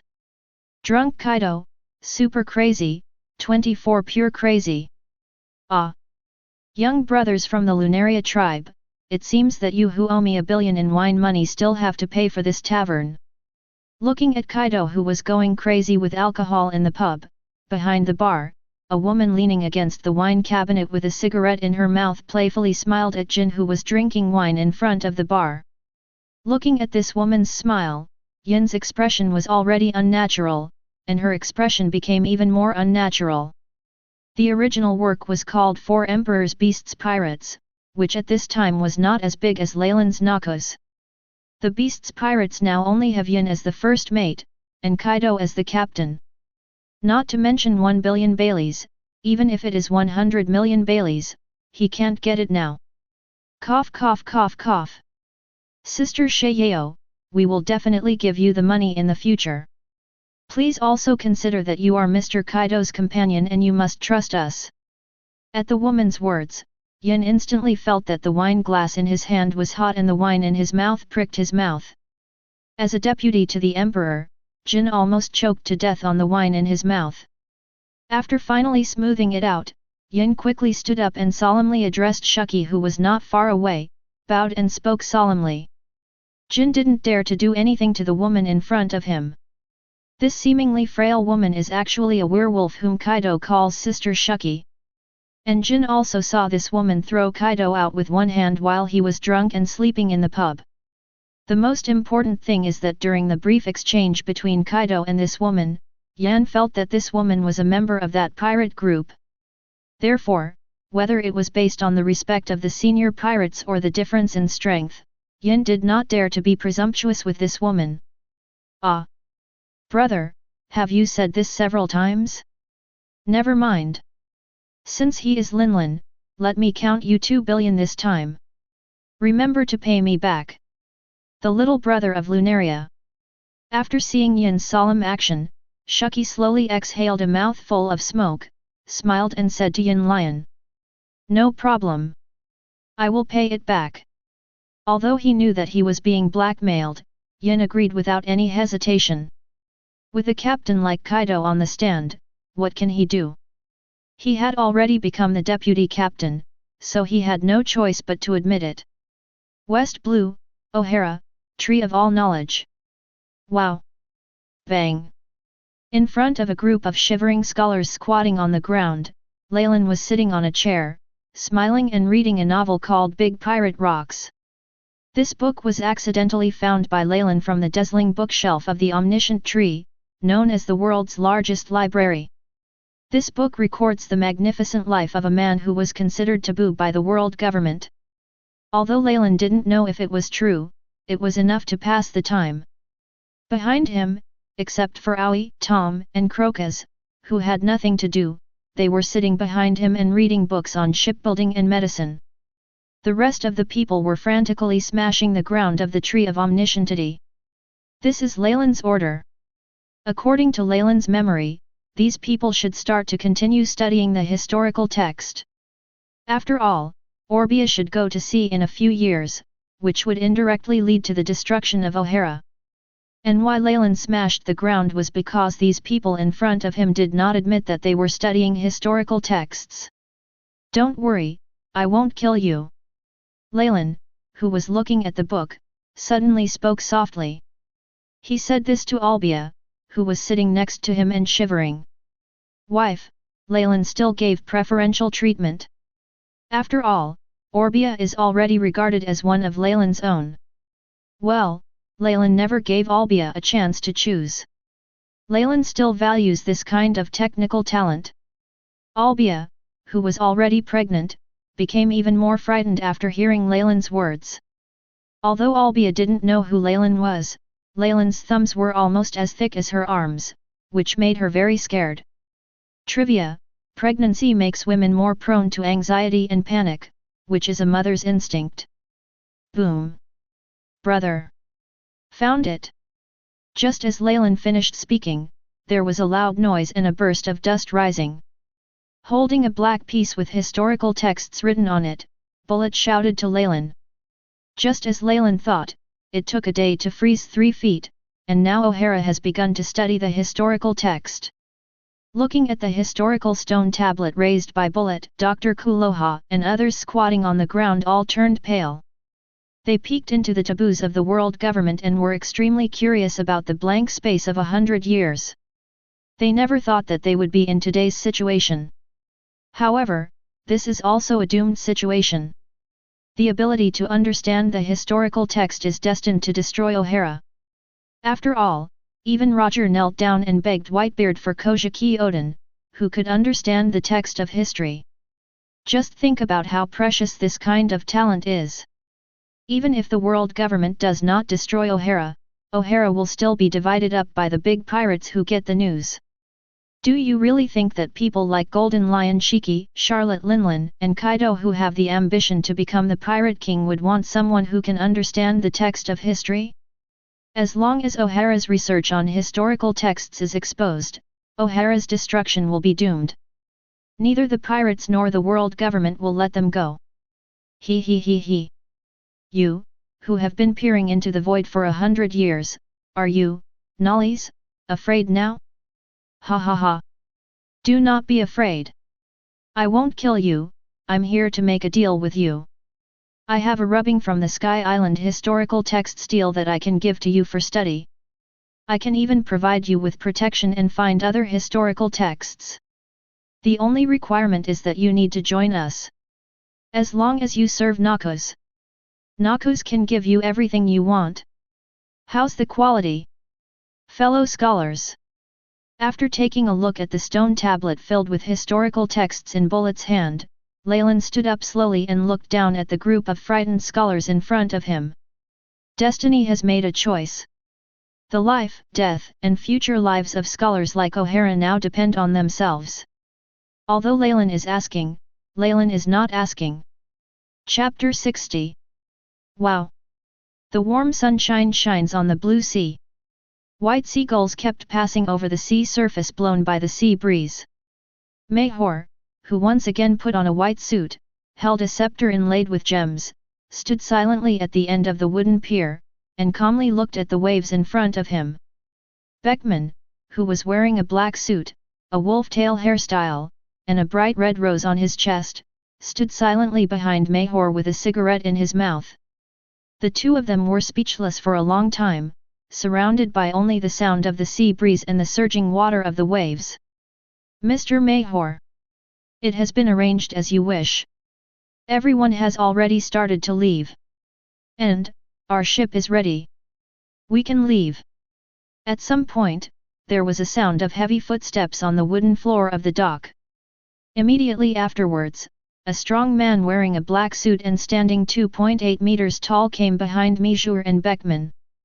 This strong bald man lowered his head and reported softly to Mijur's back. After hearing the man's report, Mijur and Beckman slowly turned around. Thank you for your hard work, Che. 11. Looking at the bald man who was reporting to him and wielding a scepter, Mijur showed a gentle smile like the calm sea at this moment and said softly to the bald man. This is what I should do. Mr. Mijur. Faced with Megur's gentle words, Toru, who had his head drooping even more, responded respectfully to Megur. For Mijur, who had just taken down the entire mafia with just a few words, Cheru respected this man. Chapter 720 from the bottom of his heart. Then it's up to you to help guard this ship. After hearing Che's answer, Mijur smiled casually, turned around and looked at the Trifali parked quietly on the dock, and spoke softly. Although Leylin, who brought everyone into O'Hara, had not arranged these things. But some things don't need to be said before they are done. Naturally, the little thieves will not have any impact on Leylin and his gang, but taking the initiative to help Leylin and others stop some soft thieves is their sincerity. As you wish. Gentlemen. After hearing Major's instructions, Che agreed softly and solemnly. As Major's general, Che knew Major well. So Che knew very well how much Major valued Leylin and his gang. You don't have to worry about me. Beckman. I brought you out of the chaos of North Blue not to make you my tool. Beckman, you should have your own voyage and your own life. You don't owe me anything, and you don't owe the Jack Ross family anything. So, don't worry because of us. If you don't want to join them, that's okay. I haven't fallen to the point where I need your protection before I can go on. Beckman.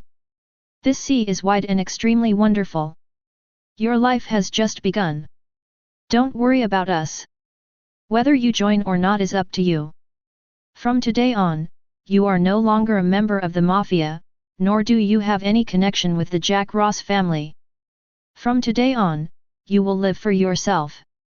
Starting today, you no longer have to carry those chains that bind you. Go and get on the stage that belongs to you. Beckman. After responding softly, Major slowly turned around and looked at the still young and immature Bizia. Looking at the child he brought out from North Blue, he looks like this now. Major smiled and patted Beckman on the shoulder, and gave Beckman his final teachings. Major is the ruthless godfather of West Blue. But Major is not a cold-blooded person. Although, he wants to rely on Leylin's banner to change the current difficult situation of the Mafia. However, he, Major, does not need to sacrifice young people to achieve his goal. It's not like Major didn't know that Beckman would execute his orders without hesitation. However, Major was unwilling to do this. Just as he was optimistic about Leylin and his gang, he was also optimistic about Beckman. Beckman is still young and his life has just begun. His voyage should not be hindered by rats hiding in the sewers. He should stand in a bright place, on the world stage. He should pursue his dream. After patting Beckman on the shoulder, Major walked directly past Beckman, CBFG, with a smile. Even though he is as good as a mouse and is only good at eating carrion in the sewers, he is not willing to stop a young man who should have a bright future from pursuing his dream. No leader would be willing to accept a subordinate who has close relationships with other organizations. Even if you reluctantly accept it, you will still be wary. Therefore, cutting off all ties between Beckman and the Mafia is the best help for Beckman's future. Only by not being weighed down by memories can we embrace a better future. With eyes full of tears, Beckman bit his lip as he stared at the fat but majestic figure like a mountain. Tears kept falling from Beckman's eyes. It was this fat figure that took him out of that chaotic sea. It was this fat figure who raised him, taught him how to become strong, taught him navigation, and took him out to sea. It was this fat figure who taught him how to survive in this cruel world. Perhaps, to countless civilians who died because of the Mafia, Major is the godfather of West Blue who has committed unpardonable crimes and is extremely vicious. But for many children like Beckman, who were brought out of war-torn and killing places by Major, this man is as majestic as his father. Boom! Mr. Major! Thank you for your support these years. Looking at the retreating figure, Beckman, with tears streaming down his eyes, suddenly knelt on the ground, facing Major's back, and knocked his head heavily on the ground. The voice containing countless emotions resounded throughout the sky at this moment. It is said that men don't shed tears easily, but they are not sad yet. Beckman didn't want to leave this man, but Beckman knew it was the best choice. Although I never knew why that man fell in love with him. But no matter what, he couldn't offend that man because of himself. Even if he risks his life, he can't make it difficult for Major. Yes, although Major ordered Beckman to join Noxus, Beckman had already made his decision. The moment Leylin opened his mouth, Beckman knew he had no way out. No matter what the reason is, even if it is just for this favor, he will join Noxus. Even if he risked his life, even if he died without a burial place, he would join Noxus and fight for a future in Noxus. As long as he climbs to a high position in Noxus, he can help Mr. Mayhor. The shouts from behind did not stop Mijur for a moment. Mijur knew he couldn't stop, and he also knew he couldn't stop. He can't look back. He couldn't let Beckman make other choices because of himself. Beckman should have his own life. Mijur, who was wearing a cane, left here without looking back. After boarding the ship on another pier, Mayhor returned to his room. You must survive on this sea. Beckman. Mijur, who was sitting on the bow of the boat, looked at a photo on the table, smiling and praying word by word. At this moment, looking at this photo of him laughing with many children, Mayhor is less like the godfather of West Blue and more like a father watching his children travel away. Maybe, Mijur is not a good person. But, in front of these children, he was the gentle fat man in sailor uniform. Chapter 61. Top of the Red Line, among Marie Joyce. Sengoku, you are really capable. Annihilate Akoko and severely damage Golden Lion. Ha ha ha. Sitting on the sofa in the middle of the power room, the legal martial god Topman Wuchulai looked at the information in his hand and said with an intriguing chuckle. Wuchulai's words also made the 5 elders, who were doing their own thing among the powers, all look at him. Isn't it a little too eager to intervene so early? Kaido, who has just entered the new world, and Charlotte's group that is gradually growing. And there is Leylin and his gang who recently appeared in West Blue, they are all troublesome characters. Shepherd Tenpit, the god of farming and martial arts, who was sitting on the sofa not far from Wuchulai, smoothed his golden hair and said with a hint. His words also made the environmental warrior god closest to him, Marcus Mazes Hung, stroke his white goatee and nodded gently. As the old saying goes, good fortune and misfortune come from good fortune. Although Marine's failed Buster Call caused turmoil all over the world. However, the world government promoted the 7 warlords of the sea plan and the world recruitment plan, and at the same time vigorously promoted the power and harm of pirates.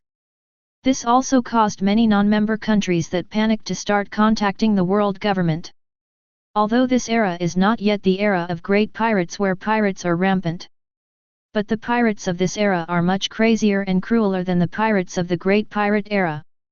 In this era, no one who has massacred an island or killed more than 1,000 people would be embarrassed to call himself a great pirate. After all, unlike the Great Pirate era, many pirates were tempted by the so-called great secret treasures before going out to sea to become pirates. The pirates of this era are real pirates. For their own ambitions and status, they became pirates who cruelly stole countless people. Cruelty and ferocity are also the most vivid synonyms for countless vicious pirates in this era. Although Leylin's victory was unexpected by 5 elders.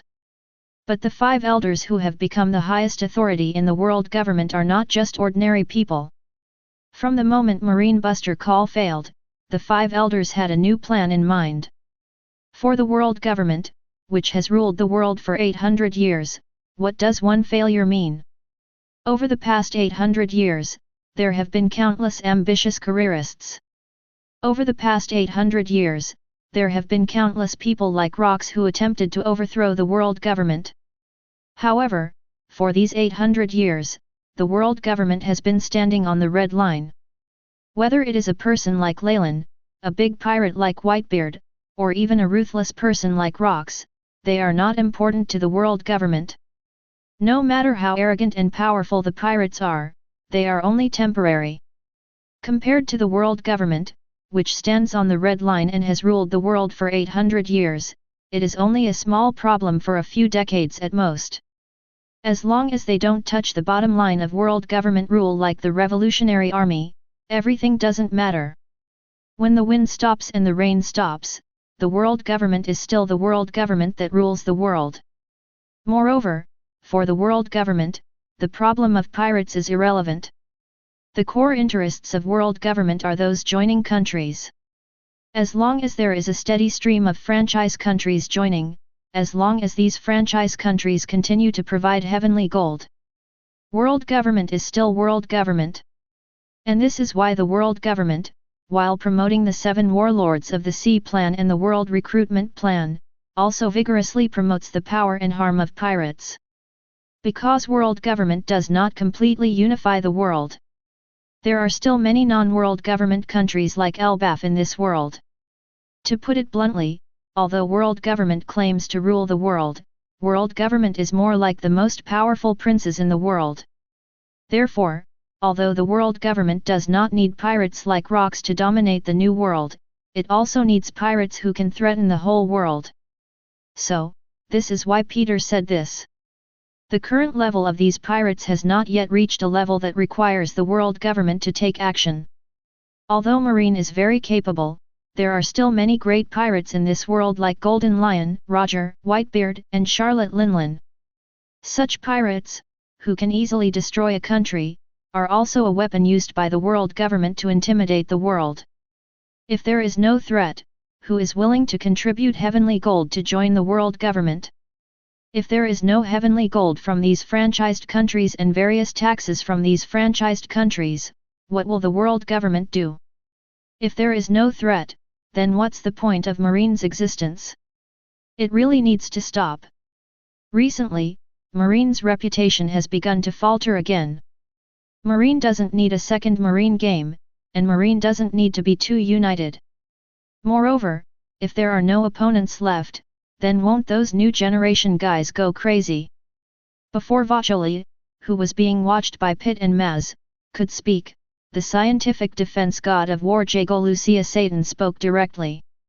This old guy wearing a black flat hat, white curly hair, and a white fluffy beard said word by word to the other 4 old guys in front of him.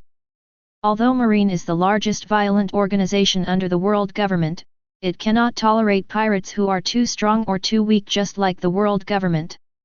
The world government doesn't need a group of friendly, strong, and united Marines. The United Marines are a greater threat to the world government than pirates. Moreover, if the powerful pirates are all wiped out by Marine, then where will Marine, who has so many admirals, and young pirates like Leylin and Kaido go?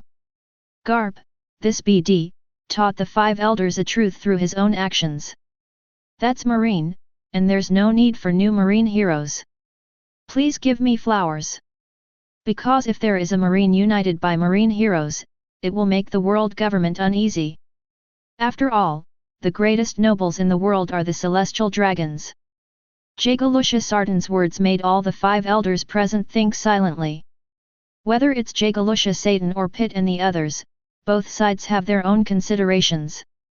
The former is to prevent Marine from getting bigger and the new generation of pirates from rising too quickly. The latter is out of consideration for the interests of world government. After all, the more brilliant Marine's record is, the more countries will seek asylum from the world government. The 5 elders here are all old foxes. After simple thinking, they quickly made a decision. West Blue, O'Hara, Tree of All Knowledge. Achu. Aq. Leylin was sitting on the chair, sneezing constantly.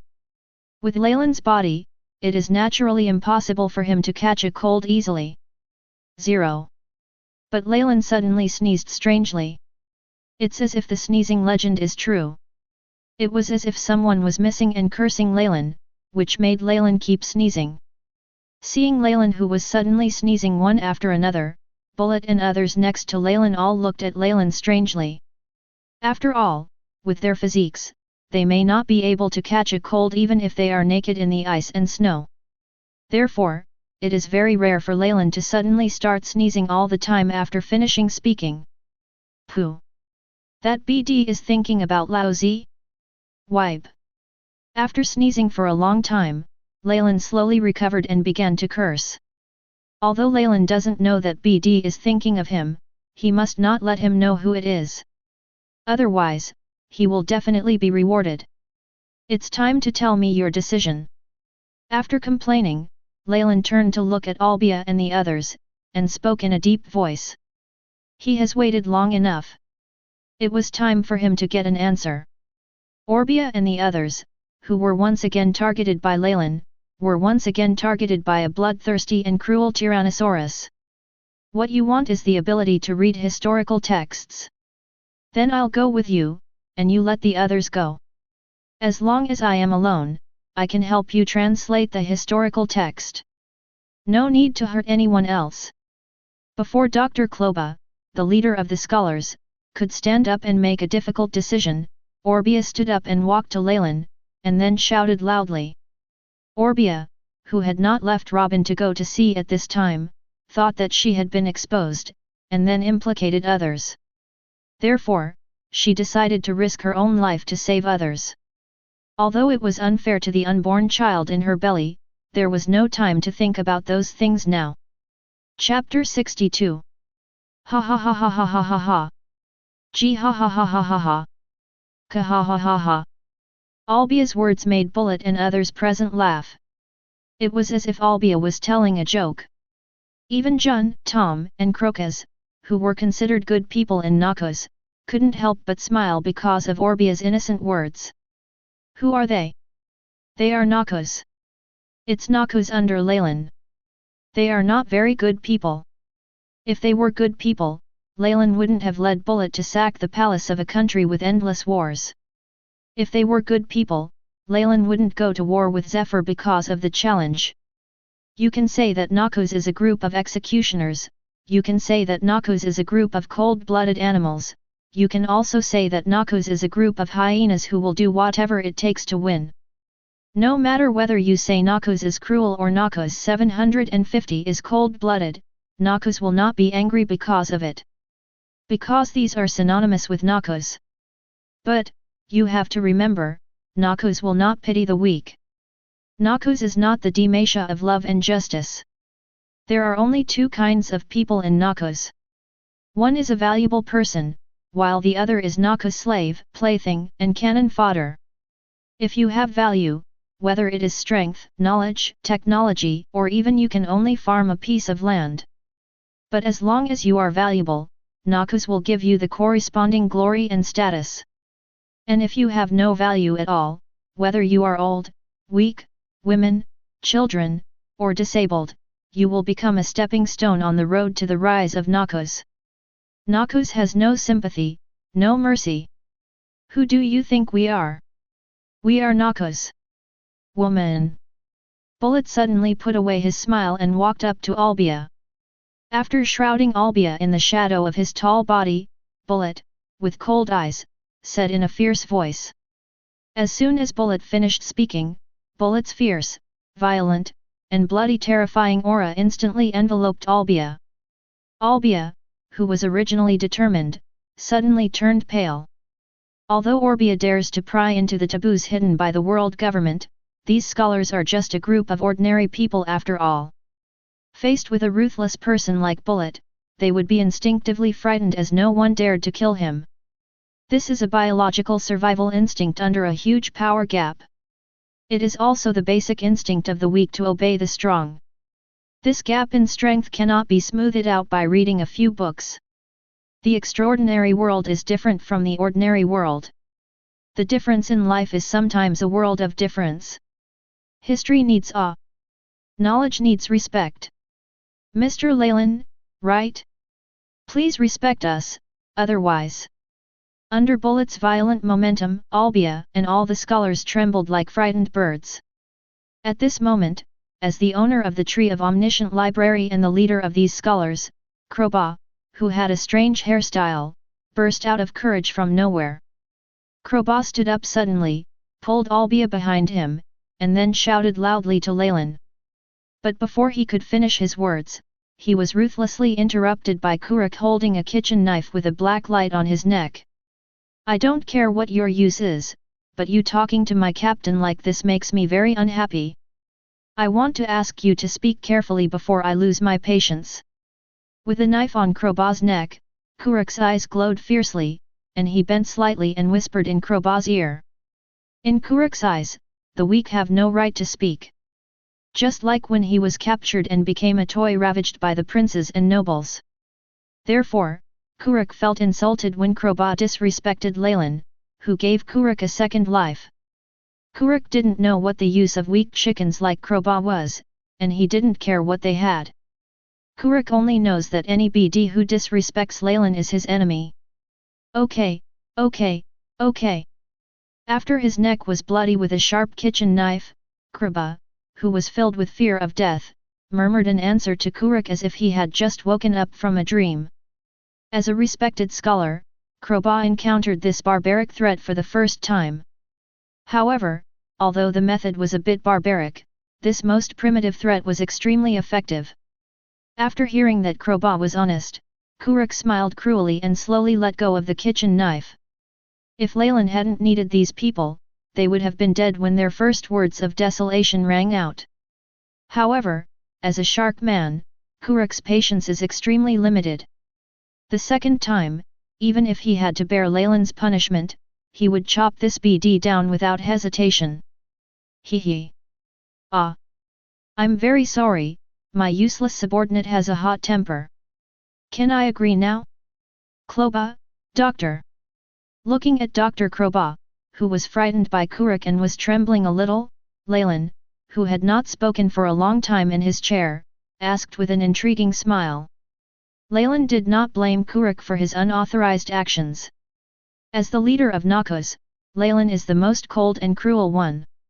Although Leylin is asking, if these scholars from O'Hara cannot give an answer that satisfies Leylin, Leylin will bring the residents of O'Hara to these scholars one by one, and then kill them one by one until these people are willing to surrender and cooperate. In this world of extraordinary power, violence can sometimes do whatever you want. I agreed.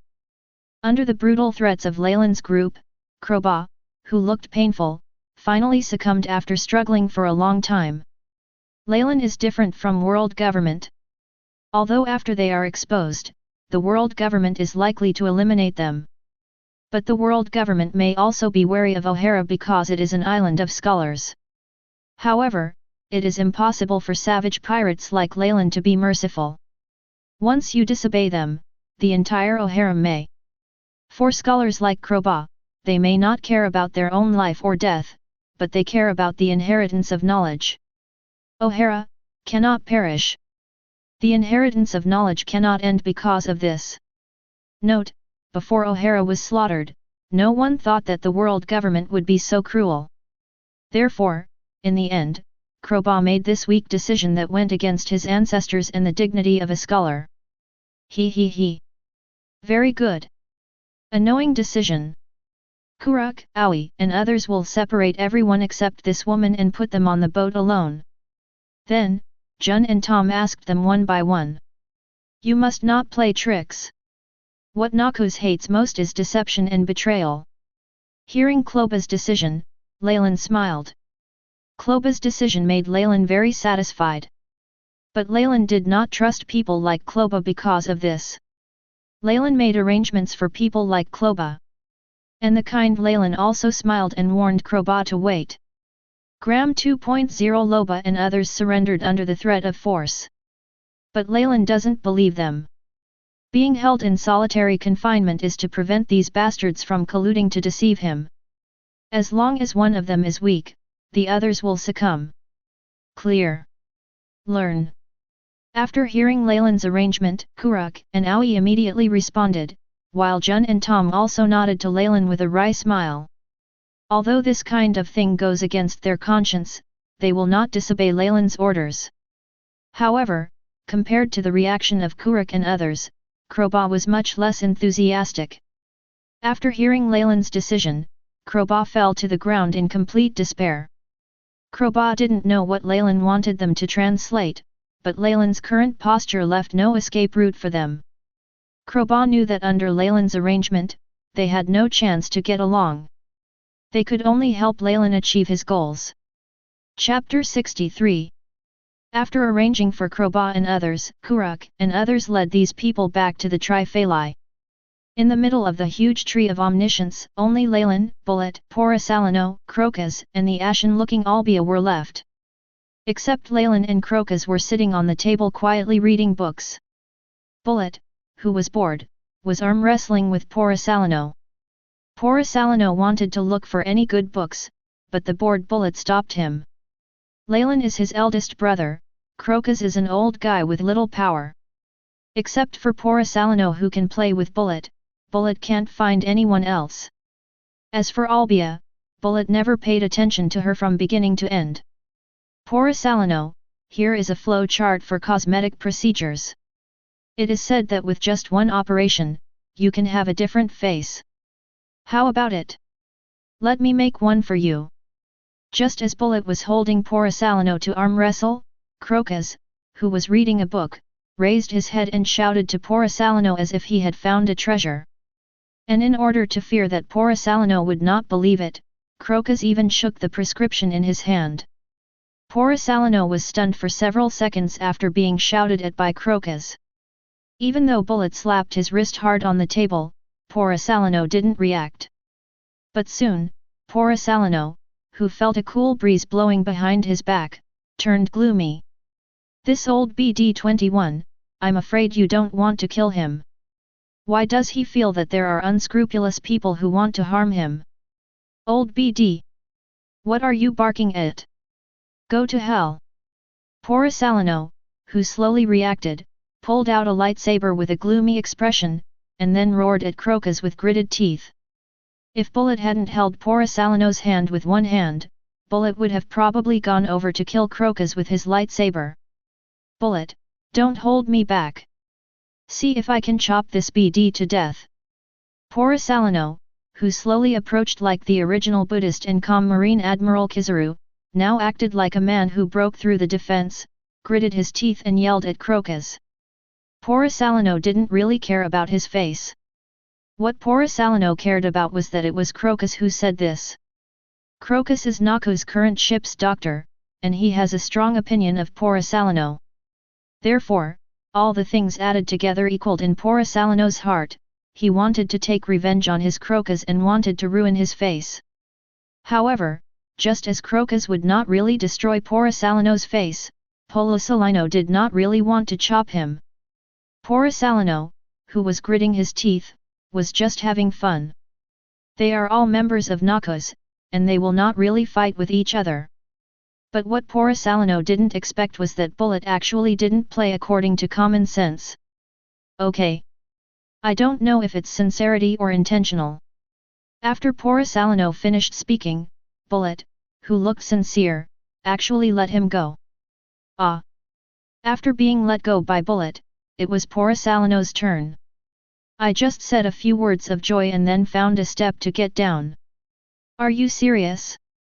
I have good intentions to help you become more handsome, but you actually want to kill me. Are you a human being? Just when Porisalino was on the verge of dismounting, Crocus's gloomy voice sounded again.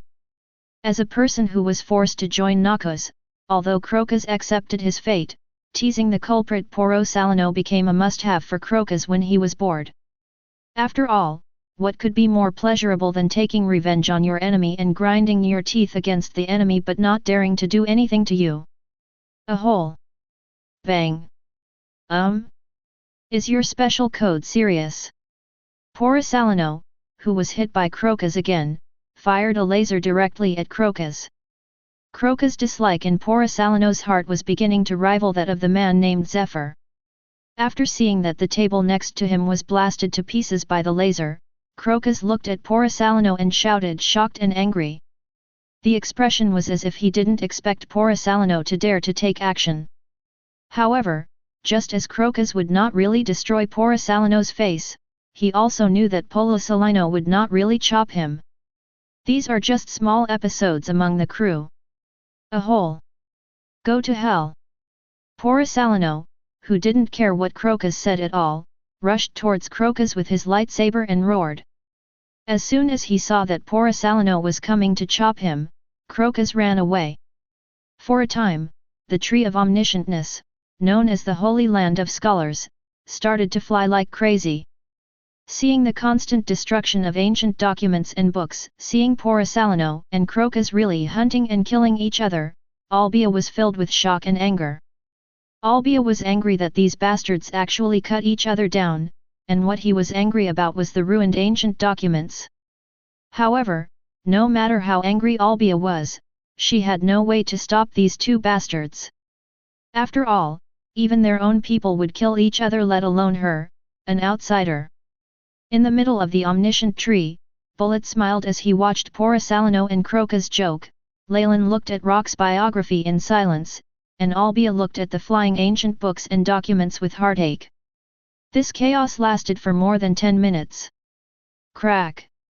All the chaos immediately stopped when the originally closed door of the Tree of Omniscient was suddenly opened. Whether it was Porisalino and Crocus who were having fun, Bullet who was watching the fun, or Leylin who was reading a book, they all looked towards the door for a while. Mr. Leylin, I implore you to join Noxus. Please take me in. Although I may still be weak, I will definitely work hard to become stronger. Please. Boom. Under the watchful eyes of Leylin and others, the person who walked into the Tree of Omniscient was none other than Ben Beckman. After bidding farewell to Mayhor, Beckman came here with the thought of living up to Mayhor. Beckman walked into the Tree of Omniscient, bent down and knelt down with his hands on the ground, and kowtowed heavily to Leylin. Beckman asked Leylin loudly. The current Beckman is not the red-haired vice-captain of the Four Emperors in the original book. The current Beckman is just a small character who wants to join Noxus and become stronger in order to live up to Mayhor's expectations. In front of Leylin and others, Beckman would not have any pride. Because compared to the famous Leylin, Beckman is just a weak and small character. Looking at Ben Beckman, who solemnly requested to join Noxus, the corners of Leylin's mouth raised slightly. Changing the course of history with your own hands may be one of the joys of a time traveler. As for who the red-haired man chooses to be the 120th mate in the future, that's none of his business. Absorb all the power and strive to become stronger. Isn't this the original intention of Noxus? Regarding Beckman's request, Bullet and others looked at him with scrutiny. Today's Noxus is no longer the small organization that wanted everyone in a country with endless wars. Although there are not many people in Noxus now, the few people in Noxus now are either powerful or have unique value. Just want to join the White Fang? Bullet. He is yours. Train him. Porisalino, take this woman with you because I have a house. We're going to be staying here for a while. Looking at Beckman on the ground, Leylin chuckled and slowly closed the book. Leylin stood up slowly, casually gave a few instructions, and then walked directly out. Beckman's future achievements may be very high in the original work, but now he is just one of West Blue's trash. Beckman is still too weak to be qualified to become a Noxian cotter. Maybe he can have it in the future, but that's also the future.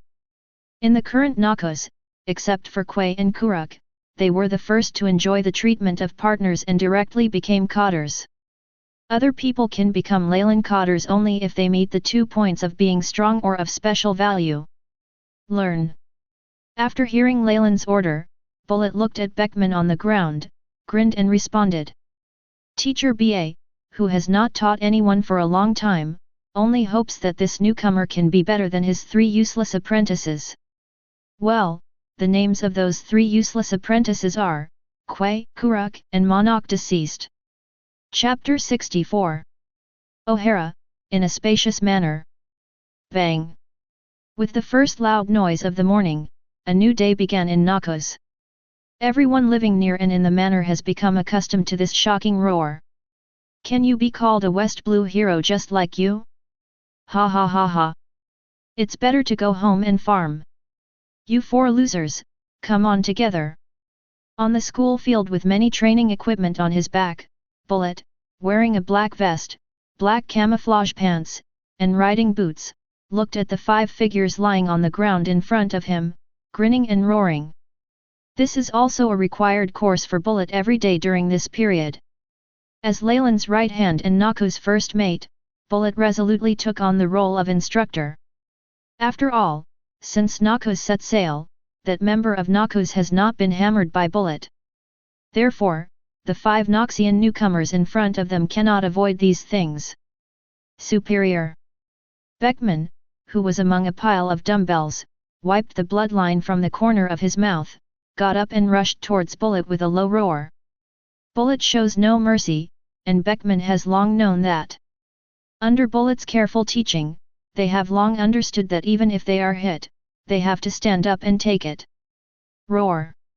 Ah! Drink! After hearing Beckman's voice, the other 4 men, who were also covered in injuries, gritted their teeth and launched a losing charge against Bullet. The sounds of muscle clashes, roars, and Bullet's curses intertwined in the sky of the school grounds to create a passionate prelude to sailing. Ah la la! It's so early in the morning, I'm really full of energy. Looking at the passionate scene not far away, Porcelano, who looked like he just woke up, slowly sat on a sun lounger next to Leylin, and then murmured half-deadly.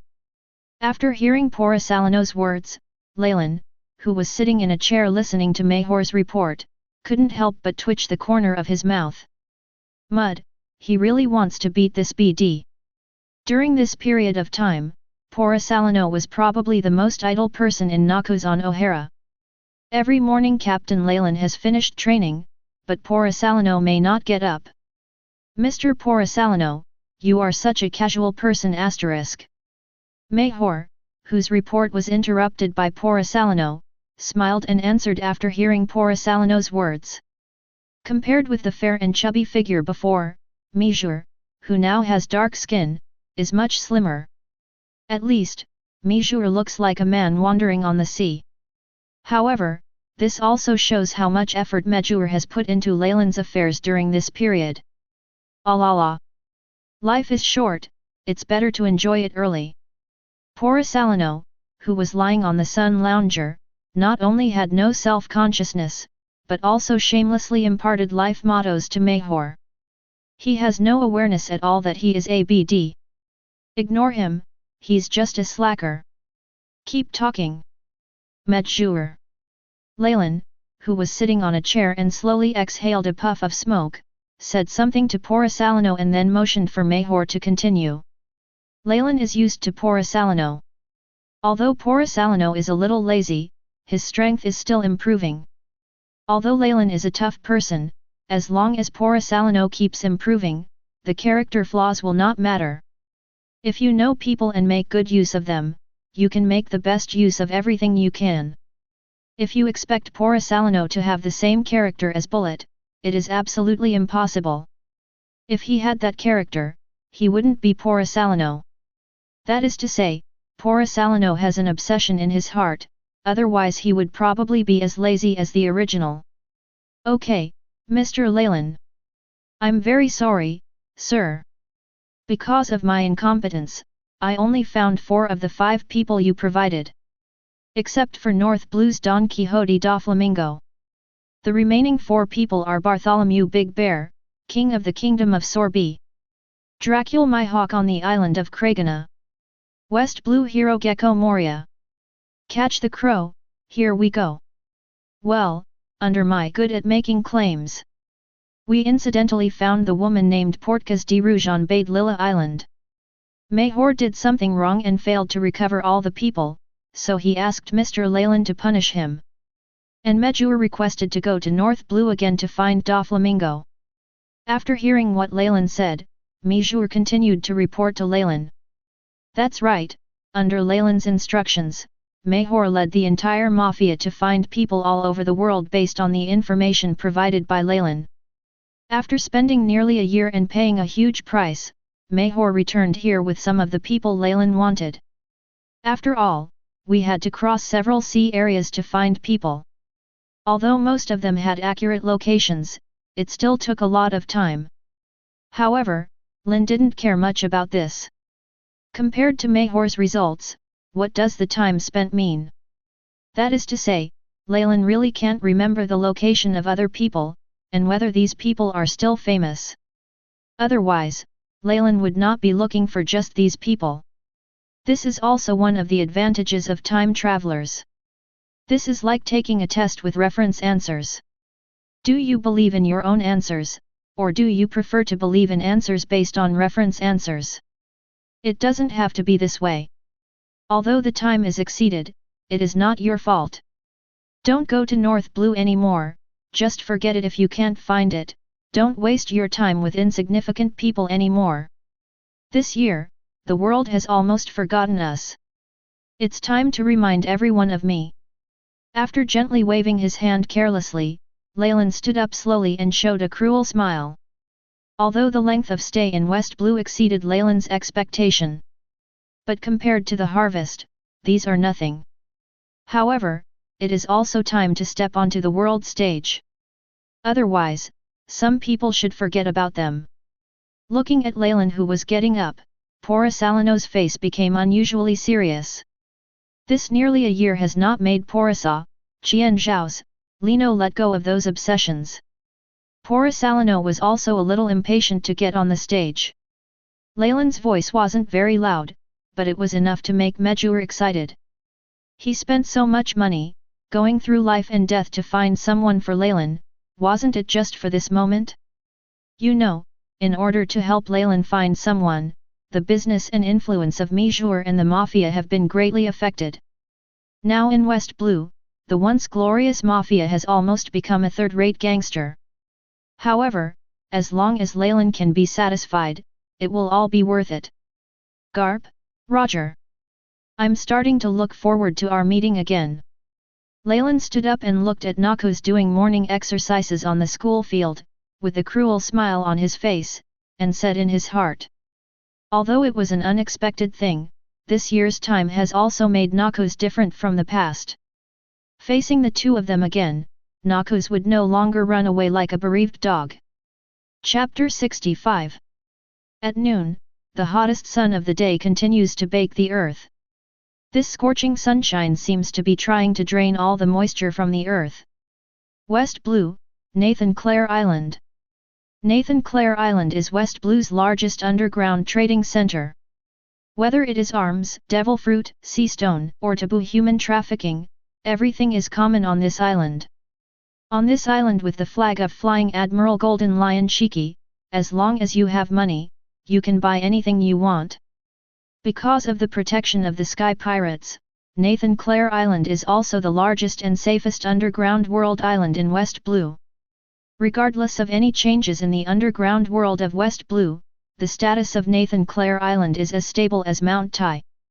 Not to mess with Nathan Clare Island has become the consensus and tacit understanding of the West Blue underground world. But, everything has changed dramatically today. 7 warships flying the Noxian flag appeared in the waters near Nathan Clare Island, and were still approaching Nathan Clare Island at full speed. Noxus flagship, the Trifari.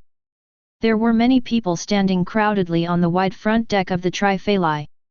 Among them, there are the O'Hara scholar group with numb eyes, Orbia who is holding a child with her head down, and the 4 Moria group who have not yet surrendered but are still unruly.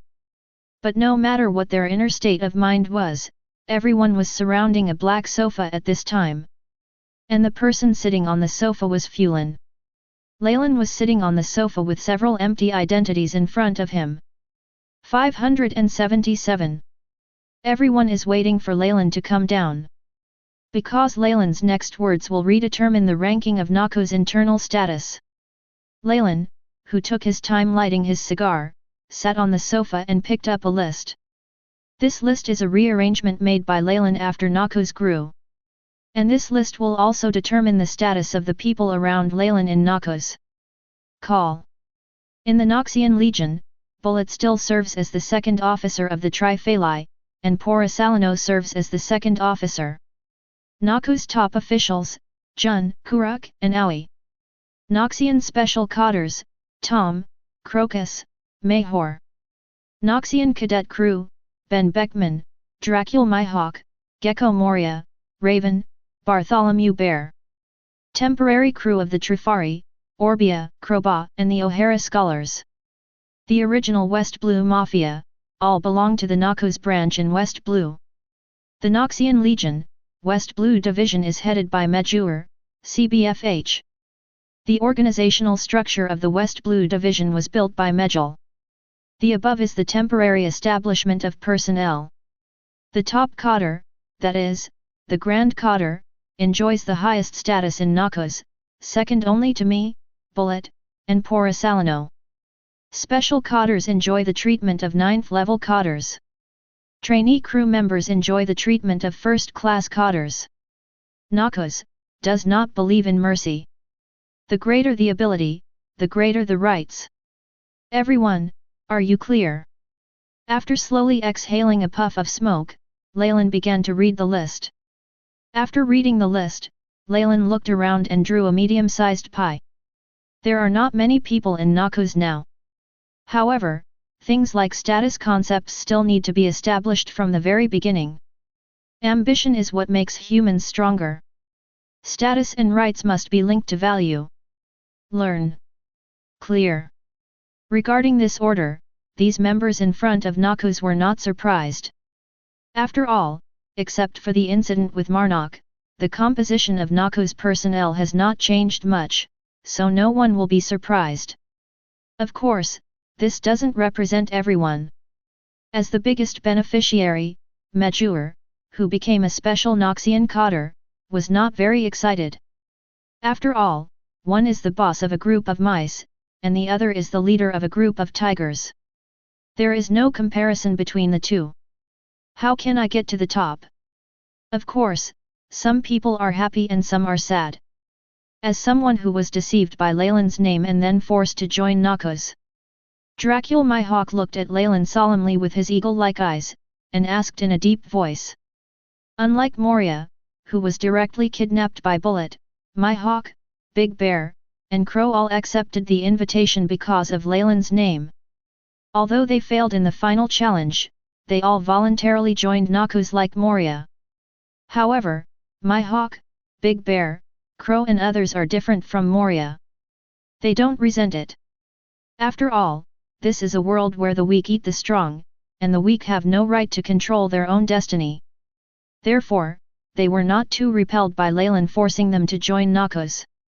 After all, their treatment is good enough compared to those who die directly after failing the challenge. The reason why my hawk asked these questions was because since he had already joined Noxus, he didn't want to be the one at the bottom. The reason why Moria is different from others is because he is still arrogant and confident, but he was exposed by Lei Shi after Bullet personally destroyed the entire pirate group. Therefore, Moria is the one who jumps the most and wants to rebel the most among the 5 newcomers. My hawk's somewhat indifferent words did not only represent himself, he also expressed the thoughts of Crow, Big Bear, Beckman, and others. After all, who is willing to be at the bottom of the pile by doing nothing? What's more, they are all talented people, so they are even more unwilling to be at the bottom. My hawk's words also made Bullet and others look at this motivated newcomer with interest. Active and passive have different effects. Want to be on top? Then work hard to become stronger and let me see your strength and achievements. Noxus will not neglect anyone who provides value to Noxus. Looking at my hawk, the world's greatest swordsman in the original novel and now an unknown little swordsman, Leylin stood up slowly and said with a smile.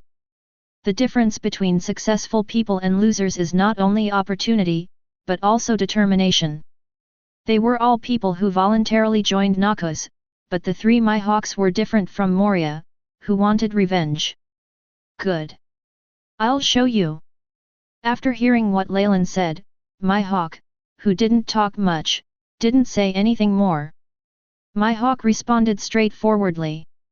Strong people never complain about the environment. Now that everyone has no questions, let's get ready to start. Polo Salino. Let's fire the first shot at Noxus' return to sail. Leylin stood up and stood on the deck. Looking around, without saying anything, Leylin slowly walked to the end of the deck. Leylin, who was standing behind the Black Lion of the Trifari, looked at the bustling island in the distance and ordered with a smile every word. Having assigned Majur the title of Minister of West Blue, Leylin would naturally not write a blank check. West Blue, Leylin wants it. Even if West Blue cannot be completely unified, at least the underground world of West Blue will belong to Leylin. Are we going to massacre the island when we start sailing again? It's really willful. Captain. Pora Salino, who heard Leylin's order, replied helplessly. Although the words were difficult to say, Salano's actions were not slow. Want. A blazing light gradually lit up Salano's body. Immediately afterwards, everyone on Nathan Clare Island seemed to see the sun. Like the pure light of the world, this dazzling light illuminates this dark place of West Blue. Chapter 66. Nathan Clare Island. This island is sheltered by the Sky Pirates. This island, known as the island that West Blue cannot afford to mess with, ushered in a ruthless bloodbath today. Pfft. Sacrifice my great Noxus with the blood of my enemies. With the sound of countless flesh and blood being crushed, a 27-meter-tall golden behemoth rushed into this town where the flag of the flying pirates was flying. Leylin, standing on the shoulders of the behemoth with a huge Noxian symbol on its back, raised the giant axe in his hand and let out a roar that resounded through the sky. Roar! Kill! Sacrifice the blood of my enemies to my great Noxus! As the tall golden behemoth rushed into the town, countless mafia members with scarlet eyes behind the golden behemoth shouted in the name of Noxus, officials who rushed into this town. As a mafia entrenched in West Blue, they often have conflicts with Nathan Clare Island because of business. However, in the past, they had no protection behind them, so they only deserved to be the ones who bowed their heads. But today, everything is different. Led by Leylin and Noxus, they boarded the island sheltered by the great pirate Golden Lion without any scruples. Kill! Hack them to death! Mayhor, who was holding a staff and knife and kept killing people in the crowd, roared with excitement that he had not seen for a long time. Being called the underground godfather of West Blue, he has never been so excited as at this moment. After so many years of mediating between various forces in West Blue, this was the first time he could act so fearlessly. This is a feeling Medjur has never experienced before. This is also a novel experience that power and fame cannot bring him. This is the freedom that only belongs to power. As long as your strength is enough, you don't have to be afraid of any consequences. Massacre and chaos completely descended on the island the moment Golden Behemoth rushed into the town. The dark order given to this island in the name of the Golden Lion was completely shattered after the arrival of Noxus. Fighting and chaos fill every corner of this town. And this chaotic island was the first step for Noxus to return to sea. This music that fills the sky of the entire island, intertwined with screams, roars, scolds, abuses, gunfire, and tearing sounds, is Noxus' tribute to the world. This tribute is also Noxus' declaration to the world. Douglas Leylin, the leader of Noxus who announced a bounty of 1.936 million, and Noxus is back. Under the leadership of Bullet, Salano, Jun, and other major cadres, Noxus marched straight into the center of the town. Boom! Stab! As a dull crash sounded, the flagpole that stood in the center of the town and hung the flag of the Sky Pirates slowly collapsed. The flag representing the flying pirates also fell. However, Kuruk, who broke the flagpole, seemed unwilling to let the flag go. Kuruk flew into the sky on the moonwalk. Under the gaze of countless people, he suddenly pulled the flag representing the Golden Lion to pieces with his hands. After seeing this scene, the remnants of the Golden Lion pirates who were still resisting were completely in despair. In the world of pirates, tearing down the flag means declaring war. They didn't expect that there would be such a group of people in West Blue who would not be afraid of the Golden Lion's position. That's the flag of Flying Admiral Golden Lion Shiki. Cowardly behavior will never be tolerated. Kill them. Leylin stood on Bullet's shoulder, looking down at the surrounding scene, and issued the order again word for word coldly. The world is cruel. There is no mercy among pirates.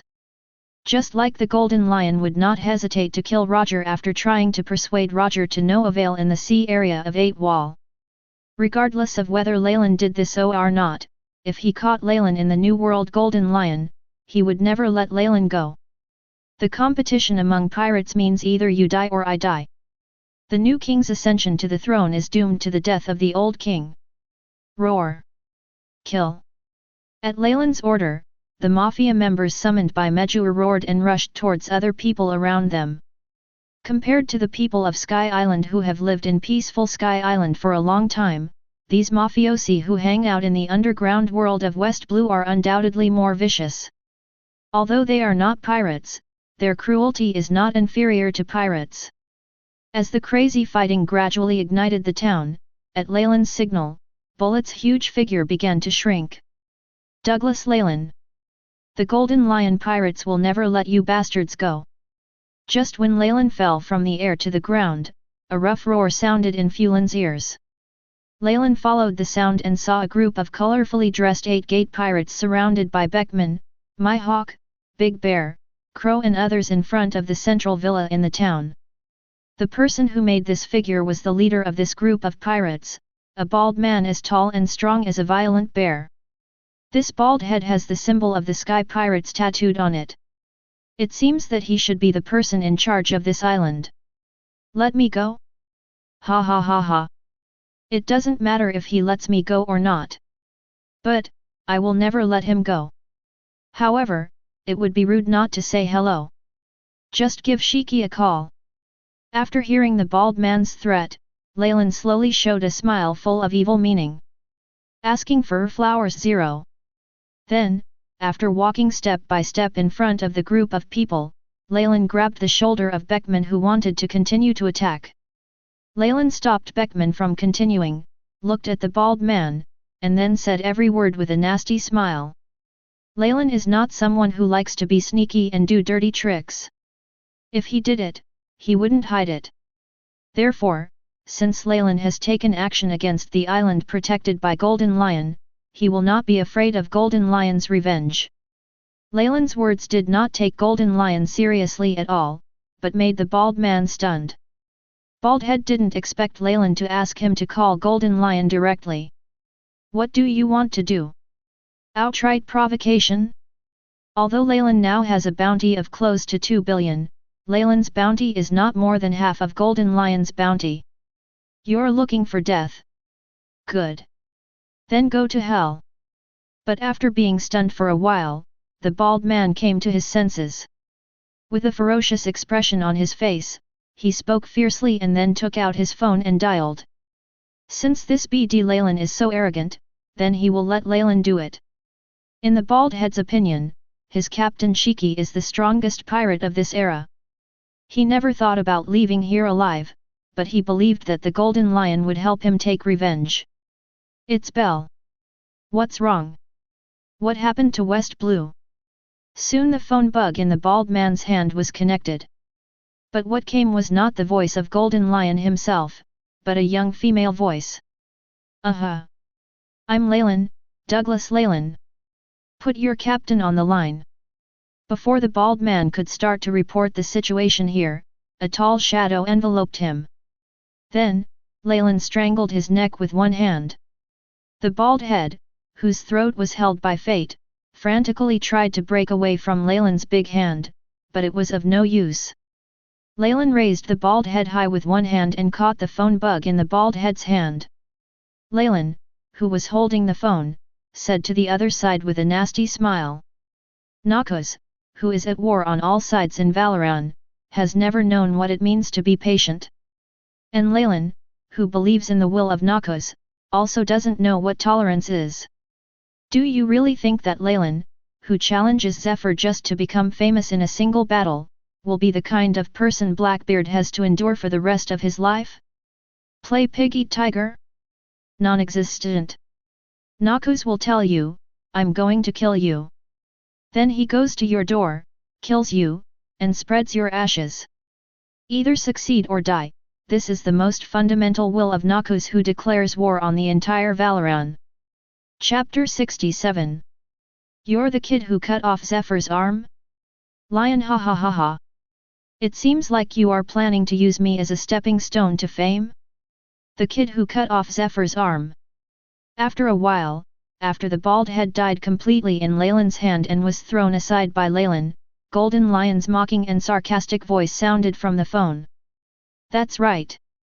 The Golden Lion is not angry. Even if Golden Lion knew that the islands under its control would most likely be destroyed by Leylin.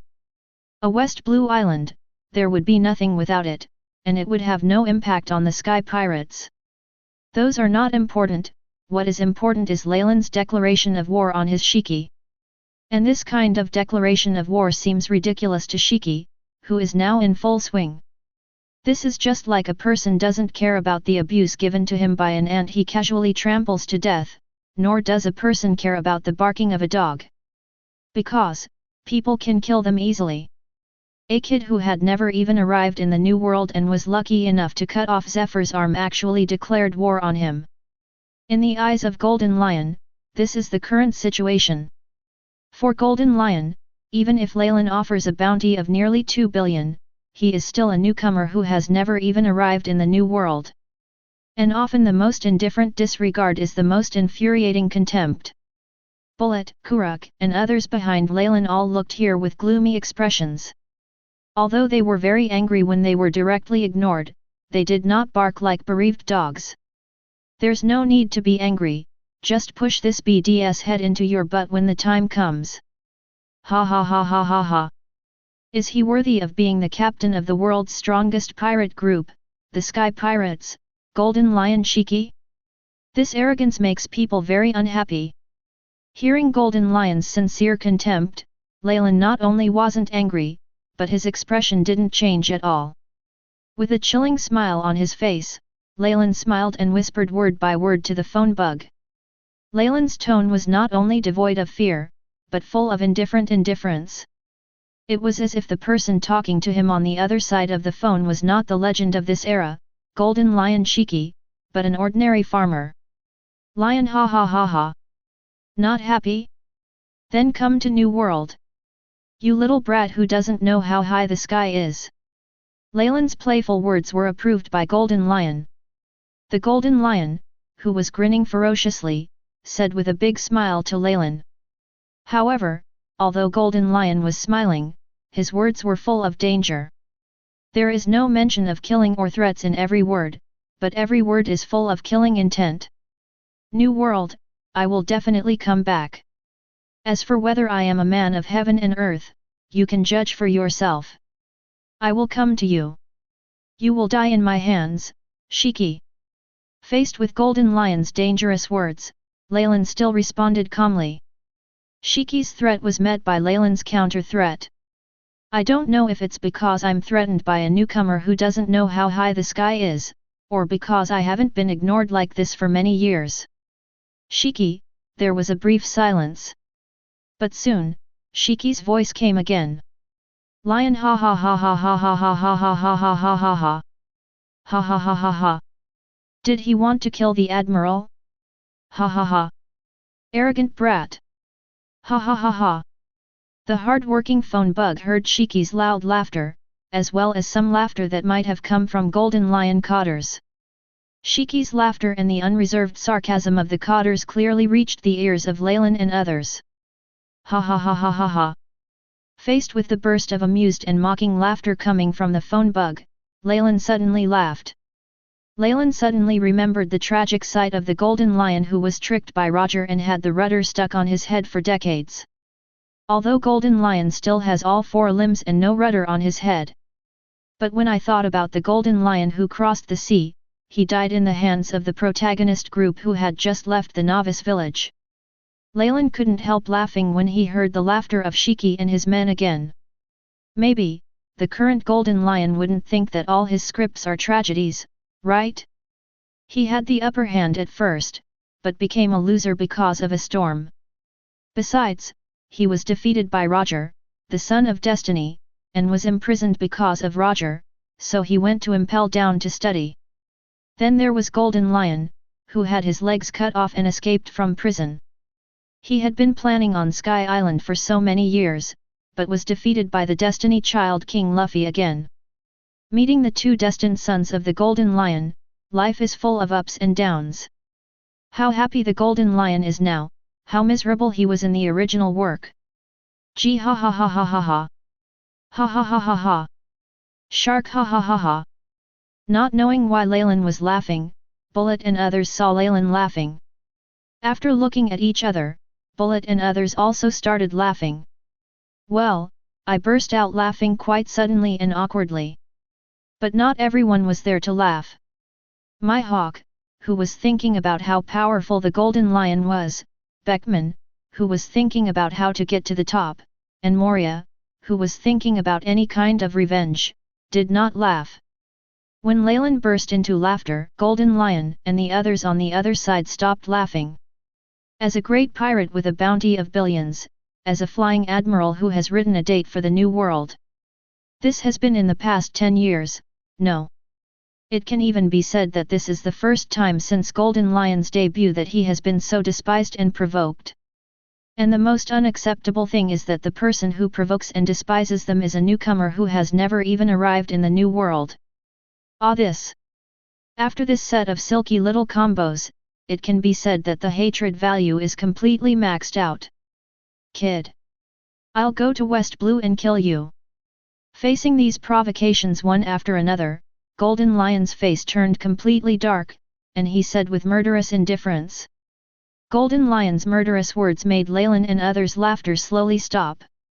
No. After I finish dealing with West Blue, I will come to New World and kill you. You will definitely die in my hands, Shiki. Faced with the angry words of Golden Lion, whose face was completely downcast, Leylin, whose smile became increasingly cold, responded word by word like a needle. The unlucky Golden Lion has been Leylin's target from the beginning. Kill the Golden Lion, seize his territory, and expand in the New World in order to plan the entire New World. This is the plan before Leylin for the New World. Noxus needs a fixed territory for development, and there is no faster way than directly killing the biggest pirate. After hearing Leylin's words, Bullet and others' eyes became excited. Are they going to face the strongest pirates in the world? This is really exciting to think about.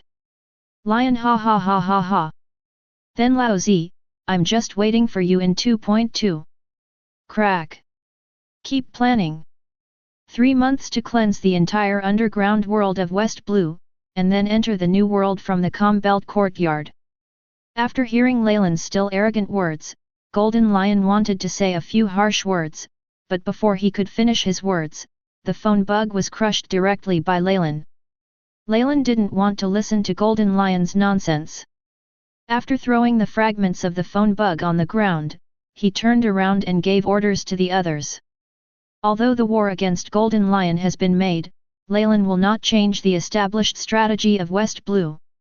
West Blue will become the back garden that provides funds, personnel, and supplies to Noxus. Learn. Understood. After hearing Leylin's order, Bullet and others smiled and responded excitedly. Perhaps except for the madman Poro Salino, everyone else in Noxus is a warlike madman. Chapter 68. West Blue, waters near Maganko Island.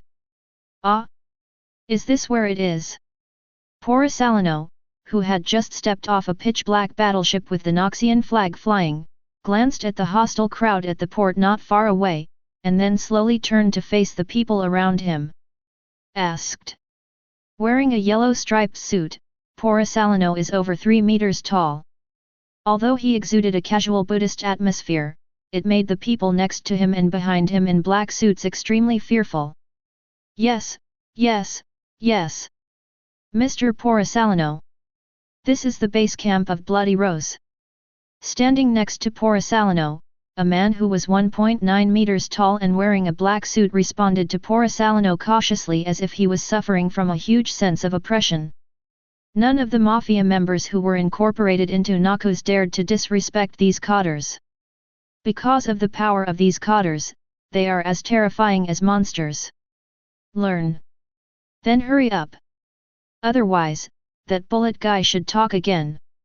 After receiving the confirmation, Poro Salino nodded and muttered to himself carelessly.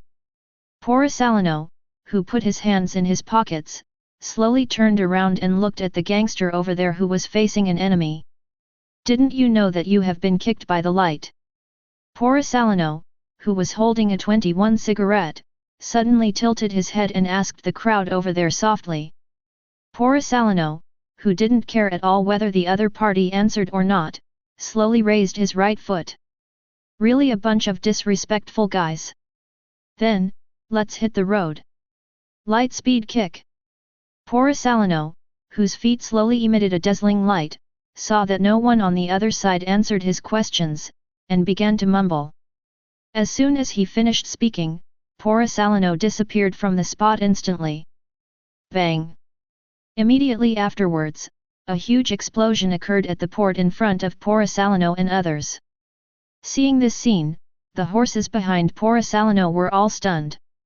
Although it was not the first time they saw Porisalano take action, no matter how many times they saw it, this kind of Leylin that was beyond their knowledge shocked them every time.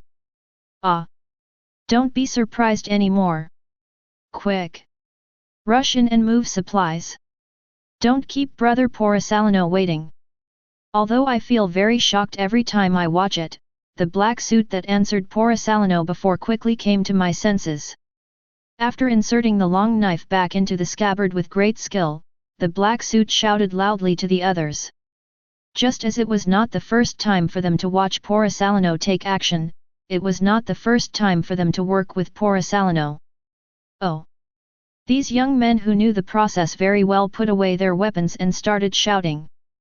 Then, led by the leader in black suits, these horse boys in black suits quickly ran towards the port. Their mission is to find all kinds of useful supplies, loot all kinds of valuable things, and then bring them back to the ship. Well, this kind of thing didn't just happen on this small island, and it wasn't just the first time.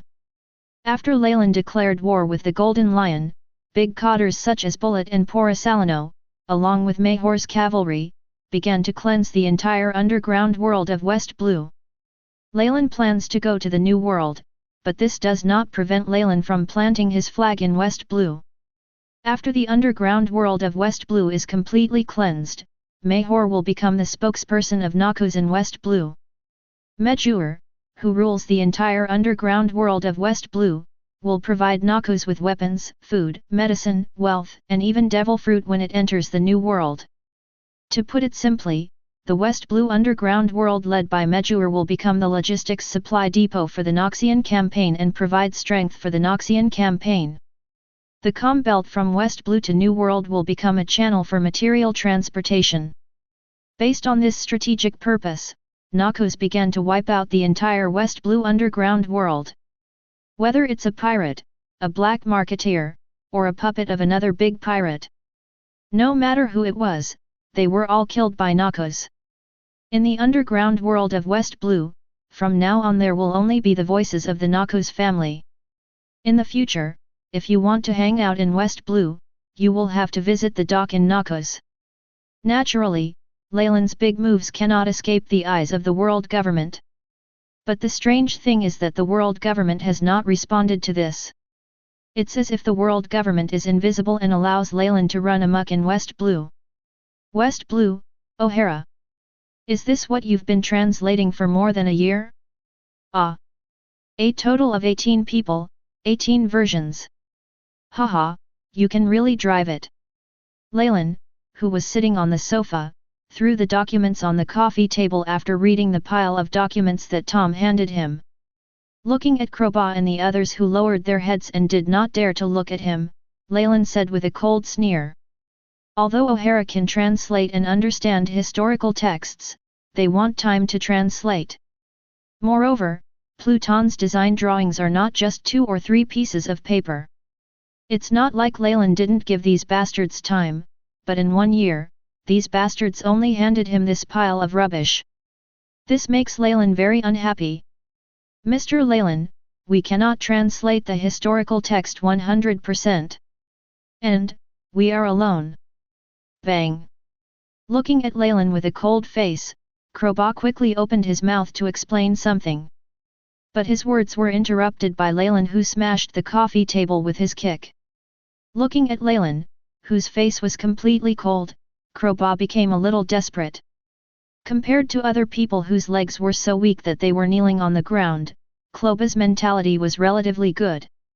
However, facing Leylin, the man who is now being slaughtered in West Blue, Crowbar is also very desperate in his heart.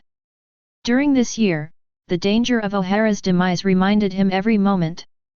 Over the past year or so, Crowbar has long given up on some unrealistic ideas. However, he could not imagine the current situation. Call. Leylin, who interrupted Crowbaugh's explanation, did not speak again, but began to look at Crowbaugh and others with his ultimate cold eyes. Leylin's eyes were like a hunter preparing to hunt or an executioner about to be executed, so indifferent that it made people's hair stand on end. The scholars who were looked at by Leylin in this way seemed to feel the approach of death and began to tremble violently. They were powerless, and in front of Leylin, they were as helpless and desperate as lambs waiting to be slaughtered. Translation is something that will change based on the translator's understanding. If you kill them for this, who will continue to translate for you? Just when Leylin became murderous and prepared to kill the chicken to scare the monkeys, Rouge, who had blonde hair and wore a blue dress, walked to Leylin's sofa and sat next to Leylin. Rouge, who was sitting next to Leylin, looked at the scholars in front of him and spoke softly. Her words seemed to be admonishing Leylin, and also seemed to be interceding for these scholars. If you want to go back, I will arrange for someone to take you back to South Blue. Leylin was a little surprised. After looking at Rouge, he spoke softly. Rouge was brought back to O'Hara by Medjur, which was an accident. Leylin just wanted to make sure Rouge was on Bade Lila Island. After all, this is the key to whether Leylin can find Roger. Leylin defeated Roger, the future pirate king, with dignity. But unexpectedly, Medjur actually brought Rouge back directly. However, this matter has become a reality, and Leylin said nothing to Medjur. During this time, Rouge stayed on O'Hara. Leylin did not take the initiative to find her, nor did he let her come to see him. After all, Leylin is a man who wants to do big things, and he will not deliberately look for women. Even the woman who will be the future pirate king doesn't really care. After all, Leylin, who is on the rise in his career, doesn't have time to do these things. Anyway, Jun can handle it if necessary, right?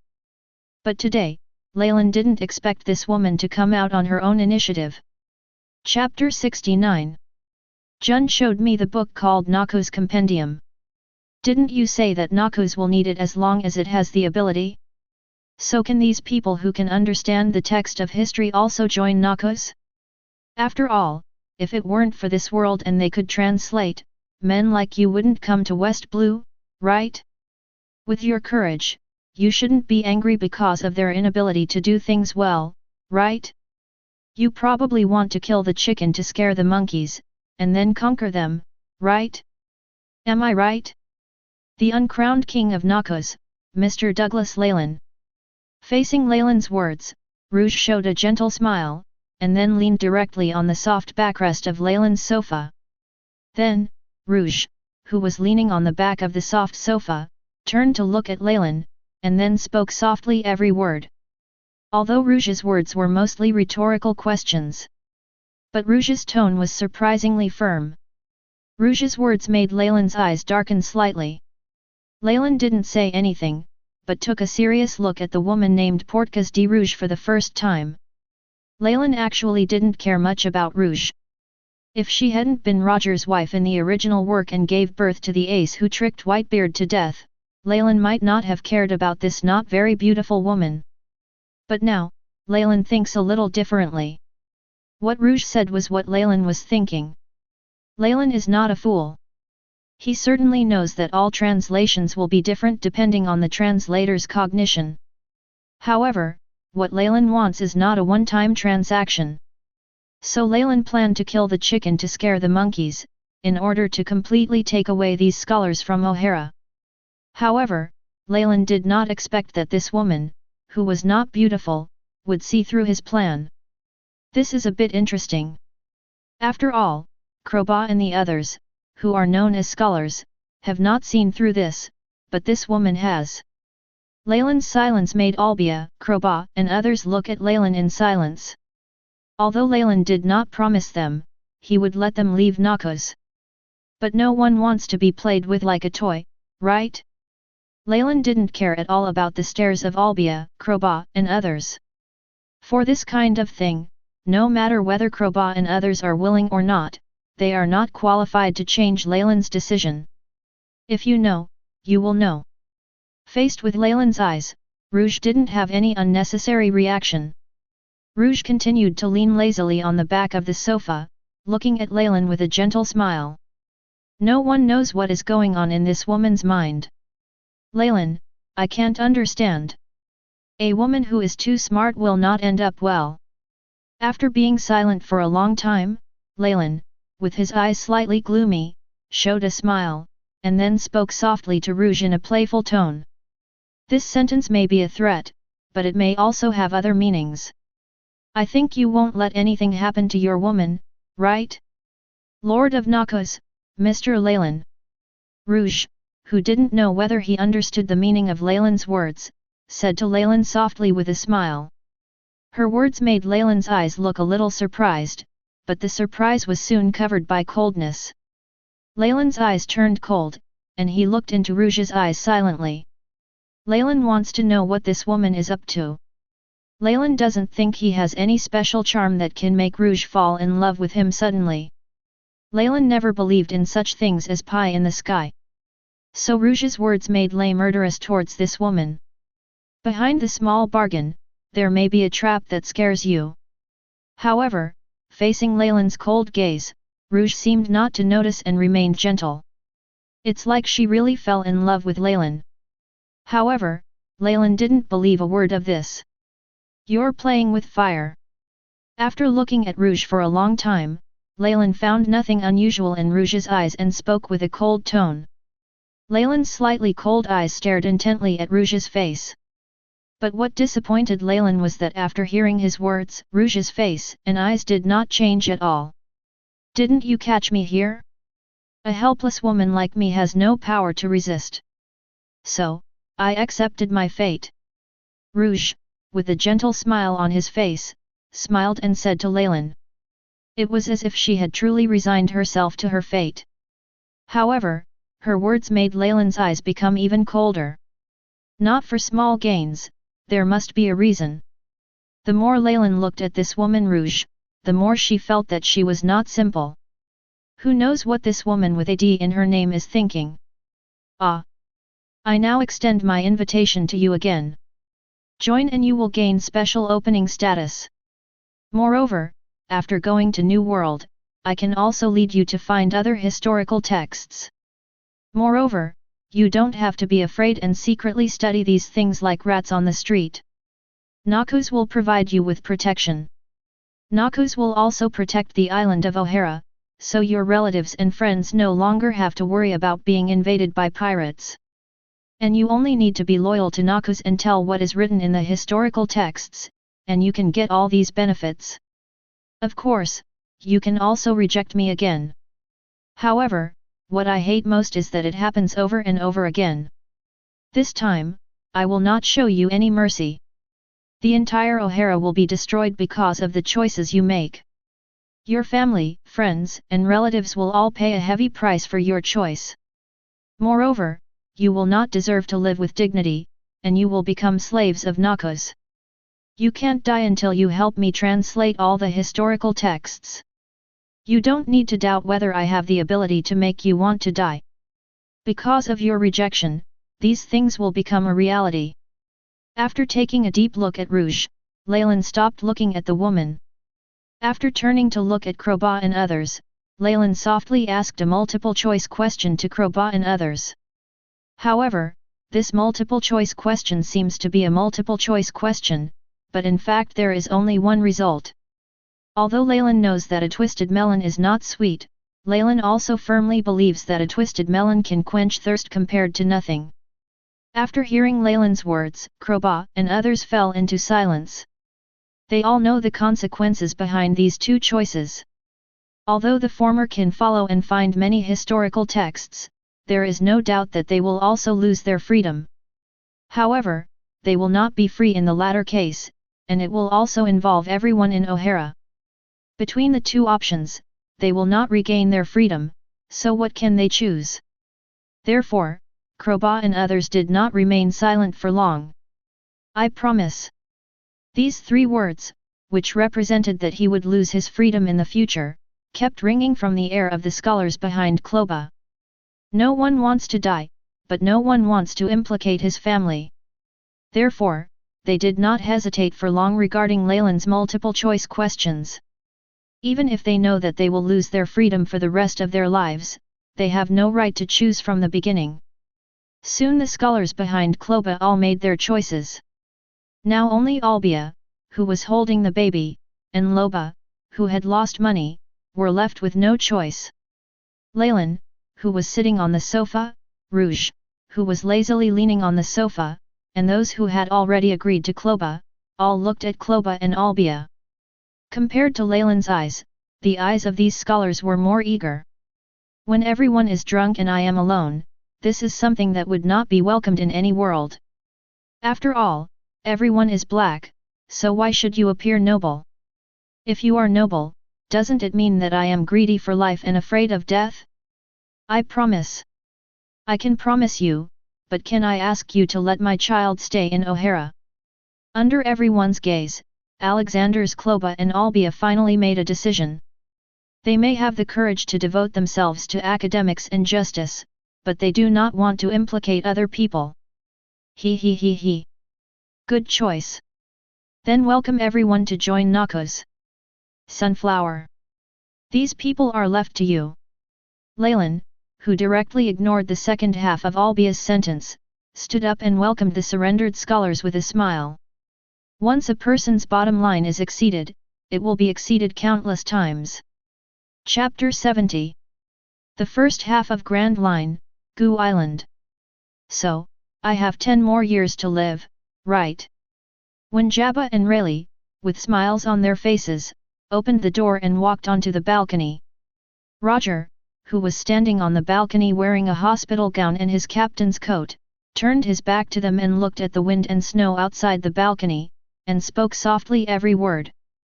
The situation of Roger pirates is much more complicated than what is shown in the newspapers.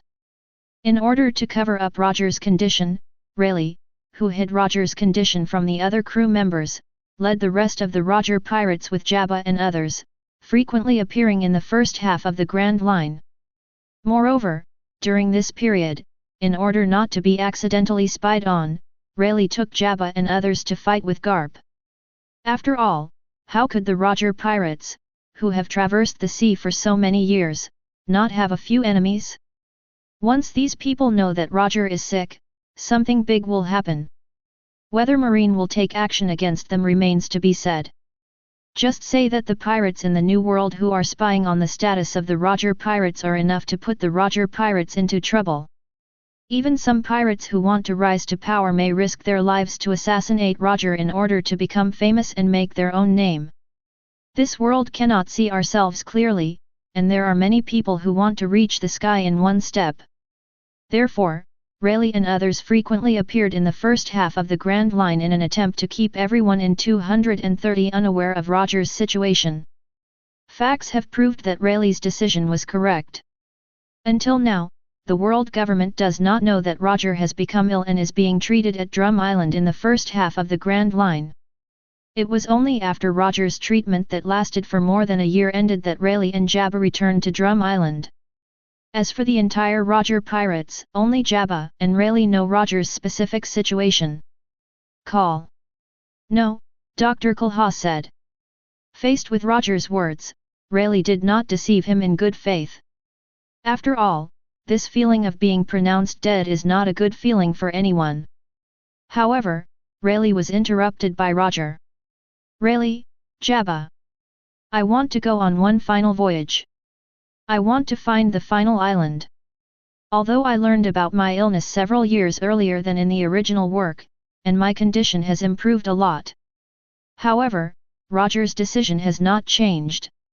Roger, who had his back to Rayleigh and Jabba, chuckled and expressed his decision. This great pirate who has dominated the world for so many years, the man known as Golden Roger, would not lie down in the hospital bed and wait for death even if he learned that he was terminally ill. The sea is the final destination of pirates. The best ending for a warrior on the sea is to die on the sea. Roger's decision made Rayleigh and Jabba both surprised and not so surprised. After so many years of getting along, they have already understood each other. Although this decision is extremely crazy, isn't this what Roger is like as a man? Without this courage, how could Roger have gotten to where he is today? He is really a willful guy. Looking at Roger's back, after being silent for a while, Jabba said with a slow and helpless smile. What can he do? Roger's decision, as a brother and crew member, he can only respect. Even though this decision seems ridiculous, it was Roger's decision. Jabba agreed. Call. Everything has been decided, so what can we say? You are the captain. After Jabba agreed, Rayleigh slowly exhaled a puff of smoke. Leylin, who was surrounded by smoke, lowered his head slightly as if helpless and said with a soft smile. No one knows what Rayleigh's eyes look like behind the smoke, with his glasses glowing coldly. Maybe it's the same helpless look as Jabba's, or maybe it's respect and recognition, or maybe it's reluctance and sadness. The relationship between Roger and Rayleigh is not something that can be explained clearly in just a few words. After so many years, the two have long become brothers sharing life and death. Just let me be so willful again. Ka-ha-ha-ha-ha-ha. Then let's start from Logue Town. Let's take the final voyage. Rayleigh, Jabba. Fixu said with a smile after the last two words. There is no trace of decadence or unwillingness in Roger's eyes as his life has entered the countdown. Instead, Roger's eyes are as full of confidence as ever. Perhaps, CBFJ, maybe it was this rock-solid confidence that allowed Roger to become the first pirate to board Raftel in 800 years. However, what Roger will not know is that his destined wife is gone. West Blue, O'Hara among the manor houses with Noxian flags flying. Standing in front of the bed in his room, Leylin looked a little silent as he looked at the two figures lying on his bed in front of him. Leylin didn't know what to say. Because Rouge and Albia were lying on his bed now, and they were still wearing cool clothes. Well, under the dim light, it does look breathtaking. What do you want to do? Looking at Rouge leaning against the bed, Leylin asked in a deep voice with slightly cold eyes. Leylin didn't even have to think about it, Rouge must have persuaded Albia here.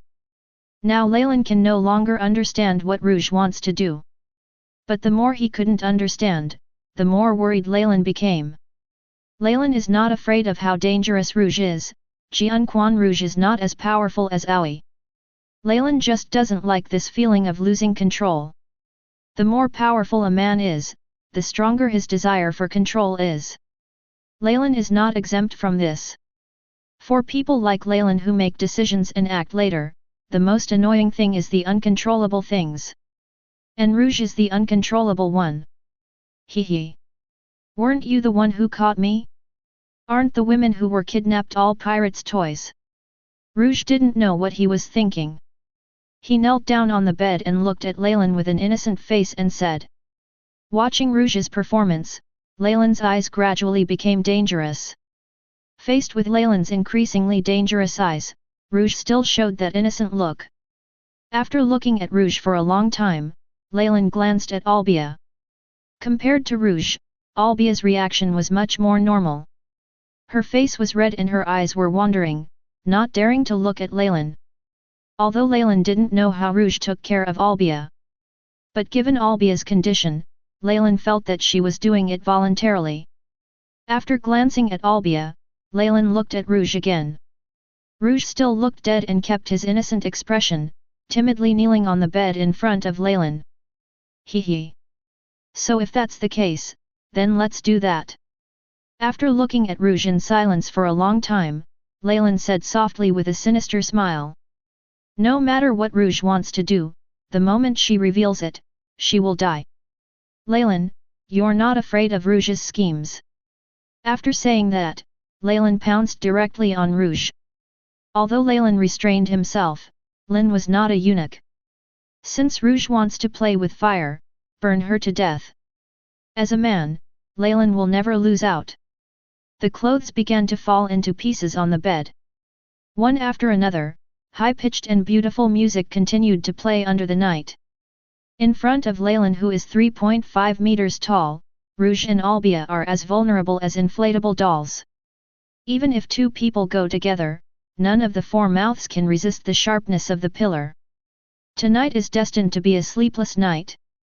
The wheel of fate also began to race in the other direction. Chapter 71. Jun, who was wearing a slim-fitting silver women's suit, walked into a room in the manor villa with a bowl of rice. After entering the room, Jun looked at Rouge sitting on the bed with cold eyes, and sighed helplessly. Rouge, who was kidnapped by Mejur, has been like this for several days without eating or drinking. Although Jun has always let Rouge stay in her room, this is not an option. I know you have a grudge because you were kidnapped. But, I think these days, you should also know that this is a misunderstanding, right? If he wants to touch you, you have no room to resist. Believe me, he may have forgotten you. To that man, you are not even as important as those new guys. After slowly placing the food in front of Rouge, Jun stood beside the bed and softly comforted him. Jun really wasn't lying to Rouge. Based on Jun's understanding of Leylin, Leylin might not have cared about Rouge who was brought back in the same batch, or even forgotten about it. However, Jun did not have any confidence in his words. In the past few days, she had tried to persuade Rouge several times, but with little success. In other words, Jun is kind-hearted and wants to bear the justice of Tsuru, but if it were replaced by Bullet, Rouge would probably sink into the sea. Jun, who had no hope, looked deeply at Rouge and then planned to turn around and leave. Since it's a misunderstanding, can you please send me back? Rouge, who had not spoken for several days, suddenly began to plead hoarsely when Jun was about to leave. Rouge hasn't always been like this these past few days. She also carefully observed her surroundings when no one was around. Rouge has been trying to escape these days, but there is no chance of escape. The reason why she opened her mouth to Jun was because after observing her for the past few days, she felt that this woman, who was about the same age as her, was a good person. That's why the kidnapped Rouge spoke to Jun, a member of Noxus. But the greater the hope, the greater the disappointment. I'm very sorry. Without his decision, I wouldn't have been able to send you away. Everything in Noxus requires his decision. To Rouge's request, Jun replied softly and helplessly. In Noxus, Leylin decides everything big and small. Without Leylin's order, Jun would not have sent Rouge, the woman named by Leylin. Although Rouge is pitiful, Jun has his own bottom line and principles. After hearing Jun's words, Rouge's eyes gradually became disappointed. I'm going out to perform a mission. After the mission is over, I will ask him for you. This book is your survival manual here these days, I hope you can read it well. If you violate the above, others will kill you. Looking at this lost woman, Jun shook his head helplessly. After taking out a palm-sized book that was about the same thickness as a cigarette box and placing it in front of Rouge, Jun warned solemnly. If Rouge was still as silent as the previous few days, Zaiwan might not be worried about her. But now that Rouge has spoken, the situation is a little different. After saying that, Jun turned around and left here. Compared to Rouge's matter, what Leylin handed over to Jun is undoubtedly more important. Why would a woman like you stay here? Just when Jun walked to the door and was about to leave, Rouge's voice sounded again. Different from before, Rouge had raised his head now and looked at Jun's back. After hearing Rouge's question, Jun stopped at the door. I'm not so sure either. Perhaps, it was because that man took me in when I had nowhere to go. Or maybe it's because that man wants to change the world. Maybe it's because of that man's ambition and ambition that people can't help but be in awe. Jun, who was standing at the door, was silent for a while before answering Rouge with a smile. In Leylin's case, maybe not much. Leylin's character may be too tough. But Leylin's shadow has long been engraved in Jun's heart. After saying that, Jun opened the door and left. After hearing Jun's answer, Rouge sat on the bed and was silent for a while. After being silent for a long time, she looked at the Noxian compendium on the bed. Rouge accidentally opened the book that recorded the will of Noxus. The king uses hereditary authority and false reputation to force you to kneel down. But Noxus wants you to stand up and be reborn in glory. After looking at this sentence on the title page of the Noxus compendium, Rouge muttered it. In this world full of kings, this sentence shocked Rouge. World government has ruled the world for 800 years, and this has made ordinary people in many parts of the world accustomed to a life of being ruled. In this context, any spirit of resistance is precious and shocking. I understand what you said. Jun. Rouge, who was paralyzed on the bed and felt a tearing pain underneath his body, looked at the sunshine outside the window, showed a gentle smile, and murmured softly in his heart. Jun's words, Leylin's words yesterday, as well as the words and spirit of the book, caused Rouge's sense of Leylin to undergo a huge change. Noxus, perhaps, was very cruel. Please give me flowers. But Noxus is fair to the vast majority of people. As long as you have the ability, you can gain status. And this thing is extremely precious against the background of this world. The sun shines through the white curtains and onto the messy bed. But despite the mess, Rouge's heart is stronger than ever. Leylin is the man she is looking for. Leylin doesn't know what Rouge is thinking and doesn't care too much. Leylin's next days became more regular. Apart from training and studying the design drawings with Tom and Aoi every day, Leylin spends other time conquering Rouge and Orbia. Albia was, by the way, mainly Rouge, a woman who Leylin thought had ulterior motives. What's the saying? That Tao is the passage to a woman's heart. Under Leylin's conquest in the past few days, Rouge and Orbia began to soften, at least on the surface. Although Leylin didn't know what they were thinking. But that doesn't matter, as long as it looks good. Leylin lives a leisurely life here, but the situation in West Blue becomes more and more exciting. Under the leadership of Noxian Cotters, the West Blue branch of Noxus, a mafia renamed the Noxian Hand, is expanding crazily. Countless forces in West Blue's underground world continue to become nourishment for West Blue's marine life. As for the name of the Noble Hand Party, it was Mejur who decided on it himself. The reason for this name was that Mejur wanted to tell Leylin that the entire mafia would become the right-hand man of Noxus and work for the rise of Noxus. Let's not talk about whether he is loyal or not, but at least on the surface Mejur is in full swing. But Mejur's efforts are worth it. Because in the entire West Blue, except for the 8 treasure navy in the Kingdom of Flowers, the rest are, no matter whether they are killer organizations in the underground world, bounty hunter organizations, or families. No matter what it is, the only organization that can be called a force that is active in the West Blue underground world is the Babao Navy of the Flower Country. The rest feeds the West Blue fishery. Because of this, the nomads have become the uncrowned kings of the entire West Blue underground world. Although it was Leylin who made all this possible, at least Mejur's face and appearance were different from the past. From now on, those who once looked down upon him as a little gangster will bow their heads to him. Because behind him is Noxus. And all of this is given by Noxus. Just when Noxus, who had conquered almost the entire West Blue underground world, was preparing to deal with the 8 treasure navy army in one go, Leylin suddenly asked everyone to return to O'Hara B. Chapter 72. Red Line, Marie Joyce, Between the Powers. That's the thing. As a holy place for scholars in the world. No matter what, let Leylin and his gang leave O'Hara. However, there must be no conflict with Leylin and his gang at this time. The World Summit is about to be held, and the world needs stability now. Do you understand? Sengoku. Except for the god of science and defense, Jagaluja Saturn, who was giving orders to Sengoku.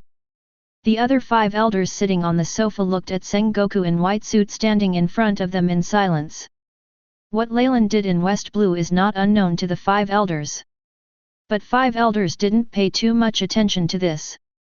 Although the underground world of West Blue may not be without world government. But those losses were not as big as the gains Leylin brought them.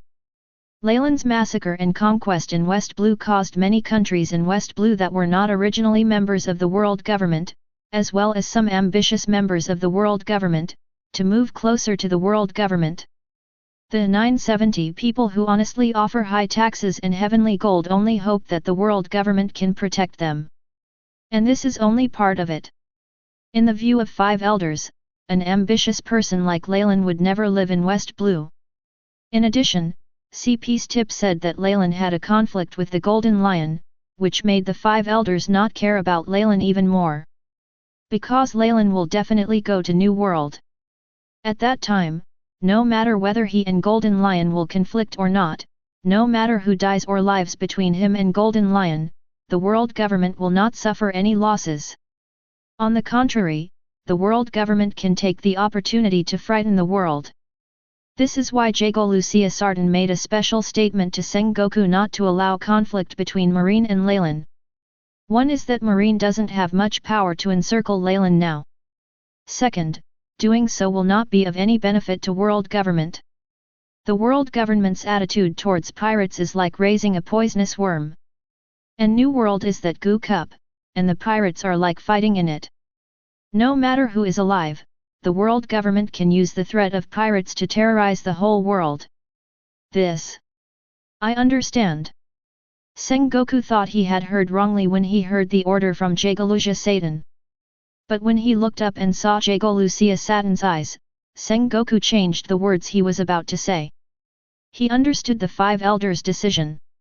Although he was unwilling to do so, Sengoku, as the newly appointed Marine Marshal and with all his young men under his command, could not do anything about it. Handsome, looks great. But don't forget, Marine is just an organization under the world government. The orders of the world government are absolute. At least it's not something he, the new Marine Admiral, can decide, because none of the 3 Marine Admirals under him now listen to him. Go down. Sengoku. Jago Lucia Satan was very satisfied with Sengoku's attitude. After waving his hand softly, Jago Lucia Sartan ended the conversation. They called Sengoku here just because of O'Hara's matter. The recent news that West Blue O'Hara has been occupied by the great pirate Leylin has caused many well-known scholars around the world to ask the world government for help in driving away Leylin. Of course, these are secondary.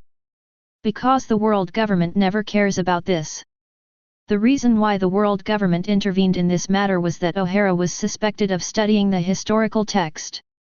Although there is no definite news yet, the attitude of the world government on this matter is that they would rather kill 1,000 people than let one go.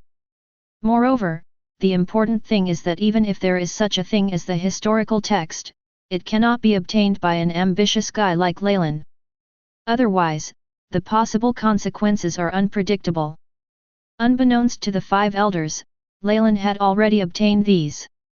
If the 5 elders knew that Leylin had obtained the historical text interpretation method after all, and also obtained the Pluton design drawings, perhaps they would not be so calm. West Blue, O'Hara. Leylin, who was also unaware of world government's movements, was sitting on the sofa with violent eyes.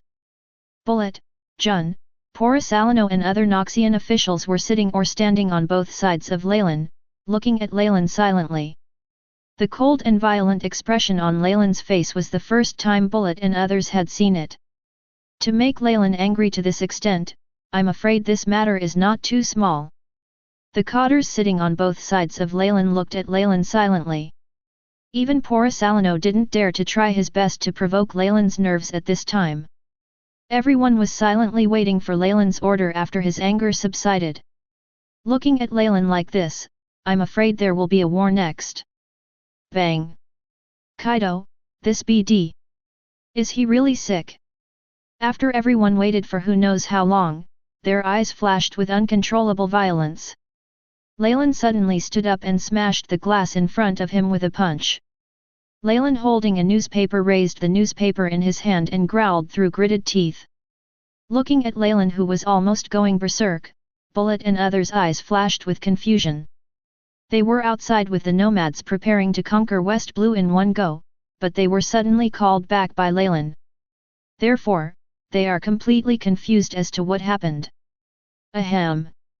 Is such that. Just this morning, Kaido, located in New World, published a news in the World Financial newspaper. I won't go into details about the specific content. This news published by Kaido talks about forming an alliance with Leylin to kill the Golden Lion. Well, you can see the specific content yourself. Rouge, who was sitting next to Leylin, promptly explained to the confused people. Due to the fact that Leylin was on the verge of going berserk, Rouge did not reveal the specific content. After finishing speaking, Rouge nodded to Albia, who was sitting on the other side of Leylin. After receiving Rouge's signal, Albia stood up with a stack of newspapers and began to distribute newspapers to everyone present. Looking at Rouge sitting on Leylin's sofa, and Albia distributing newspapers to them naturally. This made, in addition to newcomers like Mihawk and Crow, Bullet, and others who were originally confused, became even more confused. This! Did something big happen while they were away? Why did their captain Leylin suddenly have 2 women? Did they miss something? But these things are secondary. The reason for Leylin's rage is more important than Leylin's personal life. When Bullet and others read the contents of the newspaper, everyone's expressions began to brighten. A whole. Brother! Let's go chop him to death now. The furious Bullet tore up the newspaper in his hand, then stood up and roared with a ferocious expression. He finally knew why Leylin was angry. Not to mention Leylin, he was angry when he saw it. Tisk tisk tisk. Looking at the contents of the newspaper, Porosalino's face was full of amusement. This is the first time for Porosalino to meet a pervert who is weirder than himself. To dear brother Douglas Leylin. Sincerely, your good brother Kaido. Brother Leylin, hello, I am your good brother Kaido. 2.2 Although I have been waiting for you, I did not wait for you. However, I know you must be waiting for me too. My dear brother Leylin, I heard that you have declared war with the Golden Lion. My dear brother, your good brother Kaido will definitely help you. My dear brother Leylin, let's make an alliance. Let's work together to kill that BD Golden Lion. My dear brother Leylin, now you can come to New World to find me, I will wait for you on Carlos Island. Your dear brother, Kaido. This was the news that made Leylin furious, except for those inexplicable words in the middle that seemed to be gay. Just the beginning and the end of this dear self-talk made Leylin want to hack Kaido to death.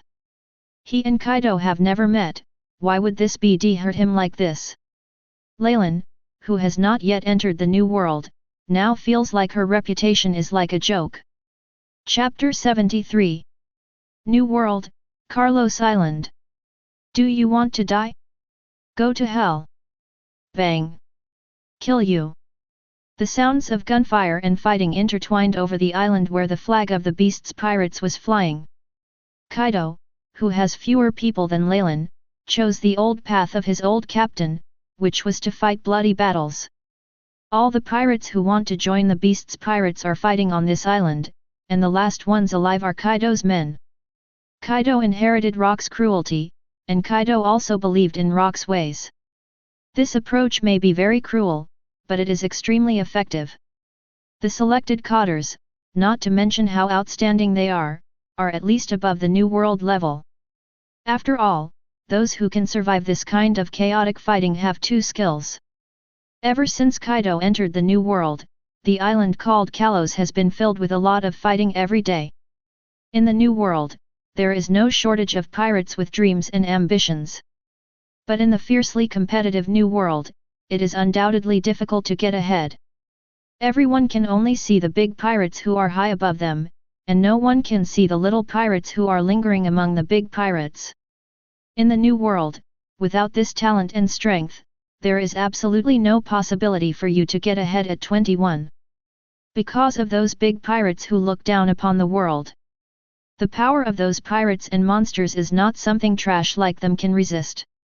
This is why as soon as Kaido's banner is planted, countless people come to seek refuge with him. This is not because of how famous Kaido's name is, nor because of how good Kaido's character is. Just because Kaido has powers, Kaido was once part of Rock's crew. As long as there is a glimmer of hope, there will be countless gamblers who risk all their wealth. Rather than living without hope, many people will choose to fight to the death. Everything is just for the slim hope of ascending to the throne. Kaido, maybe his power is not as powerful as the 4 emperors in the original usse.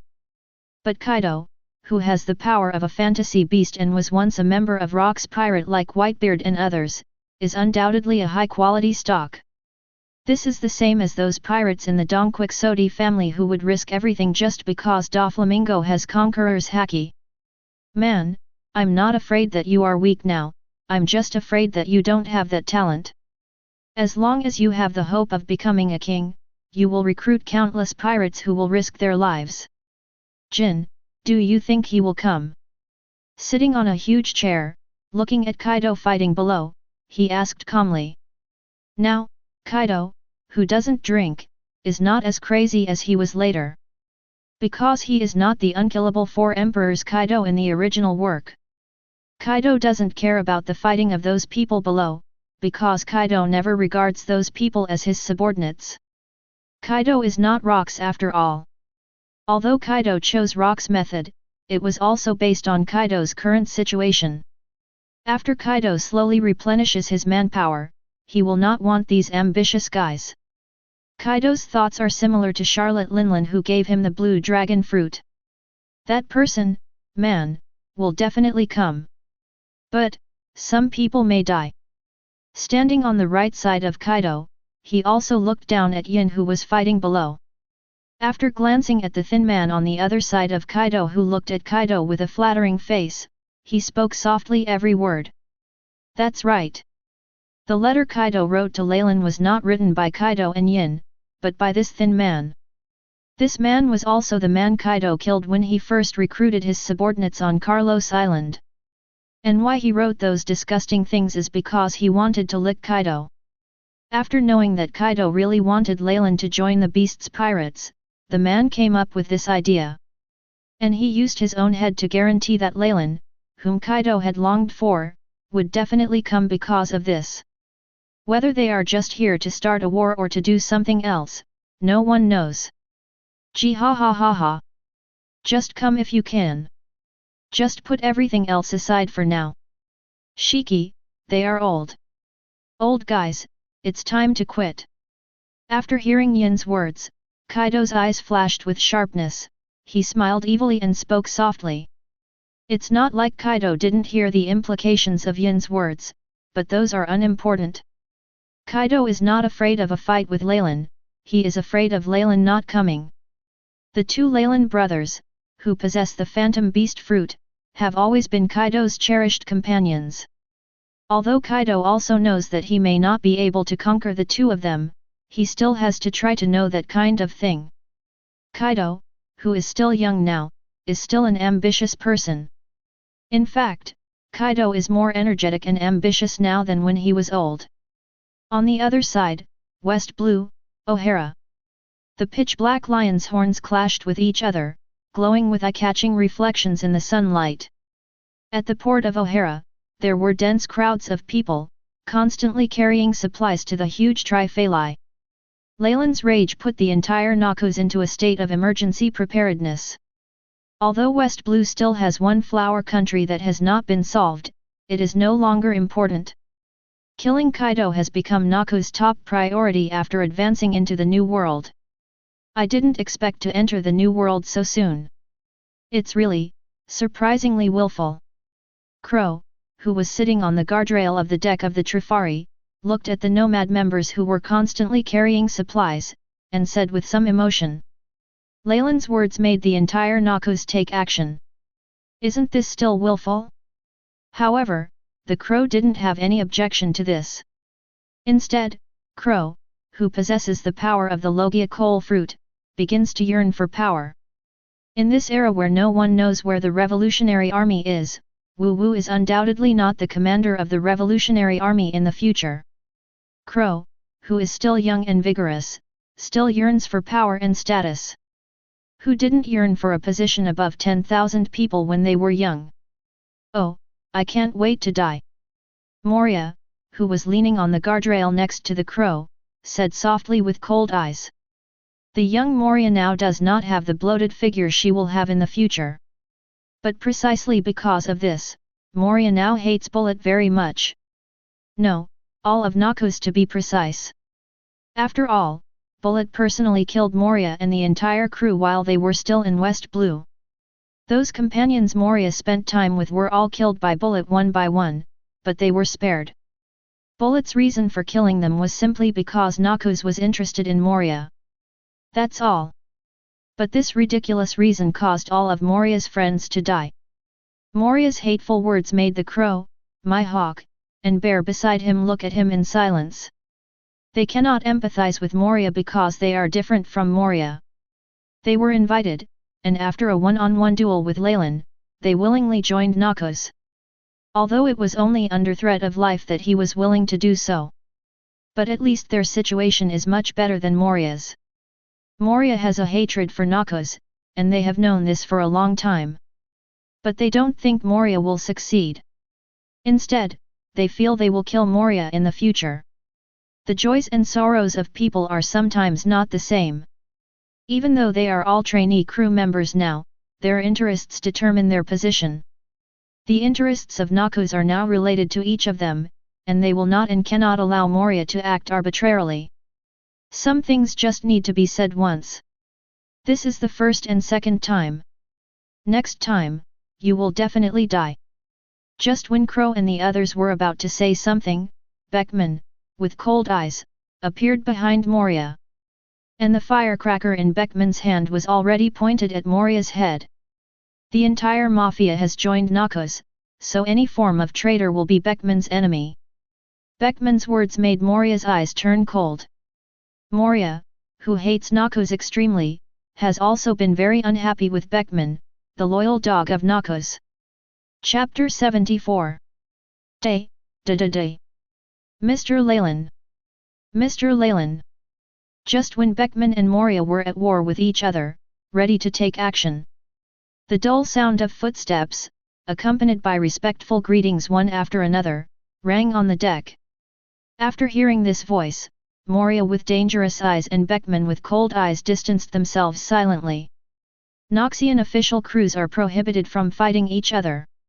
If you want to kill the opponent, you need Leylin's permission. Then under the witness of everyone, you can fight one-on-one to the death. This is a rule and an order. Whether it's Beckman or Moria, who hates Noxus so much, they all need to be disciplined. Because of the rules of Noxus, the consequences for violating them are death.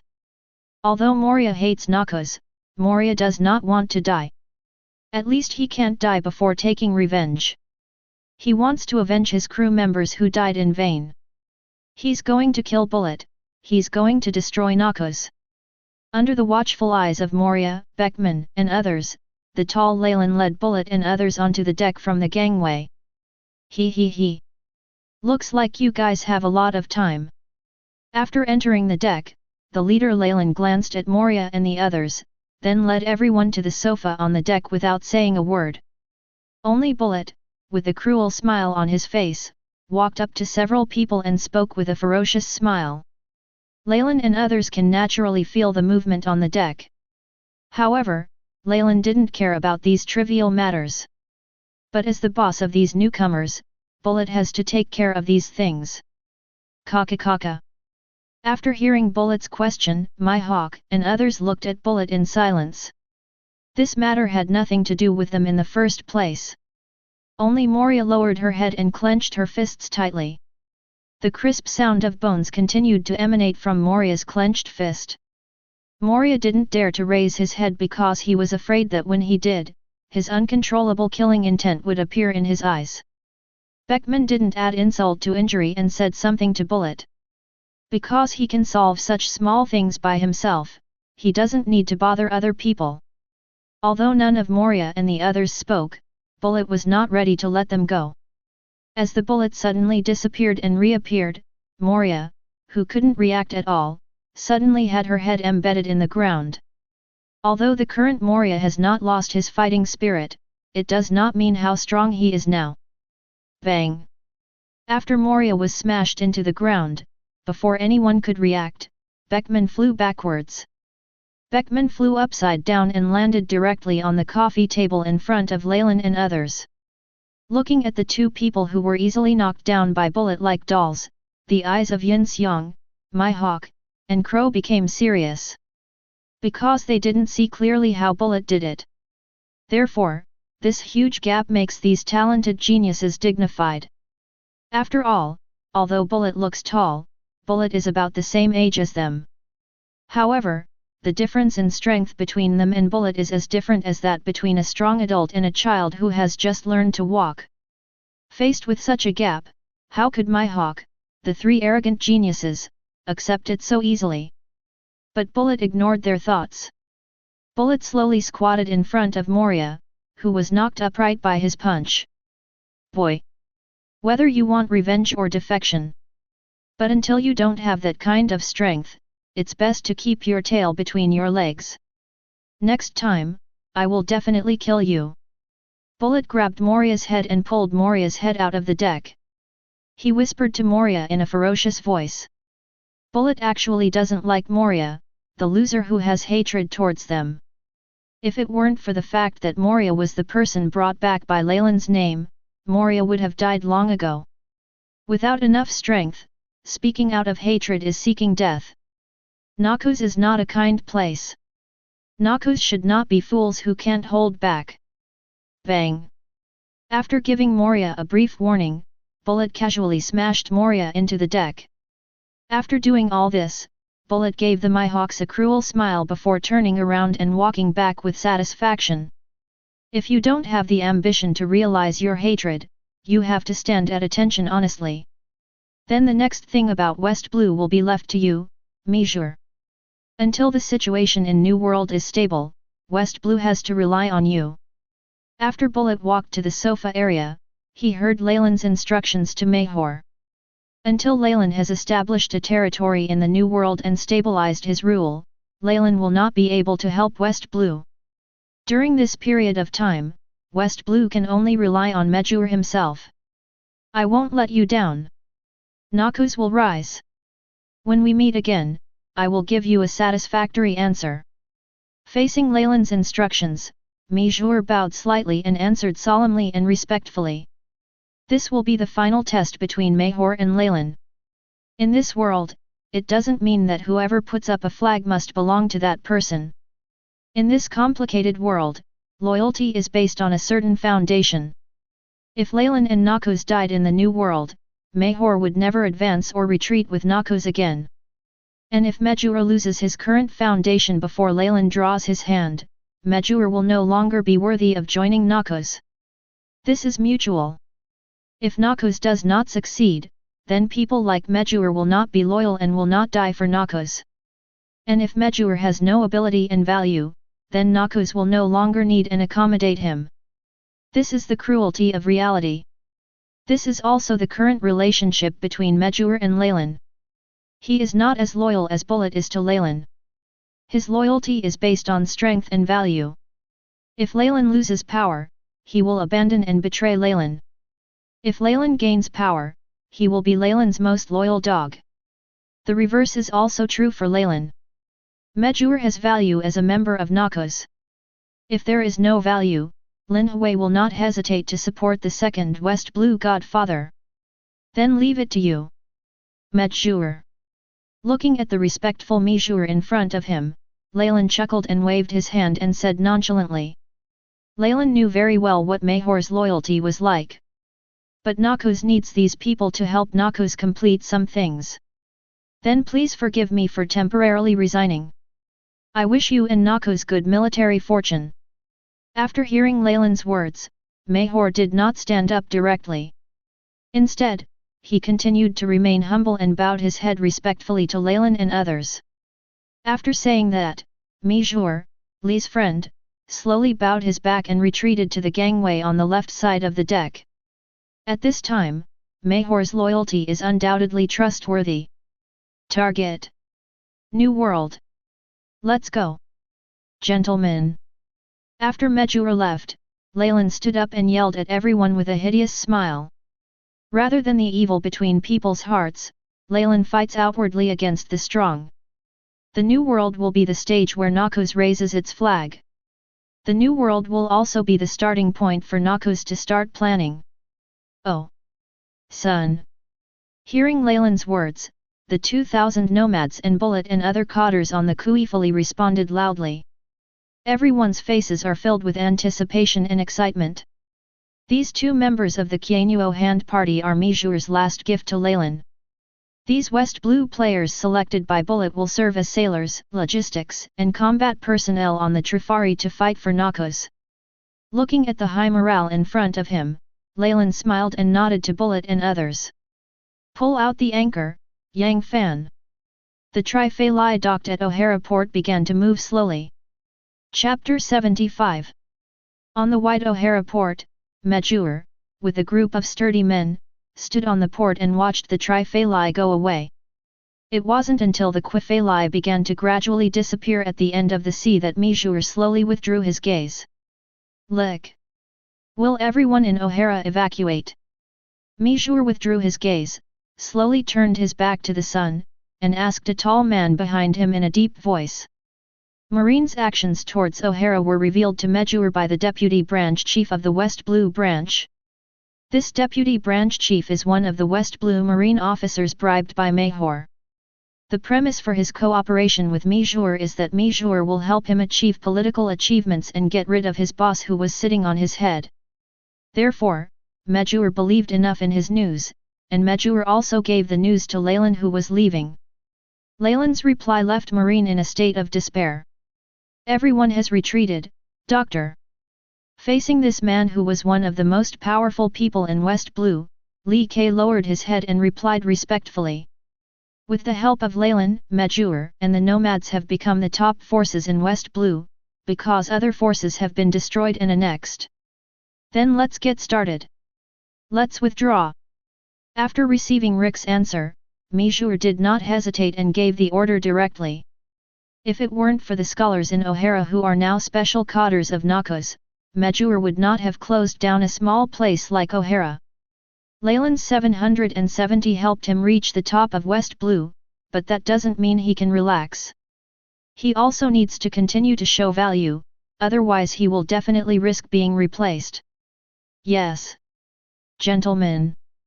After receiving Majure's order, Li Ke immediately agreed. As Majure and others withdrew from O'Hara, they pressed the detonation button prepared in advance. The entire O'Hara was completely engulfed by the fire that reached into the sky. This island, known as the Holy Land of Scholars, was completely reduced to ruins and ashes today.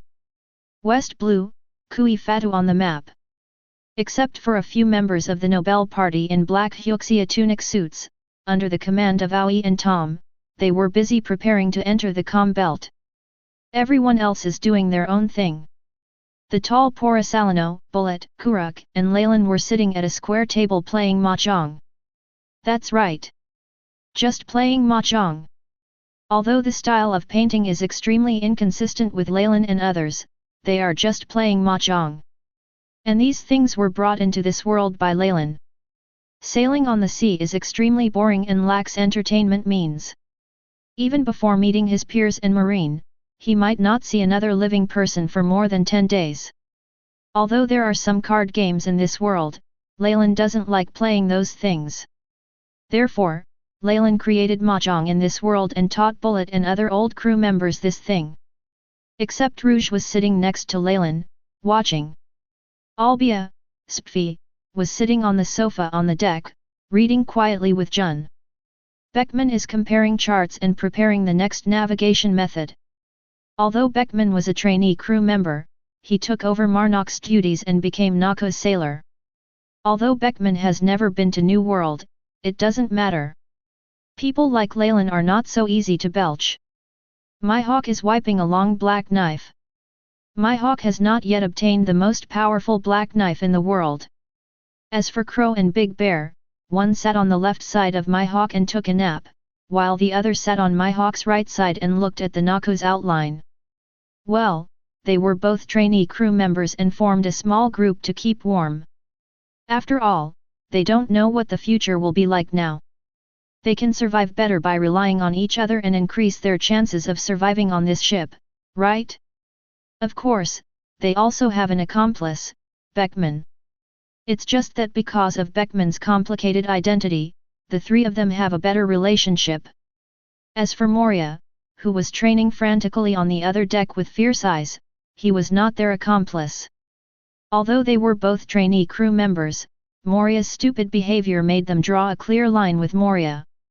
On the front deck of the Triphalai, in a rare moment of peace and harmony, Crocus suddenly rushed out of the cabin with chicken feathers.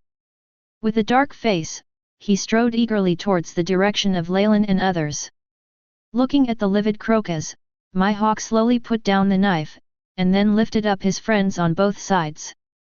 Although Mihawk has a cold nature, he can't stand the crow and likes to watch the fun. Therefore, Mihawk and Big Bear also like to watch the fun together with Crow. Bang! After Crow was pushed awake by Mihawk, he saw an incredible scene. The livid Crocus directly overturned the card table of Leylin and others. This made Crow's eyes shrink sharply. Is it so exciting? Is their ship's doctor so powerful? Da-da-da-da-da. Boom! As the card table and the mahjong on the table fell to the floor, the entire deck fell silent for an instant. Whether it was the ordinary crew members or Jun and others who were engaged in other matters, they all looked here in silence. No one knows what Crocus is going to do, but what Crocus does is undoubtedly not a trivial matter. Snapped! Why is it that I, a ship's doctor, am also listed with a reward? Didn't you say that no one would notice me? I want to duel with Porisalino. Crocus, who was stared at silently by Leylin, Bullet, Porisalino, and Kuruk, held a stack of bounty orders without fear and yelled at Leylin. Crocus doesn't want to become a pirate. He was taken aboard by Porisalino. Moreover, on the day he joined Noxus, Leylin also made a promise to Crocus, saying that Marine would not care about an old man with chicken feathers. However, Crocus saw his special reward today. Crocus is still thinking about going back to the upside-down mountain lighthouse to take care of Laboon. How can we go back? After hearing Crocus's words, the eyes of Leylin and others gradually softened. After all, for the kind of thing just now, it is not an exaggeration to use a sentence to challenge the captain's majesty. Poison Dr. Crocus. The ship's doctor of the Noxus pirates, an evil and corrupt doctor. No matter life or death. Reward, 17.75 million. Looking at the scene in front of him, Rouge beside Leylin stood up and smiled at Crocus, then took the stack of reward orders from Crocus' hand. Looking at the first reward order in the stack, the one with Crocus's photo on it, Rouge expressed some helplessness. Crocus really had a bounty on his head, and it was worth tens of millions. Just the bounty of Crocus can be called a big pirate in a place like East Blue. Rouge reluctantly handed the reward order to Leylin. The Lord of Noxus, Douglas Leylin. The captain of Noxus and the culprit behind the destruction of the Water City. An extremely vicious and lawless evil party. Extremely dangerous, no matter life or death. Reward, 1.936 billion. Hand of Noxus, Douglas Bullet. Noxian Vice Captain, Lin Stone Wrist. One of the culprits who destroyed the 7 capitals of water. The most vicious gangsters. Extremely dangerous, no matter life or death. Reward, 999 million. Kizaru Porisalino. The left arm of Leylin, the evil Noxian leader, surrendered to Marine. One of the culprits who destroyed the 7 capitals of water. The most vicious evil party. Extremely dangerous, no matter life or death. Reward, 860 million. Exile Blade Jun. The self-destructive defector Marine, a vicious member of Noxus. One of the culprits who destroyed the 7 capitals of water. The most vicious evil party. Extremely dangerous, no matter life or death. Reward, 330 million. Evil Shark, Kuruk. Noxian Chef and Evil Murloc. One of the culprits who destroyed the 7 capitals of water. The most vicious evil party. Extremely dangerous, no matter life or death. Reward, 87.8 million. Silver hair, owie. Noxian shipwright. One of the culprits who destroyed the 7 capitals of water. The most vicious evil party. Extremely dangerous, no matter life or death. Reward, 65 million. Leylin didn't pay attention to the angry Crocus, but looked at other people's reward orders with interest. What can Leylin do? Leylin didn't expect Marine to care about an old man. Leylin hadn't let Marine take away the bounty yet. However, Marine is really generous to me unexpectedly. Now Leylin and his group are probably not all wanted criminals. Chapter 76. It's fine. Crocus, it'll be okay. It's me who will get you back to Upside Down Mountain safely. If you are worried, wait until we stabilize in New World. We'll help you transport that whale to the New World. After throwing all the reward orders to Porisalino beside him, Lay turned around and comforted Crocus helplessly. Crocus's professionalism is still worthy of recognition, and Leylin does not want to have a tense relationship with the ship's doctor who was finally found. But Leylin had no way to get Marine to cancel the bounty order, so Leylin smiled at Crocus and drew a pie. Leylin knows everything about the Lumba pirates, Laboon, and even Crocus. But that kind of thing is not easy for Leylin to say, and the Devil's Triangle is not on Leylin's route, and Leylin will not change the route for Crocus. As for Leylin's attitude, there is nothing that can be done about it. The importance of the ship's doctor is unquestionable. The ship's doctor can save your life at critical times. So before Crocus actually defected, Leylin could still tolerate Crocus. Those in higher positions still need to be tolerant. After all, if you kill some people, it may be difficult to find them again. Snort. Facing Leylin's words and the gazes of the surrounding eyes. After Crocus snorted coldly, he turned around and left here with a gloomy expression. Crocus was furious because he was kidnapped by Porisalino on the ship and a reward was placed on him.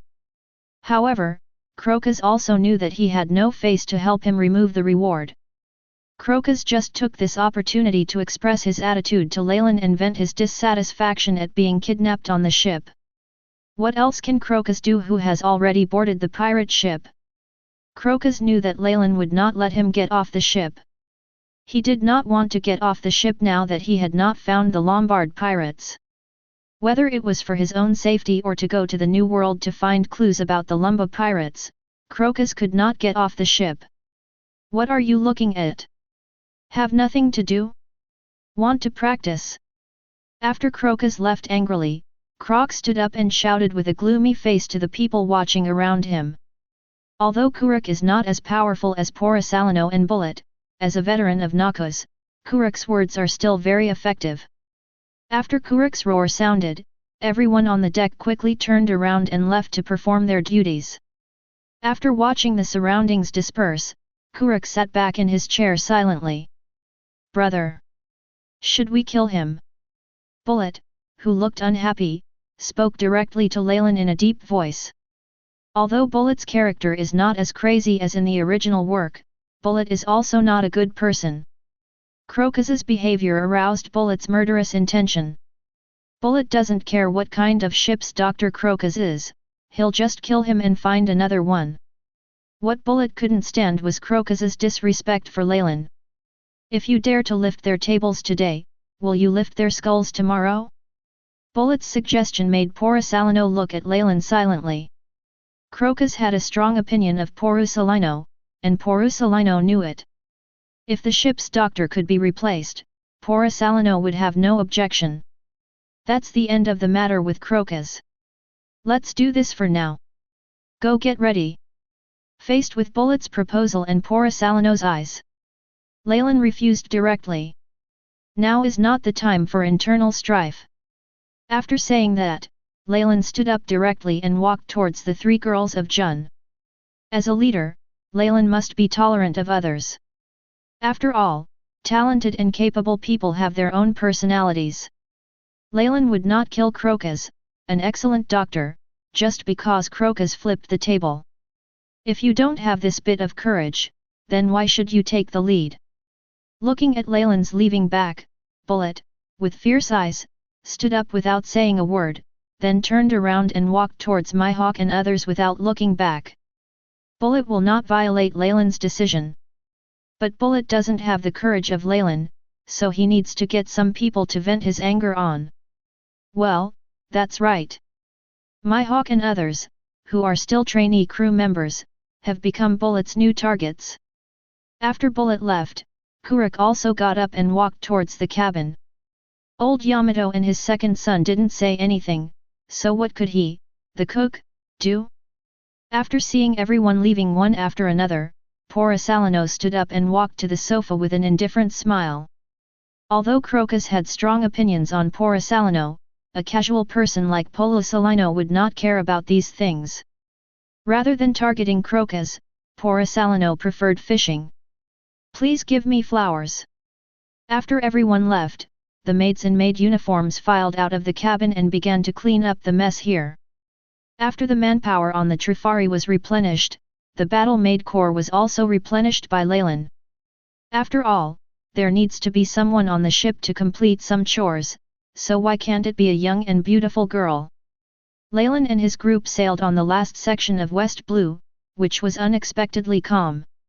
There were no blind pirates looking for death, and no marines came to capture them. The Quifeli sailed peacefully for more than a month. After sailing for more than a month, the Trifeli arrived at the unique natural phenomenon in the world, the Calm Belt. The intersection of West Blue and North Blue is the second half of the Grand Line, Xin Kong. Point 0. The Calm Belt, which isolates West Blue and North Blue, is a restricted area for most pirates. The lack of power is the second priority. There are countless ferocious sea kings in the Calm Belt. Buzz. After the Trifeli entered the Calm Belt, it lost power and stopped on the sea, and the surrounding sea began to surge. Leylin's Conqueror's Haki instantly enveloped the entire Trifari. No way, Leylin doesn't have that many sea stones. Therefore, Leylin can only resort to the stupid method of Conqueror's Haki deterrence. Prepare. Put. After Leylin's Conqueror's Haki enveloped the surrounding sea, the turbulent sea gradually calmed down. Tom stood at the stern of the ship, loudly giving instructions to the ordinary crew members who were operating the dark devices. Under the command of Tom's eyes, the dark device instantly spurted out fire. At this time, the Quifeli, which had lost power, started to move again. As Tom, who is known as the world's best boatman in the original book, can naturally build something similar to the wind cannon built by Frankie. This device that Tom built is also what the Trifeli relies on when sailing in the Calm Belt.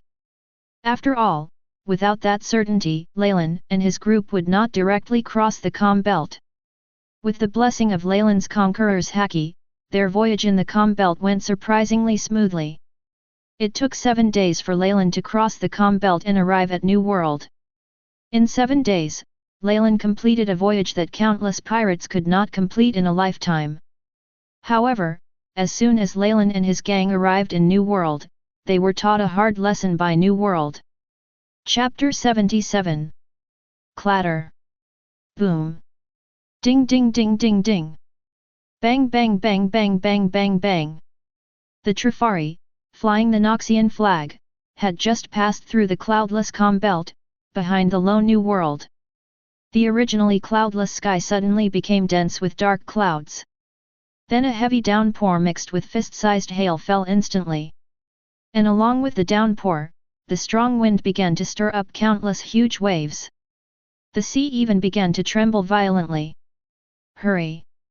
Pull the sail! Mr. Bullet! Please hold on to the sail rope. Mr. Porosalino, Mrs. Jun. Please break the huge waves. Everyone be prepared for the waves to hit.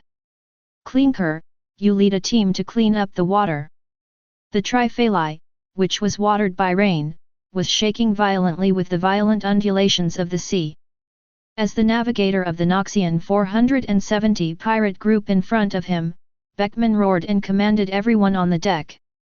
As a navigator, he no longer cares about the difference in status.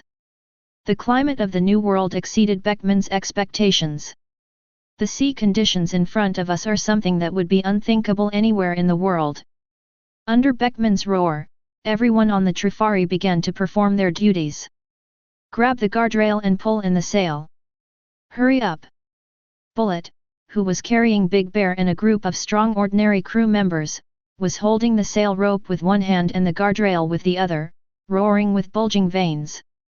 Although Bullet's Leylin can destroy an island, you must know that this is a stormy sea. Bullet was able to hold on to a sail all by himself despite being attacked by the sea water that weakened him. Under the strong wind, the sail with the Noxus logo was inflated like a bubble. If no manpower is used to hold the sail will be blown away along with the mast. Ah!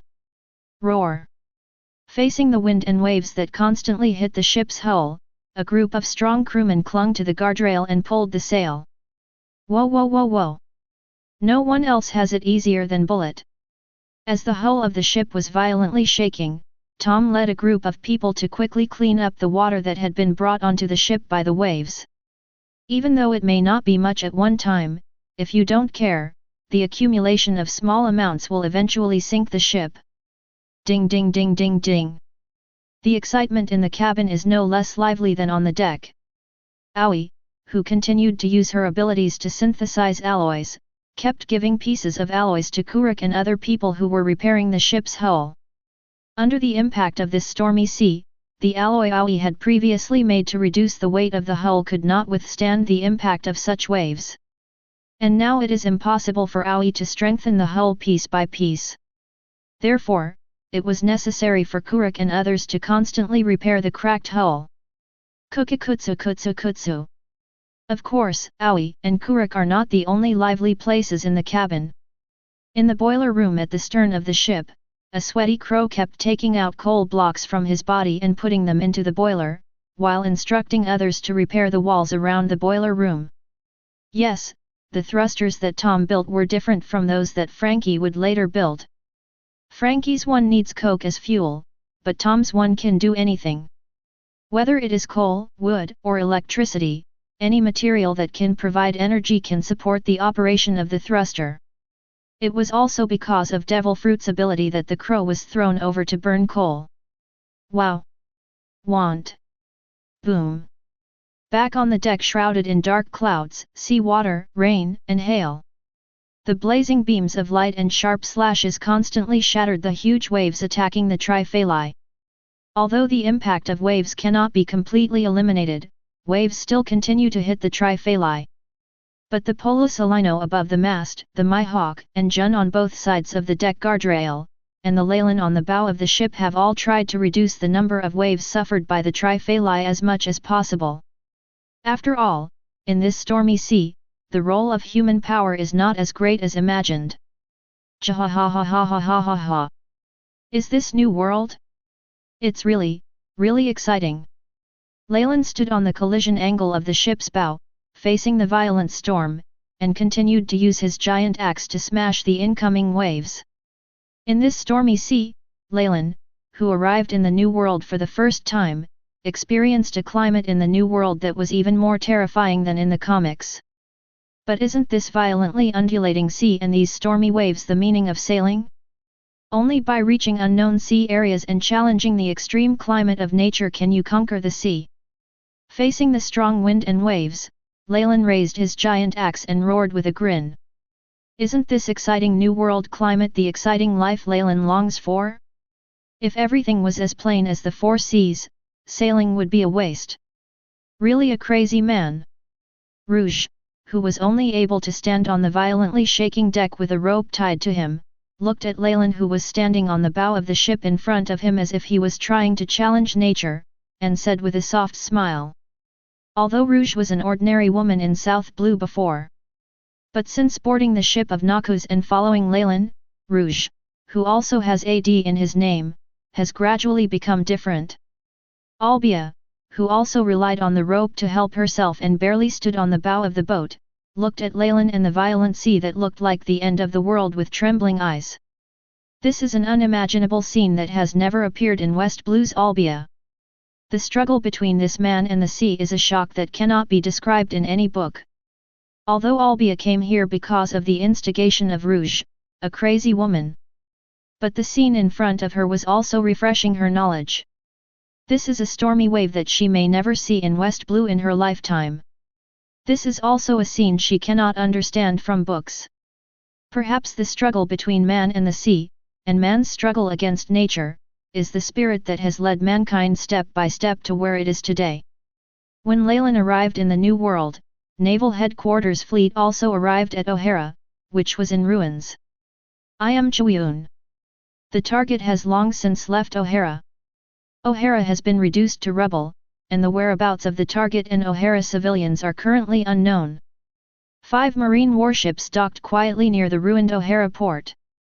A warship with a dark tiger flag hanging in the center of the marine warship.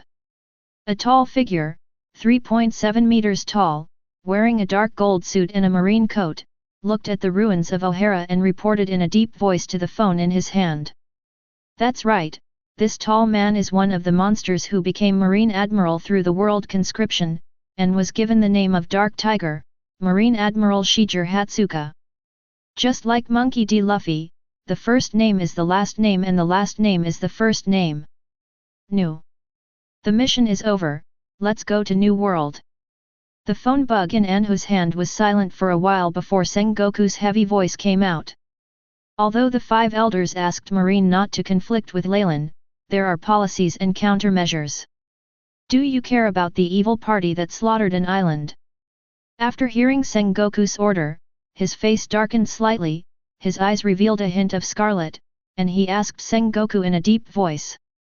Unlike the marine admirals trained by Marine himself, these strong men who rose to the top through world conscription have a very weak concept of superiors and subordinates. 2.3. Anhu, who was born as a bounty hunter, hates pirates and criminals extremely. In particular, Anhu was even more disgusted by such vicious people who would destroy an island at every turn.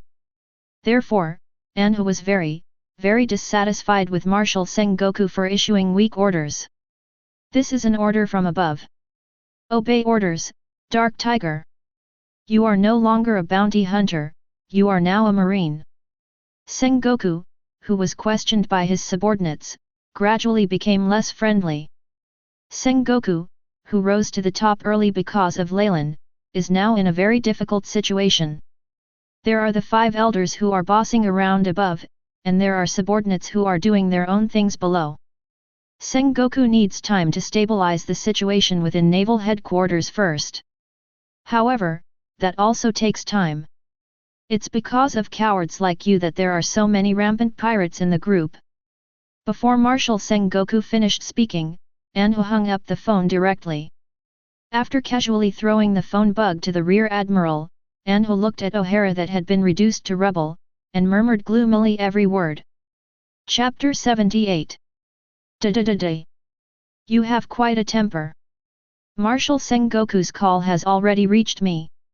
After Anhu hung up Sengoku's phone, a crisp sound of high-heeled shoes hitting the ground sounded behind Anhu. Immediately afterwards, a plump woman wearing a blue suit and skirt, with long waterfall-like blue hair, appeared on the deck. After walking next to Anhu, this woman who exuded a charming aura slowly lit a lady's cigarette. After slowly exhaling a puff of smoke with her charming bright red lips, the woman lazily spoke softly to Anhu beside her.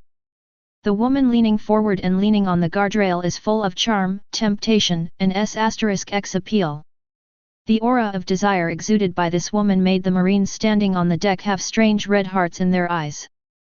Desire, greed, and longing are intertwined in these Marines' eyes. If you don't want to bathe in the sea, put away your disgusting smell. Blue Rabbit.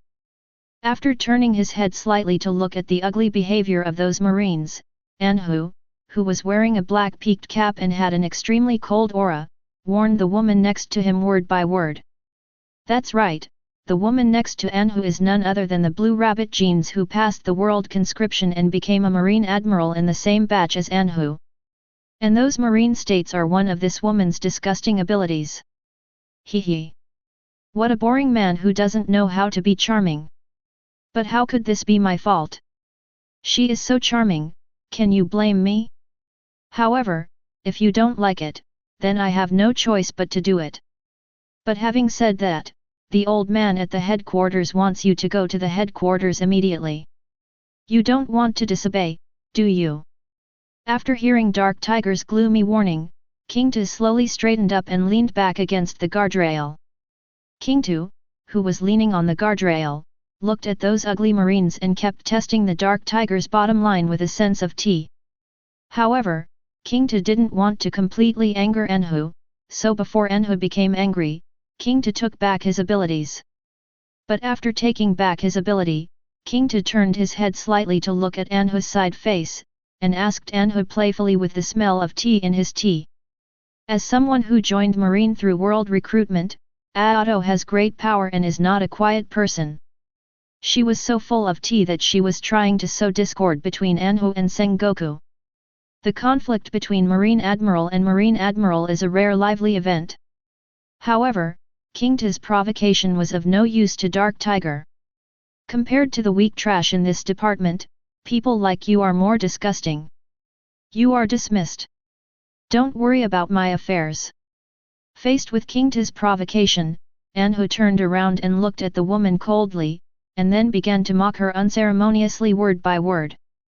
Although Dark Tiger and Blue Rabbit are both world conscripts into Marine, it does not mean that their relationship is good. Although Anhu hates world government and Marine's weak decisions, he hates people like King Hui even more than these things. From Anhu's point of view, working with King Tu in Marine is a shameful thing. If Dark Tiger didn't still need the identity of Marine Admiral, then there wouldn't be such mocking words. Qing Mian will be greeted by Anhu's fist. Anhu's face-to-face output made King Tu's face look completely ugly. Who would be able to stand this kind of output that is just pointing at the nose and scolding? Facing the ugly King Tu, he had a pair of cold eyes. Anhu's face and eyes did not change at all, as if he didn't care about King Tu at all. After the two of them stared at each other tensely for a long time, it finally ended when King Tu turned around and left without saying a word. I will definitely kill you, pirates. After King Tu left angrily, Anhu slowly turned around, looked at the sea as if nothing had happened, and spoke in a deep voice. He participated in the world conscription and became a Marine Admiral. He chose to join the Marine just to kill pirates. In this world, everyone has their own way, and everyone has something worth risking their lives to do. New World, in the unknown sea. It was stormy just now, and now it's snowing again? It's really a magical sea area. Looking at the white snow falling in the sky and the thick coat of rouge, he said with some emotion. After following Leylin into the sea area called New World, she saw what it means to have 8 seasons of weather changes in one day. You two just go in if you're fine. Don't freeze to death on the boat. Leylin, who was wearing a captain's coat and a thin black shirt, said in a ruthless voice after hearing Rouge's emotion. Leylin doesn't know Rouge's inner thoughts, so Leylin still remains wary of Rouge. That is to say, the two of them are in love, otherwise Leylin would not care about this woman's life or death. Is this concern? Captain. After hearing Leylin's greeting, Rouge, who didn't care about Leylin's tone at all, pulled up Albia and smiled sweetly at Leylin. As soon as he heard that this woman was teasing him again, Leylin turned his head away without saying a word. A real man will never like a green tea bch. Absolute. Looking at Leylin who turned his head mercilessly, Rouge, who was smiling, didn't care and pulled Albia towards the cabin. In this troubled world, how can there be so much eternal love? In this troubled world, it is enough to have a man to protect you. Rouge is a contented and sensible woman. Haven't you found your bearings yet? Beckman. Leylin ignored Rouge and looked at Beckman who was busy looking for a position on the chart with a dozen eternal pointers in front of him. Leylin asked softly. The difficulty of New World is not only the sea conditions, but also the chaotic magnetic field of New World pervert. Beckman doesn't have Nami's talent for feeling weather changes with her skin. Beckman, who has never been taught by anyone, is entering the new world for the first time. Therefore, Leylin and others waited for Beckman for more than an hour before Leylin could ask. Mr. Leylin, please give me some more time. Please.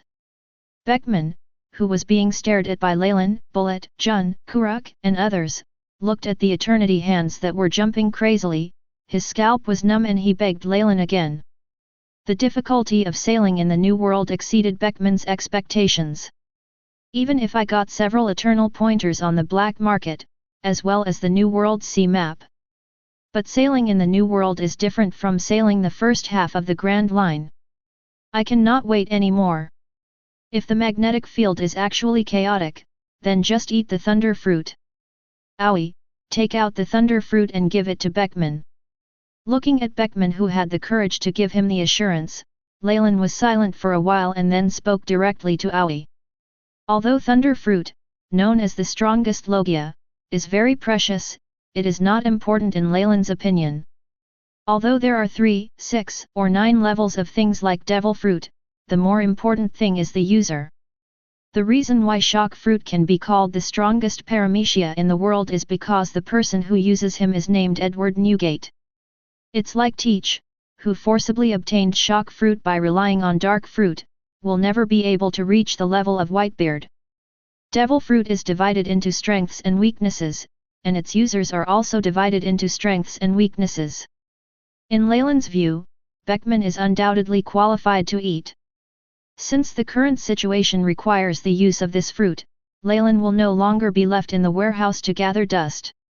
However, Leylin, who easily took out a top-notch devil fruit, left everyone on the deck stunned. There are not people without abilities on the ship, everyone knows how precious the devil fruit is. And the devil fruit that Leylin took out was not an ordinary devil fruit, it was a Logia devil fruit, and it was a top-notch one. This made everyone stunned by Leylin's heroism. As a person involved, as a person who was hit by a pie falling from the sky, Beckman was dumbfounded. The current him is not the red-haired deputy of the Emperor. The reason why Beckman is now a newcomer is just out of the sea. But he was given this powerful devil fruit by Leylin. The still very young Beckman was undoubtedly flattered. It's like you just joined a company, and the boss of that company gave you a Cullinan just because of a client meeting. No, it's even scarier than that. Because a powerful devil fruit is enough to change a person's life. This kind of surprise cannot be explained clearly in a few words. It's almost like you're walking down the street and suddenly become Superman. Chapter 79. Boom. Without any unnecessary nonsense, the tall Beckman knelt directly in front of Leylin. Beckman, whose eyes were full of feeling, faced Leylin without saying a word and banged his head on the ground. Beckman cannot repay this kindness. This is a top-quality logia for everyone. For Beckman, this may be an opportunity to change his destiny. This is also a kindness that Beckman cannot repay. In this troubled world, Beckman doesn't know how to repay Leylin for this kindness, this trust, and this expectation. Words seem extremely pale and powerless in front of this kindness. No vows or promises can compare to this opportunity that can change your destiny. No one is born knowing what kind of person he will become, and no one becomes an invincible strong man after birth. For the young Beckman, this is an opportunity that can change his destiny. A kindness that would cost him his life to repay. There is no need to use any words, only one's own life can repay Leylin's expectations and kindness. Eat it. Looking at Beckman, who was kowtowing to him solemnly, Leylin nodded happily and spoke softly. Although thunder fruit is a bit tasteless to Leylin, who has eaten devil fruit.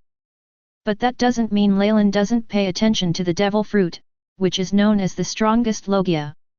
It was given to Beckman because Beckman's loyalty was recognized that year in the West Blue, and also because Beckman has the talent. In the original work, you can become the red-haired deputy of the 4 emperors without relying on devil fruit. Beckman's talent is beyond doubt. He has enough ability to support this devil fruit. Yes. Gentlemen. With tears of gratitude in his eyes, Beckman bit his lip tightly to prevent himself from crying. He lowered his head and answered with gratitude and respect. Beckman is not a grateful person. Having witnessed Porosalano's terrifying devil fruit ability, he knows how heavy this kindness is and how heavy this expectation is. Therefore, Beckman did not dare to live up to Leylin's expectations and hopes. Beckman doesn't want to and can't live up to Leylin's kindness. With gratitude to Leylin, Beckman ate the thunder fruit, which is known as the strongest logia, under the watchful eyes of everyone. The strongest refers to what others think is the strongest. Dark fruit is the most vicious devil fruit. Bullet and other cotters all watched in silence as Beckman ate the devil fruit. It is impossible to say that they are not complicated in their hearts. Just look at Porosalano to know how strong logia is. And this rare and precious devil fruit was given to a new person by Leylin. It is impossible for them to have no thoughts in their hearts. However, this is Leylin's decision anyway. Bullet and others will not object to Leylin's decision, even if it seems to them that it is a waste of natural resources. But now that Leylin has decided, they will no longer object. It's just that Bullet's heart has already begun to plan the intensive training for Beckman alone. Bullet cannot allow Beckman to waste this devil fruit. The four people behind Bullet and others, Mihawk, Crow, Big Bear, and Moria, also have different and complicated eyes. Crow and Big Bear are both people who have eaten devil fruit, and the former is a logia user, so they know how precious devil fruit is, especially the powerful devil fruit. They were more envious of Beckman and full of respect for Leylin's coolness. In this day and age, how many elder brothers would give this rare devil fruit to their subordinates? This is not some Zoan, this is a super powerful logia. Even Mihawk, who is indifferent by nature, was surprised by this. Although Mihawk is not demon fruit power, he does not want to be demon fruit power. But as he traveled around the world and challenged swordsmen of all walks of life, he saw the ugliness of human nature. It was precisely because he had seen the ugliness of human nature that Mihawk was surprised by Leylin's courage. This is not something ordinary people can do. It's like, if you are the chairman of a listed company and you have 100 million in cash, would you give 1 million to a young man who has only been in the job for less than 2 years? And this young man has never made any big achievements. He is just a young man who works because of his responsibilities. Would you give a young person 1 million because of their so-called talent? Most of them won't. Because you can't guarantee whether this young man will take the money you gave him and start a new business in the future. This is a huge bet on people's hearts, and the bet is on human nature. Because of this, Mihawk was deeply surprised by Leylin's courage. As for Moria, her back molars were almost broken. He didn't care what Beckman ate, he only knew that the stronger Noxus became, the more hope he had for revenge. Tisk! Wow! Soon, under the complicated gazes of Bullet and others, Beckman's eyes flashed with blue lightning. Violent electric arcs began to beat on Beckman's body. Looking at the violent electric arc, Bullet and others' eyes became more complicated. Thunder and lightning are powerful attributes no matter what world they are in. There really is another monster. Looking at Beckman dancing with electric arcs, Porosalano murmured with a smile in his eyes. Porosalano had no envy or jealousy over Beckman's situation. Instead, Porosalano was very happy after Beckman got the thunder fruit. Because, Beckman can replace many of his jobs. And this also allows Porosalano to let go of fishing. The more powerful cotters Noxus has, doesn't it mean that he is more able to fish? Zhao of Nox. I found the magnetic field. Gentlemen. After eating the devil fruit, Beckman did not directly feel his own power, but began to look for the magnetic field. Following a pointer he bought at West Blue, Beckman quickly found a direction. Call? Beckman, who had no time to feel the powerful power in his body, felt thunder and lightning beating around his body, and couldn't wait to report to Leylin. Looking at Beckman who couldn't wait to report to him, Leylin's eyes became more and more satisfied. Although Leylin doesn't care if all his subordinates are loyal, Leylin doesn't like teach's kind of idiot either.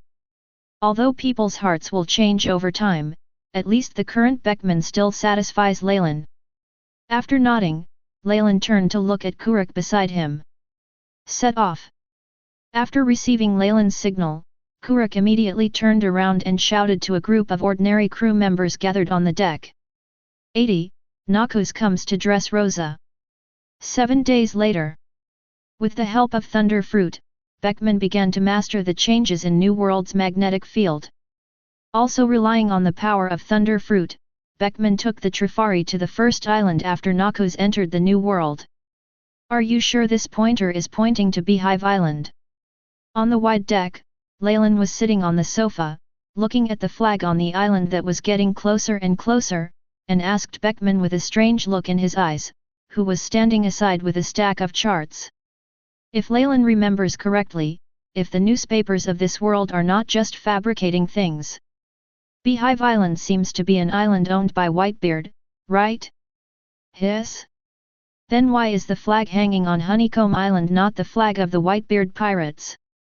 Is the Whitebeard pirates dead? Or does Whitebeard not rule Hive Island yet? Yes, that's right. Gentlemen. That's what the person who took out this pointer said at that time. He said he was a remnant of the Rocks pirate and that he had a good relationship with Whitebeard. Beckman, who was sitting on the chair next to the sofa with Mihawk and others, heard Leylin's question and quickly stood up and answered Leylin without thinking. Beckman bought this eternal pointer from an old pirate who had returned it from the New World at West Blue through the Mafia. Because Beckman's previous physical skills, spear skills, etc. were all taught by this old guy, 377 Beckman has no doubt about this. Then you can sink that liar into the sea. That island is definitely not a Beehive Island. Because that flag is Dressrosa's flag. Moreover, Dressrosa does not have the ability to penetrate into New World. Therefore, that island will definitely not be the Beehive Island. That island is Dressrosa's home island. Just as Beckman finished speaking, Rouge, who was sitting next to Leylin and studying with Albia for a long time, raised the book in his hand and spoke softly. Looking at the flag on the book in Rouge's hand that was exactly the same as the flag on the island not far away, everyone looked at Beckman. As the person involved, Beckman looked at the flag on the book with surprise in his eyes. Beckman also didn't expect that the pointer he bought was actually a fake. As a Noxian navigator, Beckman couldn't believe it and slowly felt guilty. The navigator is the person on every ship who guides everyone to find the direction on the sea. And if this guide leads the wrong way, he may lead everyone into a ditch. Although we finally found an island this time, we found a world government member country. What about next time? What if we bring everyone to naval headquarters next time? Although Beckman entered the New World for the first time, as a navigator, Beckman began to feel guilty. This kind of thing is a shame for navigators. Whether it's Beehive Island or not, it doesn't matter anymore. Dressrosa will be Noxus' first stop into the New World. Dressrosa will become Noxus' first territory in the New World. Everyone, get ready for battle. This will be Noxus' first battle in the New World. This battle is also the prelude to Noxus in the New World. Therefore, this battle cannot be failed. Before the guilty Beckman could say anything, Leylin with serious eyes stood up slowly. Looking at Dressrosa getting closer and closer, Leylin, with serious eyes, gave the order in a deep voice. Whether it's Beehive Island or not, it doesn't matter to Leylin. Importantly, Noxus needs territory in the New World. It doesn't matter whether it's Beehive Island or not. Now that they have met Dressrosa, it can only be said that they are out of luck. The Noxus Conquest New World plan will start with Dressrosa. For no other reason than Dressrosa being hit by Noxus. And this will also be the reason for his demise. It has nothing to do with right or wrong, just because it is in front of Leylin, and Leylin happens to need a piece of land to build an army. Therefore, the royal family of Dressrosa can only suffer. Oh! Clear. Learn. After hearing Leylin's order, everyone fell into excitement. It's no longer important that Beckman led you astray, what's important now is conquering. The Noxian cotters headed by Bullet are not good people. CBFJ. In the military merit system prescribed by Leylin, who from top to bottom does not desire killing and war. Whether it's newcomers like Myhawk or the crew members who came from West Blue, everyone is eager for war and success. Because of their meritorious service, they can have status. Because of their meritorious service, they can have their own names. Because of their meritorious deeds, they can gain great power. Because of their meritorious deeds, they can change their destiny and make them become masters. Although it is only a slim hope, in this troubled world, this hope is enough poison to make people crazy. Bullet, Poro Salino, you lead the Noxian 1st Legion and directly control Dressrosa by force. All resistors, kill. All those who resist, kill. Anyone who refuses to surrender will be killed. Beckman, Myhawk, Big Bear, Crow, and Moria were organized into the 1st Legion to participate in the battle. After the fighting subsides, you control all exits from Dressrosa.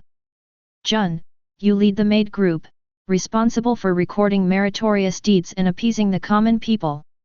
If you disobey the manager, kill him. Rebels, kill. After the battle, you are responsible for collecting all weapons and gathering all Dressrosa's soldiers.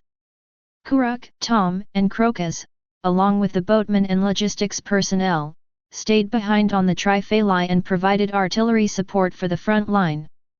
If you encounter anyone who tries to attack Kuifali, kill him directly. Owie, you follow me with a team of maids. Is everyone clear? Looking at the crew members with high morale, Leylin walked to the bow corner of the ship, turned around and loudly announced the division of personnel to everyone. Occupying an island is not just a matter of rushing up in a swarm of swarms. What Leylin wants is not a Dressrosa in ruins. Dressrosa will serve as Leylin's first territory in the New World, contributing to the development of Noxus. In other words, if there are no big surprises, Dressrosa will serve as Noxus base camp in the New World for a long time to come. Learn. Clear. Leylin was answered by countless Noxian sailors with ambitions in their eyes, weapons raised high, and unbearable excitement. The crew members who can be selected by Bullet to board the Triphalai, even the most ordinary handymen, are the elites of the West Blue Mafia. And the people selected under such conditions are without exception ruthless characters who are unwilling to be ordinary. Although they are weak, their inner ambition is not weak. Sacrifice my great Noxus with the blood of my enemies. Looking at the crew with high morale, Leylin raised the giant axe that symbolized Noxus and yelled at everyone. This will be a massacre. It will also be Noxus' first battle in the New World. Sacrifice my great Noxus with the blood of my enemies. After hearing Leylin's roar, both Bullet and the others, as well as the ordinary crew members, raised their weapons and shouted. This sound of Noxus is the gathering of everyone's ambitions. This roar that resounds across the sky also announces to the New World the arrival of Noxus. Chapter 80. 7 days later. With the help of Thunder Fruit, Beckman began to master the changes in New World's magnetic field. Also relying on the power of Thunder Fruit, Beckman took the Trifari to the first island after Noxus entered the New World. Are you sure this pointer is pointing to Beehive Island? On the wide deck, Leylin was sitting on the sofa, looking at the flag on the island that was getting closer and closer, and asked Beckman with a strange look in his eyes, who was standing aside with a stack of charts. If Leylin remembers correctly, if the newspapers of this world are not just fabricating things. Beehive Island seems to be an island owned by Whitebeard, right? Yes? Then why is the flag hanging on Honeycomb Island not the flag of the Whitebeard pirates? Is the Whitebeard pirates dead? Or does Whitebeard not rule Hive Island yet? Yes, that's right. Gentlemen. That's what the person who took out this pointer said at that time. He said he was a remnant of the Rocks pirate and that he had a good relationship with Whitebeard. Beckman, who was sitting on the chair next to the sofa with Myhawk and others, heard Leylin's question and quickly stood up and answered Leylin without thinking. Beckman bought this eternal pointer from an old pirate who had returned it from the New World at West Blue through the Mafia. Because Beckman's previous physical skills, spear skills, etc. were all taught by this old guy, 377 Beckman has no doubt about this. Then you can sink that liar into the sea. That island is definitely not a beehive island. Because that flag is Dressrosa's flag.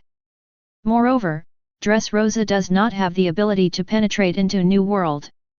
Therefore, that island will definitely not be the beehive island. That island is Dressrosa's home island.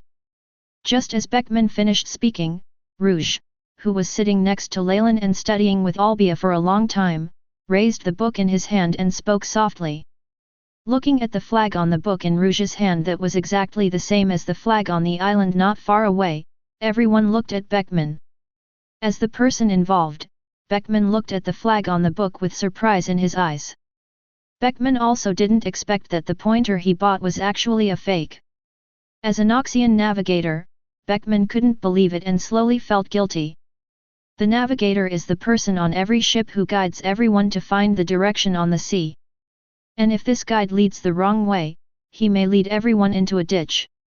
Although we finally found an island this time, we found a world government member country. What about next time? What if we bring everyone to naval headquarters next time? Although Beckman entered the New World for the first time, as a navigator, Beckman began to feel guilty. This kind of thing is a shame for navigators. Whether it's Beehive Island or not, it doesn't matter anymore. Dressrosa will be Naku's first stop into the New World. Dressrosa will become Naku's first territory in the New World. Everyone, get ready for battle. This will be Naku's first battle in the New World. This battle is also the prelude to Naku's in the New World. Therefore, this battle cannot be failed. Before the guilty Beckman could say anything, Leylin with serious eyes stood up slowly. Looking at Dressrosa getting closer and closer, Leylin, with serious eyes, gave the order in a deep voice. Whether it's Beehive Island or not, it doesn't matter to Leylin. Importantly, Naxos needs territory in the New World. It doesn't matter whether it's Beehive Island or not. Now that they have met Dressrosa, it can only be said that they are out of luck. The Naxos Conquest New World plan will start with Dressrosa. For no other reason than Dressrosa being hit by Naxos. And this will also be the reason for his demise. It has nothing to do with right or wrong, just because it is in front of Leylin, and Leylin happens to need a piece of land to build an army. Therefore, the royal family of Dressrosa can only suffer. Oh! Clear. Learn. After hearing Leylin's order, everyone fell into excitement. It's no longer important that Beckman led you astray, what's important now is conquering. The Noxian cotters headed by Bullet are not good people. CBFJ. In the military merit system prescribed by Leylin, who from top to bottom does not desire killing and war. Whether it's newcomers like Mihawk or the crew members who came from West Blue, everyone is eager for war and success. Because of their meritorious service, they can have status.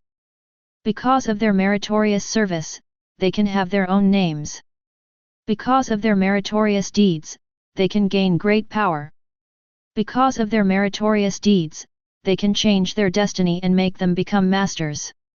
Although it is only a slim hope, in this troubled world, this hope is enough poison to make people crazy.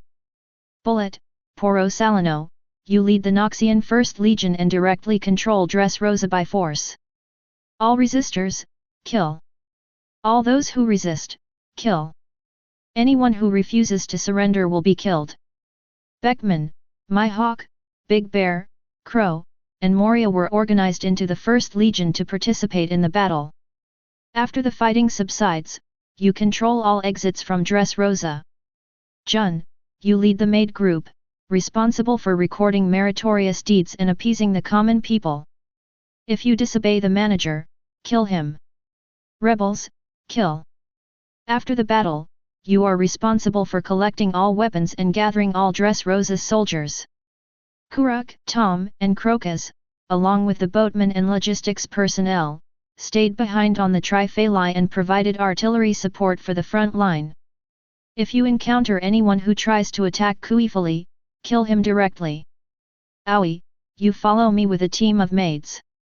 Is everyone clear? Looking at the crew members with high morale, Leylin walked to the bow corner of the ship, turned around and loudly announced the division of personnel to everyone. Occupying an island is not just a matter of rushing up in a swarm of swarms. What Leylin wants is not a Dressrosa in ruins. Dressrosa will serve as Leylin's first territory in the New World, contributing to the development of Noxus.